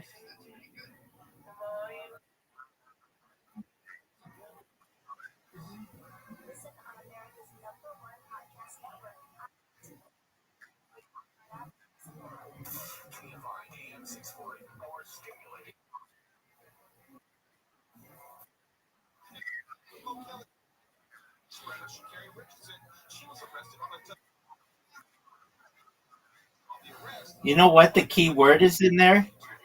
One. One. One. Are you ready for a rematch?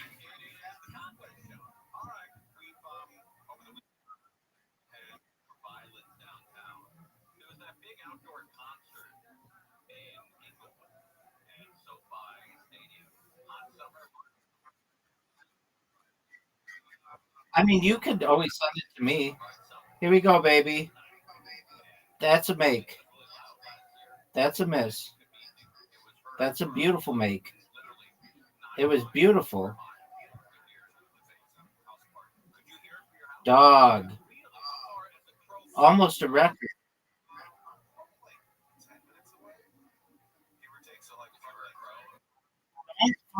Don't distract me.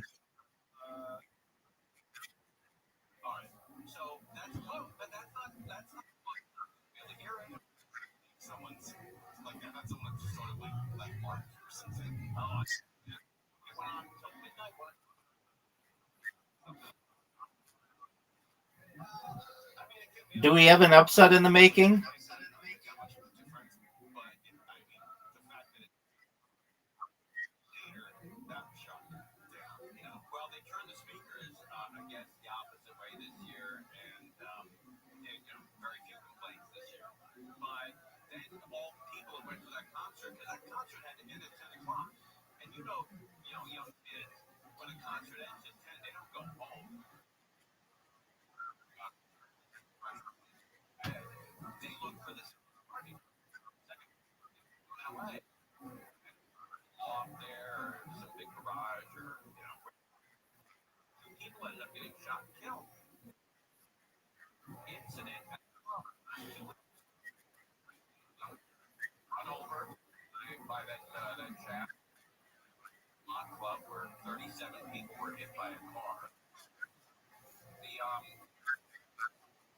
Don't fuck up. Whatever you do. Oh, he starts off with a swish, folks. That was a big swish.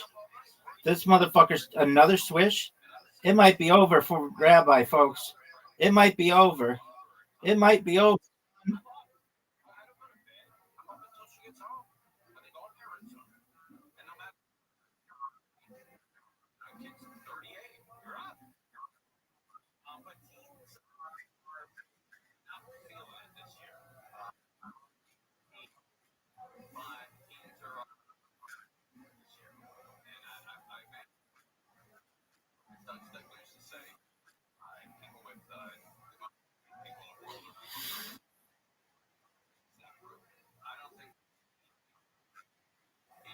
Are you ready to play Literati? No. Mancala. Literati. Congratulations on how I let you win. Not to suck dick.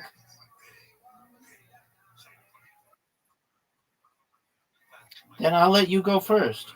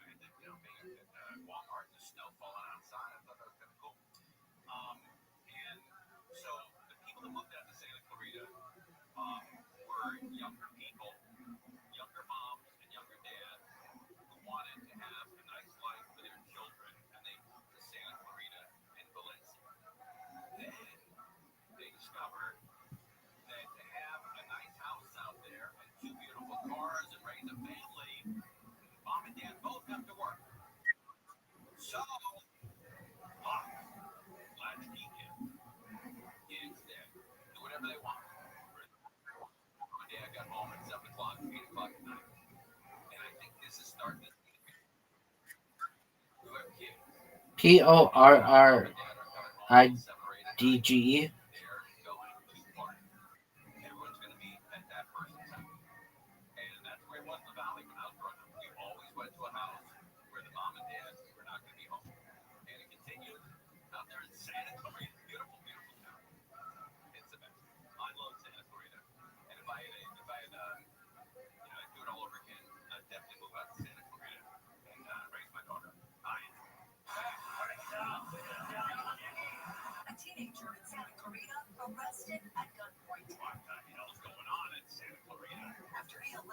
smashed a glass bottle over another teen's head. At Pacific Crest Park in a Saugus neighborhood.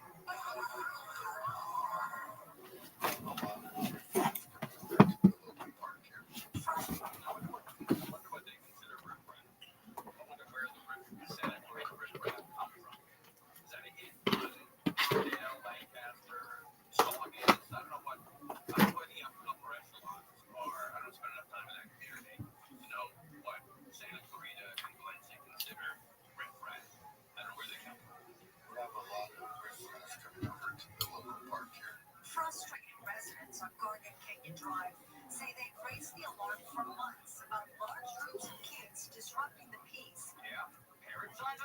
Dog, do you know what this reminds me?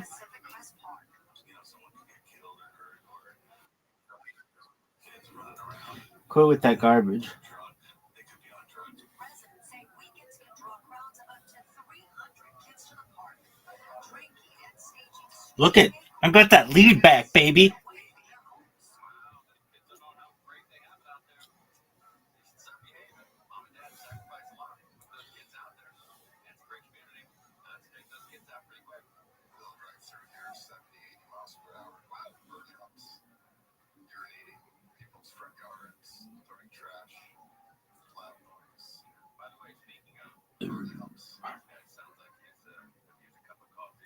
What the fuck is goose?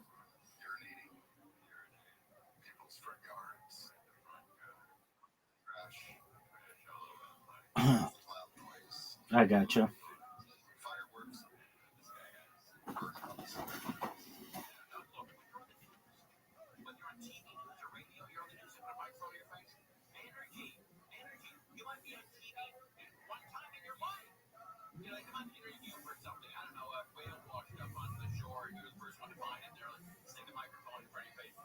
Are you proud of the way that you're playing?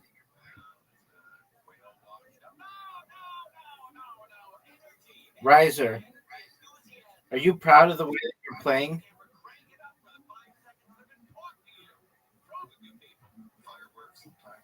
Are you gonna go? Are you just gonna J-Yor? It seems to me like you are joined J-Yorn. They've taken their concerns to both law enforcement and the city of Santa Clarita. But the residents say the problems persist. While they hope this arrest will Dog, what's it like to give me a huge lead? Dog, what's it like to give me a huge lead? Dog, dog, dog, dog.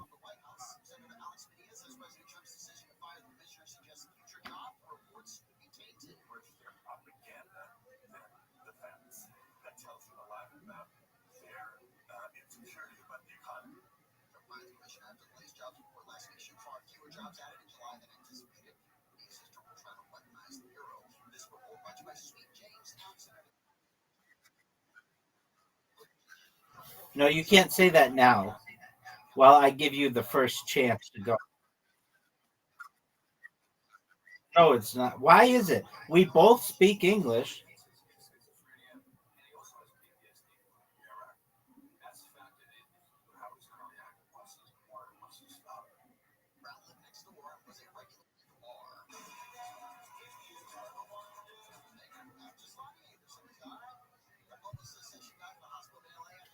Did you know that Lonnie Anderson died?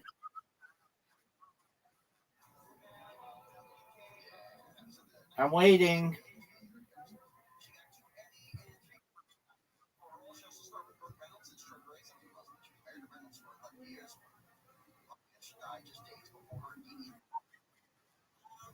Overnight tonight, sunny and a bit hotter tomorrow through Thursday, and a little bit cooler Friday and for the weekend. And right now, 77 in Culver City, 78 in Santa Ana. Let's head out to industry. This is a work zone on 60 heading westbound coming up on Fullerton Road towards Azusa. That's where the right lane's off limits until about 5 this evening. Do you like this move?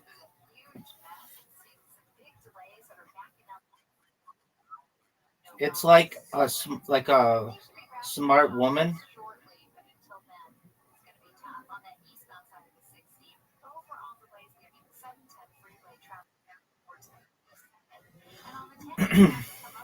Do you want to be interviewed on your lack of Maven knowledge?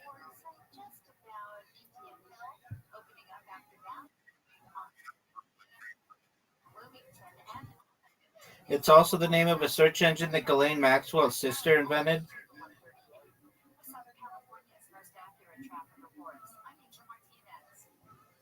Are you gonna go?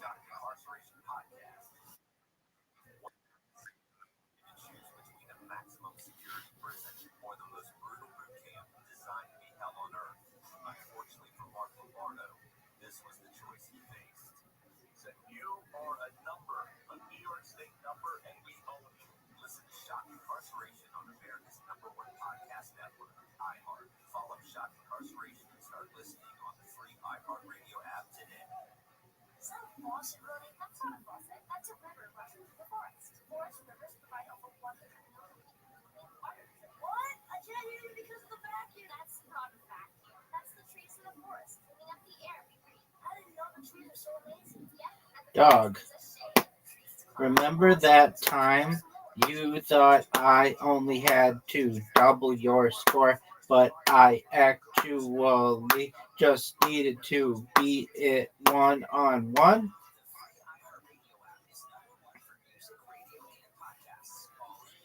Discover a new podcast from our library of over 350,000 titles. Here's an iHeartRadio podcast preview. Here's something pretty disturbing I discovered while researching this podcast. This is what it actually says on the Los Angeles Police Department website. The site states that the Adult Missing Persons Unit investigates 3,200 cases a month, and 70% of those missing people are found or returned voluntarily within 2 or 3 days. It goes on to explain, and I quote here, since being a missing person Hog. police are given a very limited role while conducting these types of investigations. At the bottom of the webpage, it gets more disturbing. There's a section titled, What if they never return? And here's the official police advice. In such situations, you may want to enlist the services of a private investigator to assist in your search. If you can't afford a PI, the police elaborate, quote, another option would be to contact the Salvation Army, which has a missing persons locator program. There's not a single sentence on the LAPD website that would lead a loved one of a missing person to have any faith that the police have been properly investigated. What the LAPD is basically saying is, if someone you love goes missing, don't overreact. They'll probably turn up, unless they don't, in which case you should get someone besides the police to look into it.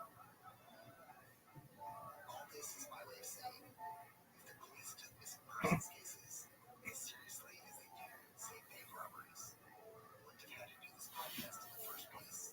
Wouldn't have chasing a violent criminal halfway around the country. Do you think you will ever beat me at literati? You can hear the full story to live, die in LA. Listen and follow this podcast for free. Radio and podcasts all in one. But here's what we're working on in the KFI 24-hour newsroom. At least 2 people have been killed and 6 others hurt in a shooting at a music festival after party in downtown LA. Convicted murderer Eric Menendez is back in prison after staying in a hospital. 54-year-old was hospitalized with kidney stones last month. Family members say he needed surgery. KFI News is on it. Prison taken by this week has talked about bringing in revenue for the country, about fixing trade imbalances. KFI AM 640, your #1 preset for breaking news in Southern California. KFI AM 640, more stimulating talk.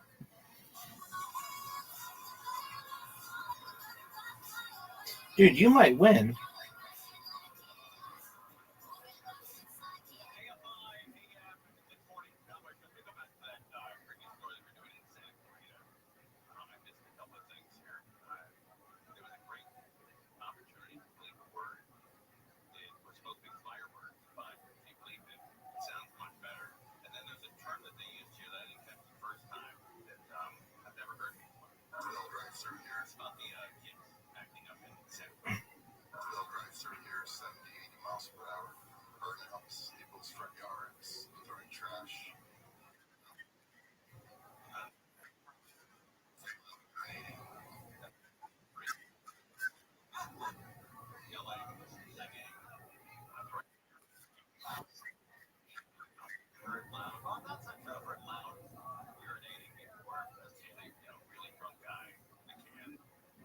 Loud urinating. Here's the belief that, and I think it sounds better. Like he says fireworks. Fireworks. Light enough. You know, the M80s or whatever the fuck it means. Oh yeah, that's perfect. It was fireworks. It was good. It was fireworks. I know. You know, it's not the F word now, but it's just, you know, he just did fireworks sometimes. You're light enough. You know, the M80s or whatever the fuck it means. But I want to hear what that was with and then normal without some idiot going back and editing. It sounded like urinating people's front yards, throwing trash, loud noise, fireworks sometimes. Like fireworks. Oh, dude. All right, we had a sad weekend. I found out yesterday that our buddy Michael Bryan passed away. Sad. I know he's Martinez. You're very close with Mike. He was the voice of the reporter in the sky. Airplane. He worked for CNN for a long, long time. And that was stolen. And he came over here and he seemed to be happier over here than he ever was in his life. He was a bigger than life character. And I always saw him at Santa Anita. Always saw him at Santa Anita. So I was there last night at Santa Anita. It's around 8:30 at night. I'm in the basement with 15 other total losers betting off track. And we're betting low salad. We don't either have money to go down there or the transportation to go down there. So we go to Santa Anita and bet off track. And it's wild. Loserville. And including myself in it. And I'm looking at the program and I see track jester, right? The comedy guy in track. And I always thought, oh, that's Michael Bryan for sure. He was always the loudest, funniest guy in track. And I put a 10 on that horse. It won by 5 lengths. So it went up 17-1. And I'm sure that Michael Bryan was at Santa Anita. He helped me out last night, that guy. He was a really cool guy. Kids, too. I always saw him. He was always, every time I saw him on his day off, he was with his kids. Every single time I saw him. Whether it was our events at Bronco or the racetrack or any kind of... Dog, do you think you could win? Orange County, at the White House, or at Wendy's, he was always there and he always had his kids with him. Great dad, and I know that you went out to the hospital yesterday and had an opportunity to see him right before he passed away. Yes, I did. And they had FS1 on, so you could watch the Pelicans. Oh, that's great. It was great. One last shot. Yeah, he enjoyed it, man. He and went for it. You know, every time I saw him out there, I could never shake his hand. He always had 2 drinks working at the same time. My kind of guy. Never was one of those guys who like had to go behind a trash can to have a shot. 2 beers, 2 shots. Loud guy in the track, and I really like that. Yeah, and Mike sure thought the world of you, and his sons do as well. Ryan and Jeff, they all adore you. Yeah, I reached out to Ryan last night, and I don't know if I can read these seconds.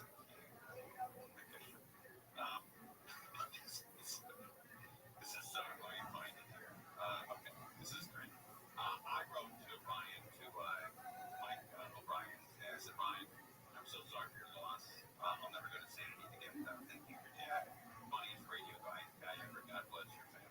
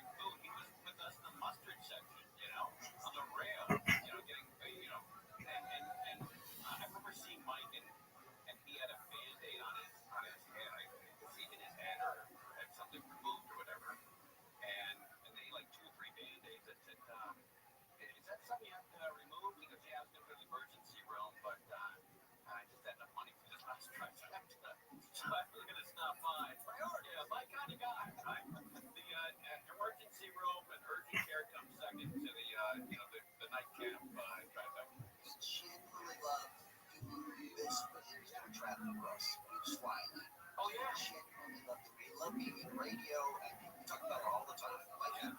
Always, you could tell he just had an affinity and a love for it. Just listening to other people on the air, talking about other people on the air. He was a big fan of me. You need a really good comeback here. Even though the tiles are stacked in your favor.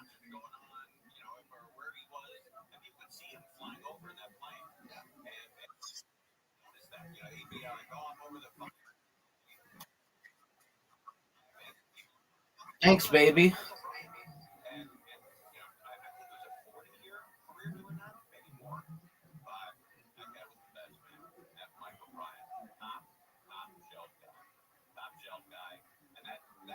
Bronco party won't be the same without him. Always there, always having a great time with his kids.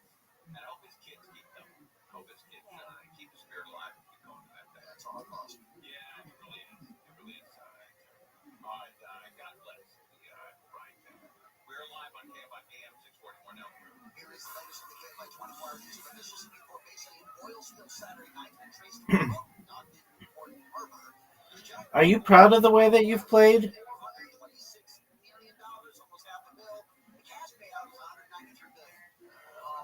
Dog.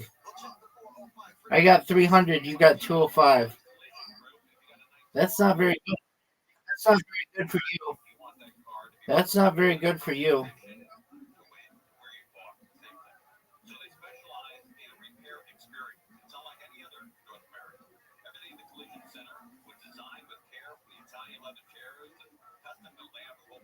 Are you going to go or are you just going to J-Yor?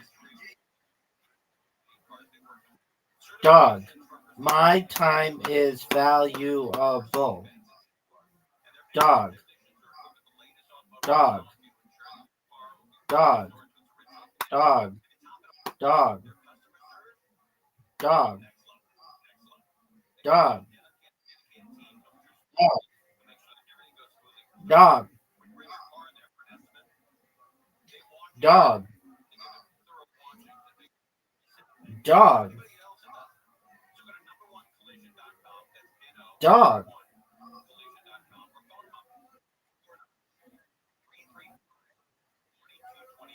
What are you doing? Sipping water with a spoon?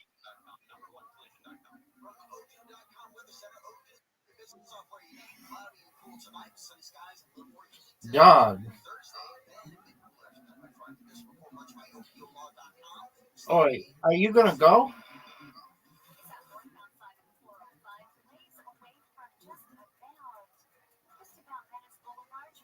Dog.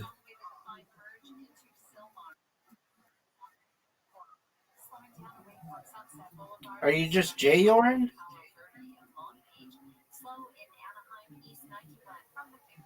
How much more time do you need?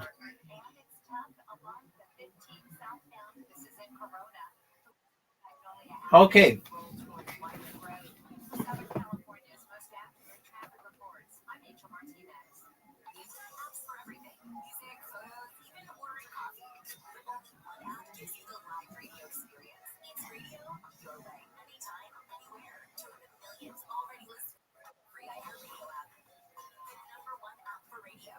Let's see the color difference.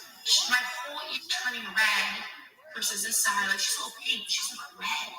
So I don't really know what to do because I've been cleaning it. No one cares, woman.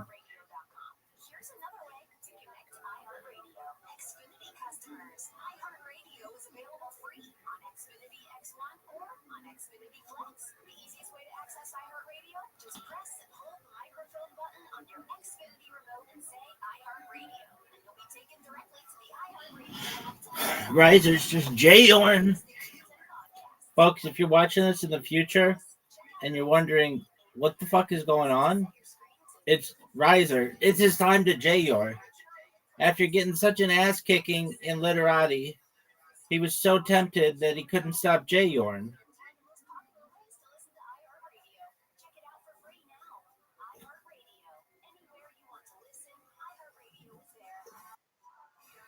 Are you done J-Yorn?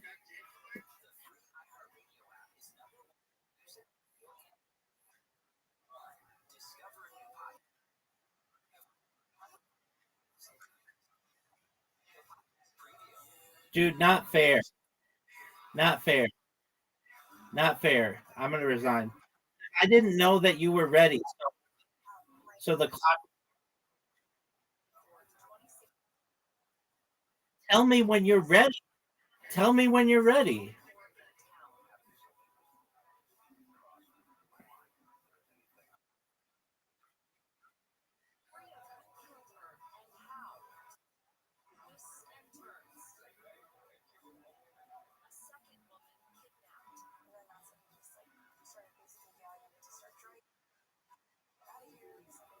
I don't need your comments.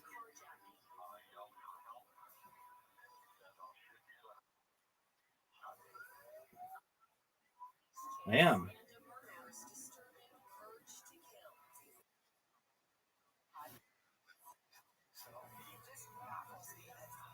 Here we go, folks. The king of Jayorn. Wow. All that time for a 9? Oh, wow. Good job. That was really good. Oh, nice 7, dude.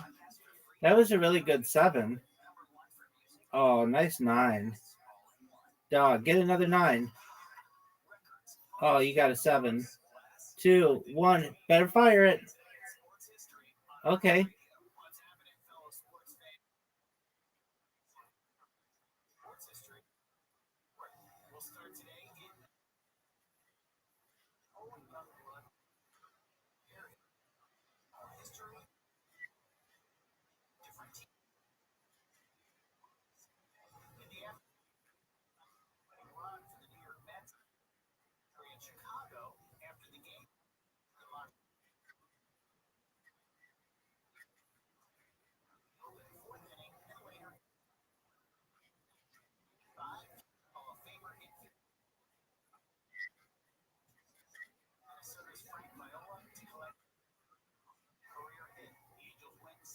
Why are you only getting super far away ones?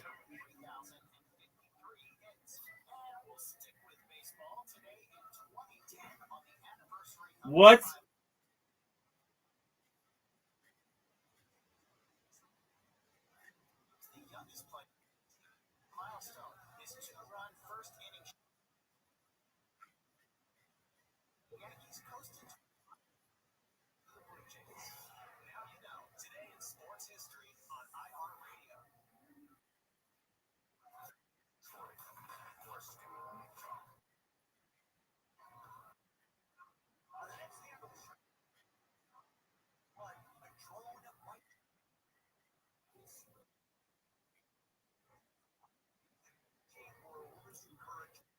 Fuck. Well, then just get it, dude, and quit not doing well.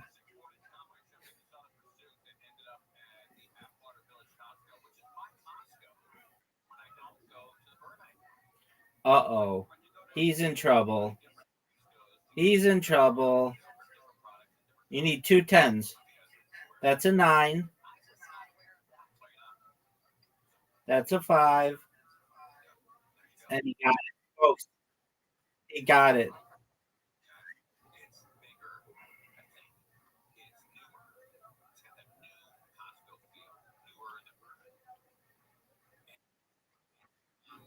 Doug, shut the fuck up.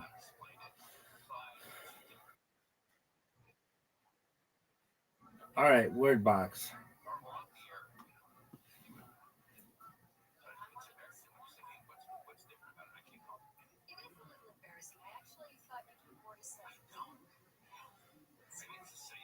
Are you gonna go? Are you just gonna Jayor?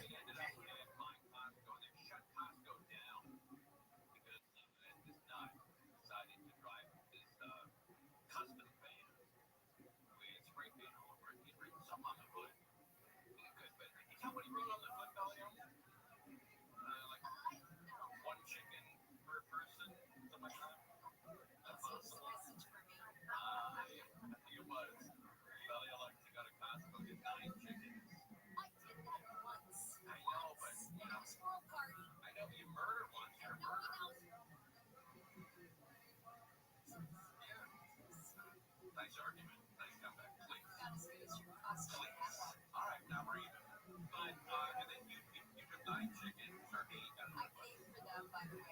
yeah, well, okay, well, congratulations, you didn't steal. That's great. You know, in 2025, that's positive. It was towards the end of the night, so they weren't moving anyway. And didn't they like leave and take them off their hands? But you felt guilty about it. You put them in your car, and you said you put them well. Dog, what do you think of the ass kicking that you just experienced? Gonk? What the fuck word is gonk? You're not even trying with real words. Gonk. You just. What's it mean, dog?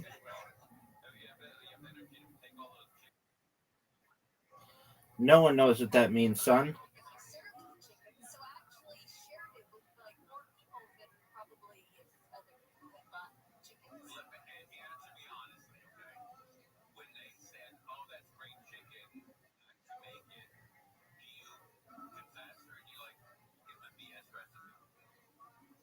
But none of that time, I think it was obvious what it was. They were still in the plastic. All right, but this pursuit ended at my Costco. A pursuit suspect is in custody after an hours-long standoff with LAPD while parked in a Costco parking lot. Sky 5 captured the nearly 3-hour standoff, which began this morning around 2:30. Officials say that the man was making criminal threats and had a sign on his dash. About getting your ass kicked. Dog, what are your thoughts about getting your ass kicked?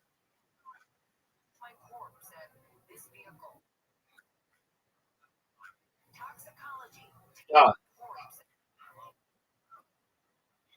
You want to lose again?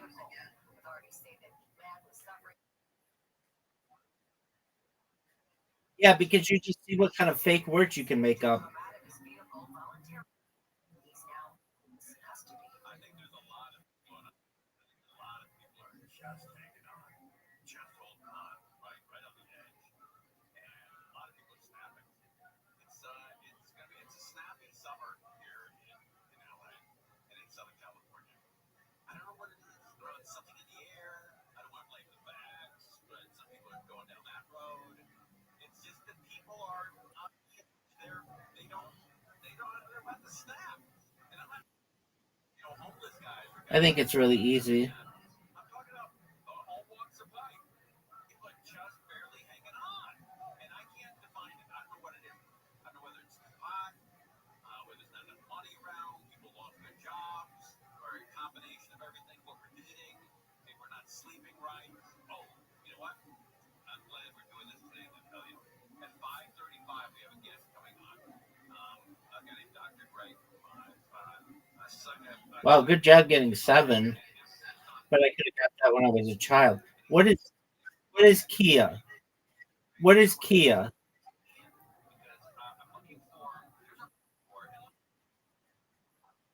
Makes me feel better without making any significant changes in my life. You don't have to do anything. This to be like a miracle. A miracle for less. Miracle beyond with this own. I have no control over that. But I wanted to feel better. And so at 5:35, we might have the answer. That'd be all right, the bomb squad is out there. I hope that goes well. We've had a bad experience with the bomb squad lately, so everyone's on edge for this end. The LAPD officers, as well as the bomb squad, they are stationed underneath the 210 freeway right here at Terrabella, as you mentioned, for some sort of a military ordnance that was found here in the area. They did not specify exactly where that ordnance was found. Neighborhood that's adjacent to the freeway on both sides. Found somewhere in this area. I had something in my eye. I have something.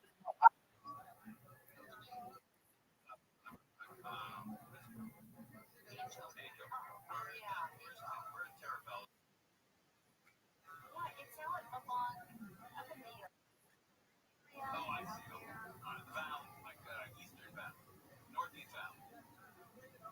Right? Yeah, the Northeast Valley. They have not mentioned. Oh, okay. I know what that is. Okay. There's a constant bunch. And they have different products. You gotta go to The products that are there at Costco.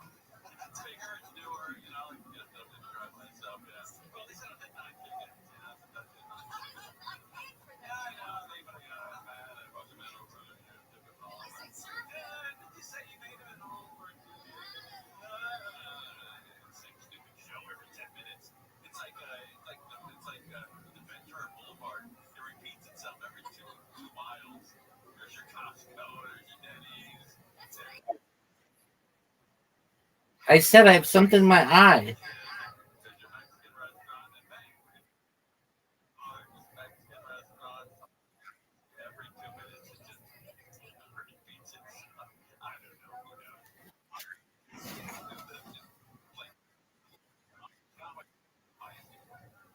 You love it. Good job sucking dick.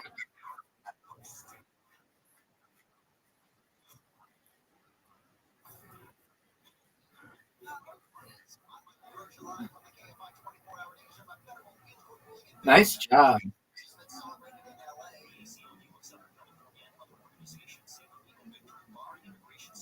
Are you proud of that shot?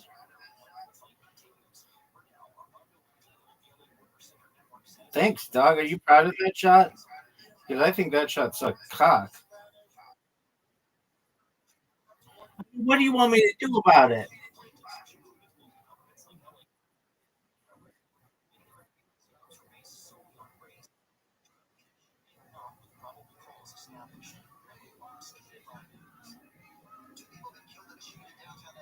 Get there.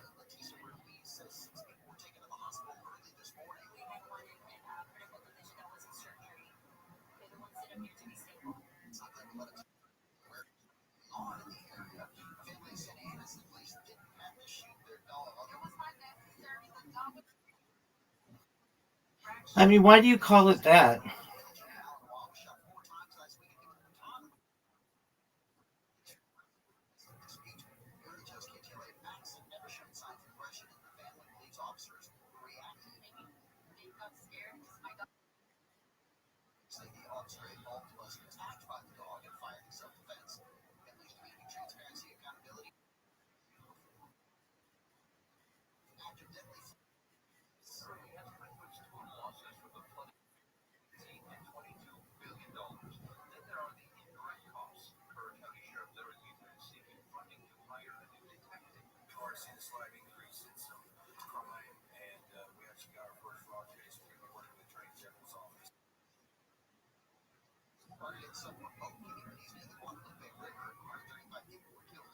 You suck at this. Good job.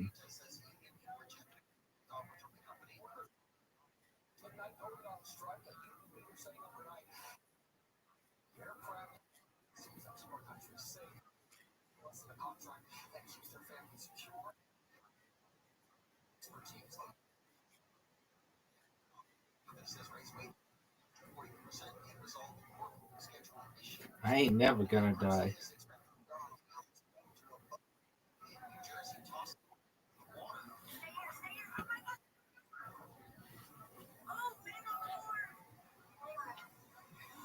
Are you gonna go?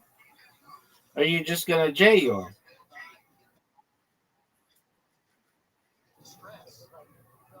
What blue one?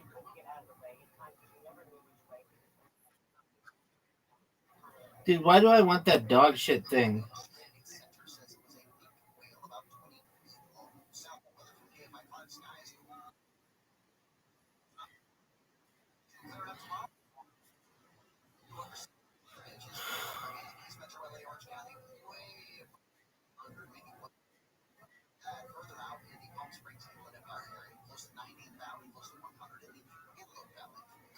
Are you gonna go?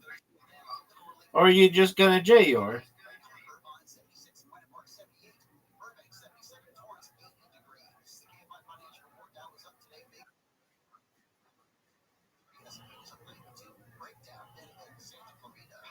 Are you gonna go?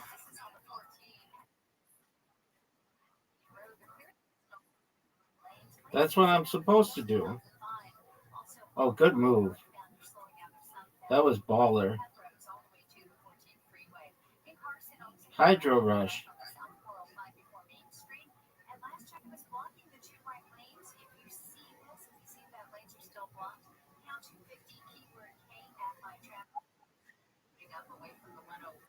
Easy what? Where's the quad?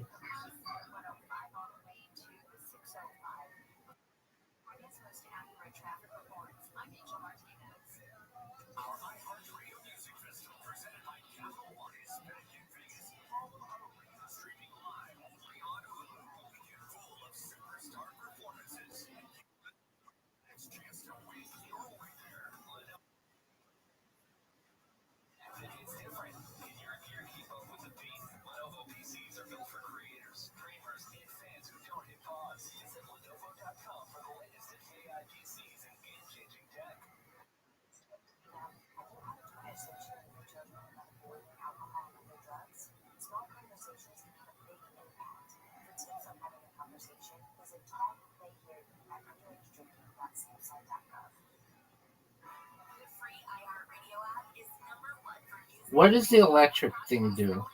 Discover a new podcast from our library of hundreds of thousands of titles. Here's my Radio Podcast Preview.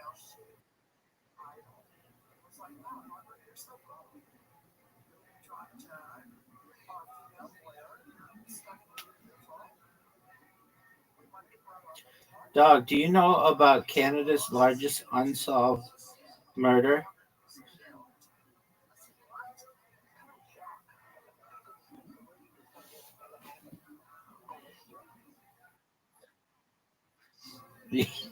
Exactly.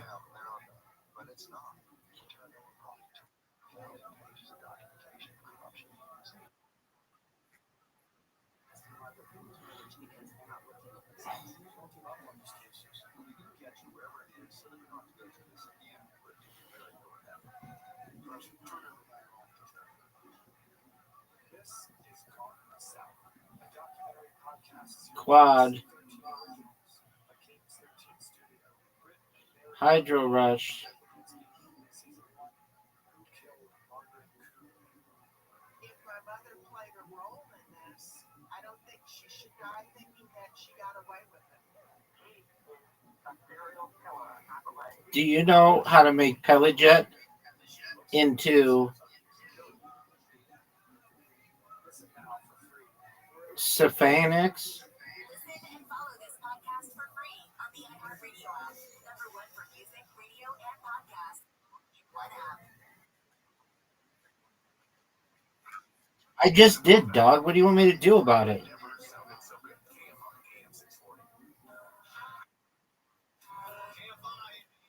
Are you gonna go?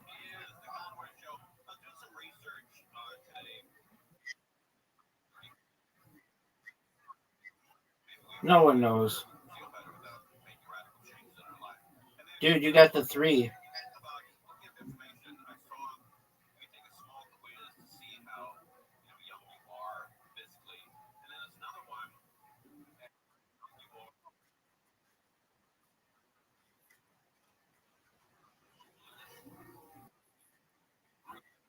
You're welcome, pimp. Extra moves, son. Extra moves, son.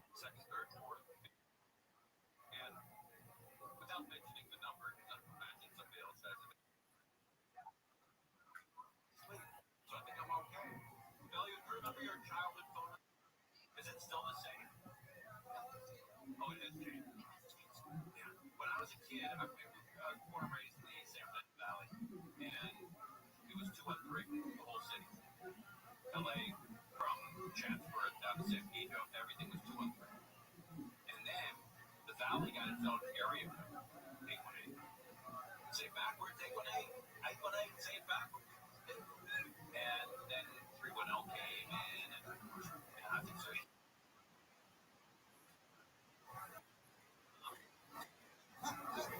You just missed a quad.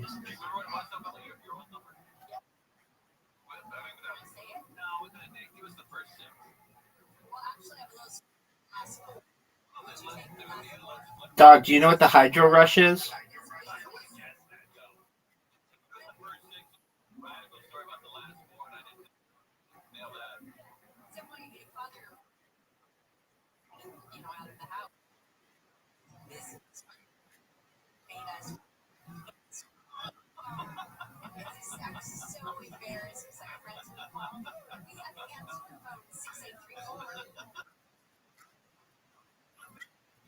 Are you gonna go? Or are you just gonna Jayor?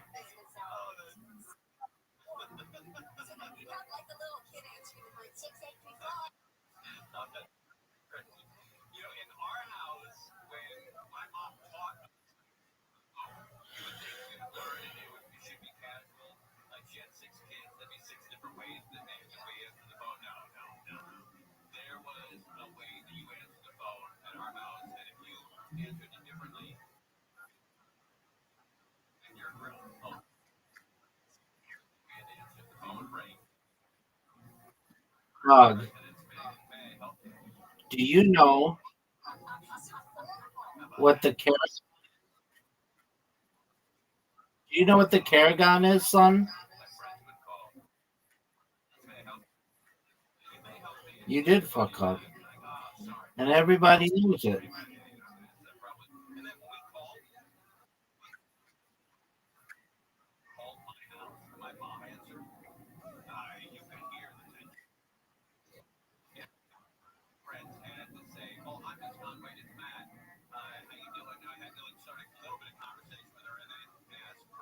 Oh, that was big time, dude.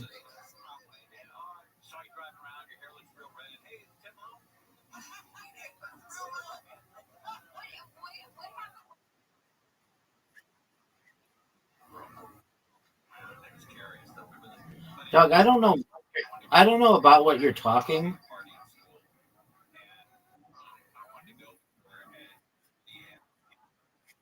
I do, but I generally try to avoid ending sentences with prepositions because I'm a pimp, bitch.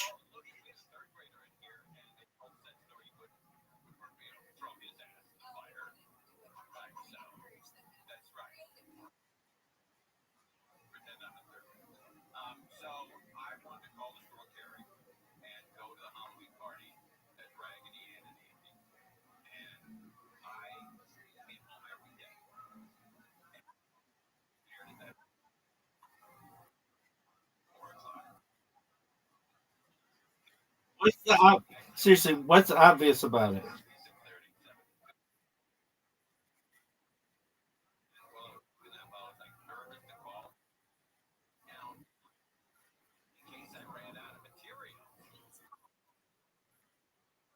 It was not a quad. Oh, I saw that, but I don't think that helps.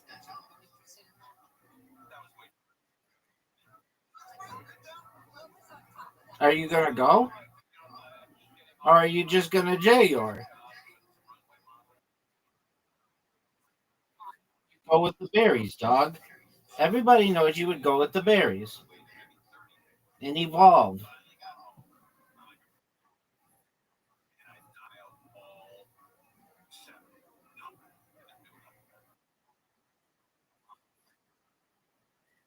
Are you gonna go?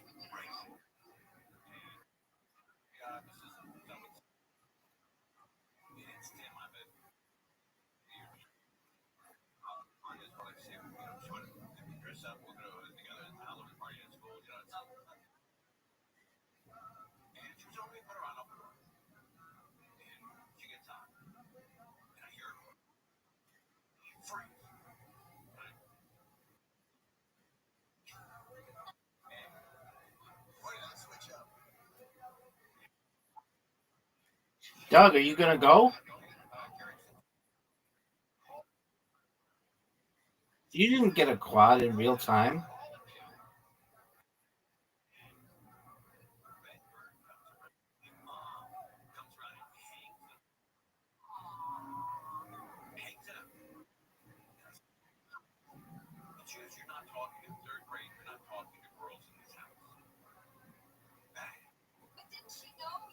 You've been staring at the phone for a month and you're going to this party at school and you had that great idea about Raggedy Ann and Andy. I think she missed a lot of the opening.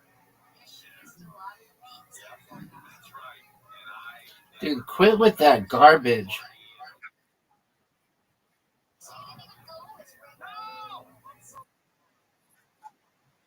Because I'm sexy, baby. It's a big dick. What do you want me to do about it?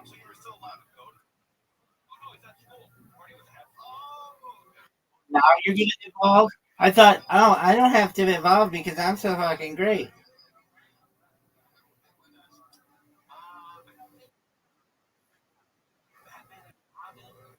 Are you gonna go?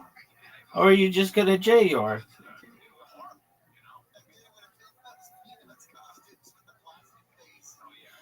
How dare you hydro rush me? How dare you?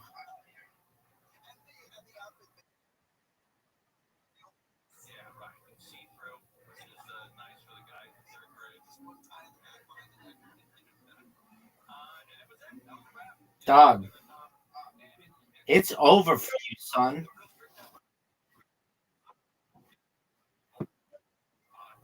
Oh, you made a mistake? Do you want me to take a time machine back so you can fix it?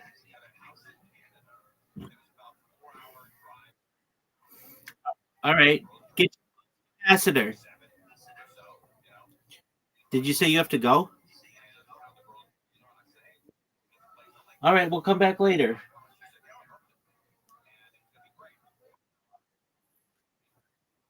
You don't have jack shit to do. Look, can I give you? Look, are you ready? Are you ready for your to-do list? Number 1, Jayor. Number 2, Jayor. Number 3, Jayor. Number 4, Jayor. Number 5, Jayor. Number 6, Jayor. Number 7, Jayor. Number 8, play Rabbi in the Olympics. Play Rabbi in the Olympics. Yo, what's going on, Rick? Rick 2412, how you living, Pam? Rick 2412.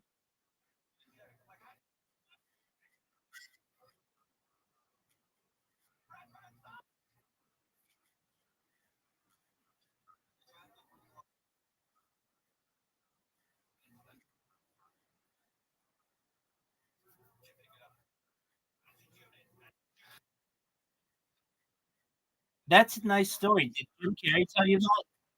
That's a nice story. Is that something that Jim Carrey told you? Hey, what's going on, Rick 412? Dog, you made Rick 412 not come back. He didn't give a shit about your stupid Jim Carrey story. Dog, did you know that Lonnie Anderson died?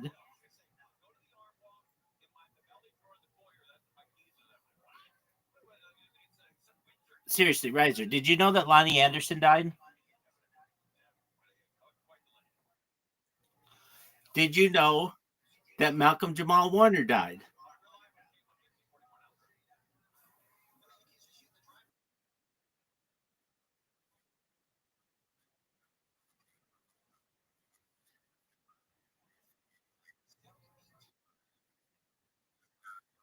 Hold on, hold on. Let's learn about it. What is the largest unsolved murder in Canada's history? It's a flight. Here we go, son. Here we go, son. It's Canadian Pacific Airlines Flight 21. Canadian Pacific Airlines Flight 21. Dude, there was a bomb. Dude, it was a bomb. It was a bomb. Dog, listen to this motherfucker thinking he's funny. You think he's gonna do that? It was a bomb. I gotta take a whiz.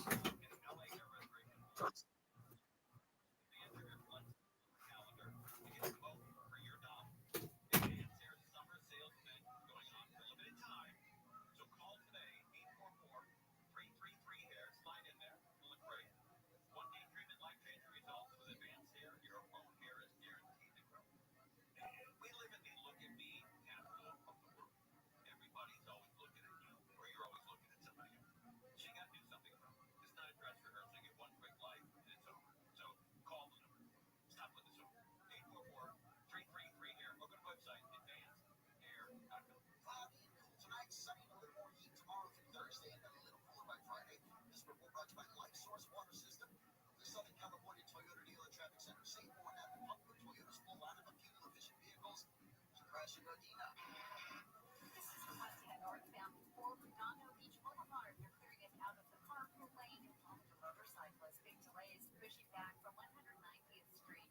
Also in downtown on the 10, eastbound before San Pedro Street. A crash blocking the right lane. The drive overall slowing out of Santa Monica, getting away from Centinela. And just getting word of this problem in Lincoln Heights. 5 southbound past Main Street. It's a crash. It's outer lanes to the shoulder. The delays are backing up all the way out of Griffith Park from Colorado. With Southern California's most accurate traffic reports, I'm Rachel Martinez. This is the Shock Incarceration Podcast. What would you do if one bad decision forced you to choose between a maximum security prison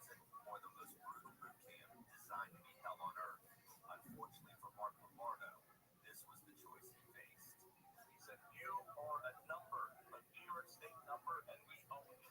Listen to Shock Incarceration on America's #1 podcast network, iHeart. Follow Shock Incarceration and start listening on the free iHeartRadio app today. This is the Shock Incarceration podcast. What would you do if one bad decision forced you to choose between a maximum security prison or the most brutal boot camp designed to be hell on earth? Unfortunately for Mark Lombardo, this was the choice he faced. He said, "You are a number, a New York State number, and we own it." Listen to Shock Incarceration on America's #1 podcast network, iHeart. Follow Shock Incarceration and start listening on the free iHeartRadio app today. Way back in 1440, Gutenberg's printing press sounded terrible. In 1922, Earl C. Anthony created Key of Arcade in Los Angeles. It also sounded terrible. Now, Key of Miami iHeartRadio app brings you digital sound from the dulcet tones of Tim Conway Jr. To the warm, comforting siren song that is Shannon Ferris. If you haven't heard Key of I on the free iHeartRadio app, you haven't heard Key of I. Broadcasting with 50,000 watts of power live everywhere in living color on the iHeartRadio app. Coming up tomorrow after 1 o'clock on the John Cobell Show. For the last 10 years, California has been losing more companies than it's been gaining. In fact, in 2023, 533 more companies left and entered the state. We'll talk about it coming up tomorrow after 1 o'clock on the John Cobell Show.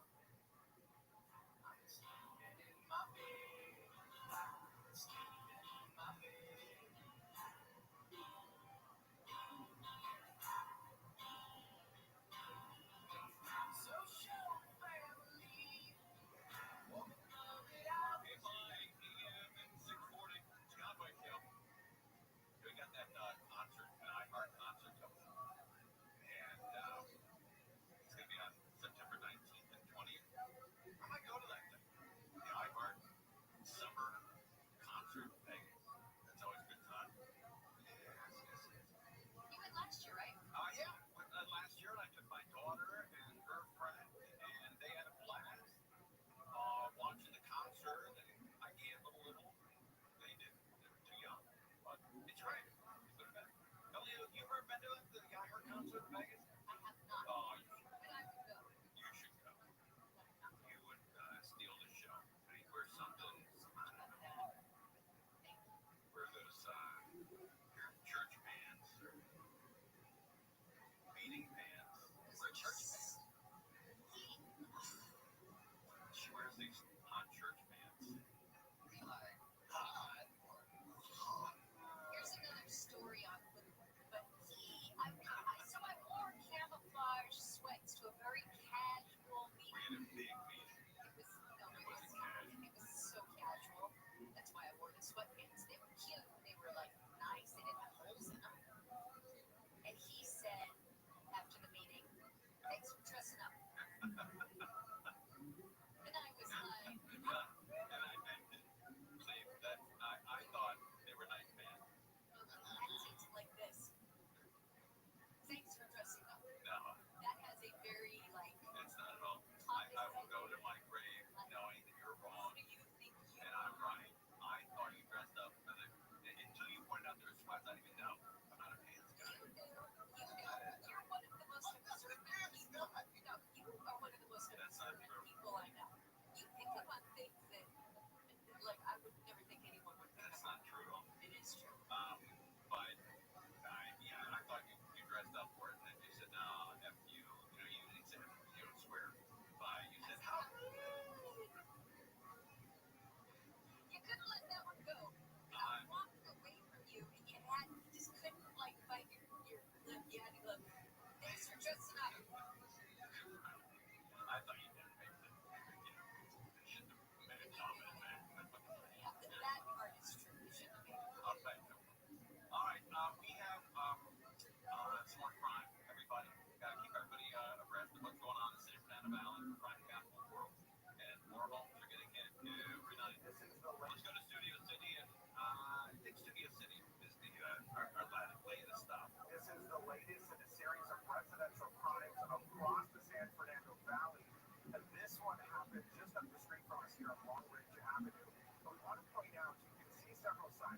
neighborhood watch sign and a private security sign. How'd that do? Anybody? Is there anybody? No, not at all. These point out what may have actually made the difference in what happened at this home overnight around 2:20 this morning. Check out the police response. I just talked with LAPD's Van Nuys division, and I told 4 men hopped the fence to get into the yard of an upscale home here. They were not able to get inside, I'm told, and apparently made a quick getaway. Police tell me the homeowner is currently out of the country, but neighbors are keeping a watchful eye. Someone spotted those men and called 911. Spotted them at 2:20 in the morning. Walking to the back. Yeah, how that thing. But you spotted me. It was up at 2:20 in Studio City. But neighbors are keeping a watchful eye. Someone spotted those men and called 911. There's also that private security I mentioned patrolling here. Police say that may have spooked would-be burglars. And let's go to Studio City here. LAPD's North Hollywood division responding overnight, or I should say around 11 o'clock last night. A frightening confrontation here on West Rye Street near Rhodes Avenue. Police say an alarm startled the homeowner awake, then saw someone run into their house. That homeowner grabbed his gun and fired off several rounds. Oh, cowboy. All right, my kind of guy. Grabbed his gun and started hammering. Fired off several rounds at the person in their home. Police tell us there's no evidence the person was struck by the gunfire, and the group apparently ran to a waiting getaway car. It's unclear who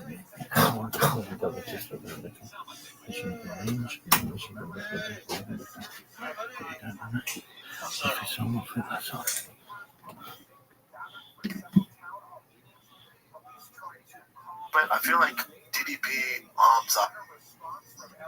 Stems from Judaism in a normal way. We had no Jewish community, and now he developed this special idea of what Judaism must be like, and he was never able to really, make sense of the difference between Judaism and regular Jews, and he ended up taking his own life. Nevertheless, his experience and the problematic way in which the Amsterdam community tried to deal with this unusual figure is extremely telling, not only for the difficulties of navigating modernity, when it becomes more and more possible to adopt various postures toward religious identity. In other words, the Amsterdam Beit Din was really trying to enforce that medieval concept of Judaism, where everyone had to behave according to the set rules as understood by the Shulchan Aruch, whereas the possibility of new Jewish identities are rapidly becoming evident in society. One of the most profound links, you may have already anticipated it, is with Baruch Spinoza, who not that much later, after Acosta's experience, went through a similar experience. We caught an 8-pound catfish. That was the prediction. The prediction was for me to catch something over 5 pounds. We caught a lot of threes. We caught a lot of threes today. But not enough. This motherfucker.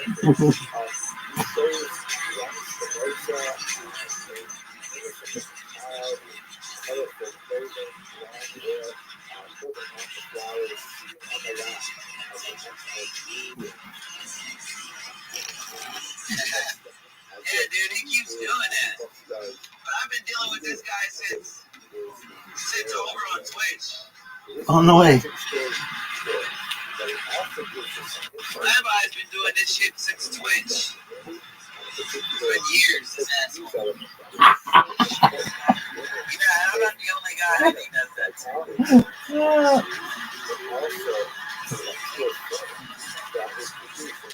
Still hasn't got a life. No.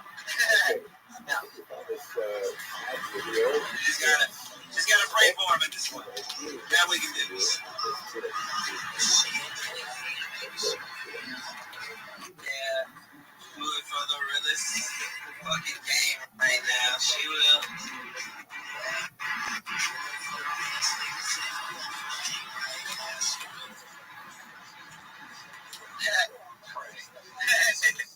Pray.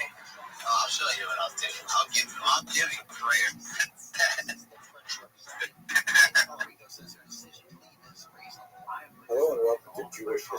let's continue our discussion of the Bible in historical perspective, trying to understand the roots of the Jewish people. And I have to share with you the word the whole message is so powerful, so central to Jewish life that I can recall my own encounters with this biblical narrative. And I'm sure that's something that most Jewish people can retain as well.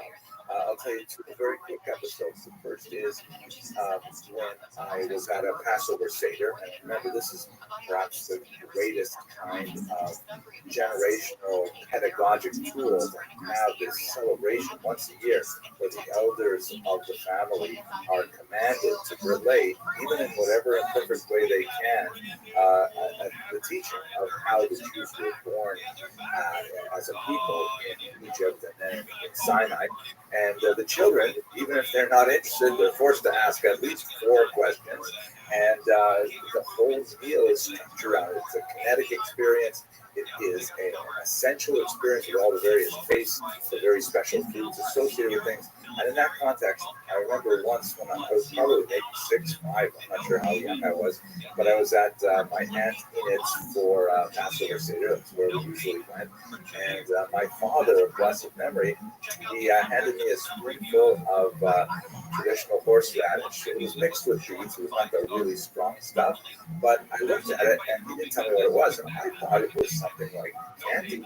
It had that deep red color. And so I put it straight in my mouth and like, wow.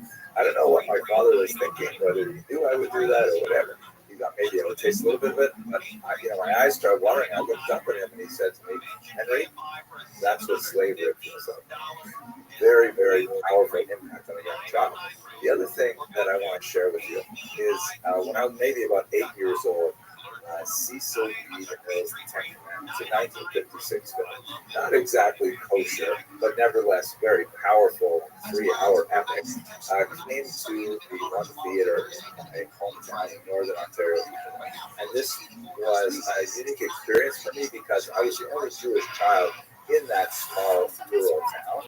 And I just went to the movies as often as I could because I found it so fascinating. It was just up the street from where we lived on top of my father and mother's store.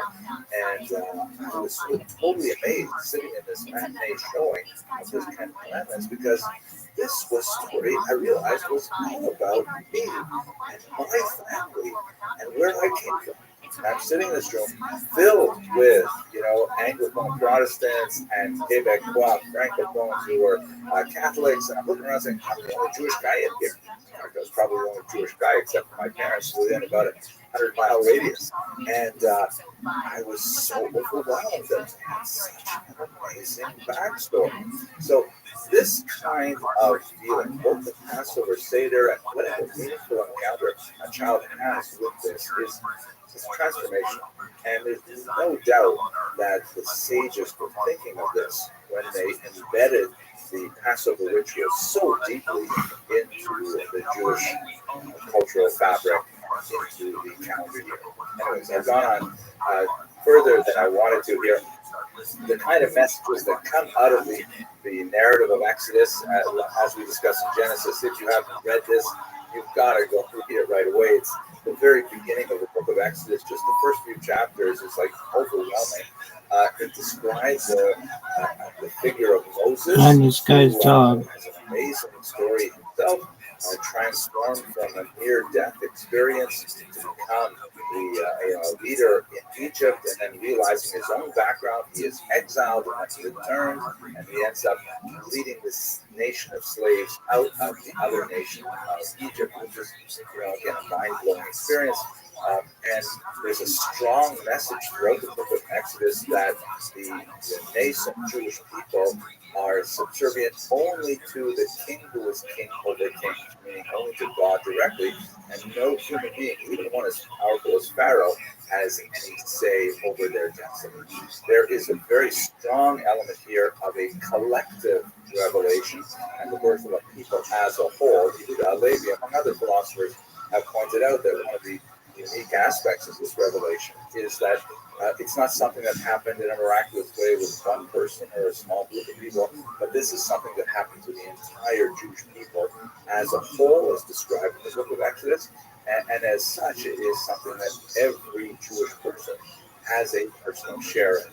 There's also, this is not, some kind of propaganda piece in the sense that there's a lot of negative history in here as well. The Jews demonstrate terrible failings of the incident of the golden calf, where despite the phenomenal miracles of the plagues and the Exodus itself, they nevertheless, within a short period of time, worshiping idols again. So it's a story of, it's a very human story, a very powerful story, and a transformational story. Sorry I took so long because I know you want to get to the historical aspects of it, but I really want to emphasize that it's so important to actually read the text. It's amazing. Okay, let's go to the history. So let's do this. Unfortunately, we don't know a lot from the historical That was the worst. The guy kept taking, I was hitting zeros on like 10 health with his prayer drop throw, and his teammates are just fucking throwing ice balls at me, and eventually I fell. I think on a logical level, there's a problem with that. It's hard to prove anything from a negative. A lack of evidence does not mean that something did not happen. It means that you need evidence. And moreover, a more sophisticated look, especially if you read the maximalist interpretation of this period of history, there is a lot of evidence, but it's not as direct and concrete as you might like. And I'll leave it to you, of course, to decide how you want to do this. Obviously, this is not a neutral historical debate, if there is such a thing. It's highly connected with theological positions and so on. At any rate, why do we have so little evidence? First most important reason is, the pharaohs, as a matter of habit, were not in the practice of preserving their defeats in monumental architecture or in tomb paintings and things like that. Pharaohs always win. Egypt first, right? There's no strong record of pharaohs expressing humiliating defeats, which is, by the way, another thing that makes the Hebrew Bible as a historical text so amazing, because there's lots of negative information there where Jews do the wrong thing and then have to repent and so on. Secondly, besides the fact that it's not a cultural thing for pharaohs and Egyptian leaders to preserve this data, there's very little actual material from the area that the Jews were residing in. There's a lot of places down here in the satellite map. The reason was in the Nile Delta, the woods, the easternmost range. The Nile is so close from the south to the north. By the way, the upper Nile refers to the lower area on our conventional maps. And as it approaches the Mediterranean, it fans out through the lowlands and creates this massive, very fertile region. You can see from the green in this satellite photograph. But it is not conducive to any kind of sustained quarrying or even building. All the stone that is used in the building in this region is imported from southern areas, southern quarries, and the course of the low-lying rivers in the delta were known to have changed. As one would silt up, then the river waters would be redirected, and after a certain period of time, the human settlements would be redirected. There's some fascinating allusions to this even in Rashi in the 11th century knew about this phenomenon. The major construction in the region was made out of mud bricks, and these are not very durable materials, and in fact, much of it was actually later burned for other purposes that, it was actually combustible. So this is not material that can last a long time. And finally, papyri, or documents written on a paper-like organic substance, just simply do not survive. There are a very, very tiny number of scraps of paper from the region that are basically preserved when they're carbonized. If they're burned, like let's say in a scroll on the outside is like white, it's very difficult to even unroll that and find out any kind of data such as a copy or it's very difficult to even gather any data whatsoever from the region about the slave people that, as the narrative describes, inflicted familiar defeat on the Pharaoh, the biggest wanted. Nevertheless, for example, here's a bit of papyrus that is from the 13th, late 13th century era. Which describes the bricks of the wood that were placed in the region. We also have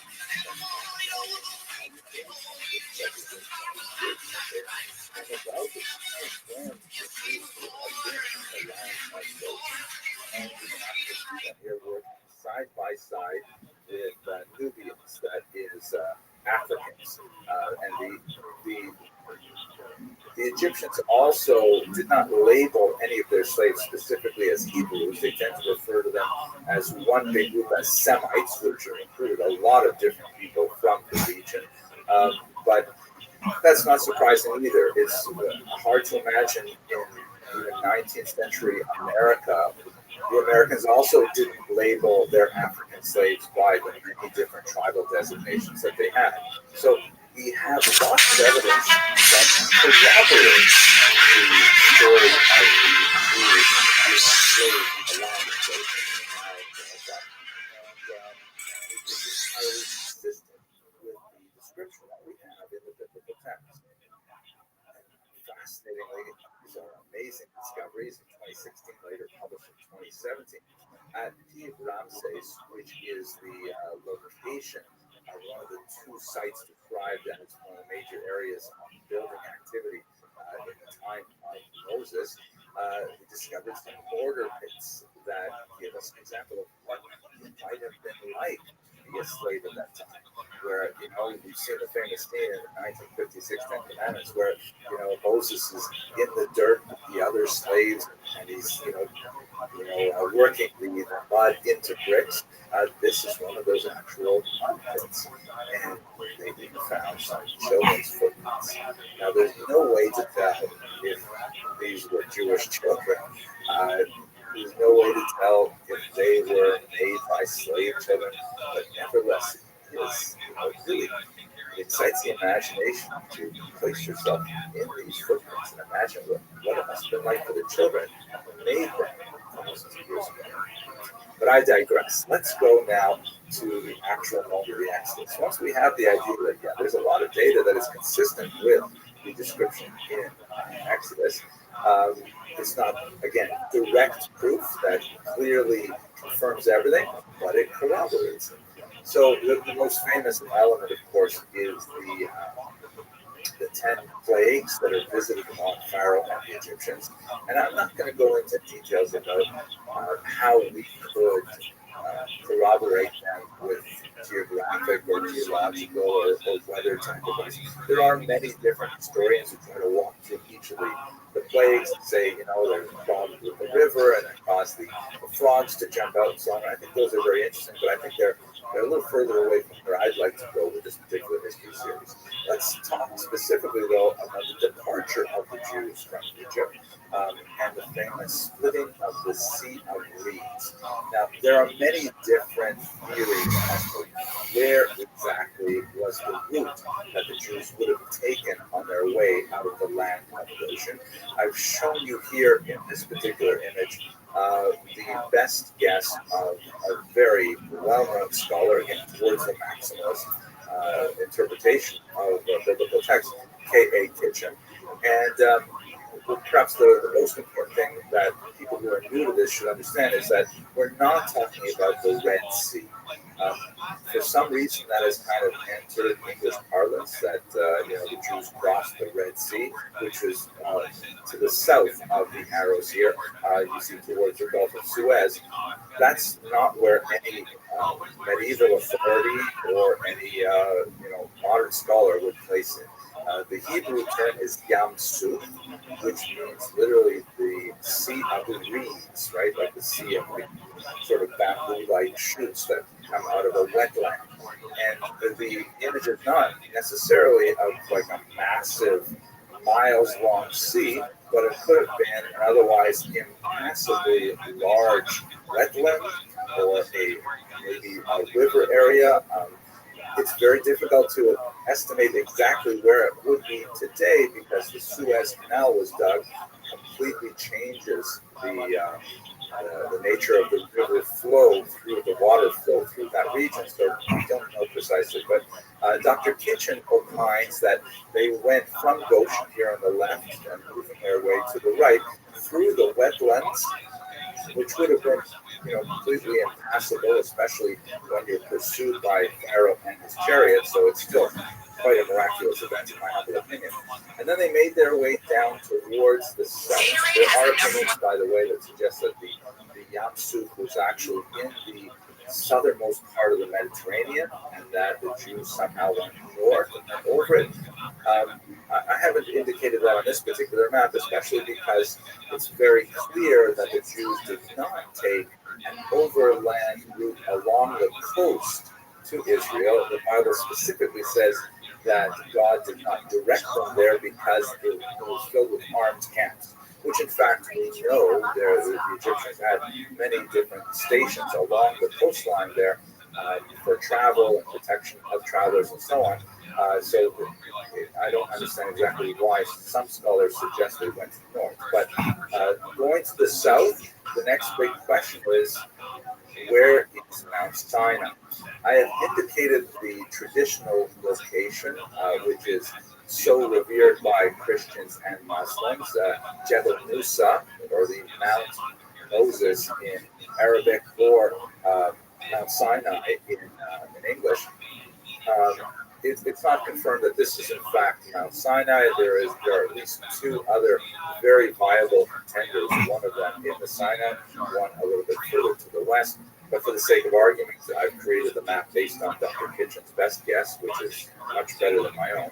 Then they moved up towards the north to a place called Kadesh Barnea, and then looped around, and this is a process which the biblical narrative says took 40 years, looped around up to through Jordan, and then crossed into Israel proper at Jericho, just north of the Dead Sea. That would be the most reasonable route to describe the Again, on a historical level, many point to the lack of remains of any kind of settlement of Jews as established legislation. The biblical text describes 600,000 adult males, which would generate a population of 2 to 3 million people, which is a monstrous number in ancient terms. And it's hard to imagine we didn't leave any trace behind. So there are different ways to approach this. Some historians have said we have to reevaluate what that number means. Does the Bible really mean to indicate to us 600,000 on a literal level, or perhaps if it is some kind of metaphor? We definitely have a lot of use of metaphoric numbers in the biblical text, so perhaps it's not anywhere near large. And even if it is a fairly significant number, whatever it might be, there's still, it's hard to anticipate that a nomadic, Bedouin-like lifestyle wandering the desert is going to leave behind anything. As Dr. Kitchen points out, you're not going to find a lot of ceramic pottery to contain water and wine and things like that, because when you're carrying it around, it's much nicer to carry a wine skin than a wine jug, just for obvious reasons. So I don't want to get too far into details here, but this is basically it. I want to conclude, however, with a couple more corroborating elements that gives us a sense of how, even though we might not have really strong direct proof, there are so many points of similarity between what we know about the culture and the region as a whole and what's contained in the biblical text that suggest very strongly that the biblical text is authentic in its historical depiction of the Exodus. Specifically, let's have a look at Ramses II. Now, this is the pharaoh that is most likely the new pharaoh who is otherwise unnamed in the book of Exodus. He lived at just about the right time. The Egyptian propaganda we have on Ramses is pretty quite true. He was a terrifying warrior, fought many battles, which are recorded. And so we have a picture of him in battle and he's stomping on the head of one of his enemies and about to drive a spear through the heart of another enemy. Here's a couple of interesting propaganda elements. This is from the battle of Tabor. That was up in northern Syria, where Pharaoh reigned far and wide through the whole of Israel, as we saw with Shoshan in the last class. We're going to see the next class. You can see that on the left here is mounted in a chariot, very evocative of the biblical text. And notice here that one of his most famous victories is driving his enemies into a big river where they're all drowned. It's fascinating that the biblical Exodus has an ironic parallel to these enemies in their chariots drowning in water. What does that mean? There is an ironic similarity. I'll give you another one. Where it is more. On one of the commemorative wall paintings that describes that particular battle, you see pharaohs encampment, and there's people here that are performing various functions. But on the right is his sanctuary, and you can see there's his country, which has the two wings, which is ironically reminiscent of the chariot that decorated the ark. A scholar, Dr. Michael Coleman, this area in particular, tells us this it's the first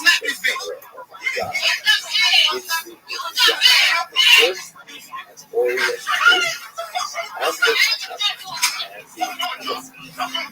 the book of Exodus has some really exciting parts.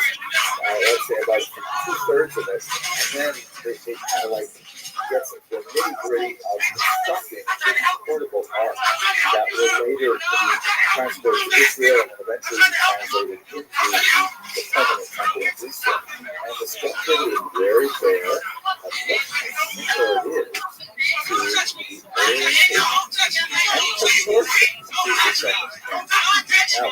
Now, this is like an astounding kind of series of coincidences. What exactly does it do? It clearly suggests that the biblical text of Exodus is totally aware of how Ramesses X was constructed and used it similar in order to communicate to the young Jewish people that the tabernacle is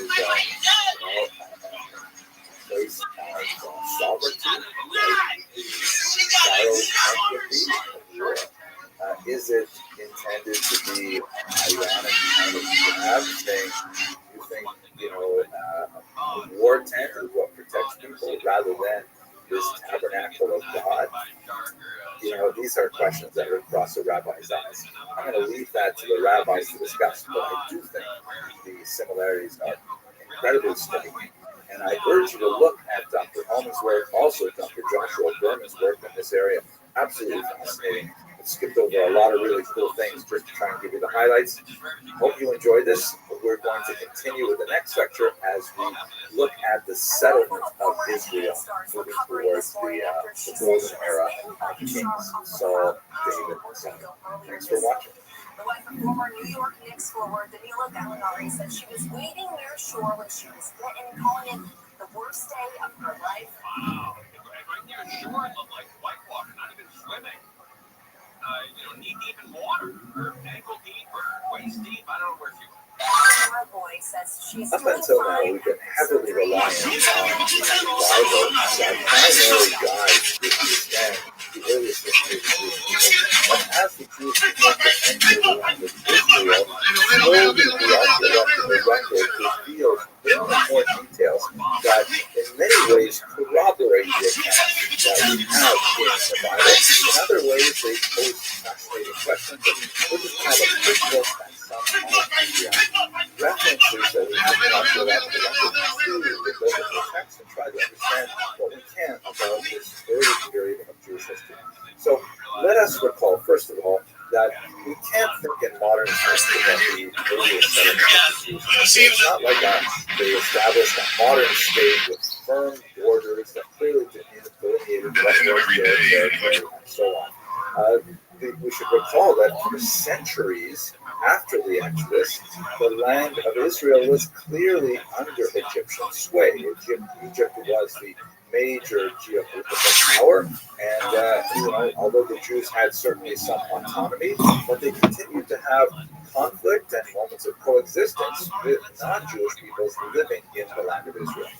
One of the most fascinating early bits of archaeological evidence that we have regarding this period is a piece left behind by the pharaoh Merenptah, also pronounced Merenptah, who was the son of Ramses II, and Ramses II is most likely the unnamed pharaoh that's described in the book of Exodus. Have a look at this map here, which shows you one of Merenptah's forays into the land of Israel.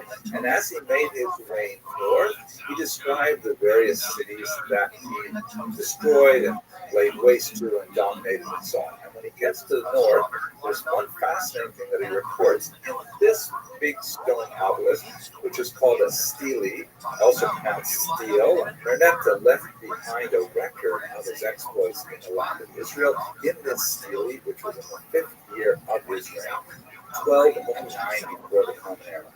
Fascinatingly, as he goes through his map with the various places he destroyed, he left behind this fascinating little passage that says, Israel is wasted, its seed is no more. This is the first non-Jewish or non-biblical reference to the existence of the Jewish people. Now, there's been a lot of debate over what exactly does this mean. It might, in a place that seems unlikely given the larger context, it seems to be referring to a group of people. The term seed, does that mean literally grain in the sense of like burning down the fields in a particular region? More likely, within the context, it seems it's referring to the progeny of Israel, that is, the children of Israel. And I have to say, there's a certain delicious irony here because, it's funny that the very first time the Jewish people are described in history, other than by their account, they're described as being totally defeated. And, the Jewish children, thank God, are still doing very well, as they say, as they're evil. On the other hand, they discovered Pharaoh Merenptah's mummy, actually, he was not more so good as the here. At any rate, this is his first description of the Jewish people, which tells us that there is something in Israel, in the land of Israel, referred to as the people of Israel, dating from the year 1273. The back date of Ramadan, let's say that as for Dr. Kitchen's analysis, if he has destroyed the Jewish people in the year 1200, which I mentioned by the way, that this is just another example of the Egyptian, especially Pharaonic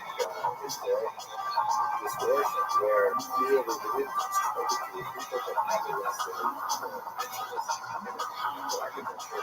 We saw, by the way, last week, about the Battle of Hebron, which the pharaohs described as the complete rout in favor of Egypt. I think that the Egyptians would disagree with it. We know that the region remained basically stable. So anyway, this factor, if Israel was such to destroy the Egyptian before the paradise, they did not have to let's say, no later than the year 12. So it means that the Jewish people of Israel wasn't defeated in the late first century. And that actually was pretty well. If you look at the Exodus as it's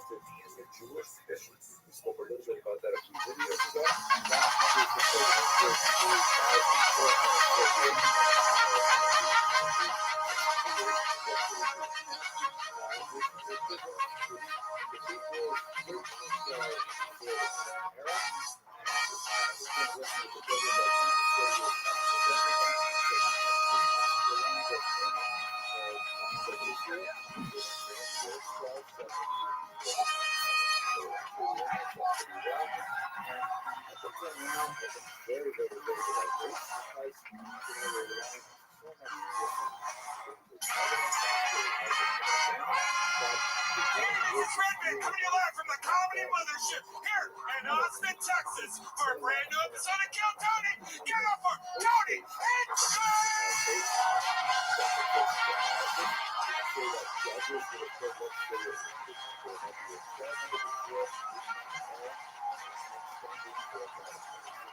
who's ready for the best fucking night of their lives?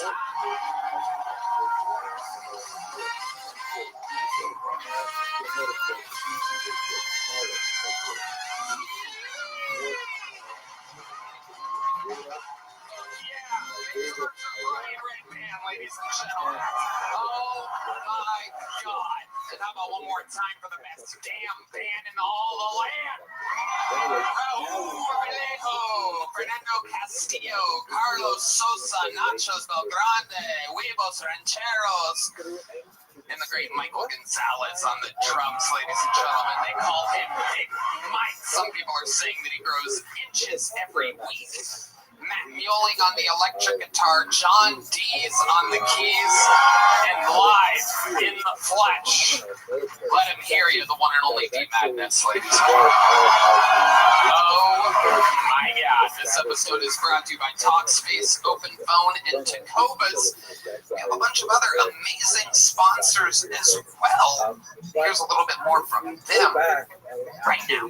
This podcast is sponsored by Blue Chew. Guys, enter the room dick first. Blue Chew isn't just a tablet, it's a cheat code for your crotch. Stronger, harder, longer lasting, like someone gave your downstairs a pep talk and a gym membership. Blue Chew is the original brand offering chewable tablets for better sex. Nothing makes you more of a legend than a little Blue Chew. Discover your options at BlueChew.com, and we always got a special deal for our listeners. As always, get your first month of Blue Chew free. Just use promo code Tony at checkout and pay $5 for shipping. Wow, that's it. Join Blue Chew's mission to upgrade humanity one thrust at a time. Head to BlueChew.com for details and safety info. And big thanks to Blue Chew for sponsoring the podcast.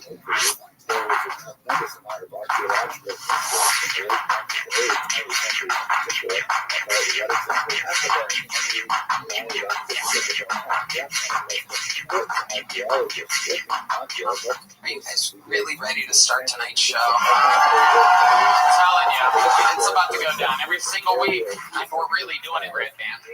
Oh, I forgot to mention, this is the first episode that we've ever taken 12 years and 2 months of doing this show nonstop. Never missed a Monday release. This is the first time in our history, right now, and it might only last 1 week, in which we are actually the #1 podcast in the world. So, very exciting. A wild accomplishment. Don't tell the guy that owns the club. But this week we are the #1 podcast. Oopsie daisy. Sorry, boss. We're all best friends. It's all very exciting. Speaking of best friends, I booked 2 on tonight's show. An absolute legendary episode ahead of us, ladies and gentlemen. 2 of the best to ever be on this show. You're here. You're lucky. Ladies and gentlemen, make some noise for our guests. The return of Duncan Trussell and Ian.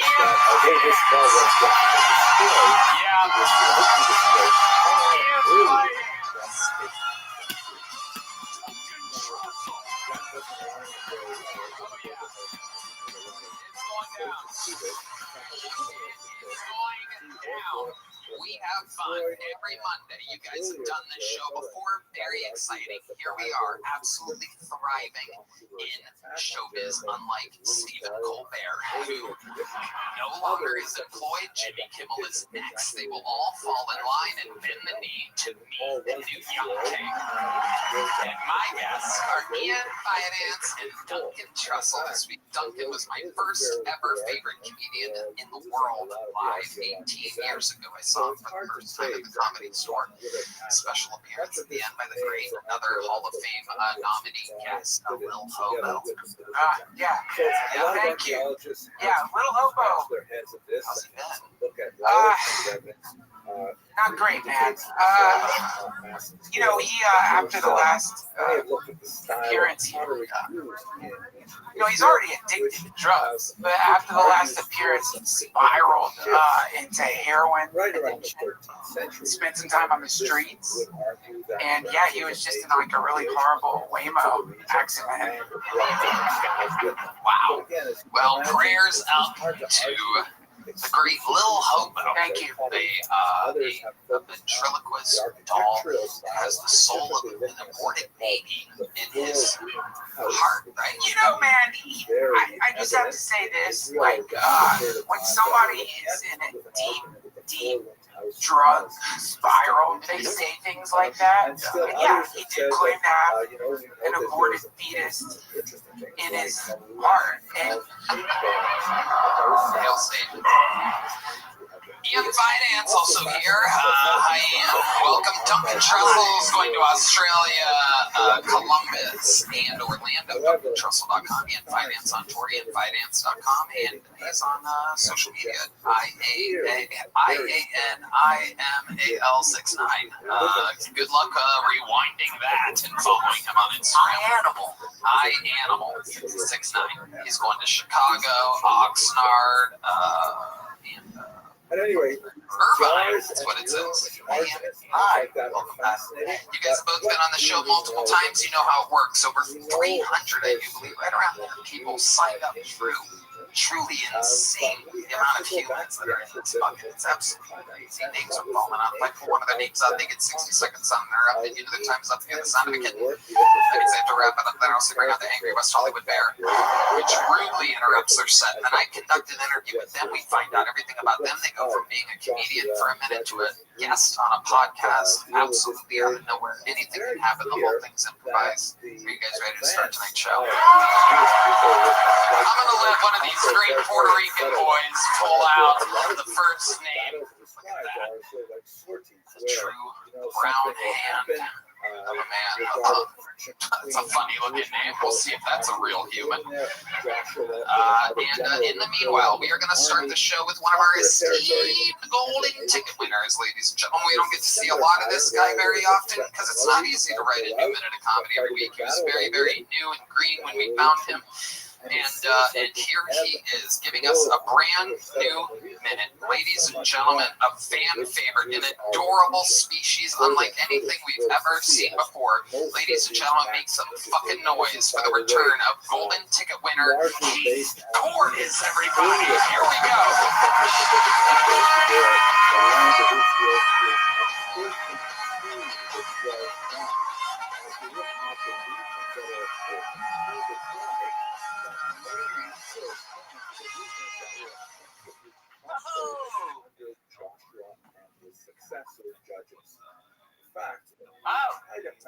I moved to Texas about 2 years ago, and before I moved here, I was living with my grandma, and I liked to live with my grandma a whole lot, but I had to move out. It was time. I had to move out. Because, me and grandma, we would fight. Me and grandma, we would hustle, access to like she was a baker. She liked to bake, like cookies and cake and brownies and everything that was good, and I liked it a whole lot, and I would eat it up too fast. And she would tell me how it pissed her off. And she would say, stop doing that, it pisses me off. And I tried to control myself, but I didn't have any self-control, and she knew that. She knew I didn't have self-control, but she still made the sweets. She was like a pimp feeding crack to a bitch. Saul, which represented a dramatic political I'd have to beg for military cookies. leap forward for the I'd Seattle beg. I'd cause. say, please. Okay, I hope you found that interesting, and She said, shut thank up. you for watching.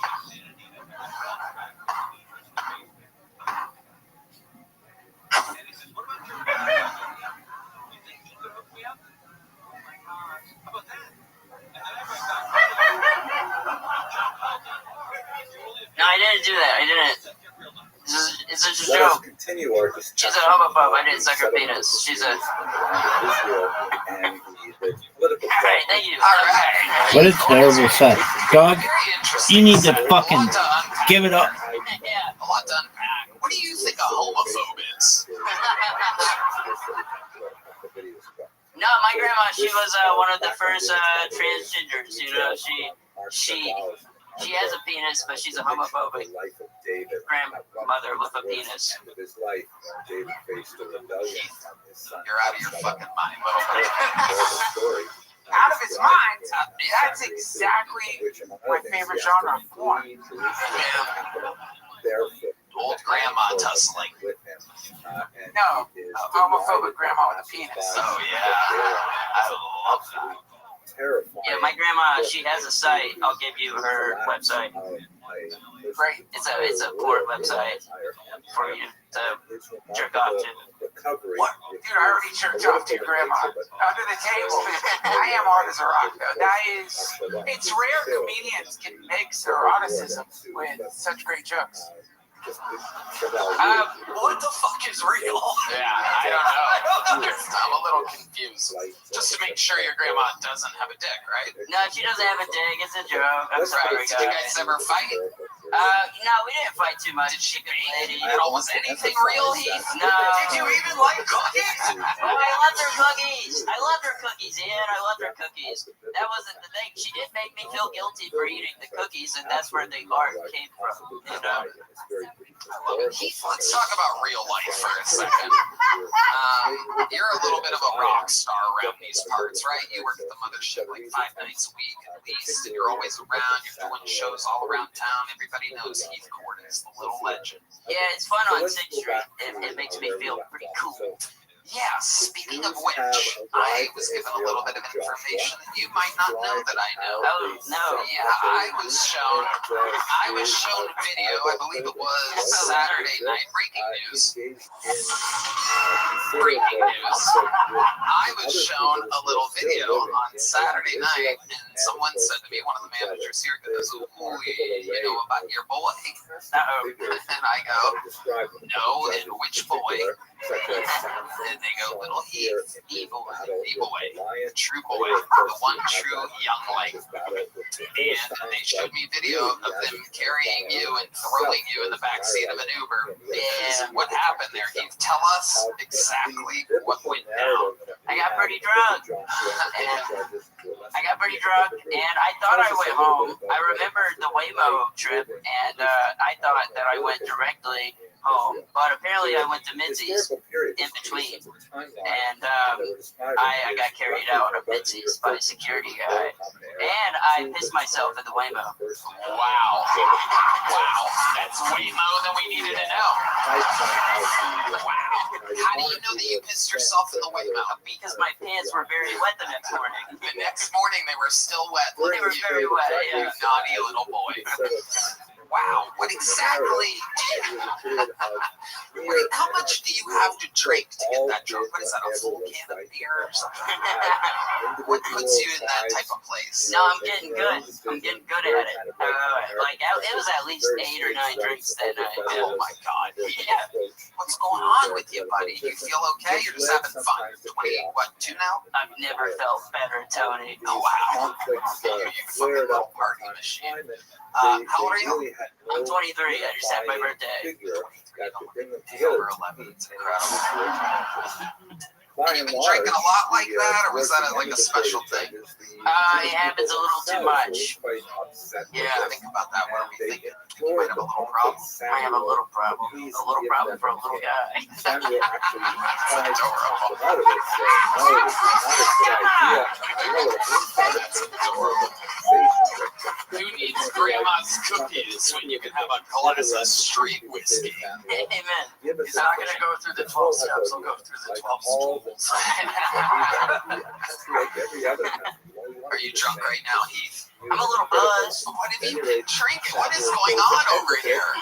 Someone put a little White Claw in your baba. Yeah. Someone put a little dip your pacifier in some whiskey. They did. I know if they did whiskey, I'd throw up. I can't do whiskey. Of course. Yeah, I just do Jello shots. Okay, no, seriously. What do you really drink? Like that night that you pissed yourself in a Waymo, what did you really drink? Yeah, like lemon drops and geisha, like with Jello shots. Really? I don't think I'm gay, but like I drink gay. That's okay.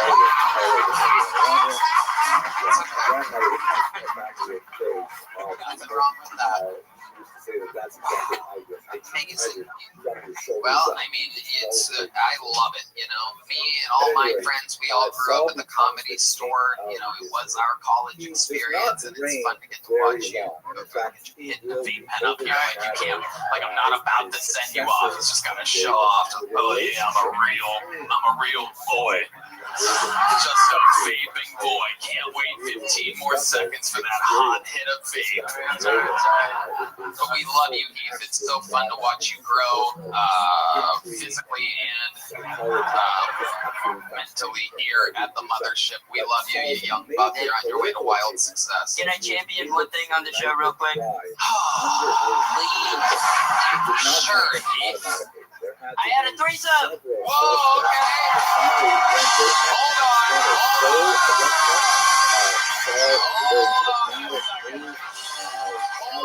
Horses. Now we got something to talk about.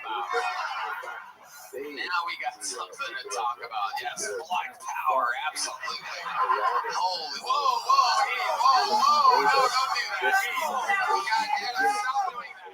Don't do that, you little rabble-rousers. Settle down, you crazy bastard. Jesus Christ. I'm trying to get away from the whole Nazi thing. God damn it.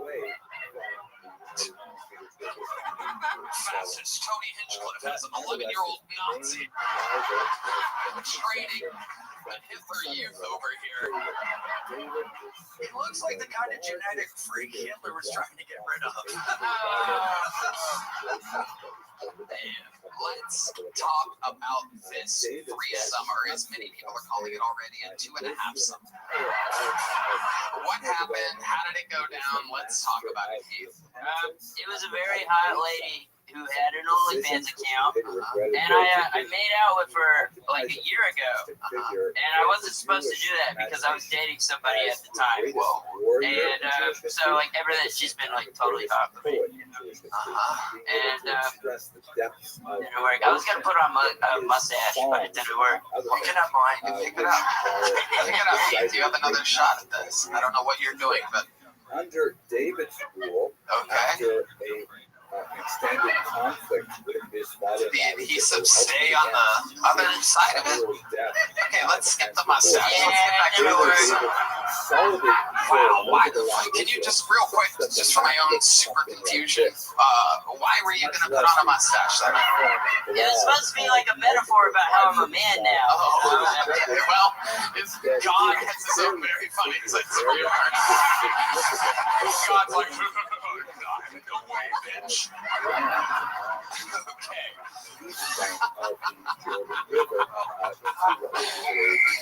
Flag on the play. All right, so let's talk about this threesome. Yeah. All right. So it happened. It was with a very hot lady, and we met at the strip club.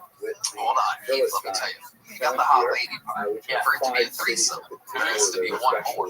There was another one. It was her friend. I don't remember her name. I don't know her name at all. It was her friend. Can I interject? Dude, you're going to get sex trafficked, man. Serious. You can't fuck around. There's no one easier to traffic than somebody you can fit in your glove compartment. You gotta be careful. I know, I gotta be more careful. His threesome was just him and a baby Bjorn once you get fucked.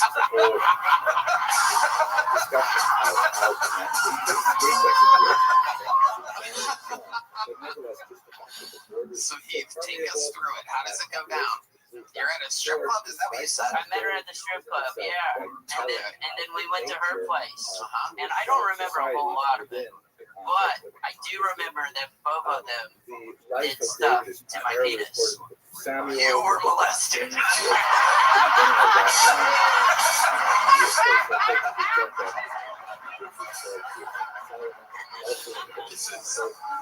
This is what a show this is, right? 1 second he's doing Nazi salutes, the next he's admitting to being molested.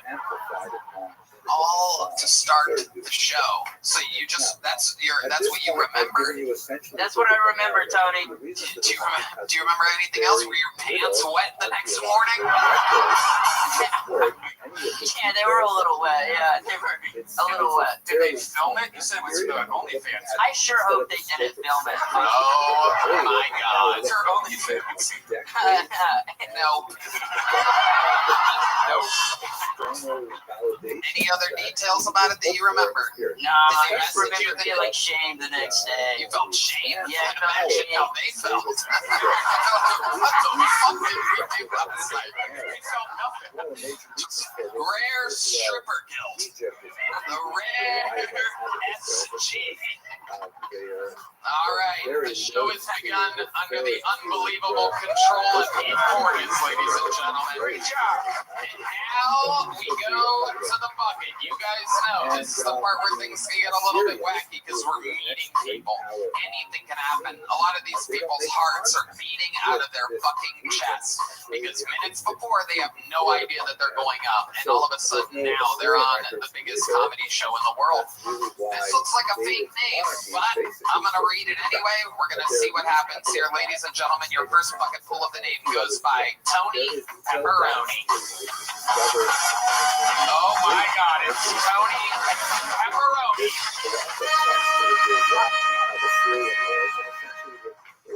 That's me, Tony Pepperoni.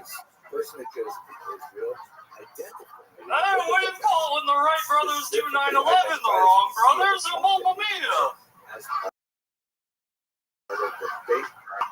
What did you say, Papa Mia? Mamma mia! Papa Mia! Hey, what's a fat lady's favorite computer, Adele? Mamma mia! Hey, guys! Anxiety is like vaping. Just because you're not ashamed of it doesn't mean it's not gay. Mamma mia! What was that? Say some racist jokes? Okay.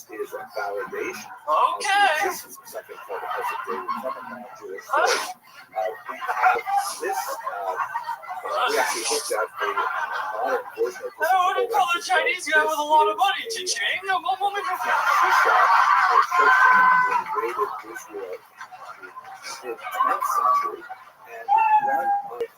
What do you call an Italian with herpes? Tony Pepperoni. Tony Pepperoni, ladies and gentlemen. Wow. Unbelievable. Welcome to the show, Tony Pepperoni. You absolutely destroyed. This is incredible. We've never had anything quite exactly like you on the show before. While your name is Tony Pepperoni, you are also wearing a shirt covered in pepperonis. You took the approach that Heath should have taken to a fake mustache.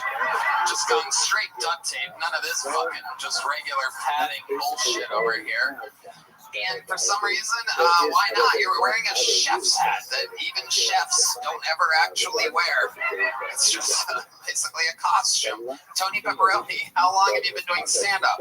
5 years. Oh, wow. How long have you been experimenting with the Tony Pepperoni character? 3 years. All right. 2 years in, and you're like, I need to try something else. Did you notice an improvement when you made the big switch to Tony Pepperoni? Huge improvement. Huge. People love Tony Pepperoni. Now, where have you been doing this at? Austin. Oh, you've lived here in Austin the whole time? This is where you're originally from? Yes, sir. Wow.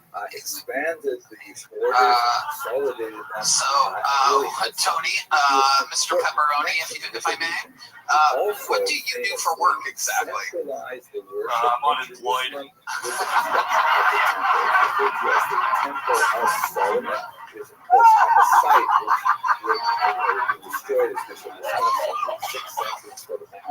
What was the last job that you had? I worked in tech. I was a tech. Okay. Up until when? How long have you been unemployed for? 8 months. 8 months. Holy shit. I mean, what's your plan, Tony Pepperoni? I got to sell some T-shirts. If anybody wants to go on my Instagram, I'm selling T-shirts. Are they Tony Pepperoni T-shirts? Yeah. But you're about to sell out. What's your Instagram? Tony Pepperoni Comedy. Wow, Tony Pepperoni Comedy, ladies and gentlemen. Support Tony Pepperoni. We love Tonys, and we love pepperonis. Incredible. How many T-shirts have you sold up to this date? 0. Wow. Amazing. We would expect nothing less, nothing more. That is the over-under at DraftKings.com using the promo code KillTony. So let's talk about it, Tony. What do you do for fun? Sometimes I make rap beats. Like on a computer at home? Yeah, on a computer at home. You don't do it with your mouth or anything? Well, sometimes I rap. Really? Yeah. Wow, it's not good. I mean, guys, I don't care if you say it's not good. You're wearing a chef's hat, you have duct tape on your face, a pepperoni shirt, then you crushed your set. Michael, give us a little fight beat. Tell them the beat that you want, Tony Pepperoni. Just like in our very first section, we talked about how the geography is around the history of this but it's, hey, give me that spotlight. The Western imagination. The Empire of Solomon is also tiny compared to much larger empires after his day, certainly afterwards. Put your hands in the air. Put your hands in the air. When I say Mamma Mia, you say I'm Mamma Mia. Mamma Mia. Mamma Mia. Yo, see ya. I wouldn't want to be ya. You ain't the one. So it's one that's wearing pizza. That's me. Tony P. P-E-double-P-R-O-E. Ain't no phony. Ain't no baloney. Cheese and cheese and pepperoni. Check my Insta, buy a shirt and get to know me. Wow. I'm getting reports in my ear that is one of the most prolific raps in the history of the show. Some people are saying, they're also saying that you just said pepperoni 5 times. It's absolutely incredible. Wow. What's your real name? Anthony.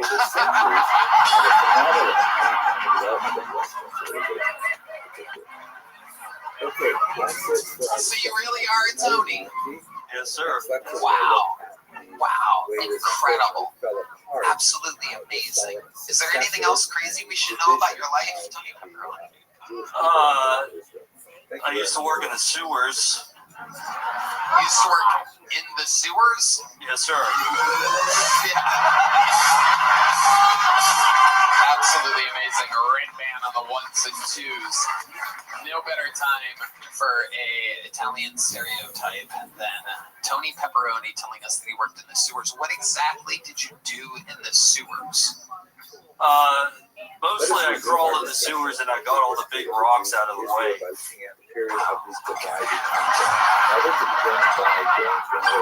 Amazing. Wow. That is incredible. Is there anything else that you did other than move big rocks out of the way in a sewer? Did you have any other responsibilities at all? I've never heard of an actual Italian doing anything like this in the past 150 years. Yeah. So we had to inspect the sewer pipes with the camera. So I would lower the camera and pull it back out. Wow. Very good. Pull calling out is exactly what you should be doing. But I'm going to tell you what, I loved your minute. I loved the interview. I loved everything about it. It's completely insane, but I like it. Tony Pepperoni, ladies and gentlemen, has started the show, started the podcast. We have pure moments of going into buckets full number 2. Absolutely incredible. One more time for Tony Pepperoni, everyone. Oh my God.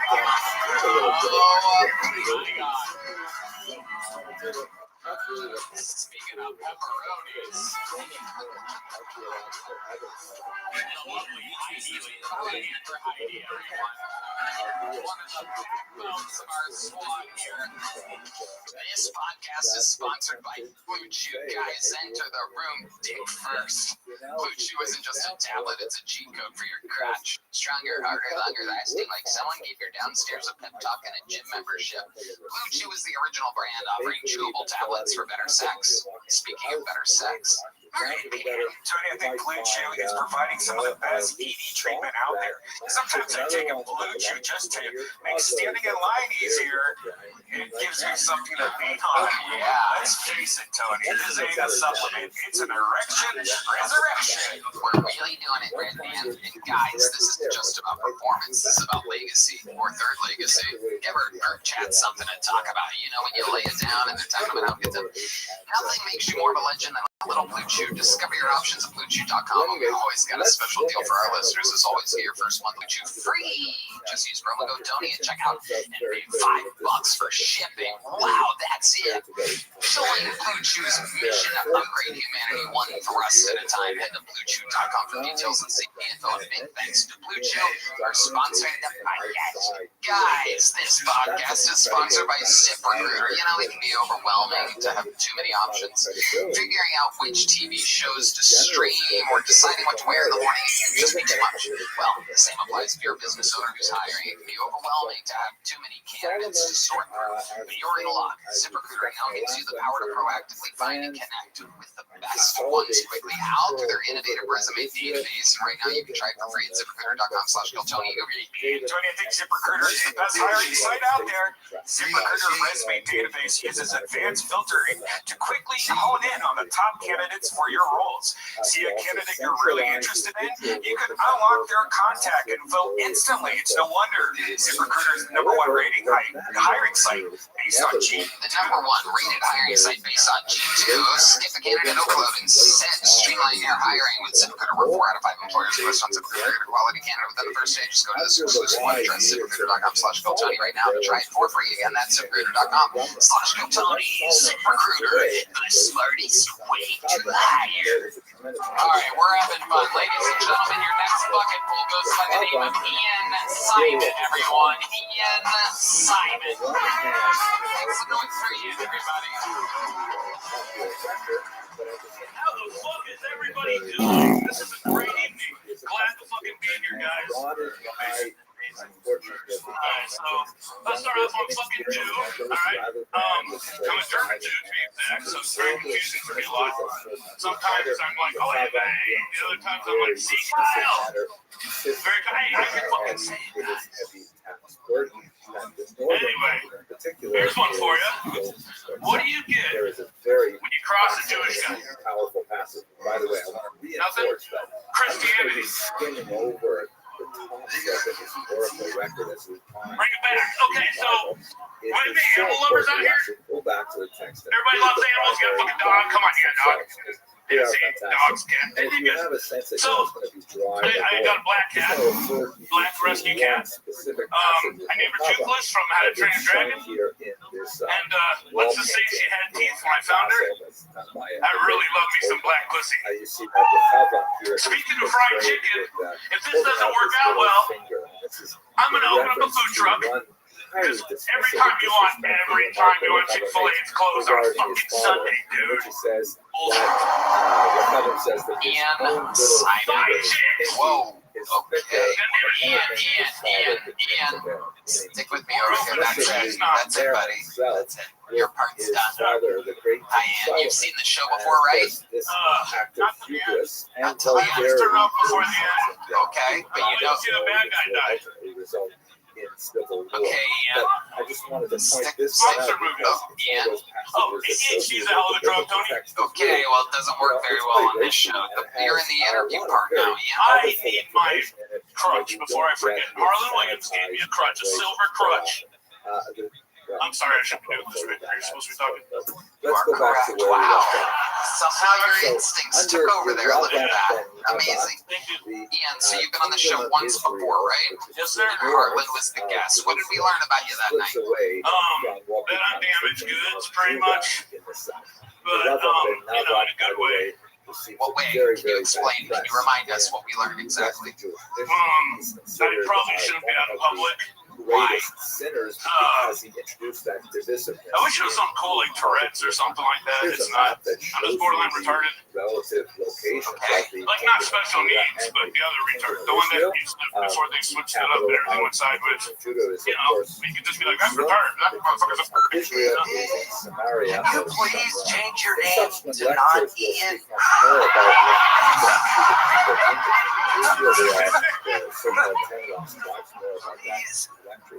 Perhaps something closer, perhaps something that rhymes with a pizza topping or something like that. The Mamma Mia and the Papa Mia.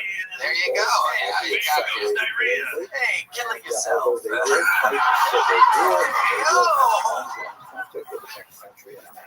Ian, how long have you been on stand-up? About a year and a half, 2 years. What do you do for work? They will also nothing at the moment. Thank you for asking, though. We touched on it last time. I had disability for 20 years. It's all fucked up. And how'd you get fucked up? It's been a run of interesting. Can you just name some of the things? Yeah, car accidents, adrenaline junkie crap.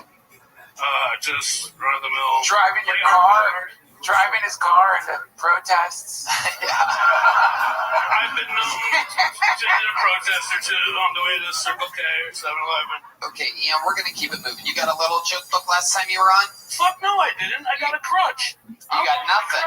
You got nothing last time. No, I got a silver crutch. I can see why you got nothing last time. You know, I was in ER twice for my legs. Here, catch this. Catch that. There he goes, Ian Simon, everybody. There he goes. There he goes, Ian Simon, everyone. He's leaving now. There you go, Ian. There he goes. There goes Ian Simon, everybody. One more time for Ian, everyone. There he goes. Hell yeah. There's a vibe tonight. Anything can happen on this show. Make some noise for your next bucket pool. Mark Fitz. Mark Fitz. Yeah.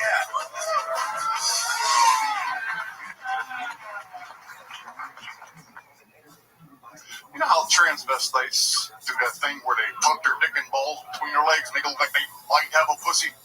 I was wondering, what do old transvestites do with all that saggy, stretchy scrotum skin? All that saggy scrotum skin hanging out. Someone told me they stuff it up their ass, I heard. But I thought I was high, and I thought, what the fuck would they do if they farted with that giant skin bag inside there and blow a giant fucking balloon out their ass? Then I thought, well, what if they ate like a fuckload of beans and just put some E. coli into it? Man, they could work up a massive fucking fart. He can unwedge his fucking G-string and take flight like a fucking hot air balloon, man. My legs are shaking. He could go on to be the next giant hairy scrotum float in the next gay pride parade, man. That's something for an old Trini to put on his bucket list, ain't it? Short tag, quick and funny. Parade floats bust open sometimes. If that scrotum float was the bust open, that would rain down cum all over us like manna from the heavens of the great gods, gay gods. Thank you, that's my time. Okay, Mark Fitz. Welcome to the show, Mark. This is your first time on, correct? Yeah. I remember if you've been on before, and I love seeing new faces up here. We like your style, Mark. What did I do? You got the boys laughing. You got everybody laughing. You did what we are so relieved after the last comedian. Believe it or not. Basically, you're like, after Ian Simon, you're basically Richard fucking Pryor right now. We would have laughed at anything, and you did good enough. No, don't worry about it. Don't ruin it now, Mark. Just play it cool. Wait until I ask you a question, Mark. Play it cool, Mark. You're doing good. Duncan Trussell. I wasn't laughing at your jokes. same. I was laughing because like the only funny part of that to me was when you kept saying my legs are shaking. Yeah, when I did the scrotum thing, I looked down, my knees were okay then, but I went like this, and my knees were like, see, that's real. Yeah. Everything else, well, I can't imagine that at some point you're like, I wonder what happens if an old transvestite. You think if they eat beans, they shit a fart? So let's talk about it, Mark. You have a very good command of the stage. You're calm, cool, collected. How old are you, Mark? 63. How long you been doing stand-up? That's a loaded question. 44 years, but technically, this is my first time on stage. All right, explain that to us. The first time I ever actually did a stand-up act was when I was in 11th grade. I was in this class. It was called a speech class. And every week you had to give it wasn't like how to talk, but it was like, they gave you a speech class. They taught you every week how to present do a presentation speech for something, you know. And the one week it was for do a stand-up act. And I had two George Carlin albums. I had a Toledo window box and Class Clown. I had that shit memorized, man. Like, first day I ever got. So you did George Carlin jokes? Yeah. Nice. He let us plagiarize. So you did a Carlos Mencia impression. Very good. Yeah. I actually thought about saying something like that. So this is your first time on stage since then? Right here? You haven't done any open? Yeah, I've never been on No stage. open mics, no nothing. No. You just decided to come here. Yeah. Wow, what made you do that? Kind of a bucket list thing. To be on Kill Tony. How many weeks have you signed up? To do stand-up, but then it was to I was initially going to try to just do open mics and do the 3-minute things, but do 3 1 minutes and see which one's the best one and hopefully get on here. Sure. But that never happened. Why? My first year I came down to Austin, I had 3 different medical issues that caused me simple things. But what were they? Knee operation, 2 feet operations. And no, I don't have plantar fascia and an ACL? No, all my toes, and I had a broken. What happened to your toes? Kind of like getting hammer toe shit. I had just had to correct it. Okay. Now it's a screwdriver. Ian can heal you. He does this thing where he sucks on toes. That's okay. Give me them toenails. So, Look at your beard while I do it. How long ago did you move to Austin? About 3 years ago. So 3 years ago. So when you were 60 years old, you moved to Austin. Where did you move from? Pittsburgh, Pennsylvania. What were you doing in Pittsburgh? Working in the steel industry? No. I've been doing I used to do construction work, but I had some injuries, and my body can't take it anymore. So I started doing online merch stores and stuff like that. Okay. What do you do for fun? Shoot pool. Nice. A few other things. Absolutely. Okay. Show us your feet. Yeah. Show us your feet. You don't want to do it? Feet. He's embarrassed. He doesn't want to show his feet. We're getting a hard. It's not like Cam's dad. They look normal. It's just they're just more amazing reference. I just had my little toe was kind of curling over a little bit off to the side. Is all it was, and now they fixed it. Now it's straight, so all you see is a little scar. I'm not taking my fucking shoe off. Sorry. So they made your toes. Pay me later. I might. So the doctor made your toes straight. Yeah. Okay, I'm gonna need to talk to this doctor.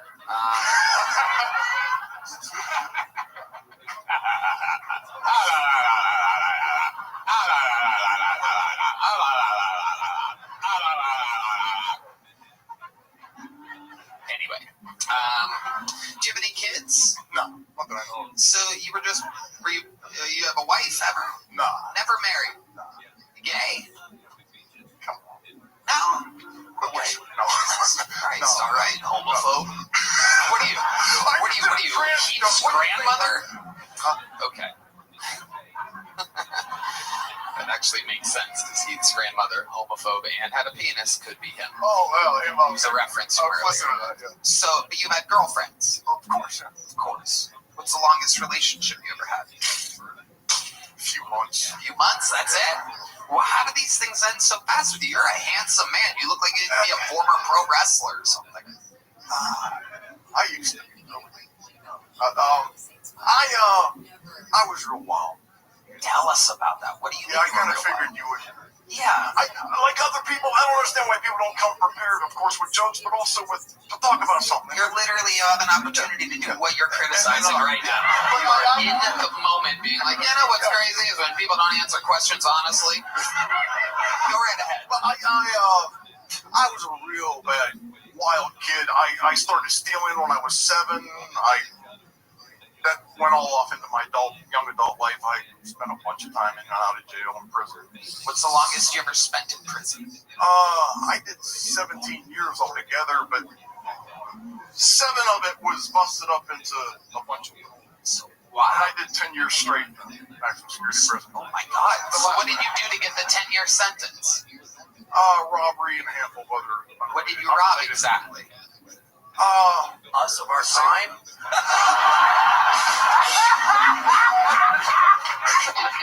No, I'm so scared of you. That's a good thing. You're a real bandit out there. Old Curly Toes strikes again. The Curly Toed Bandit. It was kind of hate talking about it. I robbed the safe. You know what the 10-year federal sentence was for. Yeah, I just said I feel weird talking about it. It was, I mean, it's long ago. It's over now. You're a great guy now. I robbed the safe in the grocery store. You broke open a safe in a grocery store? No, I went in while they were open for business and called for the manager and had him take me back. Was it an HEB? No. This is a different state. Giant Eagle? No. Kroger? Different state. Was it a Kroger? It was one of them. It wasn't in Pittsburgh. It was one of the. I don't even know the name of the grocery store. It wasn't a normal chain. You don't even know the name of the grocery store that you robbed and got 10 years in federal prison for?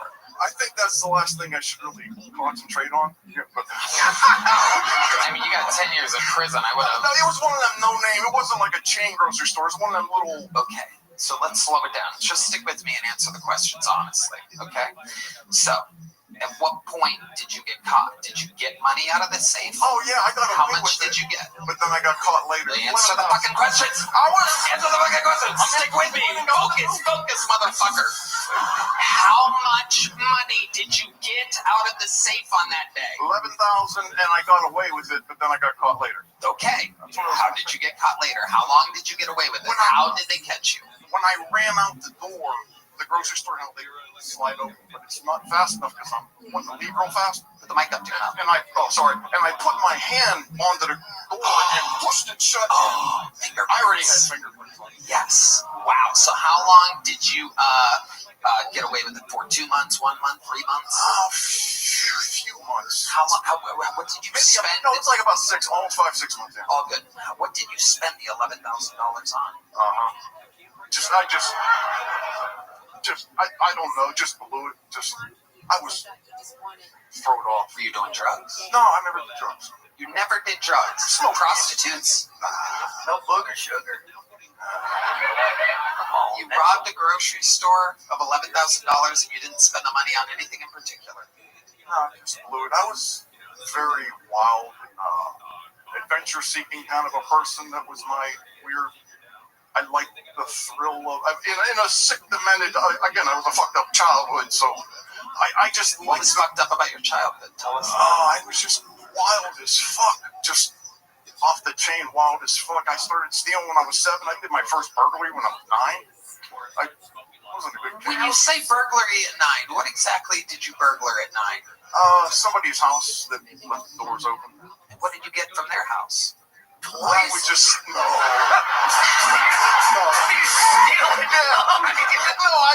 would steal like money and stuff. The first time I did, I went back to this house like 4 or 5 times over a period of a couple months, and I'd go in, sneak some stuff, take it. What's the last crime that you committed?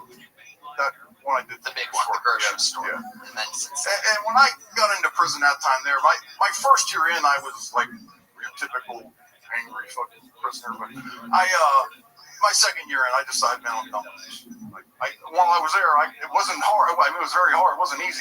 inside a mass security prison to turn your life around. Craziest thing that happened to you in the 10 years in prison. You answer this one good, and then the interview is over. But I want a good fucking answer on this one. I don't want you to go, it was wild, and me go, what do you mean wild? It's really wild. And me go, what the fuck do you mean, dude? You're driving me kind of crazy. I got snagged up in a riot, but I got out of it and left. But it wasn't. You say snagged up in a riot. What exactly do you mean? Well, I was in one of them prisons where it's divided up into gangs. Of course, but I'm guessing. I didn't want to be in it, so I was like by myself, which was rather dangerous. But I used to be big. So the white. I was outside out in the grass field, and there was a softball field, and there's only one gate to go through to get out, and a riot started right outside that gate. And I had to leave because you have to go lock down when they have riots, and this place has riots all the fucking time. Yeah. And I got snagged up in a little bit, but I just set was decent. Interview was compelling. I'm giving you a big joke book, Mark Fitz. Wait, what? What? Can I ask you one thing real fast? You're gonna ask me something right now. Okay. I've been trying to contact Ari Maddie for a while because I can help him. I can help him qualify for a government program to get citizenship. I'll give you his phone number. Hold on. No, But it's prison time. You gotta give me something in return. I actually have. Can you explain to us how you, of all people, not me, friends with the current administration, or Joe Rogan, who literally decided the presidency of the United States, what can you do that we can't do exactly? It's a long story how I got it, but I was looking for something for myself. Not because I'm a newly immigrant, but something else. But I noticed this one thing that I read about, and it's something that he could qualify for. That it's a pathway to citizenship. I actually because I was trying to contact them. I did a video, and I put it on a tablet. I have the tablet out here to give to you, so it explains it in the video. It's too much to explain out here. It's not funny.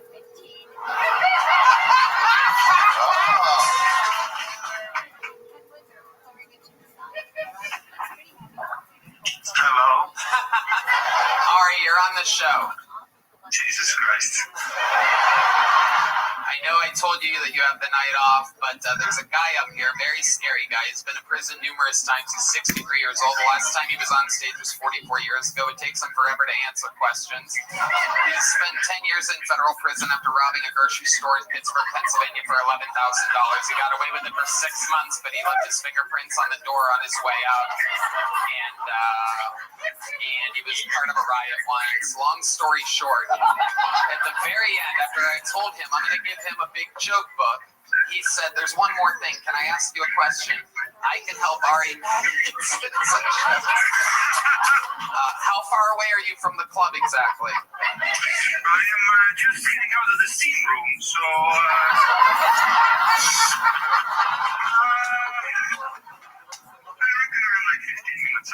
Okay, well, we have a guy here that's going to talk to you about some stuff, and then we'll have some drinks afterwards. Okay? So the guy who's connected criminal next door, he's gonna help me. That's all I need, Tony. How about you get another rapist or not? How about we get a whole team together? What the fuck kind of a crew are you putting together? I need a lawyer, not a criminal. Absolutely perfect. Ari Maddie, ladies and gentlemen, we love you, Ari. We'll see you soon. There you go. And here's your big joke book. Did you have fun here tonight? You seem like you didn't enjoy this. You happy? Okay, there you go. There he goes, Mark Fitz.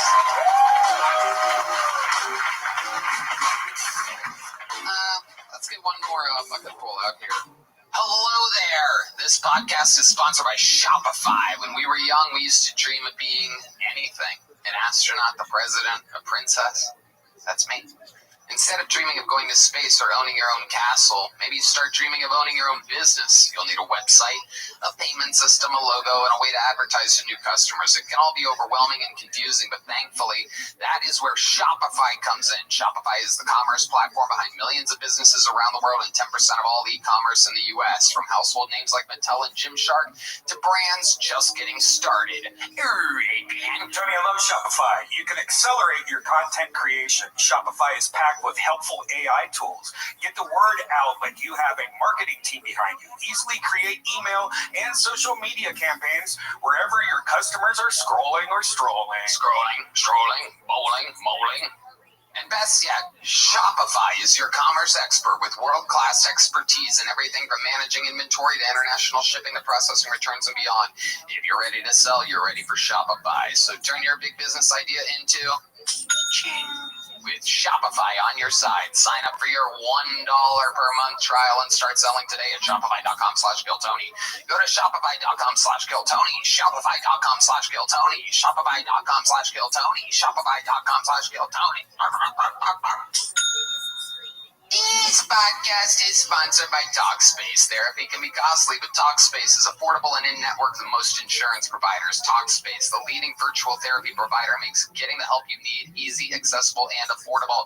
I think Talkspace is providing some of the best mental health treatment out there. Tony, Talkspace therapy and psychiatry are covered by many insurance plans and employers, including TRICARE and for active duty, and veterans and their dependents. Most insured members have a zero copay. That is incredible, right, man? You can easily sign up online and get paired with a licensed provider that's the right fit for your needs, typically within 48 hours. You can also switch providers at no extra cost. Talkspace makes getting help convenient because you can take your appointments from the comfort and privacy of your own home. You can even talk it out between sessions by sending messages to your therapist as a listener of this podcast. You'll get $80 off your first month when you go to Talkspace.com/Tony and enter promo code SPACE80 for Talkspace. That's SPACE80 to match with a licensed therapist today. Go to Talkspace.com/Tony and enter promo code SPACE80. Your next fucking pool, ladies and gentlemen. Are we having fun out there? That's what I fucking thought. Make some noise for him. It's Jimmy Coteros, everybody. Jimmy Coteros. Austin, motherfucking Texas. How we doing? Little about me. I'm a 10-year manager of a grocery store in Pittsburgh. There you go. The fuck? Oh, I got fucking 60. I'm gonna fuck this whole thing. Oh, I got 60 seconds. I might have did some worse shit than him. I have an 11-year-old son, and I accidentally showed him all the porn in my phone. Austin, I'm picking him up from summer camp 2 weeks ago. We're driving home. He sees the Tesla Cybertruck. Dad, I heard those are expensive. Let me have your phone. I hand it to him. It's quiet. Dad, I look over. Massive amounts of blowjobs on my phone. Full panic. Full panic. I don't even know how that got on my phone. He's 11. Dad, it's actually right here in the search bar. I'm freaking out. I take the phone from him. Listen, dude, this is why we have Google Block on your electronics. 1 minute I might see is Tom Brady coming out of retirement, and the next minute I see this disgusting filter. And it's quiet, and I feel like I weathered the storm, and he says, Dad, it's totally okay if you're gay. I just start showing him all of the giant. There it is. Very solid, ladies and gentlemen. Jimmy Coteros. Welcome to the show, Jimmy. Thank you, guys. I like your style. Great start. Rolling off of the Pittsburgh thing. Welcome, Jimmy. How long have you been on stand-up? 2 years and a month. Awesome. Where are you from? Outside of Tampa. Okay. Gordon Dixon country. That's my boy. Yeah, Gordon. That sounded less weird when in my head. Who's Gordon Dixon? He was on here. He works down at Shakespeare's. He's been on here. Okay. All right. Thank you guys for coming. Okay, yes. They're all here for you, Jimmy. I just wanted to give him a shot. I came and saw my boy. He's crazy shout out to give, but okay, you got it out there. And you'll never get repaid for that, by the way. It's an odd favor, and you did it. I like your style, Jimmy. What do you do for work? What type of mechanic are you exactly? I run grocery stores, Tony. Yeah, seriously, When I sell it, bubble. Yep. What do you do for work? I own a junk removal and hauling and home services company. Wow, strong white guy stuff. It's called Jimmy's, so you know I own it. That guy just needed to. If you need someone to haul your junk. Where were you, Tony? I apologize. Okay. Jimmy, do you live here now? No. You still live in Tampa? I do. Okay. It's my second time here. You didn't ask that. Okay. All right, Jimmy. Very good. What's the most interesting thing that's ever happened in your life? Is cancer interesting? You had cancer? Yeah, 3 years cancer-free. Wow, congratulations. It was up the lymph nodes? It was the lymph nodes? Yeah. And were you a heavy smoker? You guys have tissues here? No. Jesus. I'm a light smoker. Are you still smoke? I smoke. Well, I mean, you have one there. No, I smoke when I drink. And all that added up. How old were you when you got diagnosed with cancer? 44. Okay. And you had partied hard from your whole life up until that point? No, never been a partier. What was your symptoms? So I was picking a friend up from the airport. I lean over to tie my shoes, and I start salivating. So I go over to the sink, and it's just blood. Jesus. Hot part of the show. So then I call 911. I go to the, it was just a burst abscess, and they go, which every doctor has told me, your tonsils are massive. Have you ever been told you should remove them? And I go, yeah. And they go, we think it's time. So I had my tonsils removed, like a miracle.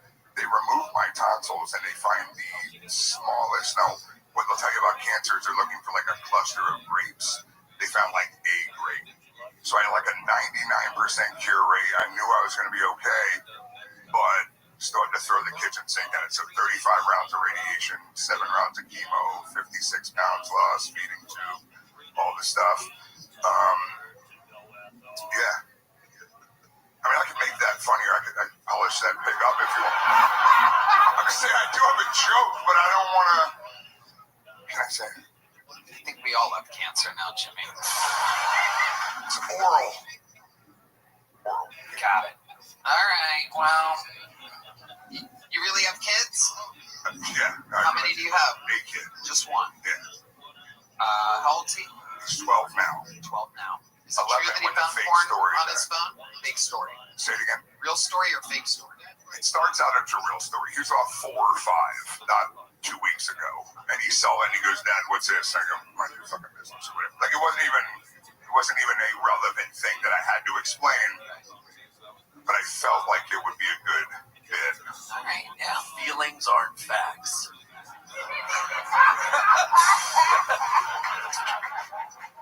How do we feel about Jimmy, guys? It's very rare that we have the same comedian on twice in a row. It's very exciting. My picture was on the wall in that fucking grocery store. By the way, it was called Pathmark. You don't remember the name of it. I fucking remember it. I'll never forget that day. Rest of my life. Third time's a charm. I like you, Jim. You oscillate between like funny and then like trying too hard. I think you're naturally funny. Like some of the stuff, like some of your mannerisms and like little lines were I thought were like very funny, but then it's like I don't know, like you try to be fun. I would suggest like just be natural. Like you have a very like funny story to tell. I think stick to that and just be yourself more. It'd be great. I thought it was. I was laughing at some parts. Taking all that. Because if you have 60 seconds and you laugh at some parts, it's pretty good. It was a little bit of a long walk around the block for the punchline, but you know, it still had a punchline. And I just wanted to take you on that walk. Thank you. It's not all funny. Some of it's. When you showed a 4-year-old blowjob porn, and he goes, "What's that, Dad?" You really said, "Nothing. Shut the fuck up." I mean, it sounds different the way you said it. Also, that's what I said. Yeah, both of those can be synonymously true. Yours sounded more like. Just say it like I'm sorry. Just say it like you said it.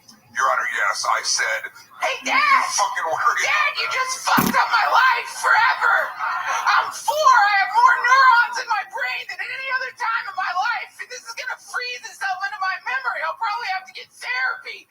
Probably rob a grocery store. My toes are gonna curl in. What is this? Now I know what you mean about the long journey to the punch. I get it now. Jimmy Coteros, here's a medium-sized joke book. Congratulations, you were going to stop Kill Tony. There he goes. Jimmy Coteros. We're flying through it this evening, ladies and gentlemen. It is happening. People are going to the restroom to do bumps of the old Puerto Rican pound cake. There they go, everybody. All right, special part of the show, ladies and gentlemen. One of our Hall of Fame former regulars is behind that curtain right now. We very rarely get to see him. Known for what I've been kind of looking for and struggling with this evening, which is the most honest, direct answers in interview history in the Kill Tony universe. If you know the words to his theme song, sing along. For this is Hans Kim.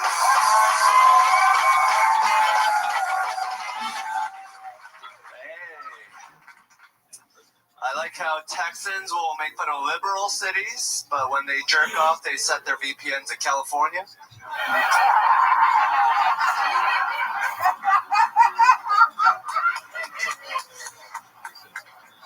That's gay as fuck, bro. I have a gun.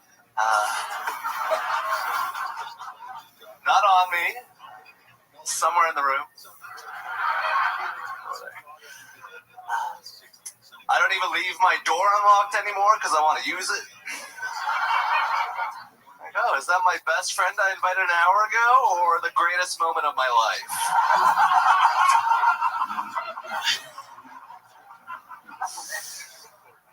I have an AR-15. It can shoot 600 yards. I can't even imagine being mad at someone that far away.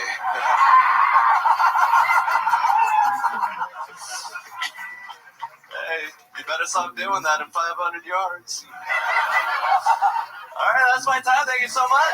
Showing the difference between golden ticket winners, bucket bulls, and true full-time regulars of the show. Former weekly regular Hans Kim is back, ladies and gentlemen. Hello, my sweet Hans. Hello, Tony. Thank you for having me.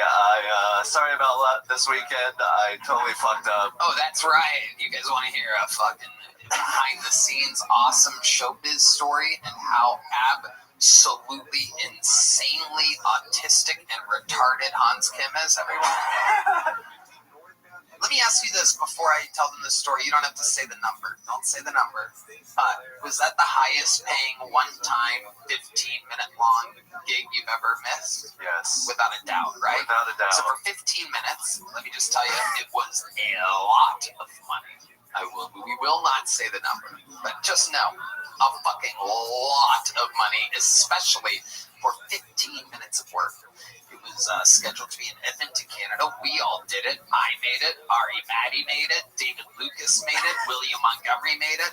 We had to have a layover in Denver because what they don't tell you about Austin is that it doesn't fucking direct flights everywhere like LA did. That sucks. Anyway. And in Denver, Hans Kim, after we ate breakfast, he realized right then, boarding the plane to Edmonton, Canada, that he forgot his passport, ladies and gentlemen. Oh my God. And if you're wondering how much money, definitely at least half your salary. Half of your annual salary. Is as much as a teacher makes in a year. Yes. For 15 minutes of work, the only thing that he needed to bring was his passport. Not even a change of underwear would be necessary. We would all have been home 24 hours later. And we were, me, Ari, William, David, richer than ever. And then there was Hans, who had to tell me what, I don't even know. I couldn't even talk to you afterwards because it was so stupidly frustrating. Oh, yeah. So what happened? You had to get a flight from Austin? Or from Denver to Austin. I was going to do that, but then I was like, I have a weekend in Appleton that I canceled for that show, so I was like, let me just go to Appleton. So I was just alone in a hotel room while you guys were in a stadium. Oh my God, yes. In Appleton. In Appleton, Wisconsin. Yeah. So that's even worse. Holy shit. So wait, hold on. Did you cancel the whole weekend? No, I canceled the Friday. So you were gonna fly from Edmonton to Appleton? Yeah. That's crazy. So that night, can you tell us like what was going through your head? What type of guilt and I was like, stupid. See,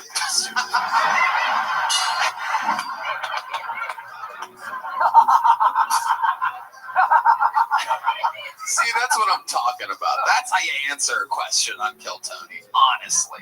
Do you like punch yourself when you're angry and stuff like that? I throw out things very hard sometimes, but I try not to do it anymore because, it scares me. That's true. That is true. So, Hans, what else is going on in life? Well, the shows in Appleton were great. There was a... And you had to do, 2-hour-long sets? 2 Saturday, 1 Sunday to make up for the Friday. So I was just like 4 days away from home, just without the teacher salary. And there was a pregnant lady in the show, and she had a seizure during my set. Wow, a pregnant lady had a seizure during your set in Appleton, Wisconsin. Yeah, she was fine. She couldn't handle her liquor. No, I'm just kidding. That's the joke the husband made.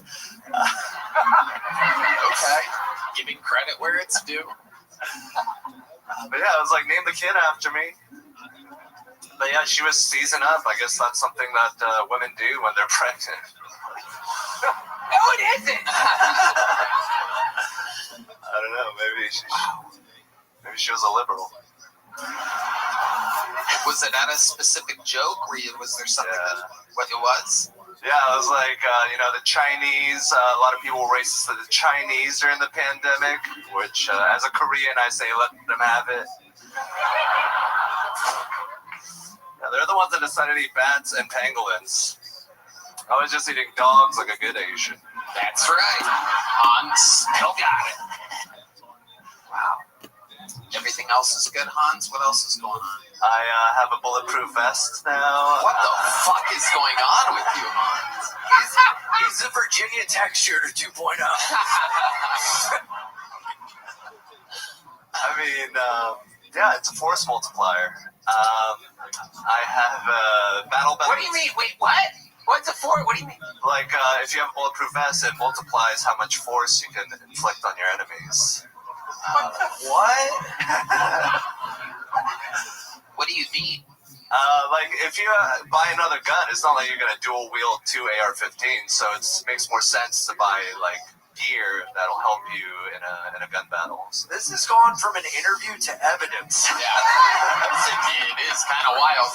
What are you gonna do with all of this stuff, Hans? Do you ever have thoughts about it? Yeah, I think about shit hits the fan, SHTF a lot. Wait, what? SHTF. I've been watching a lot of YouTube about this. Nobody knows what that is. You're a prepper. You're becoming a prepper. Thank you.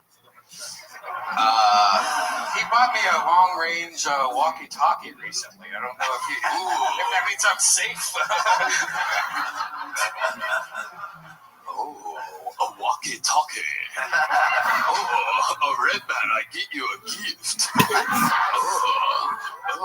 Do you want the walkie-talkie? The shit hit the fan. Meet me at 2:30. I'm sorry. I put the walk in walkie-talkie. What is your plan with the walkie-talkie situation? You looking for some long-form friendship? Yeah, when we're out in the woods, like doing an end. Do you go out in the woods sometimes here in downtown Austin? The old famous Austin woodlands? What the fuck are you talking about? When the zombies come, when we're like traveling, and you can just be like, "Hey, Red Band, do you have any more bacon or something?" Red Band's like, that's literally all I have is bacon. 5 sons of bacon. Have you guys communicated with these walkie-talkies? A little. Yeah. A little walkie-talkie. Wow, what are you guys talking about? Like, hey, we don't. I mean, we were in the same room when we did it. So. Wow. Truth comes out. That's what I'm talking about. A good, honest interview. It's so much easier than people think. Both parts, really. The stand-up, be real. That's what we tell everybody. The interview, answer honestly. It's such a testament. The difference between people trying to blow up their answers and just being real. It's so funny picturing you two in the same room. Like, can you hear me? Chance, I would beg to differ because I'm pretty sure it's not. It was at the Secret Show every Thursday, and yeah, we were just like, hey, you're gay, I'm gay, we're all gay. Yeah, that's about right. Yeah, that's about right. Well, ladies and gentlemen, Hans, you've done it again. An amazing minute and an unbelievably compelling interview. One of the biggest legends in the history of the show. He is at Madison Square Garden on August 15th. One more time for Hans Kim, everybody. Ooh la la! From walkie-talkie to the mighty Heidi. Wow. Is for ladies and gentlemen, I pulled another name out of the bucket. Make some noise for Chris Cilio. Chris Cilio. Oh shit! All right. There's no way that you expect someone to get that. There's no way in hell somebody understands that A is for apple, B is for vendetta. Are you kidding me? I mean, like, it makes sense, but like, it doesn't.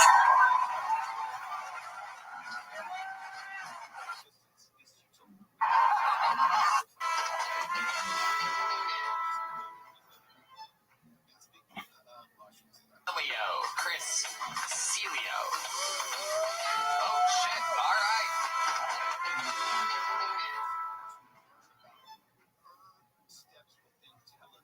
Fuck, I hope this is real.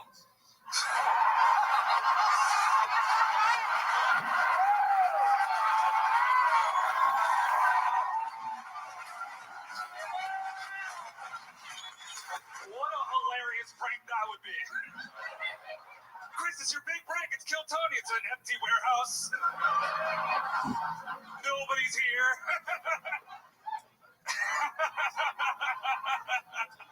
Oh shit. All I did before I went blind was jerk off and play video games. And then God was like, that's enough.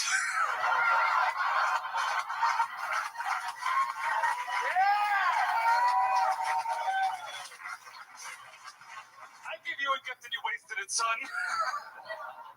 I'm gonna let you guys in on a little secret. I do it all again tomorrow. I wouldn't have changed a goddamn thing, dude.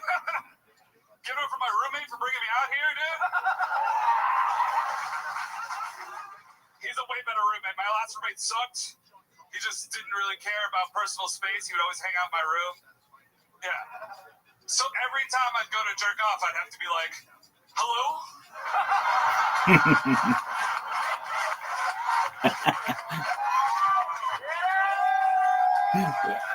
That's very good. Is anyone there? Which, by the way, if you ever hear me say, hello, is anyone there? You have about 30 seconds before I start jerking off.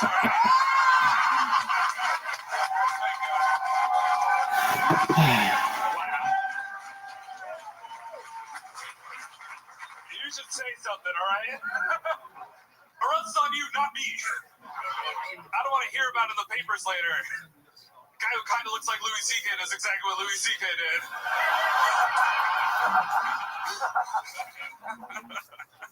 Cilio. Can I cut you off? I'm the other way, buddy. I'm over here. Shit. Unbelievable set. Unbelievable set.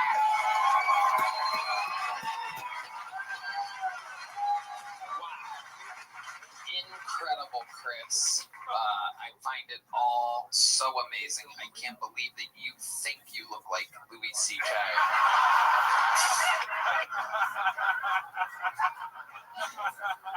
Or like Louis can't C.K.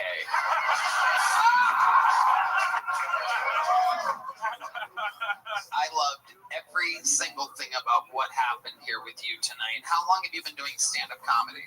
10 years. 10 years. Holy shit. Where are you from? Miami. You still live in Miami? I just moved here. Wow, congratulations. How recently did you move here? 2 weeks. Is this your first time signing up for the show? No, I've been here every week until you got me. So 2 weeks? Yeah. Wow. Amazing. I love it. I love it, Chris. How old are you? 29. 29. So you started at 19. Yes, sir. And when did you go blind? About 6 months before that. Really? You went blind at 19? I was 18.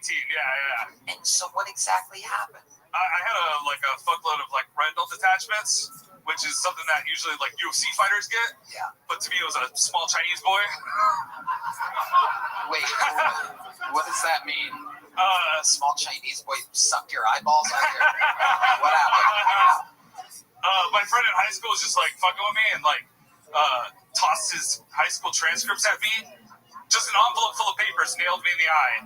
Next thing I was blind. I already had lost one eye before that, and we're still friends, guys. Relax, all right? Okay. He drives me around sometimes. Wow, that's more dangerous than anything. You're probably the better driver out of the two of you. This is incredible because you lost an eye before that. How did you lose the eye before that? Same thing, just a bunch of retinal detachments, but I was like, this one's going good. Nothing's going to stop me on this one eye. And then he threw that. His bright future sealed mine. Wow. Is it thyroid issues? Is that No, retina. The retina is in your eye. It's the thing that from thyroid that happens. Thyroid. No. Our senior health correspondent, Ryan Ridvan, taking a chance trying to relate thyroid issues to retinal detachments. He's who you look like, by the way. Not Louis C.K. But the joke still works. Chris, blind at 18. So have you, had a real job or anything? What do blind guys kind of do? I had a job for a while. Wasn't that good at it. What was it? I worked in an office at a nonprofit for a while. I was a crane operator. Dude, I worked at a nonprofit where they help people find jobs, and they couldn't fire me. Yeah, right. As bad as I was, they were like, nah, we'll just let him. Probably couldn't find your cane. How could you find someone else's job? Incredible, Chris. So what else do you do? What are your hobbies? What are you into? I like to go to music festivals and do drugs. Oh, fuck yeah. Absolutely. Incredible. What's the most fun you've ever had at a music festival? What are your favorite drugs? All of them. Okay, hell yeah. Preferably at once. Acid, mushrooms. Everything that somebody told me will make me see something, I put in my mouth. Yeah. Amazing.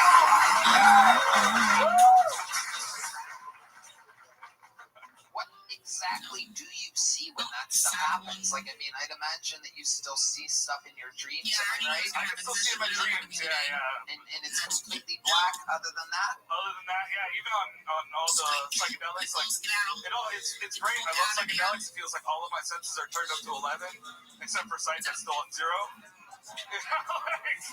It does. I don't get any visuals with psychedelics. Yeah. Casey's not everybody. Visuals on psychedelics. No, I've done all of them. Incredible. How about love life? Have you ever been on any blind dates? So stupid. But when in Rome.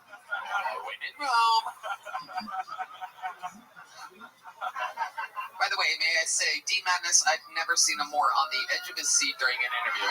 It's the first time he's ever been genuinely interested in anybody in the last 250 episodes of the show. They clearly bias. They told me to tap him up. I was like, I don't know where he is.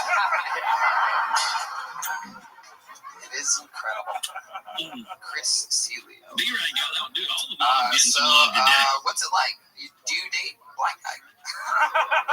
How does it work? It's tough, I'm on the apps, My bio just says blind comic, see the possibilities. Love it. And I swipe right on everybody. Hell yeah. Has it worked? Like, it's like, give us an example of what going on a date with you is like. I find this all so intriguing. I had a girl take me to an art exhibit. What a bitch!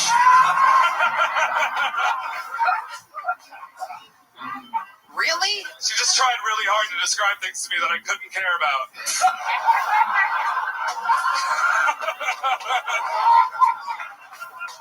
God, that is so fucking funny. It's crazy. Wow. My goodness. So what else, Chris? What are your, now that you're here in Austin, what are your goals? What do you want? To do this, man. I want to do this here.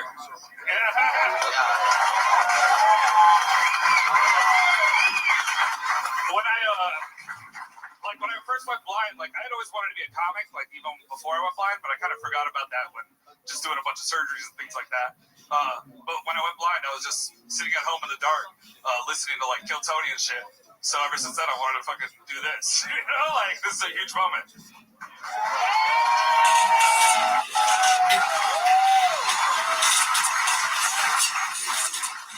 OG failure of Kill Tony, dude.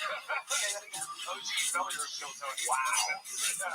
Well, Chris, it has come full circle for you, my friend.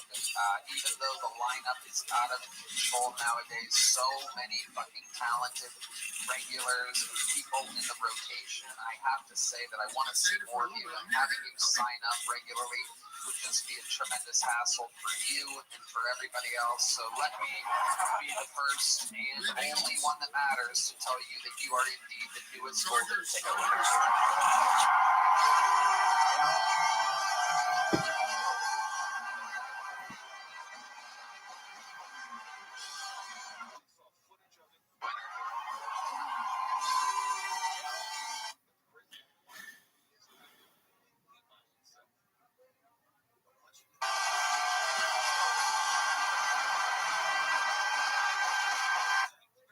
The newest golden ticket winner.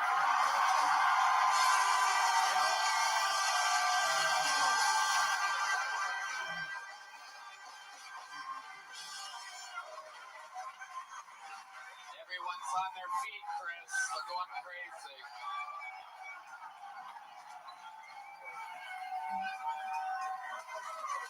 Aaron, I'd love to have you on the Secret Show Thursday. Boom.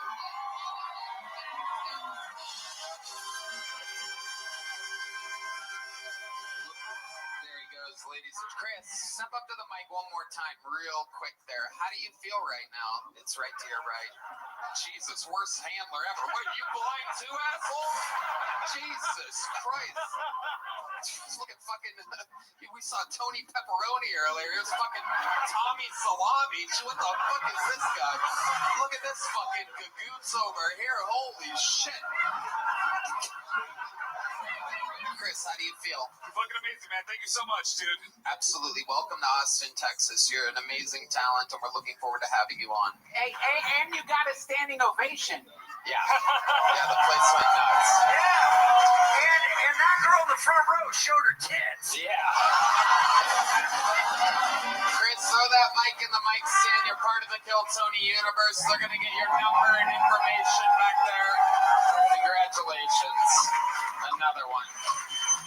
The squad continues to grow. Wow, that was cool. You guys having fun out there tonight?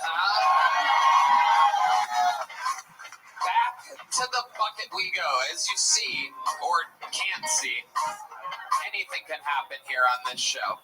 It goes from funny to compelling to heartfelt to terrible to amazing. Your next bucket pull goes by the name of Keegan Carmichael, everybody. Make some noise for Keegan Carmichael.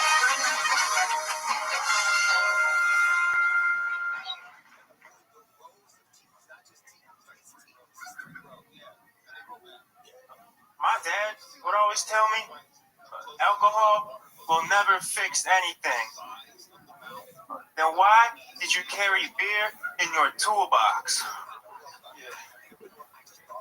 Yeah, you didn't think I noticed anything. then why? My dad would always tell me, alcohol will never fix anything. Then why did you carry beer in your toolbox? Yeah, you didn't think I noticed. Hey, I was doing comedy. Comedy's tough. As a comedian, I haven't gone on the road, but I'm pretty close to being on the street. This is an amazing Hey, I wish a story Mitch Hedberg really did come with two sides, because I would love to read a book with mashed potatoes and coleslaw.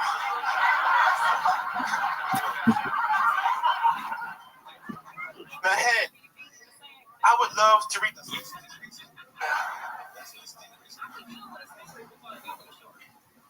Hey, I wish a story really did come with two sides, because I would love to read a book with mashed potatoes and coleslaw.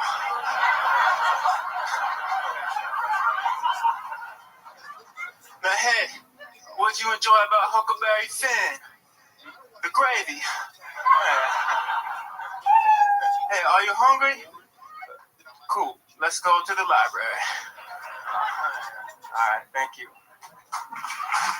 Keegan Carmichael. Some people are already calling him the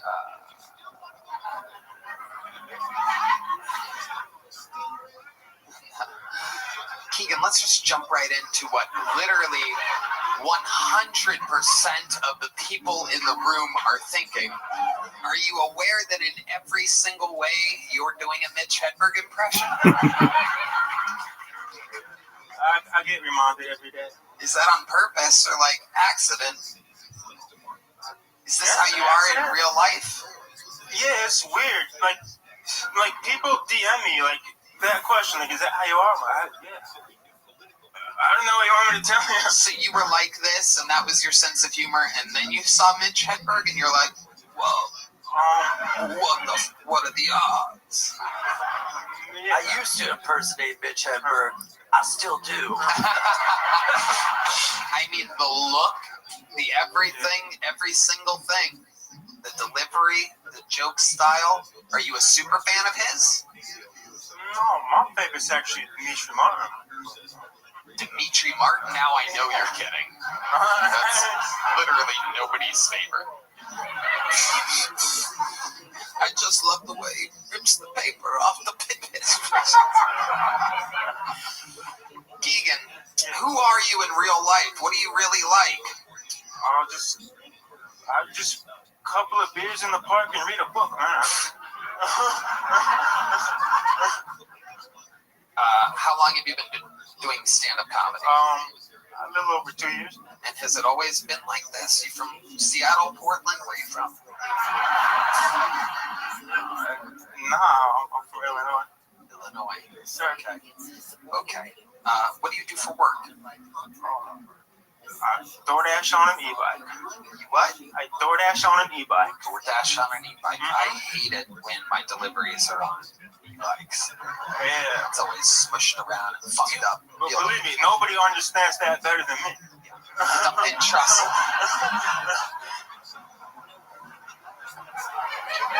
It is funny, like your spirit definitely lives on through him. Not quite as powerful, obviously, as the late, great, super amazing Mitch Hedberg, but I mean, you do kind of got it down. You wrote those jokes? Yeah, right. Yeah, no, I know. Duncan. I was just going to say, it's too bad that they don't need Mitch Hedberg impersonators at kids' parties, because I'm sorry. It was funny like 20 seconds ago. Yeah. So every time you do a show, anywhere you go, every time you do stand-up, all the other comedians are like, God, this fucking guy's doing a Mitch Hedberg impression, right? Yeah. Some people wait outside the club to like say shit to me. Yeah. Have you seen Mitch Hedberg's stand-up? Yeah, it kind of freaks me out. How old are you? 31. 31. So when's the first time you saw Mitch Hedberg stand up? Were you a big fan of his at one point? Oh, at one point, Dimitri Martin was my guy. Again, I hear ya. That's funny and all, but seriously. We're all like witnessing, like, it is like a Mitch Hedberg impression. Did you always talk like this? Is this how you talk in real life? Yeah, Tony, I don't know what to tell you, man. Okay. Can you do a Christopher Walken impression? I don't watch movies, man. Keegan, most interesting thing about your life, tell us. What would we be intrigued to find out about you? 31 years of experience and being Keegan Carmichael, tell us. I have a cast iron pan.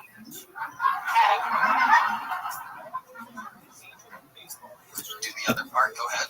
Oh, no, yeah, it's cool because you got to take care of it. Like, you have a cast iron pan, you have a responsibility, you know? You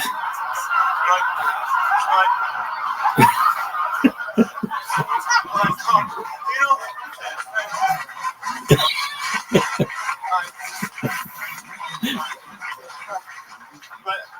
Like a lot of girls now, they're dog moms. You know, not me. Like, I'm the father to a pan.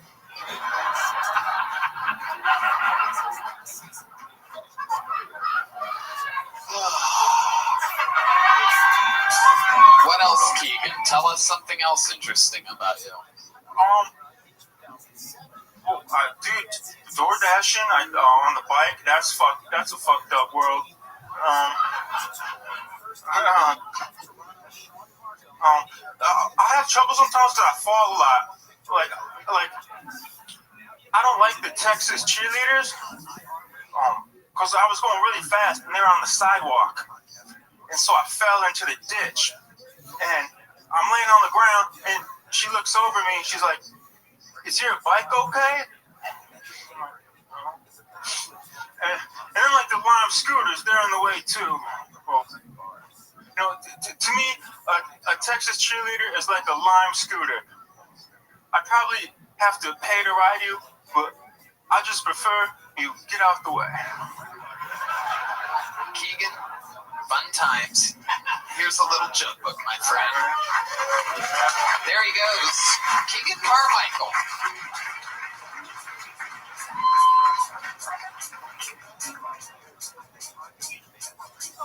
It's kind of like blasphemous what he's doing. Awful. Yeah. Like, he has good jokes. He could just do them, like, different, like his own self. It's yeah. Like, literally acting right now. Yeah, and looking like him's kind of crazy, too. Anyway, we have any sage? Can we sage the room?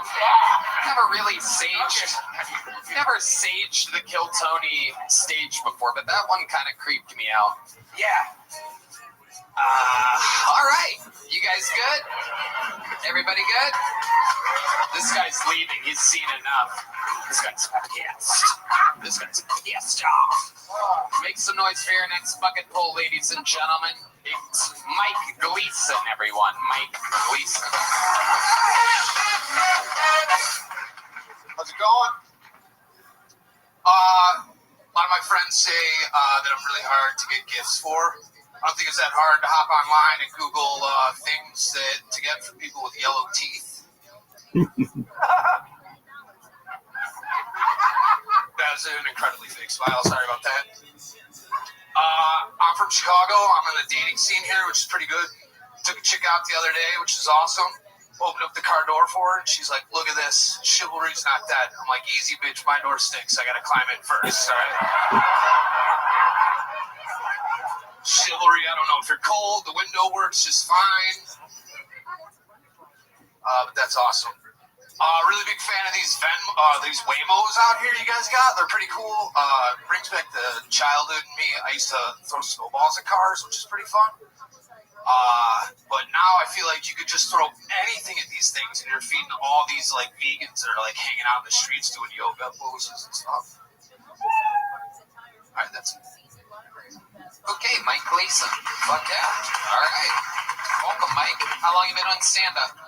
It's kind of weird. I started in like 2001, and then I kind of quit, and I really liked the show, so I kind of moved out here and kind of restarted it. How long did you move to Austin? On Easter, 420. 420. Perfect. Fuck yeah, dude. What do you do for work? I haven't found a job yet. Okay. What's your plan? What are you good at? Stealing catalytic converters. No. Where are you from? Where were you at before? Chicago. Chicago. Construction. Yeah. This is what construction guys look like in Chicago. I guess, yeah. Okay. Yeah. Have you looked for a job in construction here? I have, yeah. How's it going? Not bad. I kind of actually turned down a few jobs, which is weird, but I just wasn't catching the vibe. Okay. How much money do you have saved up? Quite a bit. Like what? A lot that I don't want, like, my poor friends to reach out to me.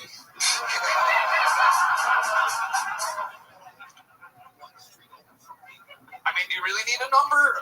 It's not a lot anymore, but it was enough to get me out here. I'm doing the Hans Kim thing, living in a trailer. Nice.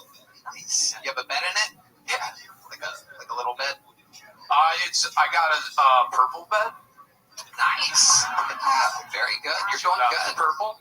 You're doing good. Okay. So what do you do for fun, Mike, when you're not doing stand-up? I like to frisbee golf. People watch is a huge thing for me. Yeah, people watching is fun again. Yeah. Fentanyl's out. Trump stopped fentanyl. Crack is back. People watching is more exciting than ever. There was nothing fun about that fentanyl phase that we went through under the Biden administration. And now crack is back thanks to the reigning, defending president of the United States, Donald Trump. And 300 people just shut the show off right then. I don't know if you guys heard that, but that's what they do because they literally can't hear that without losing their mentally ill minds. Mike Gleason, tell us what the most interesting thing about your entire life is. It's our first time meeting. You might as well spill the beans. I'm an overshare. Why don't you start right now then?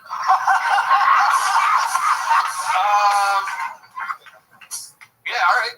Fuck it. How I got my money, I worked for Tesla and got the shit kicked out of me for actually being the only one there who knew how to do shit.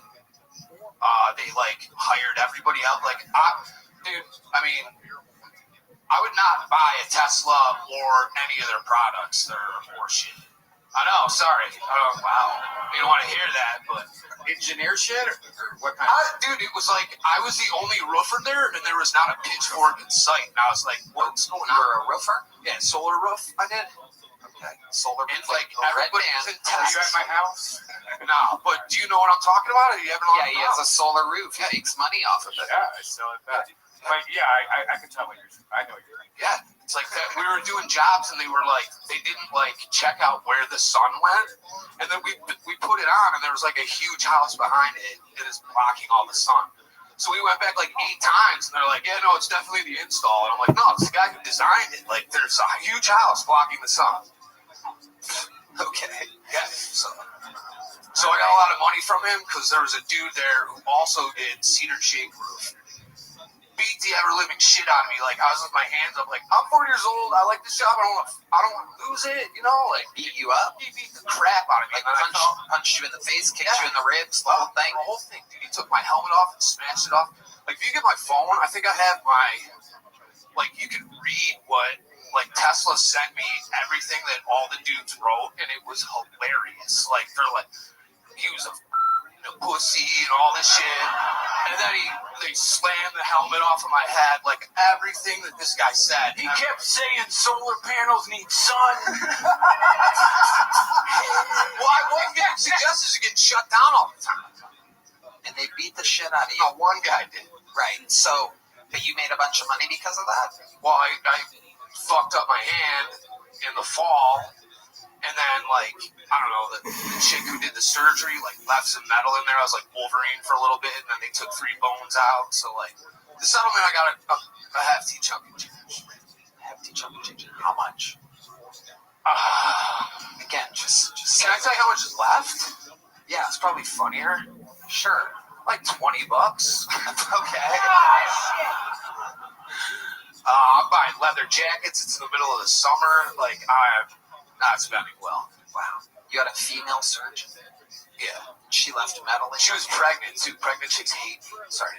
Why do pregnant chicks hate you? I don't know. They just smell my singleness and never settled down. I don't know. They just hate me. Pregnant chicks hate me. My coworkers hate me. That was really good, but never got My son hates me.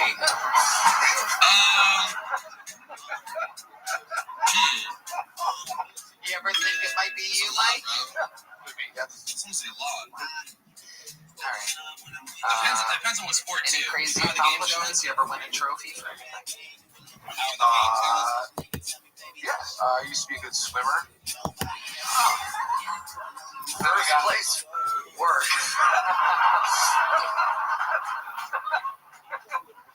Fun times, Mike. Sign up again. We'll see you again. Mike Gleason, everybody.